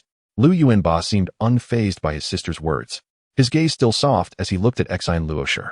When Exine mentioned she was the ghost from last night, I instantly recognized her. However, Frost. My heart races uncontrollably. Lu Rushuang opened her mouth to argue. But upon witnessing the gentleness in her usually stern brother's eyes, an expression never seen even when directed at Exine, she realized her words would be futile. She shot Exine Luoxi a venomous glare, inwardly wishing for her demise. You monster! You have slain my beloved grandson. The elderly ghost cried out in anguish, her voice chilling. As the crowd recoiled at her ferocity, she savagely bit into the neck of the female ghost beside her. The onlookers were perplexed as the female spirit's form gradually darkened until she vanished, leaving behind a pile of black ash on the ground. This is dire, blood demon curse. As the elderly ghost prepared to repeat the process with the male spirit, Exine Luoxi's face paled in realization. Chapter 65. Blood Demon Curse. The Blood Demon Curse. An ancient curse bestowed by the blood demon of the demonic realm. Any vengeful spirit that consumes the last remnants of a similarly aggrieved spirit's essence can break free from their ethereal shackles, transforming into a demon and becoming a slave to the blood demon, acquiring a fraction of its powers. This legend, whispered in the underworld and the demonic realm, had never been put into practice, for even as ghosts, no one wished to become a servant to a long-extinct demon king, thus selling their soul and forfeiting any chance of reincarnation. Yet, the elderly ghost before them, in her desperation to save her grandson, had consumed the essence of her son and daughter-in-law, resulting in their souls being shattered and her own soul sold for power, becoming a slave to the blood demon for eternity. As she witnessed the male spirit slowly dissipate, Exine Luoxi understood that she could no longer obstruct or eliminate the elderly ghost, rather, the imminent emergence of the blood demon. Resolute, she vanished from sight, knowing that only Lin Luoxi could save these souls now. Where has the beauty gone? Lu Yuanba had always been preoccupied with Exine Luoxi, regarding the matters of the blood demon curse and the elderly female ghost feeding on the souls of male and female specters as mere trifles. Upon witnessing the sudden disappearance of the enchanting beauty before him, he felt an acute shock, as if a vital part of him had been severed. Brother, wake up. We are in danger. Lu Rushuang, in exasperation, kicked her brother, who remained entranced by the apparition, oblivious to the impending peril. The disappearance of Exine Luoxi hinted at the emergence of a far more formidable entity. The jolt from Lu Rushuang's kick snapped Lu Yuanba back to reality. He turned to see the aged female ghost voraciously consuming his son's essence, and comprehended why Exine Luoxi had fled. It was clear that whatever was about to appear was beyond her capacity to confront. Unlike others who were infuriated by the looming threat and blamed Exine Luoxi for her unseemly retreat, Lu Yuanba understood that her departure was entirely justified. It would be foolish to engage a foe one could not defeat. It was evident that Lu Yuanba was hopelessly smitten by Exine Luoxi, his heart completely ensnared. Are you all right? How is your wound? Lin Luoxi inquired with genuine concern as he supported the suddenly reappeared Exine Luoxi. Initially harboring some resentment, Exine Luoxi felt the warmth of his heartfelt worry dissolve her grievances. With a light-hearted smile, she endeavored to appear untroubled and playfully kissed Lin Luoxi on the cheek. So, you finally care about me? But I'm fine. Right now, our concern should be the imminent blood demon. Blood demon? What is that? Lin Luoxi had overheard the mention of the blood demon curse from the elderly ghost, but had no understanding of its significance. Observing the unmistakable transformation of the elderly ghost, Exine Luoxi sighed. The blood demon is an ancient entity. How could you not know? I truly wonder if this red-eyed zombie of yours is genuine. As Lin Luoxi felt a twinge of embarrassment, Exine Luoxi continued.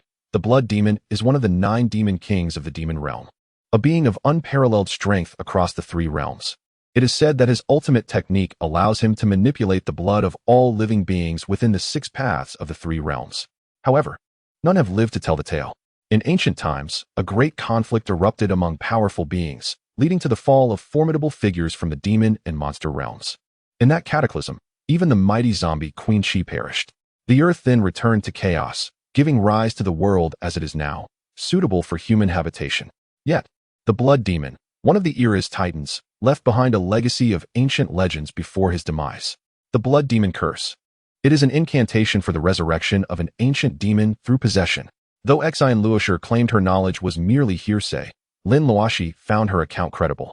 The possibility of transforming from an ordinary human into a zombie seemed plausible, especially with the existence of magic and curses in ancient times. What surprised him most was the revelation that even the formidable zombie Queen Shi could be slain, leading him to realize that zombies could indeed be defeated. Oh, how many years have passed? I finally awaken. Such a warm essence, far better than that of the netherworld. While Lin Luoxi pondered Lin Luoxi's revelations, the elderly ghost, now rightfully identified as the blood demon, revealed his blood-red eyes glinting with malevolence, baring his teeth in a sinister grin, arms outstretched as if savoring the atmosphere. Suddenly, with a tinge of melancholy, he lamented, "Alas, this body is too frail to contain even a fraction of my power." Sigh, but upon catching sight of Lu Yuanba nearby, the blood demon's eyes brightened. "Ah, this body is quite suitable. While it lacks the strength of my original form, it can harness half of my power. In this era, that is sufficient to establish me as the most formidable entity." As everyone instinctively stepped back, the blood demon turned his gaze towards the forest where Lin Luoxi and the others were concealed. "Little ghost, are you and your companions planning to make an appearance? Or shall I compel you to do so?" His voice boomed, sharp enough to pierce eardrums. "Though my current strength is merely a tenth of what it once was, it is more than enough to deal with you. Do not waste my time. Come forth." Lin Luoxi, sensing a familiar yet elusive recognition in the blood demon's gaze, shook his head. "Lin Luoxi, do you have a way for me to appear without being recognized?" Ghost wall. Lin Luoxi paused, then understood Lin Luoxi's concerns. For her, this was a simple task, surprised that a solution truly existed. Lin Luoxi skeptically scrutinized Lin Luoxi. "Then why didn't you do that from the start instead of recklessly engaging and getting yourself hurt?" Realizing her earlier plan had been exposed, Lin Luoxi lowered her head in embarrassment. "I wanted you to agree to my terms, and besides, they were merely a few minor spirits. Had that old woman not employed the blood demon curse, I would have dispatched them long ago." Seeing that her lengthy explanation garnered no response, the blood demon's expression darkened.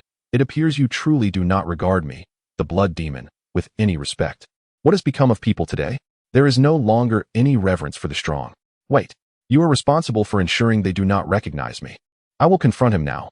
Lin Luoxi, watching the blood demon prepare to strike, gravely issued a warning. "Do not engage just yet. If I encounter any danger or prove unable to contend with the blood demon, you must flee. Understood?" Before Lin Luoxi could respond, Lin Luoxi had already descended from the treetops, while Lin Luoxi cast an illusion over Lu Yuanba and the others. As Lin Luoxi suddenly appeared before the blood demon, he withdrew his hand from the impending destruction of the trees, a mocking smile adorning his face. "Why not continue to hide? It has been countless millennia since I last fought, and you deny me the pleasure of obliterating everything." Lin Luoxi, gazing at the blood demon, felt an uncanny familiarity wash over him, yet he could not pinpoint its source. "Blood demon, you claim to have been dead for so many years, yet you cling to these feudal curses, shrouding this place in darkness? It seems you are quite enamored with the essence of life." Chapter 66. Ancient Secrets. The crowd, startled by Lin Luoxi's sudden appearance, felt a hint of familiarity in his stance, yet his face was unfamiliar. The previously intrigued Shinya looked at Lin Luoxi in bewilderment. Lin Luoxi, observing the confrontation from the treetops, sighed softly. "Luoxi, I am injured and can only maintain this illusion for 15 minutes. I hope you can resolve this swiftly." The blood demon scrutinized Lin Luoxi, who appeared unremarkable and devoid of any noteworthy qualities, his expression turning to one of confusion. "Are you the human destined to face this calamity, or are you an anomaly? Why can I sense no trace of life emanating from you?" The blood demon's pupils constricted. "Why can I not manipulate your blood? Is it that your body lacks blood?" Lin Luoxi was momentarily taken aback by the blood demon's reaction, but it dawned on him that Lin Luoxi had mentioned the blood demon's ability to control blood. It appeared the demon had been attempting to seize control of his own blood, yet he seemed unable to do so. Seeing Lin Luoxi's silence, the blood demon suddenly realized, "You do not belong to the 3 realms or the 6 paths. You are a zombie. Lin Luoxi was taken aback, then furrowed her brows as she looked at the blood demon. I seem to have not revealed my true form yet. How do you know I am a zombie? The onlookers were initially perplexed by the blood demon's reaction, but upon hearing his words, they gasped in disbelief. The person before them was a zombie? The kind that feeds on blood, like in the television shows? It was hard for them to accept. While they could somewhat wrap their minds around encountering ghosts, having heard of such mysterious occurrences, the appearance of a zombie was beyond their comprehension. Of course, Lu Rushuang and Shi Xinyao were exceptions, as they had witnessed Lin Luoxi saving them in the building last night, and through Su San, they had learned that zombies indeed existed in this world. The blood demon narrowed his eyes, scrutinizing the young man before him. Reveal your true form. Let me see which lineage you belong to. Sensing that the blood demon seemed to know something, Lin Luoxi felt a stir in her heart and complied, revealing her zombie form, with faintly red eyes and sharp fangs. No, this cannot be. It is absolutely impossible. The blood demon staggered back upon witnessing Lin Luoxi's zombie appearance, shaking his head in disbelief. But I saw you die. How could you possibly be here now? It's impossible. The blood demon was lost in ancient memories, recalling the moment of his own impending demise, having witnessed the fall of that powerful being. However, the blood demon raised his crimson eyes to gaze at Lin Luoxi, sensing the aura around him. The initial excitement had faded, replaced by a look of pure rage. You wretched creature. I never expected you to survive until now. However, it seems you are not as powerful as you once were. With a furious outburst of demonic energy, the blood demon transformed into a red mist, enveloping Lin Luoxi. After thousands of years, I shall send you to the Forbidden Realm once more. Lin Luoxi was astonished by the blood demon's reaction. Initially curious about what he might know, she intended to inquire further. However, upon seeing the blood demon attacking, she abandoned the thought. With narrowed eyes, she caught sight of the blood demon's figure within the red mist and transformed her body into a blur, launching an attack of her own. The spectators could not see what was happening between the two. They could only hear the sounds of impact, as if they were locked in fierce combat. The red mist obscured their vision, leaving everyone in suspense. On the treetop, Lin Luoxi appeared anxious. Lu Yuanba and the others could not discern the situation within the mist, and Lin Luoxi could not see either. The red mist generated by one of the 9 ancient demon kings, the blood demon, was not something that ordinary beings could penetrate. Within the mist, Lin Luoxi observed that the blood demon had shed his elderly form and taken on the guise of a grotesque, middle-aged man, which she surmised to be his true form from ancient times. How the blood demon's primordial spirit had transformed remained a mystery. A blood-red sword appeared in the blood demon's hand, pulsating as if it possessed a heartbeat. Before Lin Luoxi could react, the blood demon swung the sword at her. She hurriedly dodged, but was a moment too late, suffering a small cut on her arm from the blade. Strangely, the wound did not heal quickly. Instead, it bled profusely. With little time to ponder why she was bleeding, Lin Luoxi noticed the blood demon's gleeful expression in having wounded her. Summoning all her strength, she threw a punch at the blood demon, but he deftly evaded her strike, surprising Lin Luoxi with his agility despite his imposing stature. After a brief moment of astonishment, Lin Luoxi charged again, delivering a kick, but the blood demon blocked it with his sword. However, before he could revel in his defense, Lin Luoxi vanished from his sight. The blood demon froze for a moment, unable to lock onto Lin Luoxi's position due to the poor quality of the medium's soul. Boom. As the blood demon instinctively turned to look behind him, Lin Luoxi, having stealthily appeared, unleashed a powerful kick, sending the blood demon flying amidst layers of red mist, crashing into a tree, which splintered under the force of the impact. The blow dissipated much of the red mist surrounding the blood demon, allowing the spectators to clearly see him. The once elderly figure had transformed into a bizarre, grotesque middle-aged man. Though puzzled by this transformation, they understood that answers were not always readily available. Lin Luoxi, perched on the treetop, recognized that the hideous middle-aged man before them was the blood demon's true form from ancient times. Realizing the time was short, she glanced at Lu Yuanba and the others, silently urging them to act. The blood demon, propped up by his sword, stood shakily, letting out a mournful sigh. It seems I have underestimated you. I thought you were merely a fragment of a primordial spirit inhabiting another, but it appears you are indeed the original. It seems fate intends to annihilate my demon realm and me, the blood demon.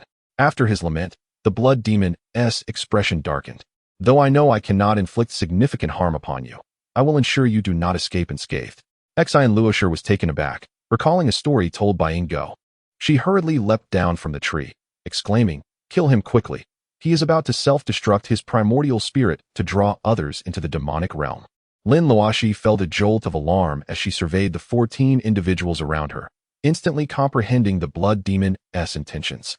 A fierce killing intent erupted in her eyes, and her body ignited with a pale red flame, blazing fiercely. As the blood demon prepared to trigger his self-destruction, Lin Luoxi enveloped him in a massive pale red sphere. The unfortunate blood demon, having revived his primordial spirit less than 20 minutes prior, was once again cast out of this world that he had not set foot in for eons. Thank goodness he was vanquished. Otherwise, while Lin Luoxi and the others might be safe, the 14 present would surely be tainted by the seeds of demonic influence sown by the blood demon. Seeing the blood demon completely vanish, Lin Luoxi breathed a sigh of relief, feeling considerably lighter. However, Lin Luoxi remained unsettled as she gazed at the slowly dissipating pale red sphere. The blood demon's words from earlier, though perplexing, seemed to signify something profound. Remembering the time was running out, Lin Luoxi quickly approached Lin Luoxi and whispered, "We must leave promptly. The illusion will fade soon, and they will see your true form." Lost in thought about the implications of the blood demon's words and the secrets surrounding her, Lin Luoxi was jolted back to reality by Lin Luoxi's urgent reminder. Without further contemplation, she vanished from the sight of the crowd, prioritizing the concealment of her identity over the mysteries at hand. Lu Yuanba clutched his chest in pain, deeply affected by the sight of Lin Luoxi drawing close to Lin Luoxi. Approaching with a heart full of sorrow, he said, "Beautiful lady, could I have your number?" "No. You mentioned 100 million earlier. Please give me an account, and I will transfer it to you shortly." "Really? You would give me 100 million? Lin Luoxi was taken aback, surprised that Lu Yuanba dared to converse with her, a spirit. She smiled gently. "However, I am a ghost. What use would I have for your money? But you could burn me some paper money." "True. So what is your name?" "I need something to burn." Lu Yuanba nodded, realizing that earthly currency was meaningless to her. His eyes sparkled with a sudden idea. "My name is Lin Luoxi."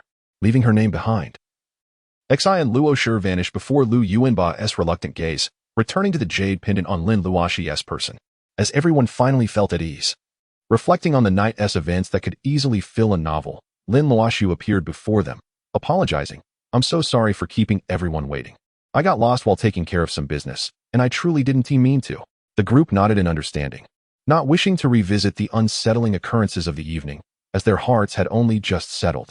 To their surprise, however, a voice emanated from the jade pendant worn by Lin Luoxi, urging, "Please keep tonight's events confidential, or you shall bear the consequences."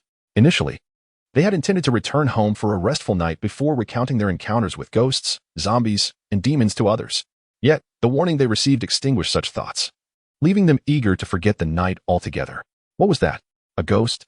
No wonder I couldn't find my way out of the woods earlier. As they observed Lin Luoxi, who had just let out a cry and dashed towards the vehicle, they shook their heads, not out of disdain, but because they too had endured a harrowing experience. Only one person watched Lin Luoxi's retreating figure, closing the car door, with a flicker of disappointment in their eyes. Chapter 67. Together with you the menace of evil spirits and the threat of blood demons began to dissipate with Lin Luoxi's arrival. Although everyone wondered about the origin of the zombie, none suspected Lin Luoxi. After all, a person who fled in terror at the mere mention of ghosts bore little resemblance to the formidable zombie they had encountered. The vehicles dispersed a kilometer outside of Miluo City, as Lu Yuanba and his companions had to return to their unit.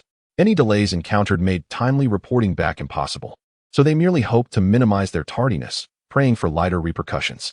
Everyone assumed that after the earlier ordeal, Yi Qingcheng would accompany them back, but to their surprise, the headstrong girl insisted on clinging to Lin Luoxi. As long as he refused to compete with her, she would not relent. Lu Yuanba's mind was filled with thoughts of Lin Luoxi. The matter of Yi Qingcheng attempting to disrupt Lin Luoxi and Xinya's relationship had long been forgotten. He muttered Lin Luoxi's name throughout the journey, prompting his companion to shake their head in disbelief. Why fall for a woman when there were countless others? Yet, even the most skeptical could not deny Lin Luoxi's classical beauty. Yi Qingcheng's persistence exceeded Lin Luoxi's expectations. He had thought witnessing her flee in fear from the ghostly voice would dissuade her from challenging him, but she remained undeterred.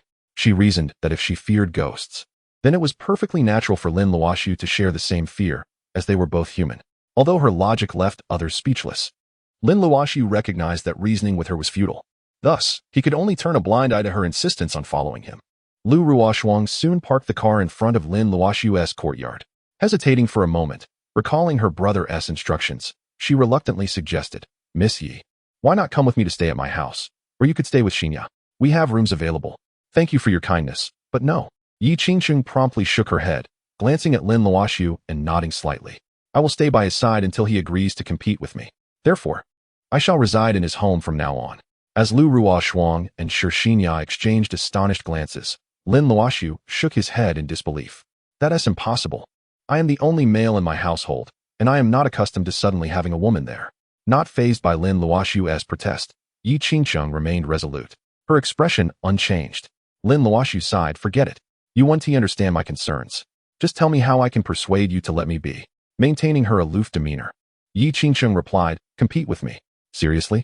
Lin Luoxi had anticipated her response and quickly interrupted, "Don't even think about it. I made it clear at the resort that I will not compete with you." Unfazed by his dismissal, Yi Qingqing continued, "I have already stated that I will follow you until we have our competition." "Lin Luoxi, why is your arm bleeding?" Just as Lin Luoxi intended to further dissuade Yi Qingqing, Xinya gasped at the sight of a wound on his arm, blood oozing from it. Lin Luoxi quickly realized that the injury was from the sword of the blood demon, but he maintained his composure. "Oh, this? I scratched it on a branch in the woods earlier.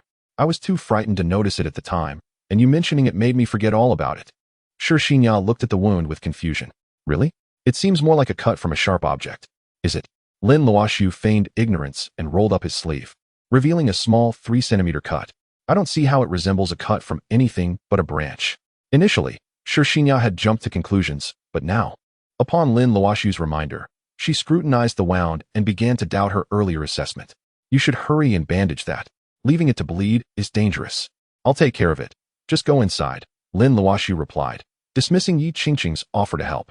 Yi Qingqing casually glanced at the injury, perplexed by how a branch could cause such a wound. Lin Luoxi sensed that Xinya had picked up on something unusual among the girls present. Although she spoke casually, the look of doubt in her eyes remained evident. To avoid any unnecessary complications, Lin Luoxi declared that they would meet again tomorrow before exiting the vehicle, disregarding Yi Qingqing, who followed suit. "Frost, don't you think Lin Luoxi was acting strangely? His wound resembles the one that Zombie had." As Lu Ruoxuang drove away, Xinya voiced her lingering suspicions. "Remember when I told you about him rescuing me in the alley from the yellow-haired guy? Yet, when I saw him again, he didn't appear injured at all." Lu Ruoxuang widened her eyes in disbelief. "Xinya, I think you're truly infatuated with Lin Luoxi. How could he be a zombie? Did you not see how terrified he was when he heard the ghost's voice? That is not something one can feign." Although Lu Ruoxuang could not fathom Xinya's suspicions, she remained unconvinced by her reasoning. Moreover, Susan mentioned that zombies do not bleed. "Did you not see the blood on Lin Luoxi's arm? It lacked any moisture." Lu Ruoxuang's analysis was sound, and Xinya nodded in agreement. Indeed, Lin Luoxi's arm had been bleeding, while zombies were supposed to be devoid of blood. Could it be that Lin Luoxi was not a zombie after all? Shaking her head, Xinya reluctantly accepted Lu Ruoxuang's argument. Upon entering the house, Lin Luoxi casually wrapped a cloth around his arm, declining Yi Qingqing's offer to bandage his wound. "Miss Yi, I am curious as to why you are so obstinate, but more importantly, where do you plan to rest tonight?" Pointing outside the house, Lin Luoxi revealed a faint smile. "Or perhaps you are planning to lay on the ground with the sky as your blanket." Yi Qingqing glanced around the room, showing no signs of disgust or discontent. "Don't you have 2 rooms? I can sleep in one, and you in the other, can't we?" "Absolutely not." As Yi Qingqing stood there in bewilderment, Lin Luoxi pointed to the room that belonged to his late grandfather. "That room was my grandfather's. I will not allow anyone to disturb the place where he once resided. Not even you." Yi Qingqing, seemingly recalling something, shivered and pointed to another room. "That must be your room, right? I will sleep with you." Initially intending to suggest sleeping on the floor, she hesitated upon noticing the decades-old flooring, and instead uttered a statement that left Lin Luoxi utterly flabbergasted. Without waiting for Lin Luoxi to object, Yi Qingqing treated the place as her own home and walked towards his room. Lin Luoxi, exhaling in exasperation, lowered his finger. "Is this girl lacking a few screws? Why does she always say and do such extraordinary things?" Reflecting on Yi Qingqing's earlier attempt to negotiate with a ghost on the highway, Lin Luoxi found no surprise in her current behavior. Chapter 68. The true talent. At 18, Lin Luoxi was inherently soft-hearted. Now, in the stillness of night, he found it impossible to evict Yi Qingqing. One night might be manageable, but if this were to become a nightly occurrence, he could hardly imagine the implications. Over time, he doubted he could maintain his composure in front of her. Unwrapping the bandage around his injured arm, Lin Luoxi sighed deeply, deciding to indulge this little girl for now. His focus shifted to addressing the wounds inflicted by the blood demon, which continued to bleed. Old Madame Luoxi, do you know what is happening in this situation? Temporarily entering his grandfather's room, Lin Luoxi retrieved the jade pendant given to him by Lin Luoxi, knowing she was likely inhabiting it. As expected, the pendant emitted a soft glow, and Lin Luoxi appeared before him, still enchanting as ever. Approaching Lin Luoxi, Lin Luoxi furrowed her brow slightly before relaxing. It's nothing serious. Just a minor wound. You should try transforming into your zombie form to heal it. That should suffice. Though uncertain of Lin Luoxi's advice, Lin Luoxi adopted the zombie form and exerted effort to heal the wound. Sure enough, in a short while, the blood from his arm flowed back into the wound, visibly healing before his eyes. Curiously waving his now healed arm, Lin Luoxi expressed confusion. Typically, wounds heal automatically. Why do I need to heal this one myself? Lin Luoxi shrugged in response. I can't explain this either. I am neither a blood demon nor a zombie. However, I suspect it's due to the nature of what caused her injury. Perhaps that is the case, Lin Luoxi conceded, accepting her explanation for the moment. Suddenly, he heard a thumping sound from his room, prompting him to pause. What is that girl doing? Is she trying to ransack my home?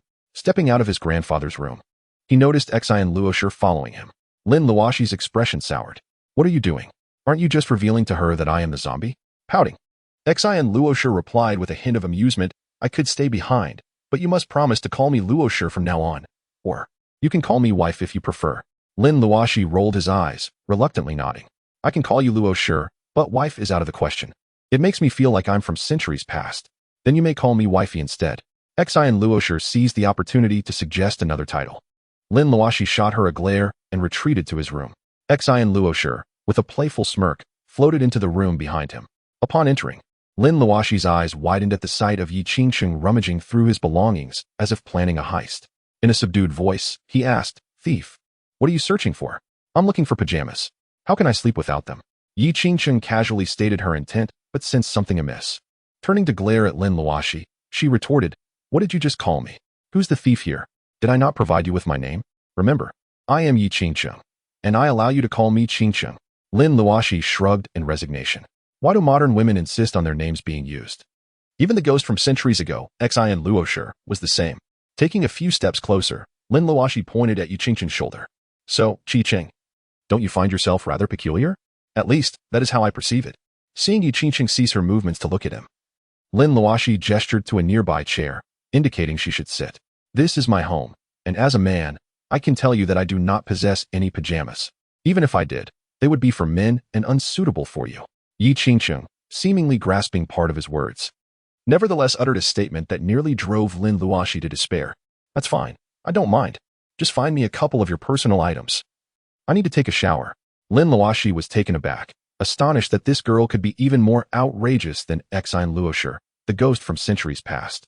As he prepared to educate the seemingly clueless Yi Qingsheng, Lin Luoxi, who had somehow entered the room unnoticed, burst into laughter.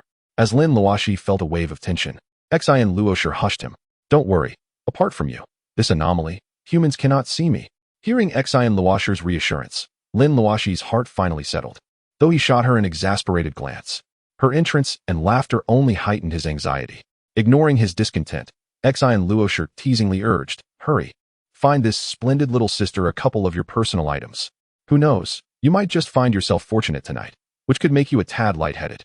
Disregarding Lin Luoxi's teasing, Lin Luoxi pulled Yi Qingsheng out of the room, pointing to a makeshift shower area made of a few wooden boards. Honestly, I can't tell if you're genuinely foolish or just pretending. My clothes will never fit you, regardless of your preferences. That is the bathing area. You can figure it out. Leaving Yi Qingsheng, who appeared stunned and blushing at the doorway, Lin Luoxi returned to his room. Lin Luoxi observed him and giggled. I didn't expect your charm to be quite effective. You brought back a stunning beauty. My judgment is indeed sharp. By the way, who is that little boy in the photo? Lin Luoxi inquired, picking up a picture of a boy resembling Lin Luoxi, aged around 7 or 8. Lin Luoxi approached her and lightly tapped her on the head. What nonsense are you spouting? I'm only 18 this year. How could I possibly have a son? That boy is me, in my first photo taken 10 years ago. Lin Luoxi's mouth fell open in disbelief, as though she were gazing at a monster. You can't be serious. That child in the photo is truly you? You really are only 18? With a slightly bewildered mind, Lin Luoxi remarked based on her knowledge. How can this be possible? You are a red-eyed zombie, a being that only existed in ancient times. How can you possibly be merely 18 years old? Has the modern red-eyed zombie truly become so worthless? Lin Luoxi took the photograph from her hand and sighed, regardless of whether you believe it or not. The person in the photo is indeed me, and I am genuinely 18 this year. As for why I have transformed into the ancient zombie you speak of, I too wish to know the answer, but I cannot provide it. Initially suspecting that Lin Luoxi was merely toying with her, Lin Luoxi, upon witnessing the fleeting melancholy on his face, began to believe with a fair degree of certainty. I believe you. It seems you truly encountered some unforeseen incident that led to this. Could you share the details with me? After gathering the remnants of his earlier sadness, Lin Luoxi smiled and shook his head. I have no desire to recount stories tonight, but in time, you will come to know. Rest assured, I am not the type of zombie you imagine. Reflecting on Lin Luoxi's earlier words, Lin Luoxi narrowed his eyes. Why did I find your remark peculiar? You mentioned the person in the photograph is my son? Can zombies even have children? I recall seeing on television that zombies do not have descendants. Lin Luoxi too realized she had inadvertently let slip too much. Initially believing Lin Luoxi to be an ancient being who would undoubtedly know such matters, she now understood that he was a human transformed into a zombie, which made her feel somewhat embarrassed. Stealing a shy glance at Lin Luoxi, she said, well, I'll tell you about that later. It's not the right time to discuss it now. Seeing Lin Luoxi's demeanor, Lin Luoxi inferred that it might pertain to something she found uncomfortable to discuss. He made no demands for her to reveal it immediately. As a zombie, his attachment to familial bonds had considerably waned. The existence of descendants mattered little to him. Wow, what a perfect figure. Luoxi, why not come and take a look? While Lin Luoxi pondered the long, lonely years ahead without family or friends, Lin Luoxi was at the window, gazing at the bathing shed in the courtyard, exclaiming in admiration. Lin Luoxi shot her a disapproving glance, relieved that she was a woman. Had she been a man, many women would undoubtedly be unfortunate. Truly a case of beauty masking inner decay. Chapter 69. I fear the cold, it's so cold. I'm freezing. As Lin Luoxi sat at his desk, working on some exercises, Yi Qingqing dashed in from the courtyard, having just bathed. While Lin Luoxi stifled her laughter, Lin Luoxi turned around and was momentarily taken aback. Yi Qingqing had entered wearing her own snug two-piece outfit, clutching her wet clothes, shivering all over. It seemed this foolish girl had not only bathed outside, but had also washed her clothes simultaneously. Observing the lovely girl's face turning pale from the cold water and her disorienting outfit, Lin Luoxi swallowed hard, thinking, she is truly stunning. However, after Yi Qingqing sneezed, Lin Luoxi quickly regained his composure. Making a conscious effort not to fixate on Yi Qingqing's almost unadorned curves and her delicate, fair skin, he moved to the bedside, grabbed a blanket, and draped it around her. Taking her clothes from her hands, he stepped outside to find some hangers to dry them. Lin Luoxi floated after Lin Luoxi, her expression one of approval. Luoxi, I didn't expect you to remain so composed in the presence of such a sensual creature. As he hung up Yi Qingqing's short top and shorts, Lin Luoxi replied in a tone devoid of emotion. Even if I were not composed, what difference would it make? She is human, and I am a zombie. Our futures are incompatible. Even if we were together, I cannot bear to witness her aging day by day, ultimately passing away before my eyes. Turning around after hanging the clothes, Lin Luoxi wore a faint smile. You might suggest that I could bite her, ensuring she remains forever young and immortal. But when she discovers she has become a creature that needs to feed on human blood to survive, do you think she would forgive me? Lin Luoxi paused, then shook her head. She could never forgive you. Lin Luoxi patted Lin Luoxi on the head. So stop dwelling on such nonsensical thoughts. You are a ghost and still have the chance to reincarnate. However, if you were to become a demon, while it might prolong your time in this world, after millennia, you would still perish. That is something I cannot bear to witness. With a hint of sorrow, he continued. I can endure the death and disappearance of others, but I cannot stand to watch my family, friends, or the woman I love perish. Thus, from the moment I learned I was a zombie, I resolved not to love, not to become emotionally attached. Therefore, your constant presence by my side is a waste of time. It would be better for you to find a man willing to share his life with you without fearing the loss of his lifespan. After taking a few steps forward, Lin Luoxi halted and turned to see Lin Luoxi standing there, her eyes slightly red. That Lu Yuanbai you saw tonight seems to have a genuine interest in you. I could tell he was smitten, and I know you felt a flicker of affection as well. Why not consider it? Giving someone else a chance is also giving yourself a chance.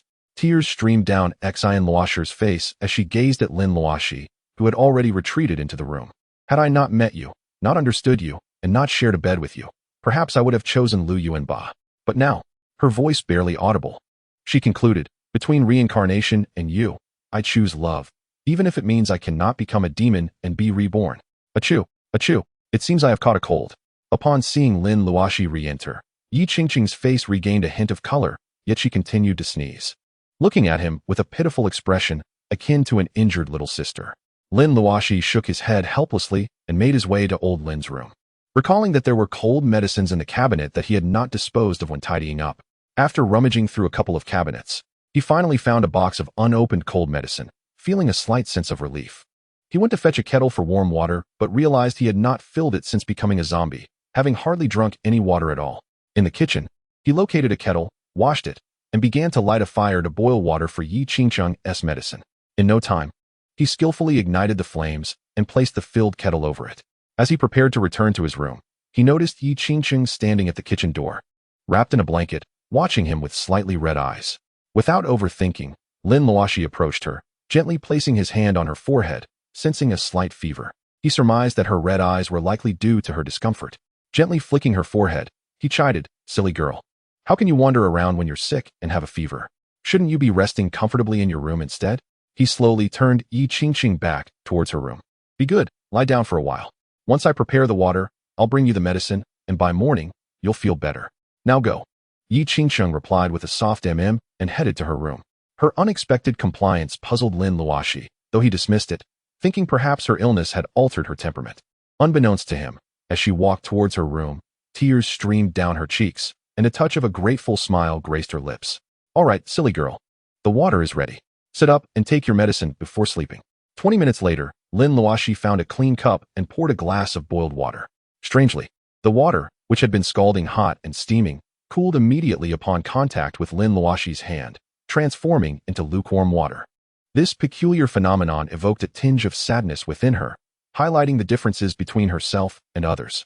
Yet, thinking of the still ailing Yi Qingqing, she quickly dismissed her melancholy. Placing the water and medicine on the bedside table, Lin Luoxi gently propped Yi Qingqing up against the headboard and handed her 2 pills. "Take these first. Then drink a glass of water. Let us see if you feel better by tomorrow morning. If not, I'll take you to the hospital for an injection." "I don't want an injection. It hurts." Yi Qingqing pouted playfully, and when Lin Luoxi hesitated, she broke into a sweet smile. "If I'm still unwell tomorrow, just keep making me water and giving me medicine. If it doesn't improve, you have to keep doing that, all right? Foolish girl. Who would want to be sick all the time? Stop talking nonsense and take your medicine." After a brief moment of surprise, Lin Luoxi shook his head in resignation. Bemused by Yi Qingqing's peculiar thoughts, Yi Qingqing took the medicine and drank the water handed to her. Tilting her head to gaze at Lin Luoxi, "Since you didn't say anything just now, I'll take it as your agreement. From now on, if I fall ill, you must be responsible for making me water and giving me medicine, or I'll run out naked and take a cold shower." Lin Luoxi was taken aback by Yi Qingqing's sudden display of innocence and charm. However, considering that she was currently unwell, he figured she might be a bit delirious. "Stop overthinking things. I really can't tell if I met a different person during the day. You've changed so much. Just rest well. You should be better by tomorrow." With a sigh, Lin Luoxi stood to leave, but Yi Qingqing quickly sat up and grasped his hand. Her tone laced with a hint of pleading. "I'm cold. Could you hold me while I sleep?" Lin Luoxi, momentarily stunned by Yi Qingqing's grip, turned to look at the woman still dressed in her light attire, slightly lost in thought. "Silly girl, stop thinking such absurd things. You're a girl, and I'm a boy. How could we possibly sleep together? Just get some rest, or I'll be angry." "Oh, what are you doing?" Before he could finish his sentence, Lin Luoxi was suddenly pulled onto the bed by Yi Qingqing. Before he could react, she tightly embraced him. "I don't care. I want you to hold me while I sleep tonight, or I'll run out naked and take a cold shower." Initially intending to chastise her for her mischief, Lin Luoxi, upon hearing Yi Qingqing's audacious words, felt a sense of helplessness. He knew that this carefree girl would certainly act on her threats. With a sigh, he said, "All right, just scoot in a bit. At least let me take off my shoes before we cuddle." Seeing Lin Luoxi acquiesce, Yi Qingqing obediently shifted deeper into the bed. Just as Lin Luoxi removed his shoes, Yi Qingqing pulled him further into the covers. Savoring the fragrance of her body and the softness within arm's reach, he struggled to rein in his racing thoughts and gently turned to embrace her. With a sigh, Lin Luoxi turned off the light for the two who had already closed their eyes and drifted into slumber before vanishing from the room. Half an hour later, after Yi Qingsheng had just fallen asleep, Lin Luoxi quietly climbed out of bed and stood on the floor, his eyes narrowing as he felt an inexplicable sense of unease. Chapter 70. The zombie extermination operation within the Maliro Hotel. Over 10 individuals, who clearly stood out from the other guests, checked in that night. However, as a hotel welcoming guests from all walks of life, they were accommodated after presenting valid identification and sufficient funds. In this world, one can contend with people, spirits, or even oneself, but never with money. In a presidential suite, Ma Bingbing and Mao Lily stood respectfully before two elderly men in their 60s or 70s, greeting them in unison. "Good evening, esteemed elders." Elder Ma gestured for them to sit. "Tasks have already been assigned to our families from above. There are now over 10 individuals accompanying us, and other families have also dispatched their descendants. I believe they will all arrive in Maliro tonight at the earliest, or at least by tomorrow morning." Elder Ma's murky yet shrewd eyes turned towards Ma Bingbing. "Bingbing, you seem a bit off. Is it due to the leader of the dragon group? Are you still upset?" Ma Bingbing did not conceal her slight dissatisfaction. "Yes, Elder Ma. I had already arrived in Maliro, and Su Long had promised that upon seeing me, he would be satisfied and pass the leadership position to me. But..." Elder Ma nodded and then shook his head. "Bingbing, it seems it was wise not to grant you this leadership position. You are still not mature enough." Elder Mao also nodded in agreement. "Indeed, our dragon group's duty is to safeguard the stability and peace of our nation. In times of war, we protect this country with our lives. In times of peace, we defend this land with our abilities. As for the leadership position, it may not hold as much significance." However, Ma Bingbing remained unconvinced. "Esteemed elders, I am well aware of our dragon group's responsibilities, but the role of the leader is even more crucial. I believe that if I were in that position, I could make our nation even stronger, eradicating any foreign dark forces." Both elders shook their heads simultaneously, secretly relieved that the leadership position of the dragon group did not fall to Ma Bingbing, for they could only imagine the chaos that would ensue. Mao Lily noticed the disappointment in the eyes of the two elders towards Ma Bingbing and thought to herself that her sister was truly impatient. Even if she felt discontent over someone else seizing the position, she shouldn't voice it in front of these family elders. Elder Ma sighed. "Enough of this. Bingbing, you and Lily are among the first from our younger generation to officially join the dragon group, and we take pride in that. However, sometimes your temperament needs adjusting." Looking at Ma Bingbing's defiant expression, he continued, "While it is commendable for the youth to shine, being overly conspicuous is not always advantageous. A tree that stands out will surely be uprooted." Elder Mao, more diplomatic in nature, sought to defuse the tension with a light-hearted comment. "By the way, Bingbing, you two have been in Maliro for quite some time now. Do you have any insights or findings regarding those two zombies?" As the conversation turned serious, the earlier frivolity faded from the faces of Ma Bingbing and Mao Lily. Ma Bingbing pulled out a document from her bag. "This is the information we obtained from the Maliro Police Department. Currently, we don't know much about the two zombies, nor is it very detailed." Pointing to a photograph within the document, she elaborated, "Based on what we know and reports from our Ma family's branch in Maliro, this Chun Yao transformed from a human into a zombie during the recent quadruple homicide incident." The two elders nodded, with Elder Mao pointing to Chun Yao's photo. "Did the branch member mention what level this zombie was at?" Ma Bingbing shook her head, but her expression grew serious. He didn't specify Chun Yao's level due to his low rank, which limited his access to deeper information. However, he participated in the pursuit of Chinyo and noted that when he transformed into a zombie, his eyes were blue. "What? Blue-eyed?"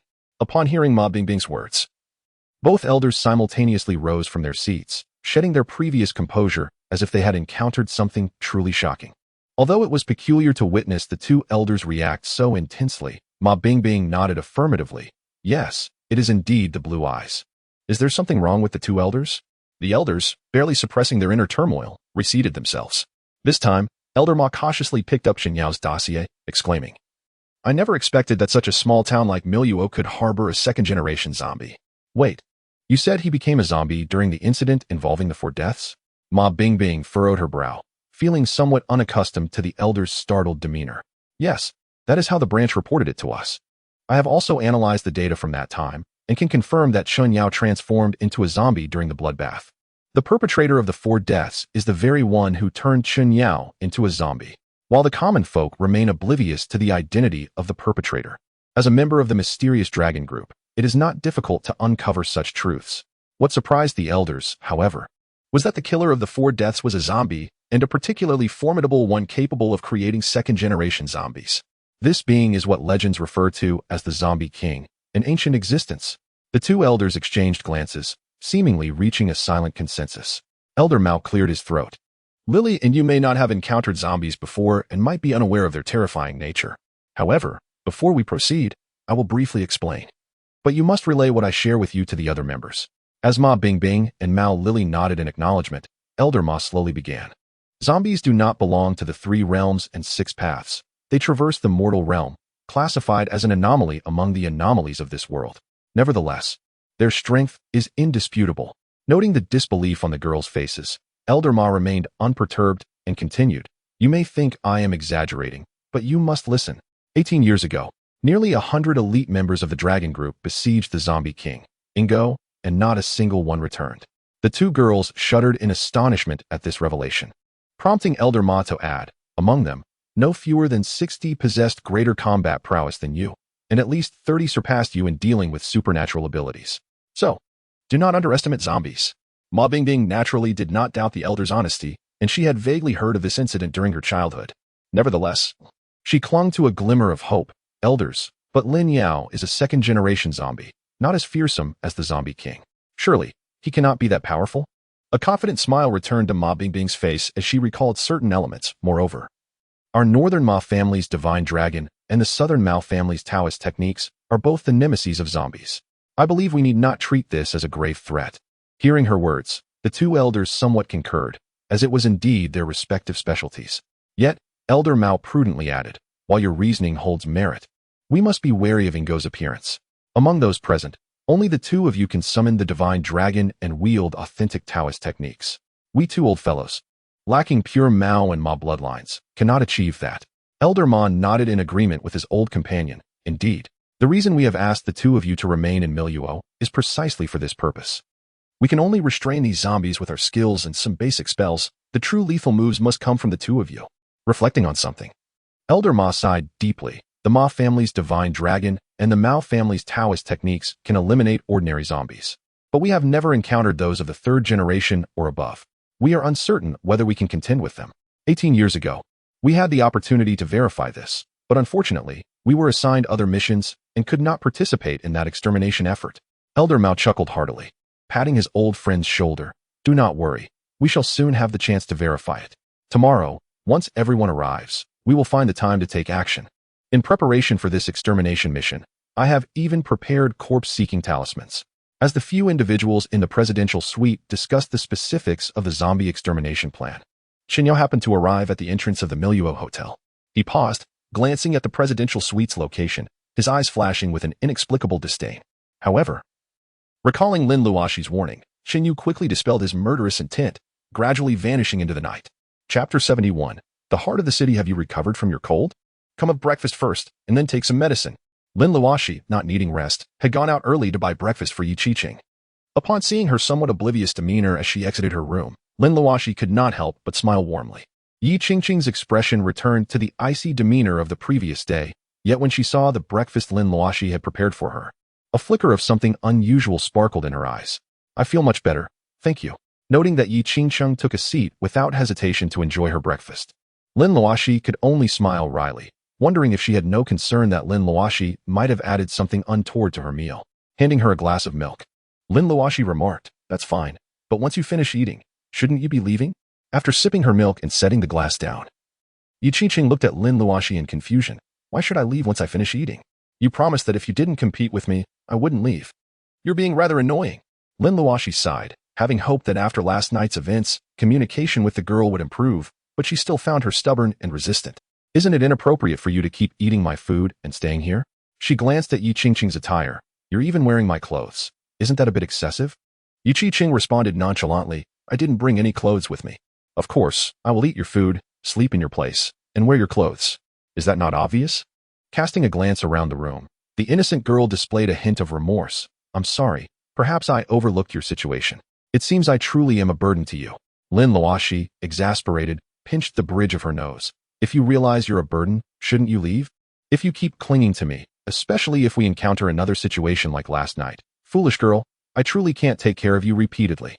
Are you asking me to leave because of living circumstances, or do you dislike me? Yi Qiqing inquired seriously, gazing intently at Lin Luoxi. If you say you dislike me, then I will stay here. Your dislike might make you angry, and then you'd want to compete with me. With a sincere tone unprecedented before, Yi Qiqing blinked. But if it's due to your living circumstances, I will take my leave. I don't want to add to your burdens. I know that those living here do not have good living conditions.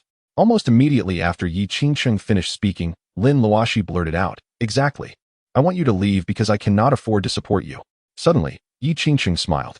Seeing that smile, Lin Luoxi felt a knot in her heart, suspecting she might have fallen into a trap.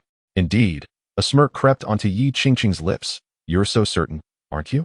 Rest assured, my living issues do not concern you. Starting today, I will pay for my own expenses, and I can even contribute to your rent.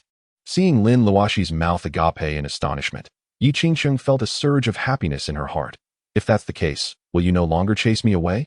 Your earlier statement about disliking me must have been a lie, so I believe your later words. Yes, I will pay for my living expenses. After finishing the breakfast on the table, Yi Qiqing walked over to Lin Luoxi and patted him on the shoulder, declaring, I am fully prepared for a long-term struggle with you until you agree to a contest. Initially, Lin Luoxi believed Yi Qiqing to be a simple person, but he soon found himself ensnared by her words. The thought of being in a small room with a zombie, a human, and a ghostly presence filled him with a throbbing headache. Under no circumstances could Yi Qiqing remain here.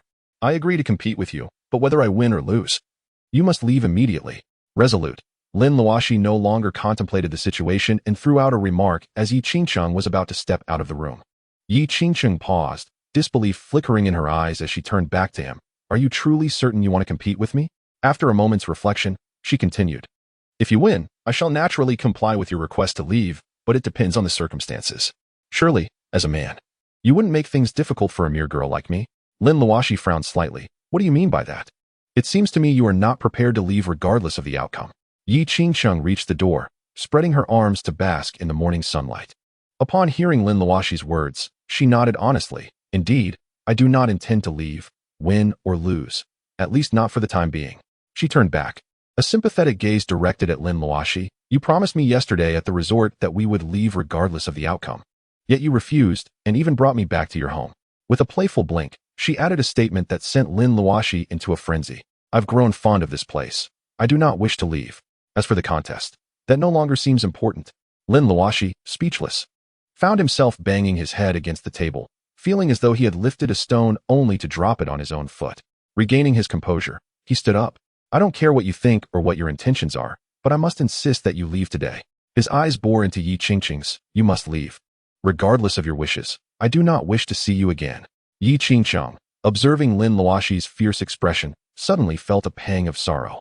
Tears welled up in her eyes, and she began to cry. Woo-woo, you're bullying me. I will tell my grandfather. You are a bad person. You are bullying me. Staring dumbfounded at the weeping Yi Qiqing, Lin Luoxi was at a loss for words, completely unable to reconcile this girl with the one he had met the day before. Had he not kept her in his line of sight, he would have doubted whether she was indeed Yi Qiqing's twin sister. Like many men, Lin Luoxi found it unbearable to see a woman cry, especially a beauty like her. He stepped forward, attempting to soften his tone. Could you please stop crying? We can discuss this calmly. If you keep crying, the neighbors will think I've harmed you. However, his words only intensified her sobs, and in a sudden rush, she flung herself into his arms, pounding on his chest. You wicked man. I wanted to challenge you, and you refused. Now that I no longer wish to compete, you still do not permit me to stay, and you are being cruel to me. Why is my fate so miserable? Lin Luoxi found himself enveloped by Yi Qiqing's embrace, unsure where to place his hands or how to comfort her. It was clear that allowing her to stay was out of the question, even if he were not a zombie.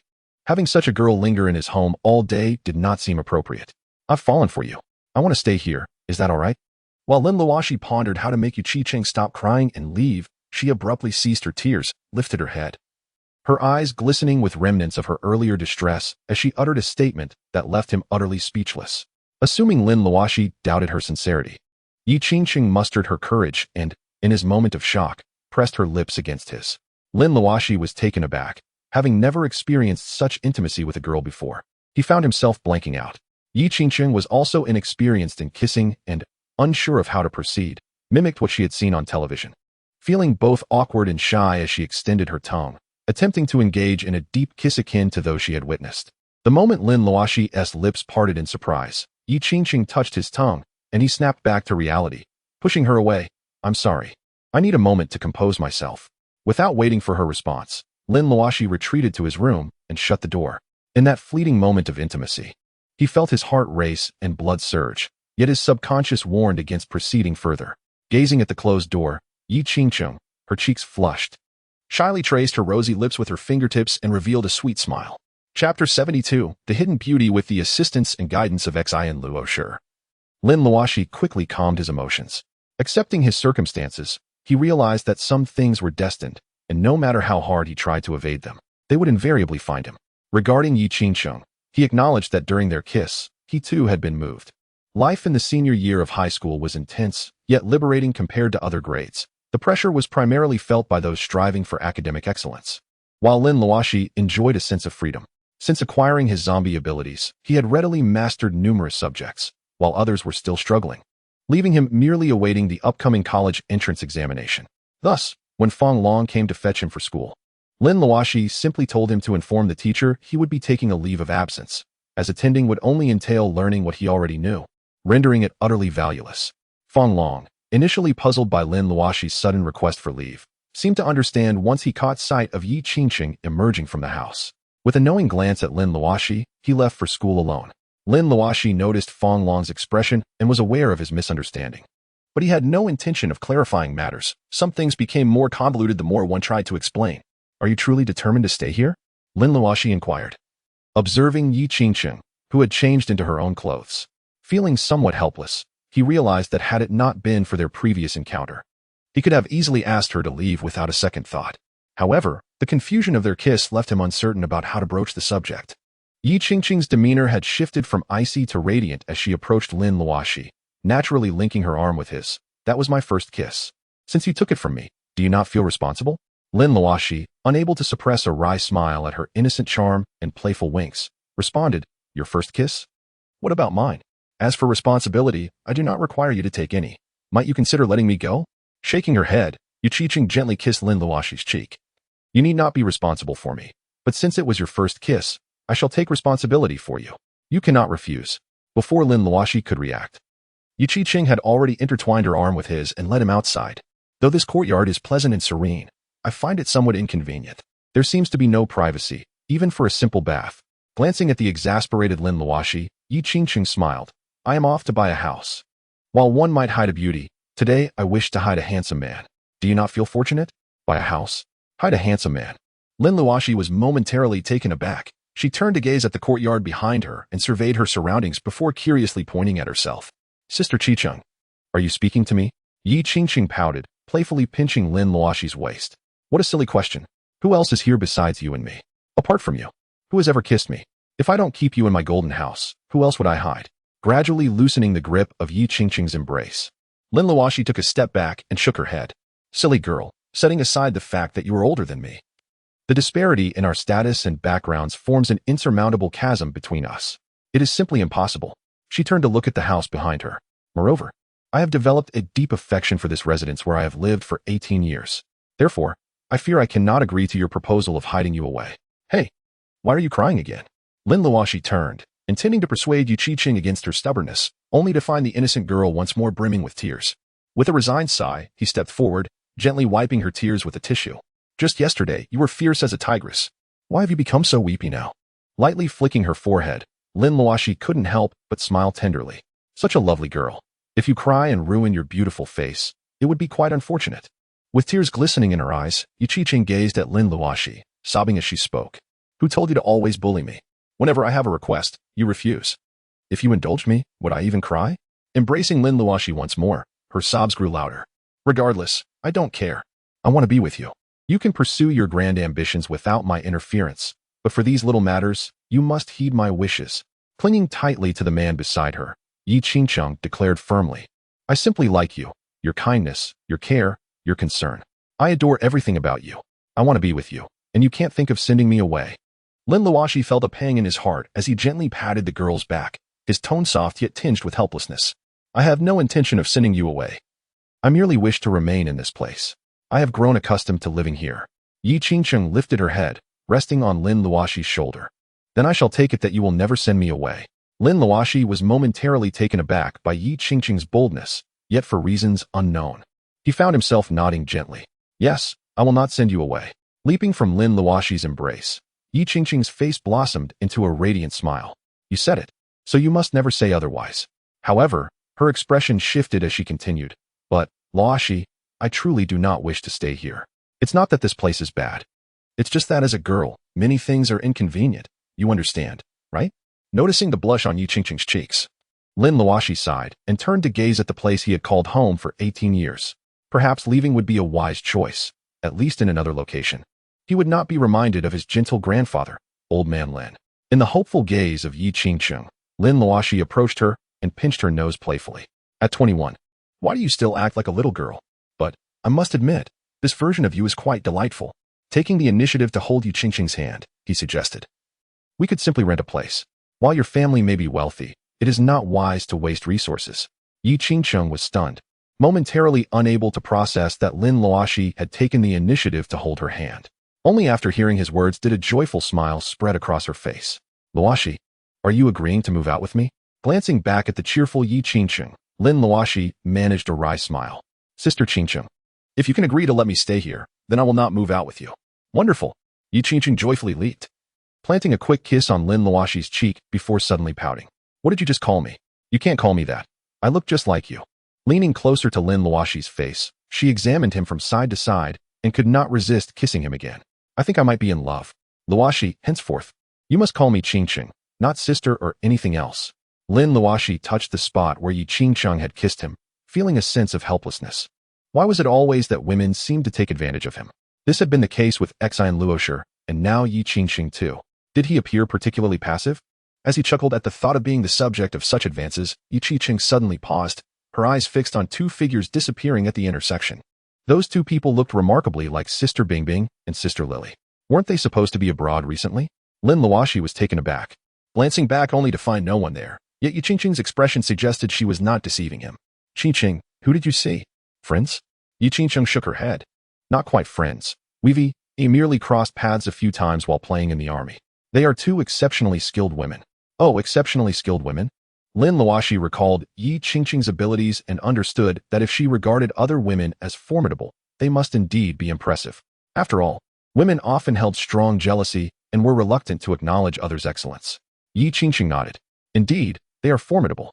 Ordinary special forces would be no match for them in hand-to-hand combat. I've heard they are among the strongest of the younger generation from the Niamao and Baima martial families. Niamao and Baima? Lin Luoxi stared at Yi Qingqing in astonishment, then turned back to the intersection. Martial families? Among the strongest of the younger generation? They must truly be remarkable. That unsettling feeling intensified as Lin Luoxi recalled the Niamao and Baima families from I have an appointment with a zombie. A smile crept upon his lips. In recent days, he had realized that the zombies on television were not vastly different from his own reality. Thus, he remained non-committal about Yi Qingqing's reference to those families as martial families. Perhaps exorcist families would be more fitting. Chapter 73, Xiaofeng in danger today. Xiaofeng received an assignment from above to investigate a robbery that occurred on the outskirts. Specifically the same stretch of road where Qin Yao and his group had committed their heist, following the incidents involving the 5 criminals. That road had remained quiet for a few days, but had recently seen a resurgence of robbery reports, with over a dozen calls received in just a few days. As Xiaofeng drove away from the police station towards the outskirts, Elder Mao in the Moluo Hotel wore a delighted expression. We have a lead. I didn't expect to discover a zombie so quickly after activating the zombie-seeking talisman. The artifacts left by our ancestors are indeed remarkable. They perform admirably. Without hesitation, Elder Mao ordered Ma Bingbing and her companions, notify all members of the Jiangjin team who have arrived. Gather everyone and follow the direction indicated by the talisman. A hint of hesitation appeared on Ma Bingbing's face. Elder Mao, I believe the zombies should be in the impoverished district. Last night, Lily and I observed blood-red clouds gathering in the sky above the area. Looking at the direction indicated by the talisman, Ma Bingbing continued to express her concerns. However, the direction it points to is the outskirts, and I feel it's too far off. Elder Mao nodded, acknowledging that Ma Bingbing's assessment was valid. You make a fair point. But our target this time is 2 zombies, not just one. It's possible there's one in the impoverished area and another here in the outskirts. You must remember, the 4-person bloodbath incident occurred on the outskirts. He silenced Ma Bingbing, who was about to speak again. Let us go? First, gather the Jiangxin team at the outskirts. As for whether there are zombies in the impoverished district, we can address that later. For now, we should trust the direction indicated by the talisman. Understood. Ma Bingbing no longer lingered in her thoughts. Regarding the zombies, the two elders possessed knowledge far superior to her and Mao Lily. Thus, although Ma Bingbing believed her perspective to be valid, it did not hinder her from executing Elder Mao's orders. 10 minutes later, over 20 members of the Dragon team departed from the Milu Hotel in groups, heading towards the outskirts through various means, guided by Elder Mao's zombie-seeking talisman. Visible only to the Dragon team members. Once all the members had left the hotel, Chun Yao appeared on the rooftop, gazing at the vehicles that had vanished into the distance. Indeed, they were not ordinary individuals. He wondered if Xiao Feng could resolve the situation himself. With a swift motion, Chun Yao vanished from the rooftop. The reason Xiao Feng had been dispatched to investigate a robbery case in the outskirts was entirely orchestrated by Chun Yao. The previous evening, while wandering the streets, he had encountered individuals with noticeably different spiritual dispositions. Although nothing occurred at the time, they had stealthily infiltrated the hotel afterward. However, due to the presence of elders Mao and Ma, Chun Yao dared not approach too closely for fear of being discovered. Although he did not overhear specific details, he could surmise that these individuals were after him and Lin Luoxi. As Chun Yao disappeared from the rooftop, Lin Luoxi happened to walk by with Yi Qingqing below. She looked up and sensed Chun Yao's aura, tinged with a faint murderous intent, causing her heart to tighten. Was Chun Yao about to engage in some nefarious act again? Qingqing, I must return to school for a moment. You go ahead and rent an apartment. Just call me afterward. Fearing that she would be too late to prevent Chun Yao from doing something heinous, Lin Luoxi dashed into a nearby alley and vanished. By the time Yi Qingqing reached the alley's entrance, she found it completely deserted. She pouted, "Is it really that exhausting to go shopping with me? He runs faster than a rabbit. With that speed, he could compete in the Olympics." While Yi Qingqing expressed her mild dissatisfaction, Lin Luoxi had already intercepted Chun Yao on the rooftop of a tall building. In broad daylight, you openly display your abilities. Do you not fear being discovered? In Chun Yao's presence, Lin Luoxi felt no need to disguise her identity, for he, like Lin Luoxi, was aware of her being a zombie, but chose not to reveal it. Initially puzzled by who had obstructed his path, Chun Yao's expression shifted to one of discomfort upon recognizing her. "Why are you here? I haven't killed or drained blood recently. Why did you come looking for me?" Lin Luoxi stepped closer, gazing up at the towering figure. "I am asking you why you are using your abilities in broad daylight. I did not request to know why you are here." Although Chun Yao was internally displeased with Lin Luoxi's attitude, he politely explained his encounter with those individuals of peculiar spiritual qualities and how he had lured Xiao Feng to the outskirts. He added, "If they are indeed after us, we cannot afford to remain passive." Initially intending to chastise Chun Yao, Lin Luoxi realized that his actions were merely a bid for survival. Rather than waiting for them to find Chun Yao, it was wiser to take the initiative to eliminate them. She recalled what Yi Qingqing had mentioned that morning about the two families, Nan Mao and Bei Ma.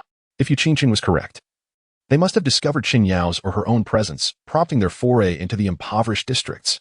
Reflecting on this, Lin Luoxi couldn't help but smile wryly. Becoming a zombie had initially seemed to entail a life devoid of complications. However, she never anticipated having to contend with these demon-hunting families. What a headache. Noticing that Lin Luoxi did not seem inclined to blame him, Chun Yao felt a sense of relief. It is normal for the demon-hunting families to pursue us. There is nothing to discuss. But what should we do now? Lin Luoxi was taken aback. She had not considered a course of action. In a normal human context, if someone threatened one's life, they could retaliate, and injuring another would not be a crime.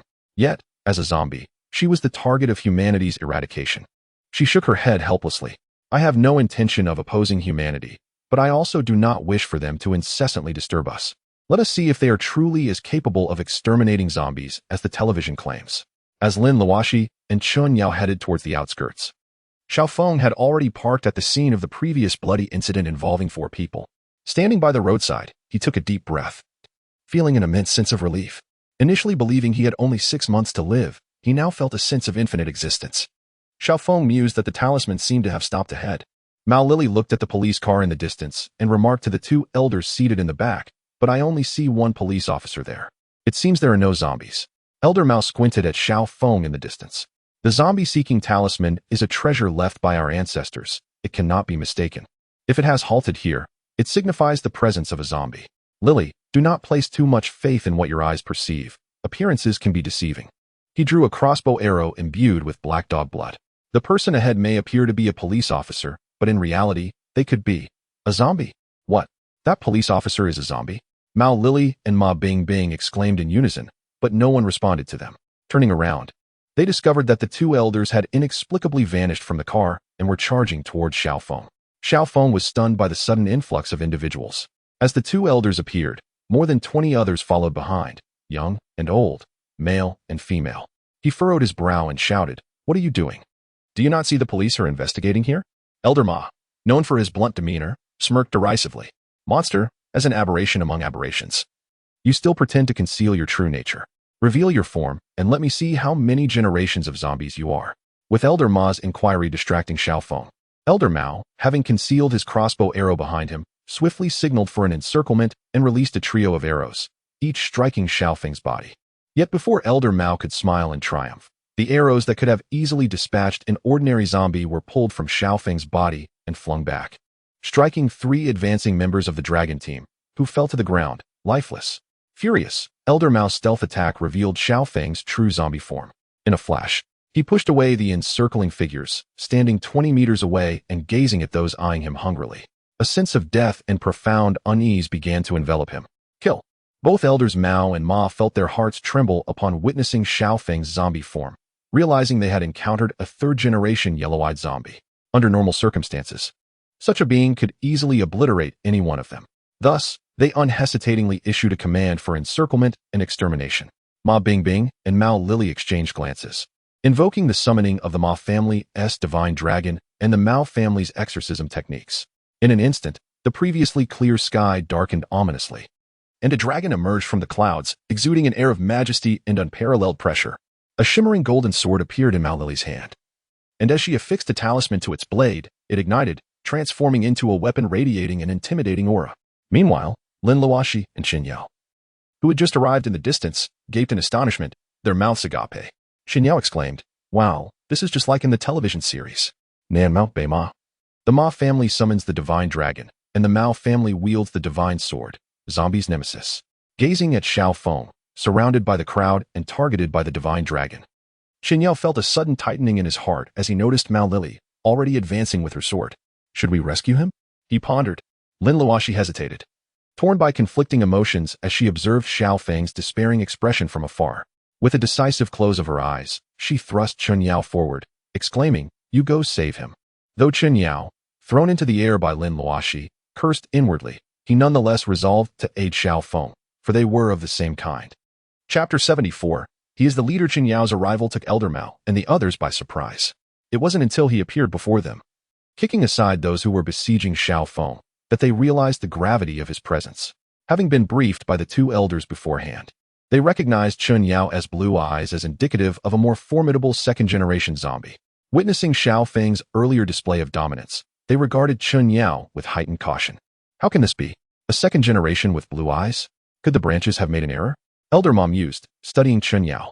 According to the records, there were indeed 2 zombies from the Moluo, yet the one before them was a third-generation zombie, alongside a second generation, seemingly inconsistent with their data. It was said that Qin Yao had been defeated by a red-eyed zombie during a previous ambush.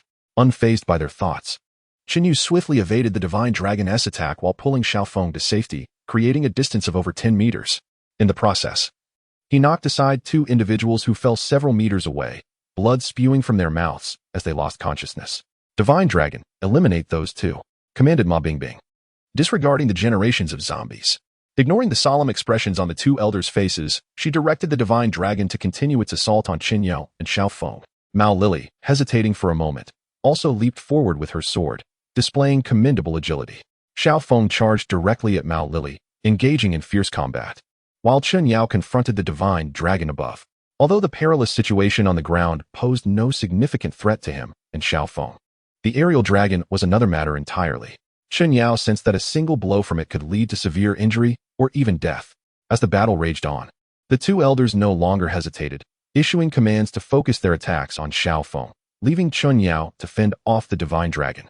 Initially handling Mao Lily with relative ease, Xiaofeng found himself overwhelmed as he faced a dozen skilled opponents simultaneously.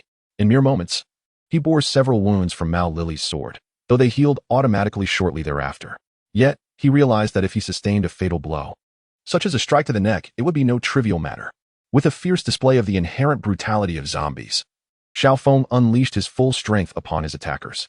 Each punch and kick carried the force of a gale, sending those unable to evade flying, stripped of their combat capability. While the stakes of life and death went unnoticed. With a thunderous roar, Chunyao realized he was still outmatched by the divine dragon.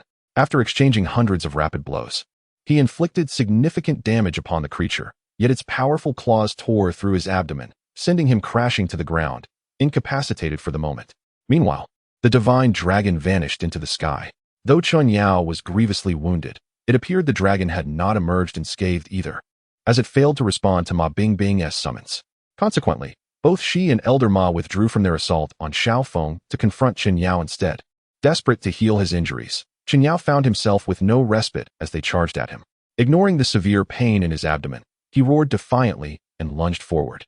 The chaos of the battle had drawn the attention of local law enforcement, who had temporarily sealed off the area, preventing any outside interference. After another half-hour of intense combat, a piercing scream from Elder Ma signaled a momentary halt. Everyone turned to see him, bloodied and with one of his arms gruesomely twisted by Chunyao. Seizing the opportunity, Xiaofeng slipped away from the fray, casting a cold gaze at the injured Chunyao, who was equally disheveled from the relentless assaults. "Who are you? It seems Chun and I have not committed any heinous acts, so why do you assail us?" Ma Bingbing, nursing her bruised thigh, glared at the now-injured Elder Ma. "We are from the Huaxia Dragon Group. While you and Chunyao may not have done anything overly evil yet, this is the realm of humanity, not that of zombies. Your mere existence provides us ample justification to eliminate you." With a commanding gesture, she summoned the divine dragon once more, her eyes glinting with ferocity. "Now, let me send you to where you belong. Everyone, attack." Although the divine dragon did not appear, the group surged forward. The battle had escalated to a life-or-death conclusion. Only by vanquishing these zombies could they find solace for their wounds. Chunyao, his abdominal injuries healed without a trace, smiled cruelly at those advancing upon him. "You look down upon zombies, do you? Very well. I shall ensure you become like me, existing on the blood of others." As Chunyao bellowed, a primal fear gripped the crowd, and Lin Luoxi, recognizing the danger, sighed and donned a black silk mask from her pocket before leaping from the tree. Initially intending to have Chunyao rescue Xiaofeng and leave quickly, she was compelled to intervene when the group tightened their grip, inciting Chunyao's murderous intent. Having inadvertently become the leader of the dragon group, she felt a duty to protect her subordinates. Little did she know how they would react if they discovered their leader was the very zombie they sought to eliminate. Before anyone could react, Lin Luoxi appeared, swiftly felling all dragon group members charging at Chunyao, leaving them unharmed on the ground. Chunyao was elated that Lin Luoxi had come to their aid, but she then kicked both him and Xiaofeng away. As Chunyao prepared to protest, Lin Luoxi whispered, "Use the force from my kick to escape as quickly as possible." Realizing her intentions, both Chunyao and Xiaofeng exchanged glances and relinquished their resistance, soaring through the air for dozens of meters. However, as they landed, they executed a roll and, before anyone could anticipate their return, shouted in unison, "Farewell. Until we meet again." With that, they vanished from the roadway, leaving no trace behind. "Who are you, and why do you meddle in the affairs of our dragon team? Allowing two zombies to escape?" Ma Bingbing, regaining her composure, confronted Lin Luoxi, her expression filled with fury, as she recalled Elder Ma's severed arm. "Furthermore, you injured members of our dragon team." Lin Luoxi met her gaze, noticing that her attire bore a striking resemblance to the heroine from My Date with a Zombie. Could it be that the filming was inspired by reality? Otherwise, how could there be so many similarities? Yet, her legs are exceptionally long. Observing Lin Luoxi's silence as he scrutinized her, Ma Bingbing's cheeks flushed with anger. "What are you looking at?" Lin Luoxi, feeling awkward, was masked, and thus his expression remained concealed. However, his tone grew icy. "Do you believe I sabotaged your operation? I would argue that had I not intervened, there would be more zombies in this world. Remember, do not question my actions in the future." As Ma Bingbing was about to retort, Lin Luoxi produced the dragon team leader's credentials that Xianlong had passed on to him before his demise. "Therefore, regarding my previous statement, you have no choice but to believe it." Without waiting for a response, Lin Luoxi swiftly vanished into the forest, his speed within acceptable limits. "How does his credential resemble ours so closely, yet ours is red?" Ma Bingbing pondered, still trying to comprehend the document Lin Luoxi had revealed, as it bore an uncanny resemblance to her dragon team ID. Elder Mao supported the injured Elder Ma as he approached, gazing in the direction Lin Luoxi had departed, his expression respectful. "That indeed is our dragon team's credential, but it is the only one that can be inherited and passed on, and it is uniquely black." Taking a deep breath, Elder Mao's tone became animated, though he still bore a respectful demeanor. I never expected our new dragon team leader to be so young and seemingly immensely powerful. Ma Bingbing was taken aback, her emotions a mix of anger and jealousy as she stared towards the forest. He is the leader? Chapter 75. The mysterious leader. Half an hour after Lin Luoxi had allowed Chun Yao and Xiao Feng to escape while simultaneously rescuing a member of the dragon team, a man hurriedly made his way to office number 1 within the red walls of the capital, his face alight with uncontainable excitement. At last, the capability of the dragon team leader had been analyzed. Without knocking, the man entered office number 1 and immediately relayed the news he had received from Elder Mao over an hour ago. The dragon team members led by the Mao and Ma families launched an attack on Chun Yao, but it resulted in severe casualties, 1 dead and 17 injured. Initially puzzled by the man's abrupt entrance, number 1 soon understood upon hearing the report, though he remained slightly perplexed. What does their assault on Chun Yao have to do with the newly appointed dragon team leader? The man endeavored to suppress his excitement as he explained. A fierce battle ensued, but it seemed the Mao and Ma faction was no match for Chun Yao's 2 zombies. Just as Chun Yao intended to spill blood and wreak havoc, the dragon team leader arrived. Seeing number 1 intrigued, the man's face lit up with exhilaration as he raised 2 fingers. With just 2 kicks, he drove away Chun Yao and another zombie disguised as a police officer. A glimmer of joy appeared on number 1's face. If that is the case, then this new leader is indeed formidable, managing to scare off a zombie that over 20 individuals could not subdue. By the way, did the informant mention which family the new leader belongs to? The man's expression shifted to one of regret. Unfortunately, no. When he appeared, he wore a mask, and no one knew his identity. However, based on their analysis, this new leader likely hails from one of the prominent hidden families, and he is indeed as young as reported. Oh, truly 18? Number 1's face exhibited a rare flicker of emotion. But which hidden family could he belong to? As far as I understand, those families are quite aloof. Even the founding leaders could not persuade them to join the dragon team. Indeed, they seem disinterested in worldly matters, the man replied with a wry smile. Those hidden families possess a certain stature, having existed for over a millennium. No family within the dragon team can compare to them. With a sigh, he continued. Even the Mao and Ma families fall short. If any families could rival these hidden clans, it would probably be the Feng family behind the Feng team. Number 1 nodded in agreement. Although these hidden families refrain from engaging in worldly disputes, they have still intervened during times of crisis in Huaxia, which brings me some comfort. After a moment's contemplation, number 1 waved his hand. For now, let us not concern ourselves with this new dragon team leader. Since he appeared masked, it is clear he wishes to keep his identity secret. Yet, I am quite intrigued by the possibility of him being from a hidden family. That would be splendid. The heritage accumulated over thousands of years is certainly not inferior to the power of the dragon and Feng teams. The man nodded, a look of respect crossing his face. Understood. I shall issue a directive for both the Feng and dragon teams to refrain from excessive scrutiny of this mysterious leader. With a slight bow, he exited the room. Elder Mao, did the higher-ups reveal which family the dragon team leader belongs to? In the presidential suite of the Milu Hotel, Ma Bingbing sprang to her feet from the sofa, her excitement palpable as she observed Elder Mao exiting the room. She was eager to challenge the newly appointed leader, who was not only younger but seemingly more skilled than herself. Elder Mao shook his head with a wry smile. The higher-ups provided minimal information, merely stating that the new leader's code name is Luoxi and that he is 18 this year. Nothing more. Recalling the final instructions, Elder Mao's expression grew serious. Bingbing, I am aware of your thoughts, but I must emphasize that the higher-ups have mandated that no one is to investigate this leader, as he may be connected to individuals from another dimension. Perceiving Elder Mao's understanding of her intentions, Ma Bingbing pouted. I get it, he's just a leader. Why the secrecy? He doesn't even reveal his true face. Elder Mao, exasperated by Ma Bingbing's dismissive attitude, nonetheless held a deep respect and admiration for the young man. As the youngest leader in the history of the dragon team, a bit of mystery is only natural. Having witnessed his speed in action today, I can assert he surpasses previous leaders. Surely not that remarkable. Ma Bingbing expressed skepticism. How could he possibly compare to those seasoned leaders? You mentioned he is only 18. Even if he's exceptional, he cannot rival someone with decades of experience. Yet, I believe he exceeds even my ancestors' prowess. Mao Lily interjected, her first instance of disagreement with Ma Bingbing, uttering a sentiment that impressed Elder Mao significantly. As the elder and younger members of the Mao family extolled the virtues of the new leader, Ma Bingbing rolled her eyes, her resolve to confront him only growing stronger. Internally, she cursed that brat. If it weren't for you, I would have been the first female leader in the history of the dragon team. Achu, who is thinking of me? Due to her recent appearance before the members of the Dragon Group, Lin Luoxi found herself compelled to visit a communications store. She purchased a dual SIM card phone and an additional SIM card, striving to maintain a separation of her identities.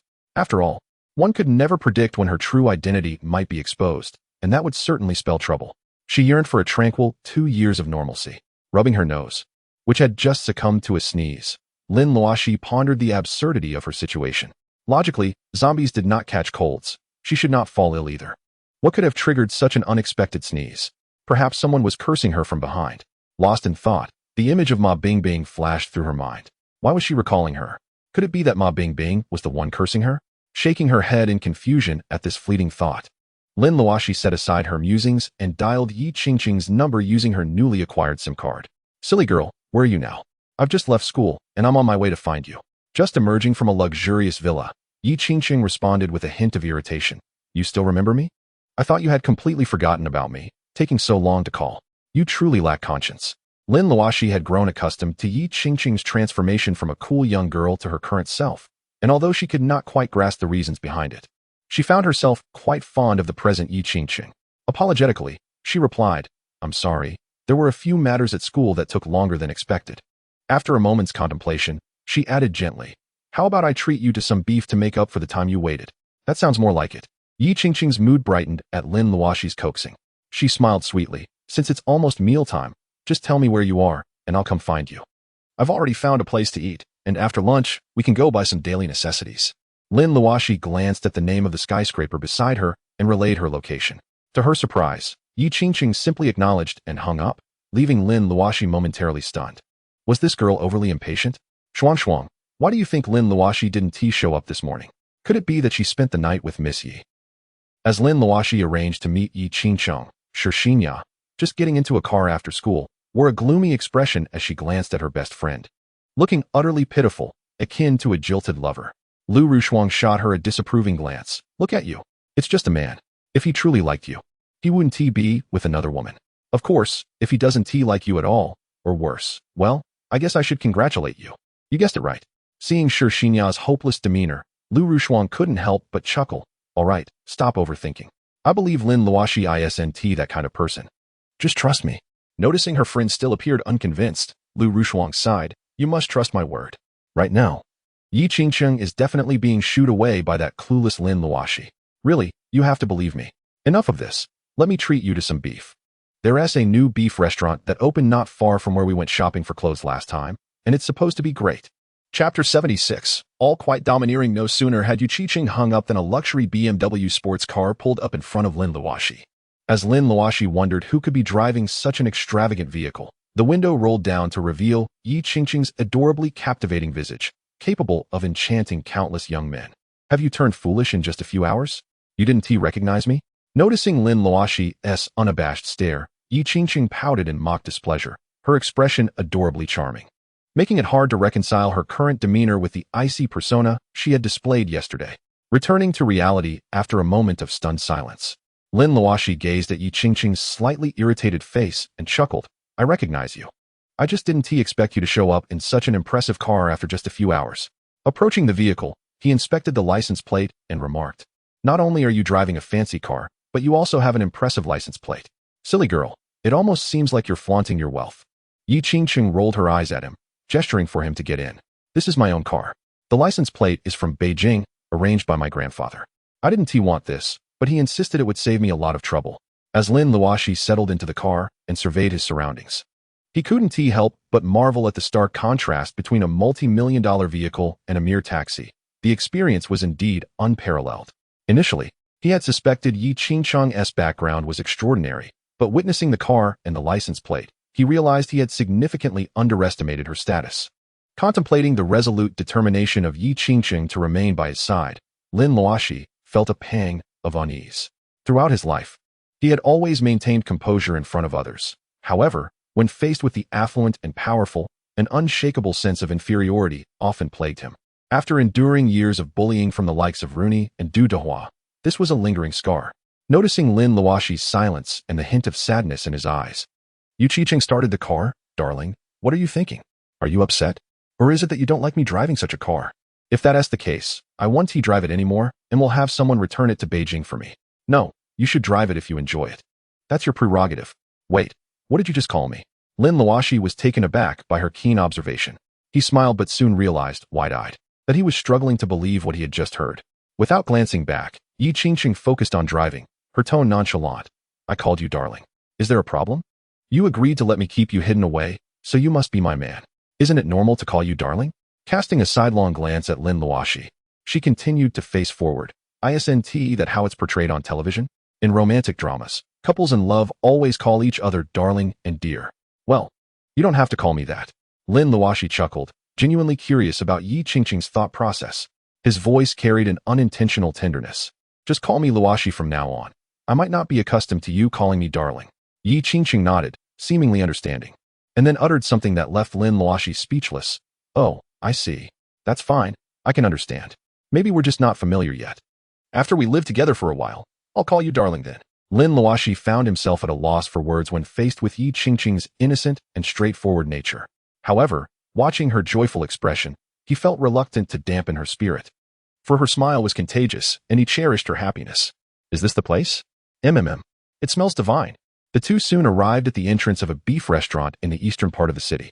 As Yi Qingqing rolled down the window, a delicious aroma wafted into the air, and she inhaled deeply, her face alight with delight. Lin Luoxi glanced up at the restaurant sign and nodded. Yes, this is the place. I caught a whiff of its enticing scent a few days ago, but hadn't the chance to come today. To make up for the hurt little heart you've endured waiting for me, I'll treat you to a meal. Yi Qingqing then wrapped her arms around Lin Luoxi's neck and, before he could react, planted a quick kiss on his lips, beaming with a charming smile. Darling, you're so good to me. I promise to love you well, and give you a little chubby baby. Ah, fool. Let us park the car and head inside. Lin Luoxi was taken aback by Yi Qingqing's unwavering enthusiasm, which revealed her affection without restraint.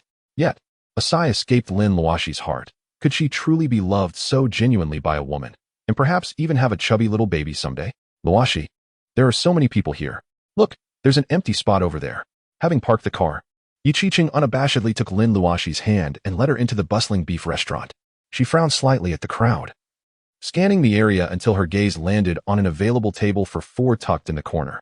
Joyfully, she pulled Lin Luoxi toward it. Just as she was about to pull out a chair to sit down, a delicate hand reached in from the side. Yi Qingqing looked up. This spot is ours first. Oh, what a coincidence to see you here. To her surprise, the familiar faces were Lu Rushuang and Shixinya. Yi Qingqing beamed with an innocent smile. If it's you too, then let us sit together. It's perfect for four people. As Shixinya glanced at Yi Qingqing and Lin Luoxi, her eyes fell on their interlocked hands, leaving her momentarily stunned. Lu Rushuang too felt a bittersweet smile creep onto her face. Just earlier, she had assured Shixinya that Lin Luoxi could not possibly end up with Yi Qingqing. Yet here they were, appearing together, and their relationship seemed to transcend mere acquaintance. Summoning her courage, Shixinya pointed to their clasped hands. Can you tell me what your relationship is? Yi Qingqing, feeling somewhat bashful, cast a sideways glance at Lin Luoxi and softly replied, We're a couple now. Luoxi is my man. What? He is your man? How can that be? Shixinya, initially clinging to a sliver of hope, felt her heart race upon hearing Yi Qingqing's declaration, as though her beloved toy had been snatched away. Under Lu Rushuang's incredulous gaze, Shixinya stepped closer and grasped Lin Luoxi's other hand. You tell me this is impossible. You're not her man. She must be joking. You've only known each other for a day. How could you possibly be together? Yi Qingqing narrowed her eyes slightly. Though innocent, she was no fool. She leaned closer to Lin Luoxi and declared, Why is it impossible? Just last night, we kissed and even shared a bed. Shixinya's body trembled, her head shaking in denial. That's absolutely impossible. Seemingly determined to crush Shixinya's hopes, Yi Qingqing, noticing Lin Luoxi's bewilderment at Shixinya's dramatic reaction, suddenly wrapped her arms around his neck and pressed her lips to his, leaving Lin Luoxi in a state of perplexed resignation. Now do you believe it? I've kissed Luoxi. The patrons in the beef restaurant froze mid-bite, and as Lin Luoxi wore a bitter smile, Yi Qingqing proudly puffed out her chest. Is that how you call him your man? I can do that too. Before the situation could settle, Shixinya shot back. And while Lu Rushuang rubbed her eyes in disbelief, the patrons once again gaped in shock as Shixinya pressed her lips tightly against Lin Luoxi's, sealing the kiss without the slightest gap.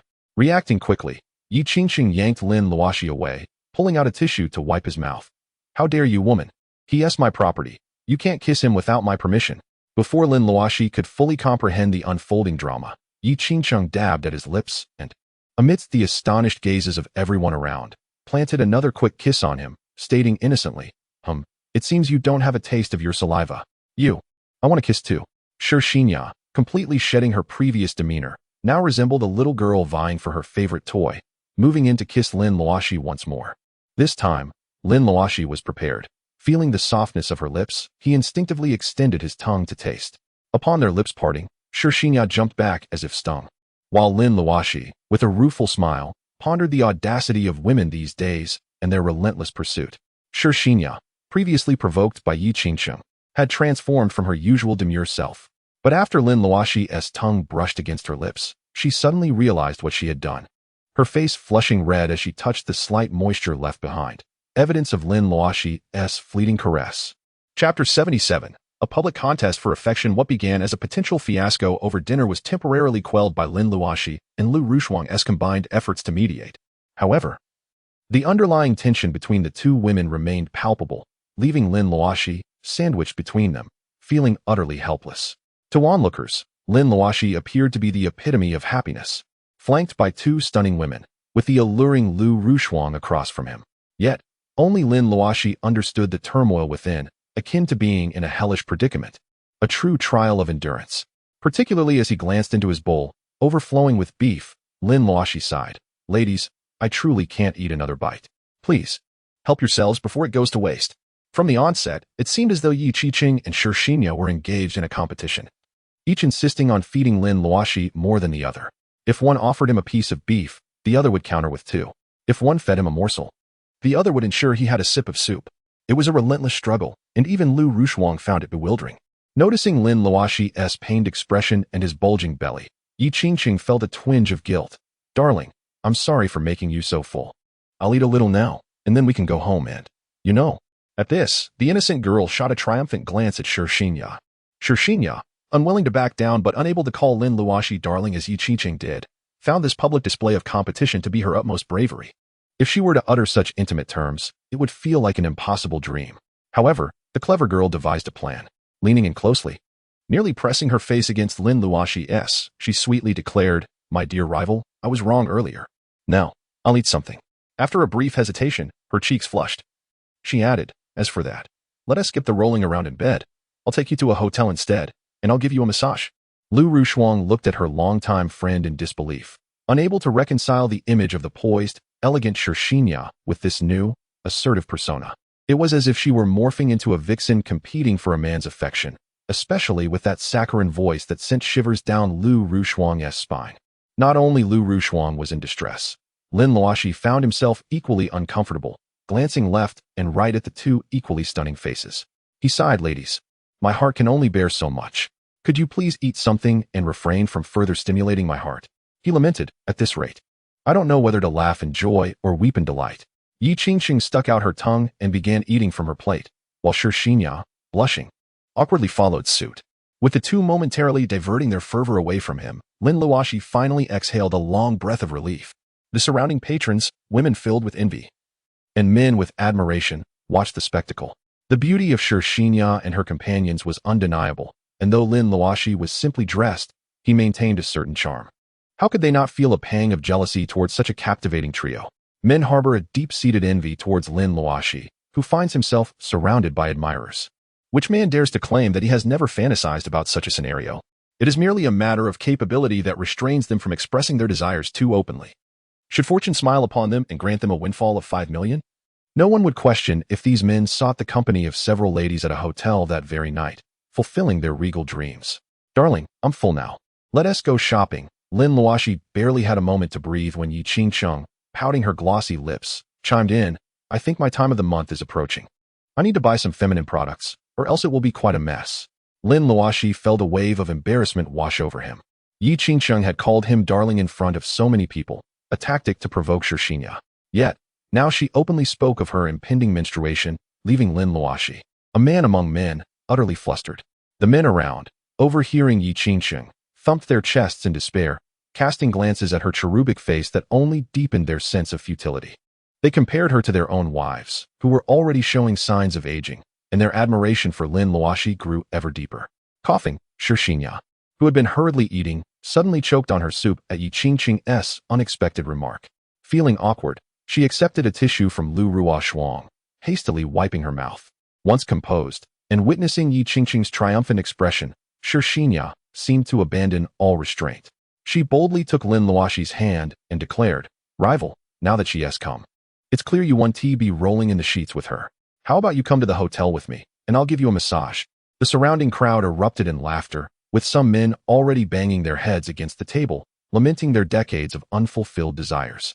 They wished for even a fleeting chance to experience such a scenario. Meanwhile, the women looked on as Yi Qingqing and Shixinya vied for Lin Luoxi's attention, cursing them internally as vixens. Whether it was their words or actions that irked the women, or simply the fact that they were monopolizing Lin Luoxi, remained ambiguous. After all, desirable things are not coveted solely by men. Feeling a bit embarrassed, Lu Ruoxi tugged at her friend, saying, "Xinya, what are you saying? The time is nearly up. We need to return to class. How can you even think about going to a hotel with Lin Luoxi?" Shixinya cast a reluctant glance at Lin Luoxi, wishing he would utter something reassuring. Yet, seeing Yi Qingqing looming nearby, her stubbornness flared up again. She broke free from Lu Ruoxi's grasp, displaying an uncharacteristic defiance. "What class? My man is being snatched away, and you want me to go to class? I'm not foolish. Unless she stops clinging to Lin Luoxi. I want to be going to school today. I'll follow them." Lu Ruoxi was taken aback by her friend's obstinacy, casting a pleading look at Lin Luoxi, hoping he would intervene. Lin Luoxi, who had been prepared to keep his head down, realized that if he remained silent, this farce would only escalate. His curiosity about Shixinya's sudden change in demeanor piqued, but he chose not to dwell on it, attributing it to a rivalry between two equally exceptional women. He was self-aware enough not to believe that Shixinya genuinely harbored feelings for him, nor did he connect their rivalry to himself. The unintended kiss with Shixinya had long been dismissed from his mind. Realizing he needed to address the situation, Lin Luoxi suggested, "Perhaps you should return to class. I'll take a leave, and we can communicate if anything arises." He then stood and, taking Yi Qingqing's hand, left the table to settle the bill, leaving Shixinya in stunned silence. As he spoke, she felt a glimmer of hope, but upon hearing his words and watching him depart with Yi Qingqing, she distinctly heard the sound of her heart shattering. Lu Ruoxi, observing Lin Luoxi's retreating figure, was taken aback. "Is he a fool?" she thought. "I was signaling him to comfort Xinya, yet he chose to say that." Glancing at Shixinya, whose eyes were now glistening with unshed tears, Lu Ruoxi sighed. It appeared that her friend would indeed skip class today. "Looks like I need to prepare some tissues again," she lamented, marveling at the swift development between Lin Luoxi and Yi Qingqing. Unbelievable. As Lin Luoxi and Yi Qingqing exited the beef restaurant, Lu Ruoxi teased, "You've been pining for this guy for 2 years, and just like that, someone else has swooped in. The most amusing part is that this woman is someone you inadvertently attracted to him. Someone I attracted to him." Once outside, as she watched Lin Luoxi drive away, Shixinya's daze was broken by a sudden realization, and tears streamed down her cheeks. "Frost, do you think I'm foolish or just unfortunate? I took him out, and now I've brought back a rival." Wiping her tears, Shixinya bit her lip. "I don't care, Lin Luoxi is mine. I don't care who Yi Qingqing is. I will reclaim him." Lu Ruoxi shook her head at her friend's fervor, pondering how this was not the composed Shixinya she knew. Chapter 78. A fortuitous encounter on the street. "Luoxi, was that Shixinya your classmate? I sense she has feelings for you." At the entrance of a shopping mall, Yi Qingqing held Lin Luoxi's hand, her eyes sparkling with mischief. "Don't deny it. I'm not a fool. I can tell she genuinely likes you." A playful glint in her eyes, she continued, "Tell me, was her kiss sweet? You may deceive others, but you cannot deceive me." Lin Luoxi was taken aback by Yi Qingqing's question. Flushing with embarrassment, he stammered, "I'm not sure if she likes me. The kiss was just an accident, a natural reaction." Yi Qingqing nodded, tilting her head as she scrutinized Lin Luoxi's bashful expression. "So tell me, whose lips are softer and sweeter, hers or mine?" Coughing, Lin Luoxi was momentarily speechless at the audacity of her question, and he fumbled for words. "Well, that question is rather profound. If I must choose, I believe both have their merits. They are incomparable." A flicker of disappointment crossed Yi Qingqing's features as she pouted, clearly displeased. "Hasn't anyone told you that in the presence of a woman, one must always claim she is superior to all others? You're quite grown, yet you don't know this fundamental way to flatter a girl?" Lin Luoxi regarded Yi Qingqing with a curious expression, realizing she was not as naive as she seemed. She possessed an understanding that surpassed his own. Noticing his silence, Yi Qingqing narrowed her enchanting eyes, proudly adjusting her posture. Whose lips are sweeter? You may have only kissed her briefly, yet I'm sure you can't forget who has the better figure. Pointing to her own curvaceous form, Yi Qingqing playfully remarked. Tell me, who has the better body, me or Shirshinya? Who has more allure? Lin Luoxi was momentarily stunned, glancing around to ensure no one was paying attention before exhaling a sigh of relief. She looked at Yi Qingqing, who was determined to compete with Shirshinya, and recalled the sight of Yi Qingqing in a two-piece outfit from the previous night. With a natural nod, she remarked, You have the assets. I commend your discernment. This is indeed my pride. Yi Qingqing appeared quite pleased with Lin Luoxi's compliment. After all, what woman does not relish praise, especially when it involves comparing herself to another? She was particularly concerned about whether her figure surpassed that of her rival. Lin Luoxi, observing Yi Qingqing's proud demeanor akin to a little peacock, found herself speechless and thought, what is there to be so proud of?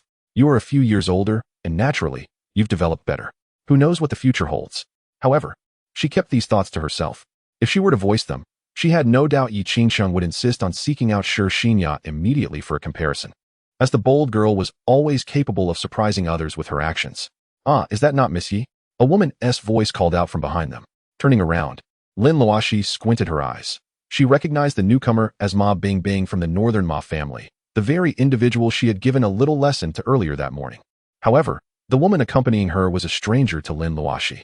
Upon hearing someone call her name, Yi Qingqing was initially puzzled about who recognized her in this place. But upon seeing the two women, a smile brightened her face. Sister Ma, what a surprise to see you here. Oh, and Sister Mao is here as well. As Yi Qingqing stepped forward enthusiastically to greet the two women, Lin Luoxi was taken aback. Was it not said that it was challenging for equally beautiful and accomplished women to coexist harmoniously? Yet, considering Yi Qingqing's innocent and charming nature, she found it understandable. Such a delightful girl was naturally likable. Few could resist her allure. Mao Lily playfully measured her height against Yi Qingqing, laughing, Sister Qingqing, I didn't expect this. Have I gotten shorter, or have you grown taller? You seem a bit taller than a year ago, but it appears you've passed the age for growing taller. Yi Qingqing pouted, slightly displeased. Sister Mao, what are you talking about? I was always about your height. Last year, you wore high heels to the army while I wore flats, so of course, I looked shorter. She then extended her long legs, which were as beautiful as those of the two women before her. Today, I am wearing high heels too, so you must think I've grown taller. Mao Lily rubbed her slightly dazed head. I feel like my mind is getting worse. But no matter, Sister Qingqing. I recall you mentioned you usually train at the military camp when you visit from the capital. What brings you out to the city today? Yi Qingqing's cheeks flushed as she pointed at Lin Luoxi behind her. It's all because of him. Otherwise, I wouldn't have the time to wander around. Only then did they notice Lin Luoxi, who was dressed in simple attire. Ma Bingbing's eyes flashed with disdain. Though it was subtle, Lin Luoxi's keen senses picked it up, especially as Ma Bingbing's gaze swept over him. Mao Lily seemed more amiable than Ma Bingbing, stepping forward with a smile and extending her fair, delicate hand. Hello. I'm Mao Lily, Sister Qingqing's acquaintance. May I know your name? No longer the naive Lin Luoxi, he graciously shook Mao Lily's hand, noting how smooth it felt, but he did not linger, quickly releasing it with a sunny smile. I'm Lin Luoxi, just a friend of Qingqing. Friend? You are my man, and I am your woman. Before Lin Luoxi could finish his thought, Yi Qingqing jumped in, expressing her discontent with his introduction, feeling it inadequate. Oh, so you are Qingqing's boyfriend. My apologies. Mao Lily exclaimed, taken aback. Although she hadn't investigated, she was aware that Yi Qingqing held a significant status, respected even by high-ranking military officials. It was puzzling how such a person ended up with someone like Lin Luoxi, who seemed unremarkable apart from his decent looks. You are Lin Luoxi? Ma Bingbing approached, shaking her head in disbelief. What is wrong with me? How could you be him? A person like you could never spare time to accompany his girlfriend on a shopping spree. Curious, Mao Lily asked. Sister Bingbing, who do you mean he isn't? As Ma Bingbing narrowed her eyes, Mao Lily realized and glanced at Lin Luoxi, shaking her head, indicating that she was aware of whom Ma Bingbing referred to. Lin Luoxi initially found Ma Bingbing's unusual demeanor puzzling, but as he observed her hesitant expression, he surmised something, though he chose to remain composed. That was merely a jest by Qingqing. We are at most fairly good friends at the moment. Yi Qingqing, possessing a straightforward mind, failed to grasp the subtlety of Ma Bingbing and Mao Lily's cryptic dialogue. Upon hearing Lin Luoxi's words, her face flushed with anger. Luoxi, what do you mean? In just a few minutes, you've denied my identity twice. Do you wish to deny our connection? You have kissed me. Lin Luoxi rolled his eyes. astonished at Yi Qingcheng's lack of discretion. The people around them were clearly acquainted with her, yet she spoke so openly. Did she not fear word of this reaching her family? But considering Yi Qingcheng's character, they would likely have to accept it. Ma Bingbing, overhearing their conversation, raised an eyebrow in surprise. She and Mao Lily both knew Yi Qingcheng's status was extraordinary, though the specifics eluded them. It was baffling that such a person would choose a seemingly unremarkable individual like Lin Luoxi, who appeared to possess little beyond a decent appearance, leading to the impression of a flower growing from dung. Particularly, seeing Lin Luoxi's helpless expression, seemingly reluctant, infuriated the proud Ma family princess. Here was a commoner being courted by such a princess, and he did not even seem grateful. With a sudden thought, Ma Bingbing whispered something to Mao Lily. Although Lin Luoxi could have overheard them if he had chosen to listen, he was disinterested in their chatter, preferring not to earn the label of a lecherous subordinate. Yi Qingcheng, noticing Lin Luoxi's silence as his gaze shifted to Ma Bingbing and Mao Lily, felt her temper flare. She approached and playfully tugged at his ear. Huffing softly, "What are you looking at? Are you suddenly feeling less attracted to me now that you see two women who are more mature and charming? What an unjust calamity." Lin Luoxi sighed internally, lamenting how a mere subconscious glance at his surroundings had led to such accusations. He chuckled and gently removed Yi Qingcheng's hand. "Sister Qingcheng, what are you saying? You know what kind of person I am. How could you suspect me so? How am I to know?" Yi Qingcheng pouted, feeling the warmth of Lin Luoxi's hand. "I am almost starting to suspect you were playing hard to get yesterday, intentionally making me interested in you, only to lead me into your trap step by step. Now I find myself utterly smitten." Lin Luoxi gazed at Yi Qingcheng beside him, inwardly reflecting on her remarkably vivid imagination. Chapter 79. Encounter with the water fish. After a brief exchange at the entrance, the group entered the mall together. Ma Bingbing and her companion were feeling slightly down due to the events of the morning, so they decided to take a leisurely stroll in the afternoon, seeking out some appealing garments. Shopping is in a woman's nature. Even the most assertive women cannot escape this truth. Whether it be the proud Ma Bingbing or the alluring Mao Lily, both surrendered quickly to the allure of this paradise of beauty, prompting Lin Luoxi to marvel at how women share such a common passion. Upon arriving at a women's clothing section, Ma Bingbing and Mao Lily each selected a piece that suited their styles and entered the fitting rooms. Ma Bingbing opted for a super short skirt paired with a loose top, while Mao Lily chose a revealing, figure-enhancing outfit. Although Lin Luoxi did not entirely endorse Mao Lily's extravagant attire, she found herself not entirely averse to it. However, she was perplexed by Ma Bingbing's choice of a skirt that barely reached her palms. Was she not concerned about exposure? Not long after, when Lin Luoxi encountered Ma Bingbing again, she finally understood why Ma Bingbing was unperturbed by the length of her skirt. Under Lin Luoxi's suggestion, Yi Qingcheng had discarded her original short top and shorts for an ensemble that showcased her slender waist, opting for a youthful and adorable outfit. She joined Ma Bingbing and Mao Lily in the fitting room to see how the clothes looked. Before long, the three emerged in their new attire, attracting numerous glances from onlookers. Some middle-aged men, witnessing the trio exiting the fitting room, compared them to celestial swans against the backdrop of ordinary ducks. A few men, feeling confident, contemplated approaching one of the women to strike up a conversation. It was no wonder ancient sayings referred to beautiful women as disasters. Lin Luoxi had previously dismissed such notions as exaggerations in literature, but witnessing a middle-aged man approach Mao Lily made her a believer. The slightly overweight man approached Mao Lily, attempting to project a congenial demeanor. "Hello, miss. I am Du Gaosheng, the chairman of Gaosheng Group. I was captivated when I saw your beauty as you exited the fitting room." He produced a business card, stating, "My company is in need of a lovely and alluring spokesperson like you, with a starting annual salary of 200,000. If you join us, I could offer you 500,000. Mao Lily smiled lightly, accepting the card. However, as Du Gaosheng's face brightened with hope, she casually tossed the card into a nearby trash bin, saying, 500,000 is indeed a significant amount, but I seem to be quite well off without it." Du Gaosheng felt a pang of regret upon seeing the card discarded, but as he caught a glimpse of Mao Lily smoothing out a wrinkle in her skirt, revealing a deep cleavage, his earlier discomfort dissipated. Swallowing hard, he maintained a friendly smile. "It seems you do not view 500,000 as significant. Name your price. If I can afford it, we can sign a contract today." Lin Luoxi regarded Du Gaosheng's actions with disdain, although he presented it as a high-paying modeling opportunity. It was clear to anyone that he was brazenly seeking a mistress. Yet, seeing the glint of mischief in Mao Lily's eyes and the teasing gaze of Ma Bingbing beside her, Lin Luoxi knew Du Gaosheng was in for a rude awakening. Unbeknownst to others, she was aware of the formidable nature of these two women, capable of battling the undead. Du Gaosheng, in his pursuit of Mao Lili, was oblivious to the potential peril he faced. Disinterested in the unfolding drama, Lin Luoxi turned her attention to Yi Qingqing, who now resembled an adorable little princess. Further deepening Lin Luoxi's affection for her, Mao Lili, catching the eager glint in Du Gaosheng's eyes, offered him a smile that could enchant. Do you truly wish to hire me for your company? However, my demands are quite high. 24 hours of availability at your beck and call, and I will follow your directives. Seeing Mao Lili's bewitching demeanor, Du Gaosheng's eyes gleamed with desire. He believed he could indeed keep her as a mistress, and her seemingly professional manner suggested she had likely been supported by others in the past. Feeling parched, he boldly stated, "Beautiful miss, if you agree to work for my company and are as devoted as you claim, I will offer you a salary of 1 million per year." Lin Luoxi, observing the scene alongside Yi Qingqing, felt a sense of pity for Du Gaosheng. As if he were a fool beckoning his own demise, Mao Lili, feigning hesitation but clearly intrigued, responded, "Mr. Du, your offer is indeed generous. Yet I am already committed to another employer. I signed a 3-year contract just this morning, and I am here in the mall simply to purchase items before heading to the company."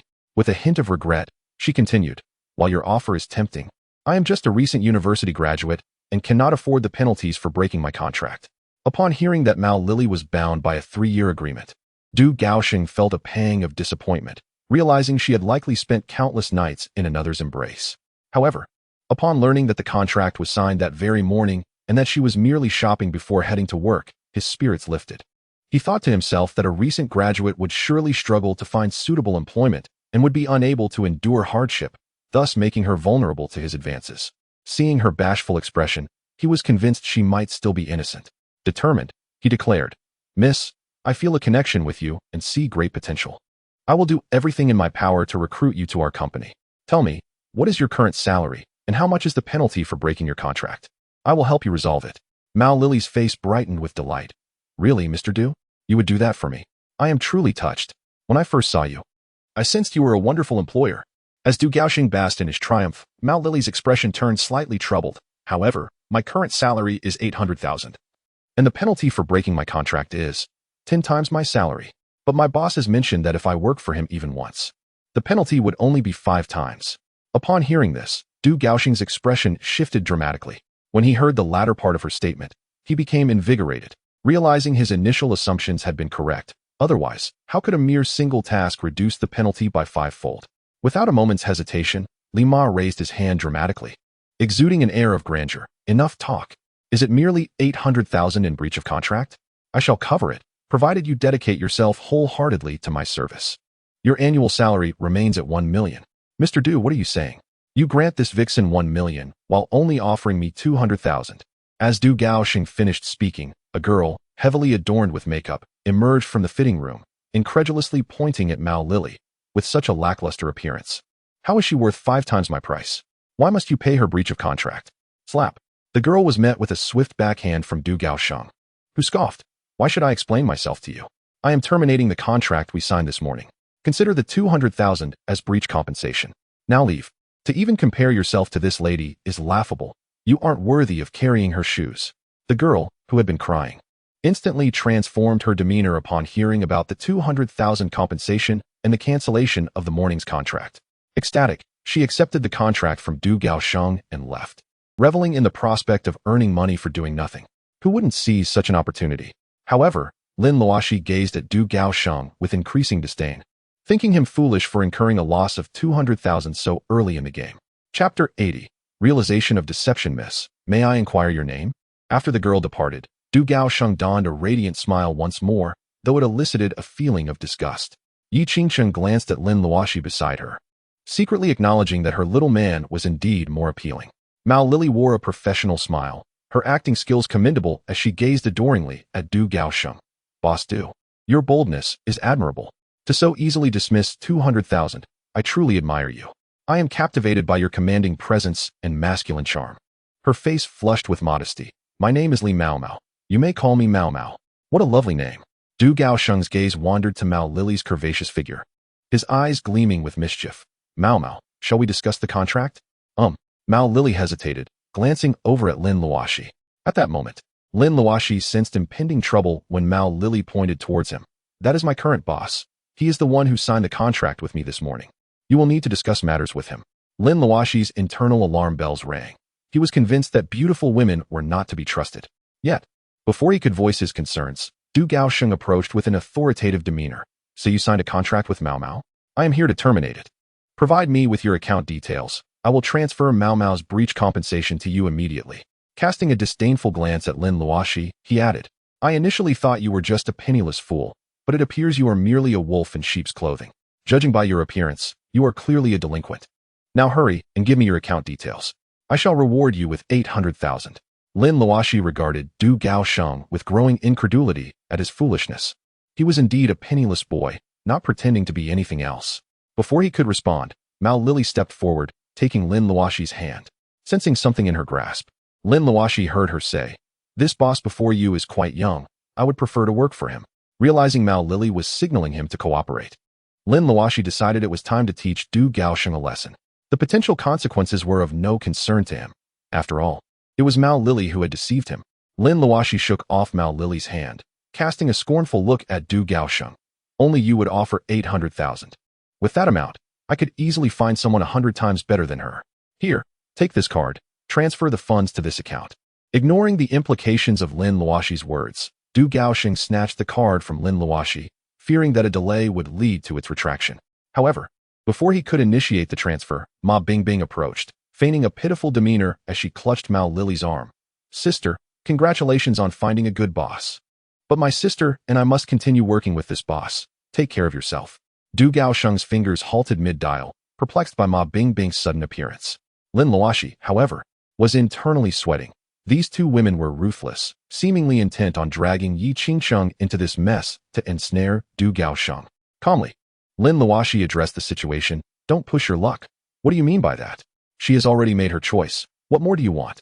Ma Bingbing, incensed by Lin Luoxi's insolence, glared at him, as if to warn him against exposing her and Mao Lily's ruse. Lin Luoxi, however, chose to ignore her warning. Just as he was about to speak, Yi Qingsheng stepped forward, grasping Mao Lily's hand. Indeed, Sister Mao Mao, congratulations on securing such a mature boss. Unfortunately, my sister and I are stuck with this immature boy. We are truly unfortunate. Lin Luoxi was thoroughly stunned. He had intended to defend Yi Qingsheng, but was taken aback to see her willingly volunteering as bait. With a resigned smile, he realized he could only let them continue their antics. Unaware of the unfolding drama, Du Gaosheng began to piece things together. Pointing at Ma Bingbing and Yi Qingsheng, Mao Mao, who are these two beauties? Mao Lily sighed, expressing her sorrow. This one is my elder sister. And that one is my younger sister. We all graduated from university this year, but have yet to find jobs, so we signed 3-year contracts with this boss, each earning 800,000 annually. Sighing, she added, I found a good boss like you, Mr. Du. You are mature and sophisticated. But I pity my two sisters for having to work alongside a mere boy. Lin Luoxi rolled his eyes at the absurdity of it all. He had cooperated with their charade, but this was pushing it. He was 18, after all, and considered an adult. Before he could voice his thoughts, Du Gaosheng's excitement bubbled over. You mean to say you three are biological sisters? Mao Lily looked at him quizzically. Does that not seem evident? Du Gaosheng's gaze roamed over Ma Bingbing, who exuded an air of cold elegance, particularly in her short skirt that accentuated her long legs. Then, his attention shifted to Yi Qingsheng, whose youthful attire made her appear as if she had just stepped out of school. Though Du Gaosheng preferred sultry and alluring women, he found himself captivated by the unique charms of Ma Bingbing and Yi Qingsheng. The revelation that these three distinctive women were sisters thrilled him immensely. He approached Lin Luoxi once more, gesturing towards the three women. Kid, I want all 3 of them. I'll give you 20 million. Do we have a deal? The prospect of 20 million stunned Lin Luoxi, who glanced at the 3 women. Seeing Mao Lily subtly nodding, he reluctantly acquiesced. If they are so eager to leave with you, then 20 million it is. Oomph, you are finally wise. Du Gaosheng was satisfied with Lin Luoxi's response. With a huff, he moved away to make a call and arrange the transfer, hiding in a fitting room to discuss the necessary password privately. Hurry up and leave. Why are you still watching? Just wait for him to come out. As Lin Luoxi lamented the abundance of fools in this world, a rather audacious Ma Lily casually tossed 10,000 yuan to the salesperson to purchase clothing for the 3 individuals. She then grabbed the still-dazed Lin Luoxi and sprinted after Ma Bingbing and Yi Qingsheng, who had already dashed a considerable distance ahead. Caught off guard, Lin Luoxi found herself perplexed by this sudden urge to run. Curiosity got the better of her, and she inquired, "Aren't you going to retrieve your card from that person?" While running, Ma Lily shot Lin Luoxi a disdainful glance and exclaimed, "Are you foolish? Once he emerges, will we still be able to leave? It's merely a card. Once I'm outside, I'll transfer all the money over the phone. As for that card, he can do whatever he pleases with it. I couldn't care less." Finally grasping the urgency behind their hasty retreat, Lin Luoxi couldn't help but smile bitterly at the speed of their fortune acquisition. It was astonishing to think that 2 million yuan could be secured in less than half an hour, something she had never dared to dream of in her lifetime. These individuals truly had audacity beyond measure. 2 minutes after Lin Luoxi was pulled away by Ma Lily, Du Gaosheng emerged from the fitting room, wearing a broad smile, envisioning a blissful evening with the three sisters. However, upon noticing their absence, he stood frozen for a full minute before pulling aside a nearby staff member, inquiring, "Where have those individuals gone?" The staff member, oblivious to the preceding events, candidly replied, "The people you mentioned left just as you entered the fitting room." "Is there a problem?" "They left." Du Gaosheng was momentarily taken aback, but then a realization struck him. He grasped the card in his hand, squinting his eyes in agitation, and hastily dialed the bank to request a freeze on the funds. However, the familiar bank manager informed him that the provided account was a special one, and the bank could not temporarily freeze it. With a resounding clatter, his phone slipped from his grasp upon hearing the bank's response, and he stood in a stupor for 3 minutes. Finally, a fierce expression crossed his face. "How dare they pull such a trick on me? Du Gaosheng. They must be seeking their demise. They shall learn just how terrifying it is to provoke my wrath." While Du Gaosheng realized he had been deceived and lost 2 million yuan, Lin Luoxi had already boarded a vehicle with the three women. Having driven a kilometer away from the mall, Ma Lily, waving her phone joyfully, exclaimed, "How did I not realize that money could be made so easily? In just a short while, we've earned 2 million. This is truly effortless and delightful. Sister Bingbing, Sister Qingqing, why don't we head to the province now? It would be foolish not to spend such a fortune." Ma Lily's suggestion received approval from Ma Bingbing and Yi Qingqing, yet Lin Luoxi wore a grave expression. "What was that person's name again?" "I think it was Du Gaosheng. He mentioned being the chairman of the Gaosheng group." Ma Lily responded, unaware of Lin Luoxi's concern. "Du Gaosheng? Gaosheng group?" Lin Luoxi was taken aback, followed by a bitter smile. "You should cease any thoughts of heading to the province. Instead, you ought to consider how to evade that man." In response to the puzzled gazes of her companions, Lin Luoxi whispered, "No wonder his name sounded familiar. He is the father of one of my classmates. However, that is not the crux of the matter. What is truly important is that Du Gaosheng is said to wield considerable influence behind the scenes, and no one in Miluo dares to offend him. What is truly important is that Du Gaosheng is said to wield considerable influence behind the scenes, and no one in Miluo dares to offend him."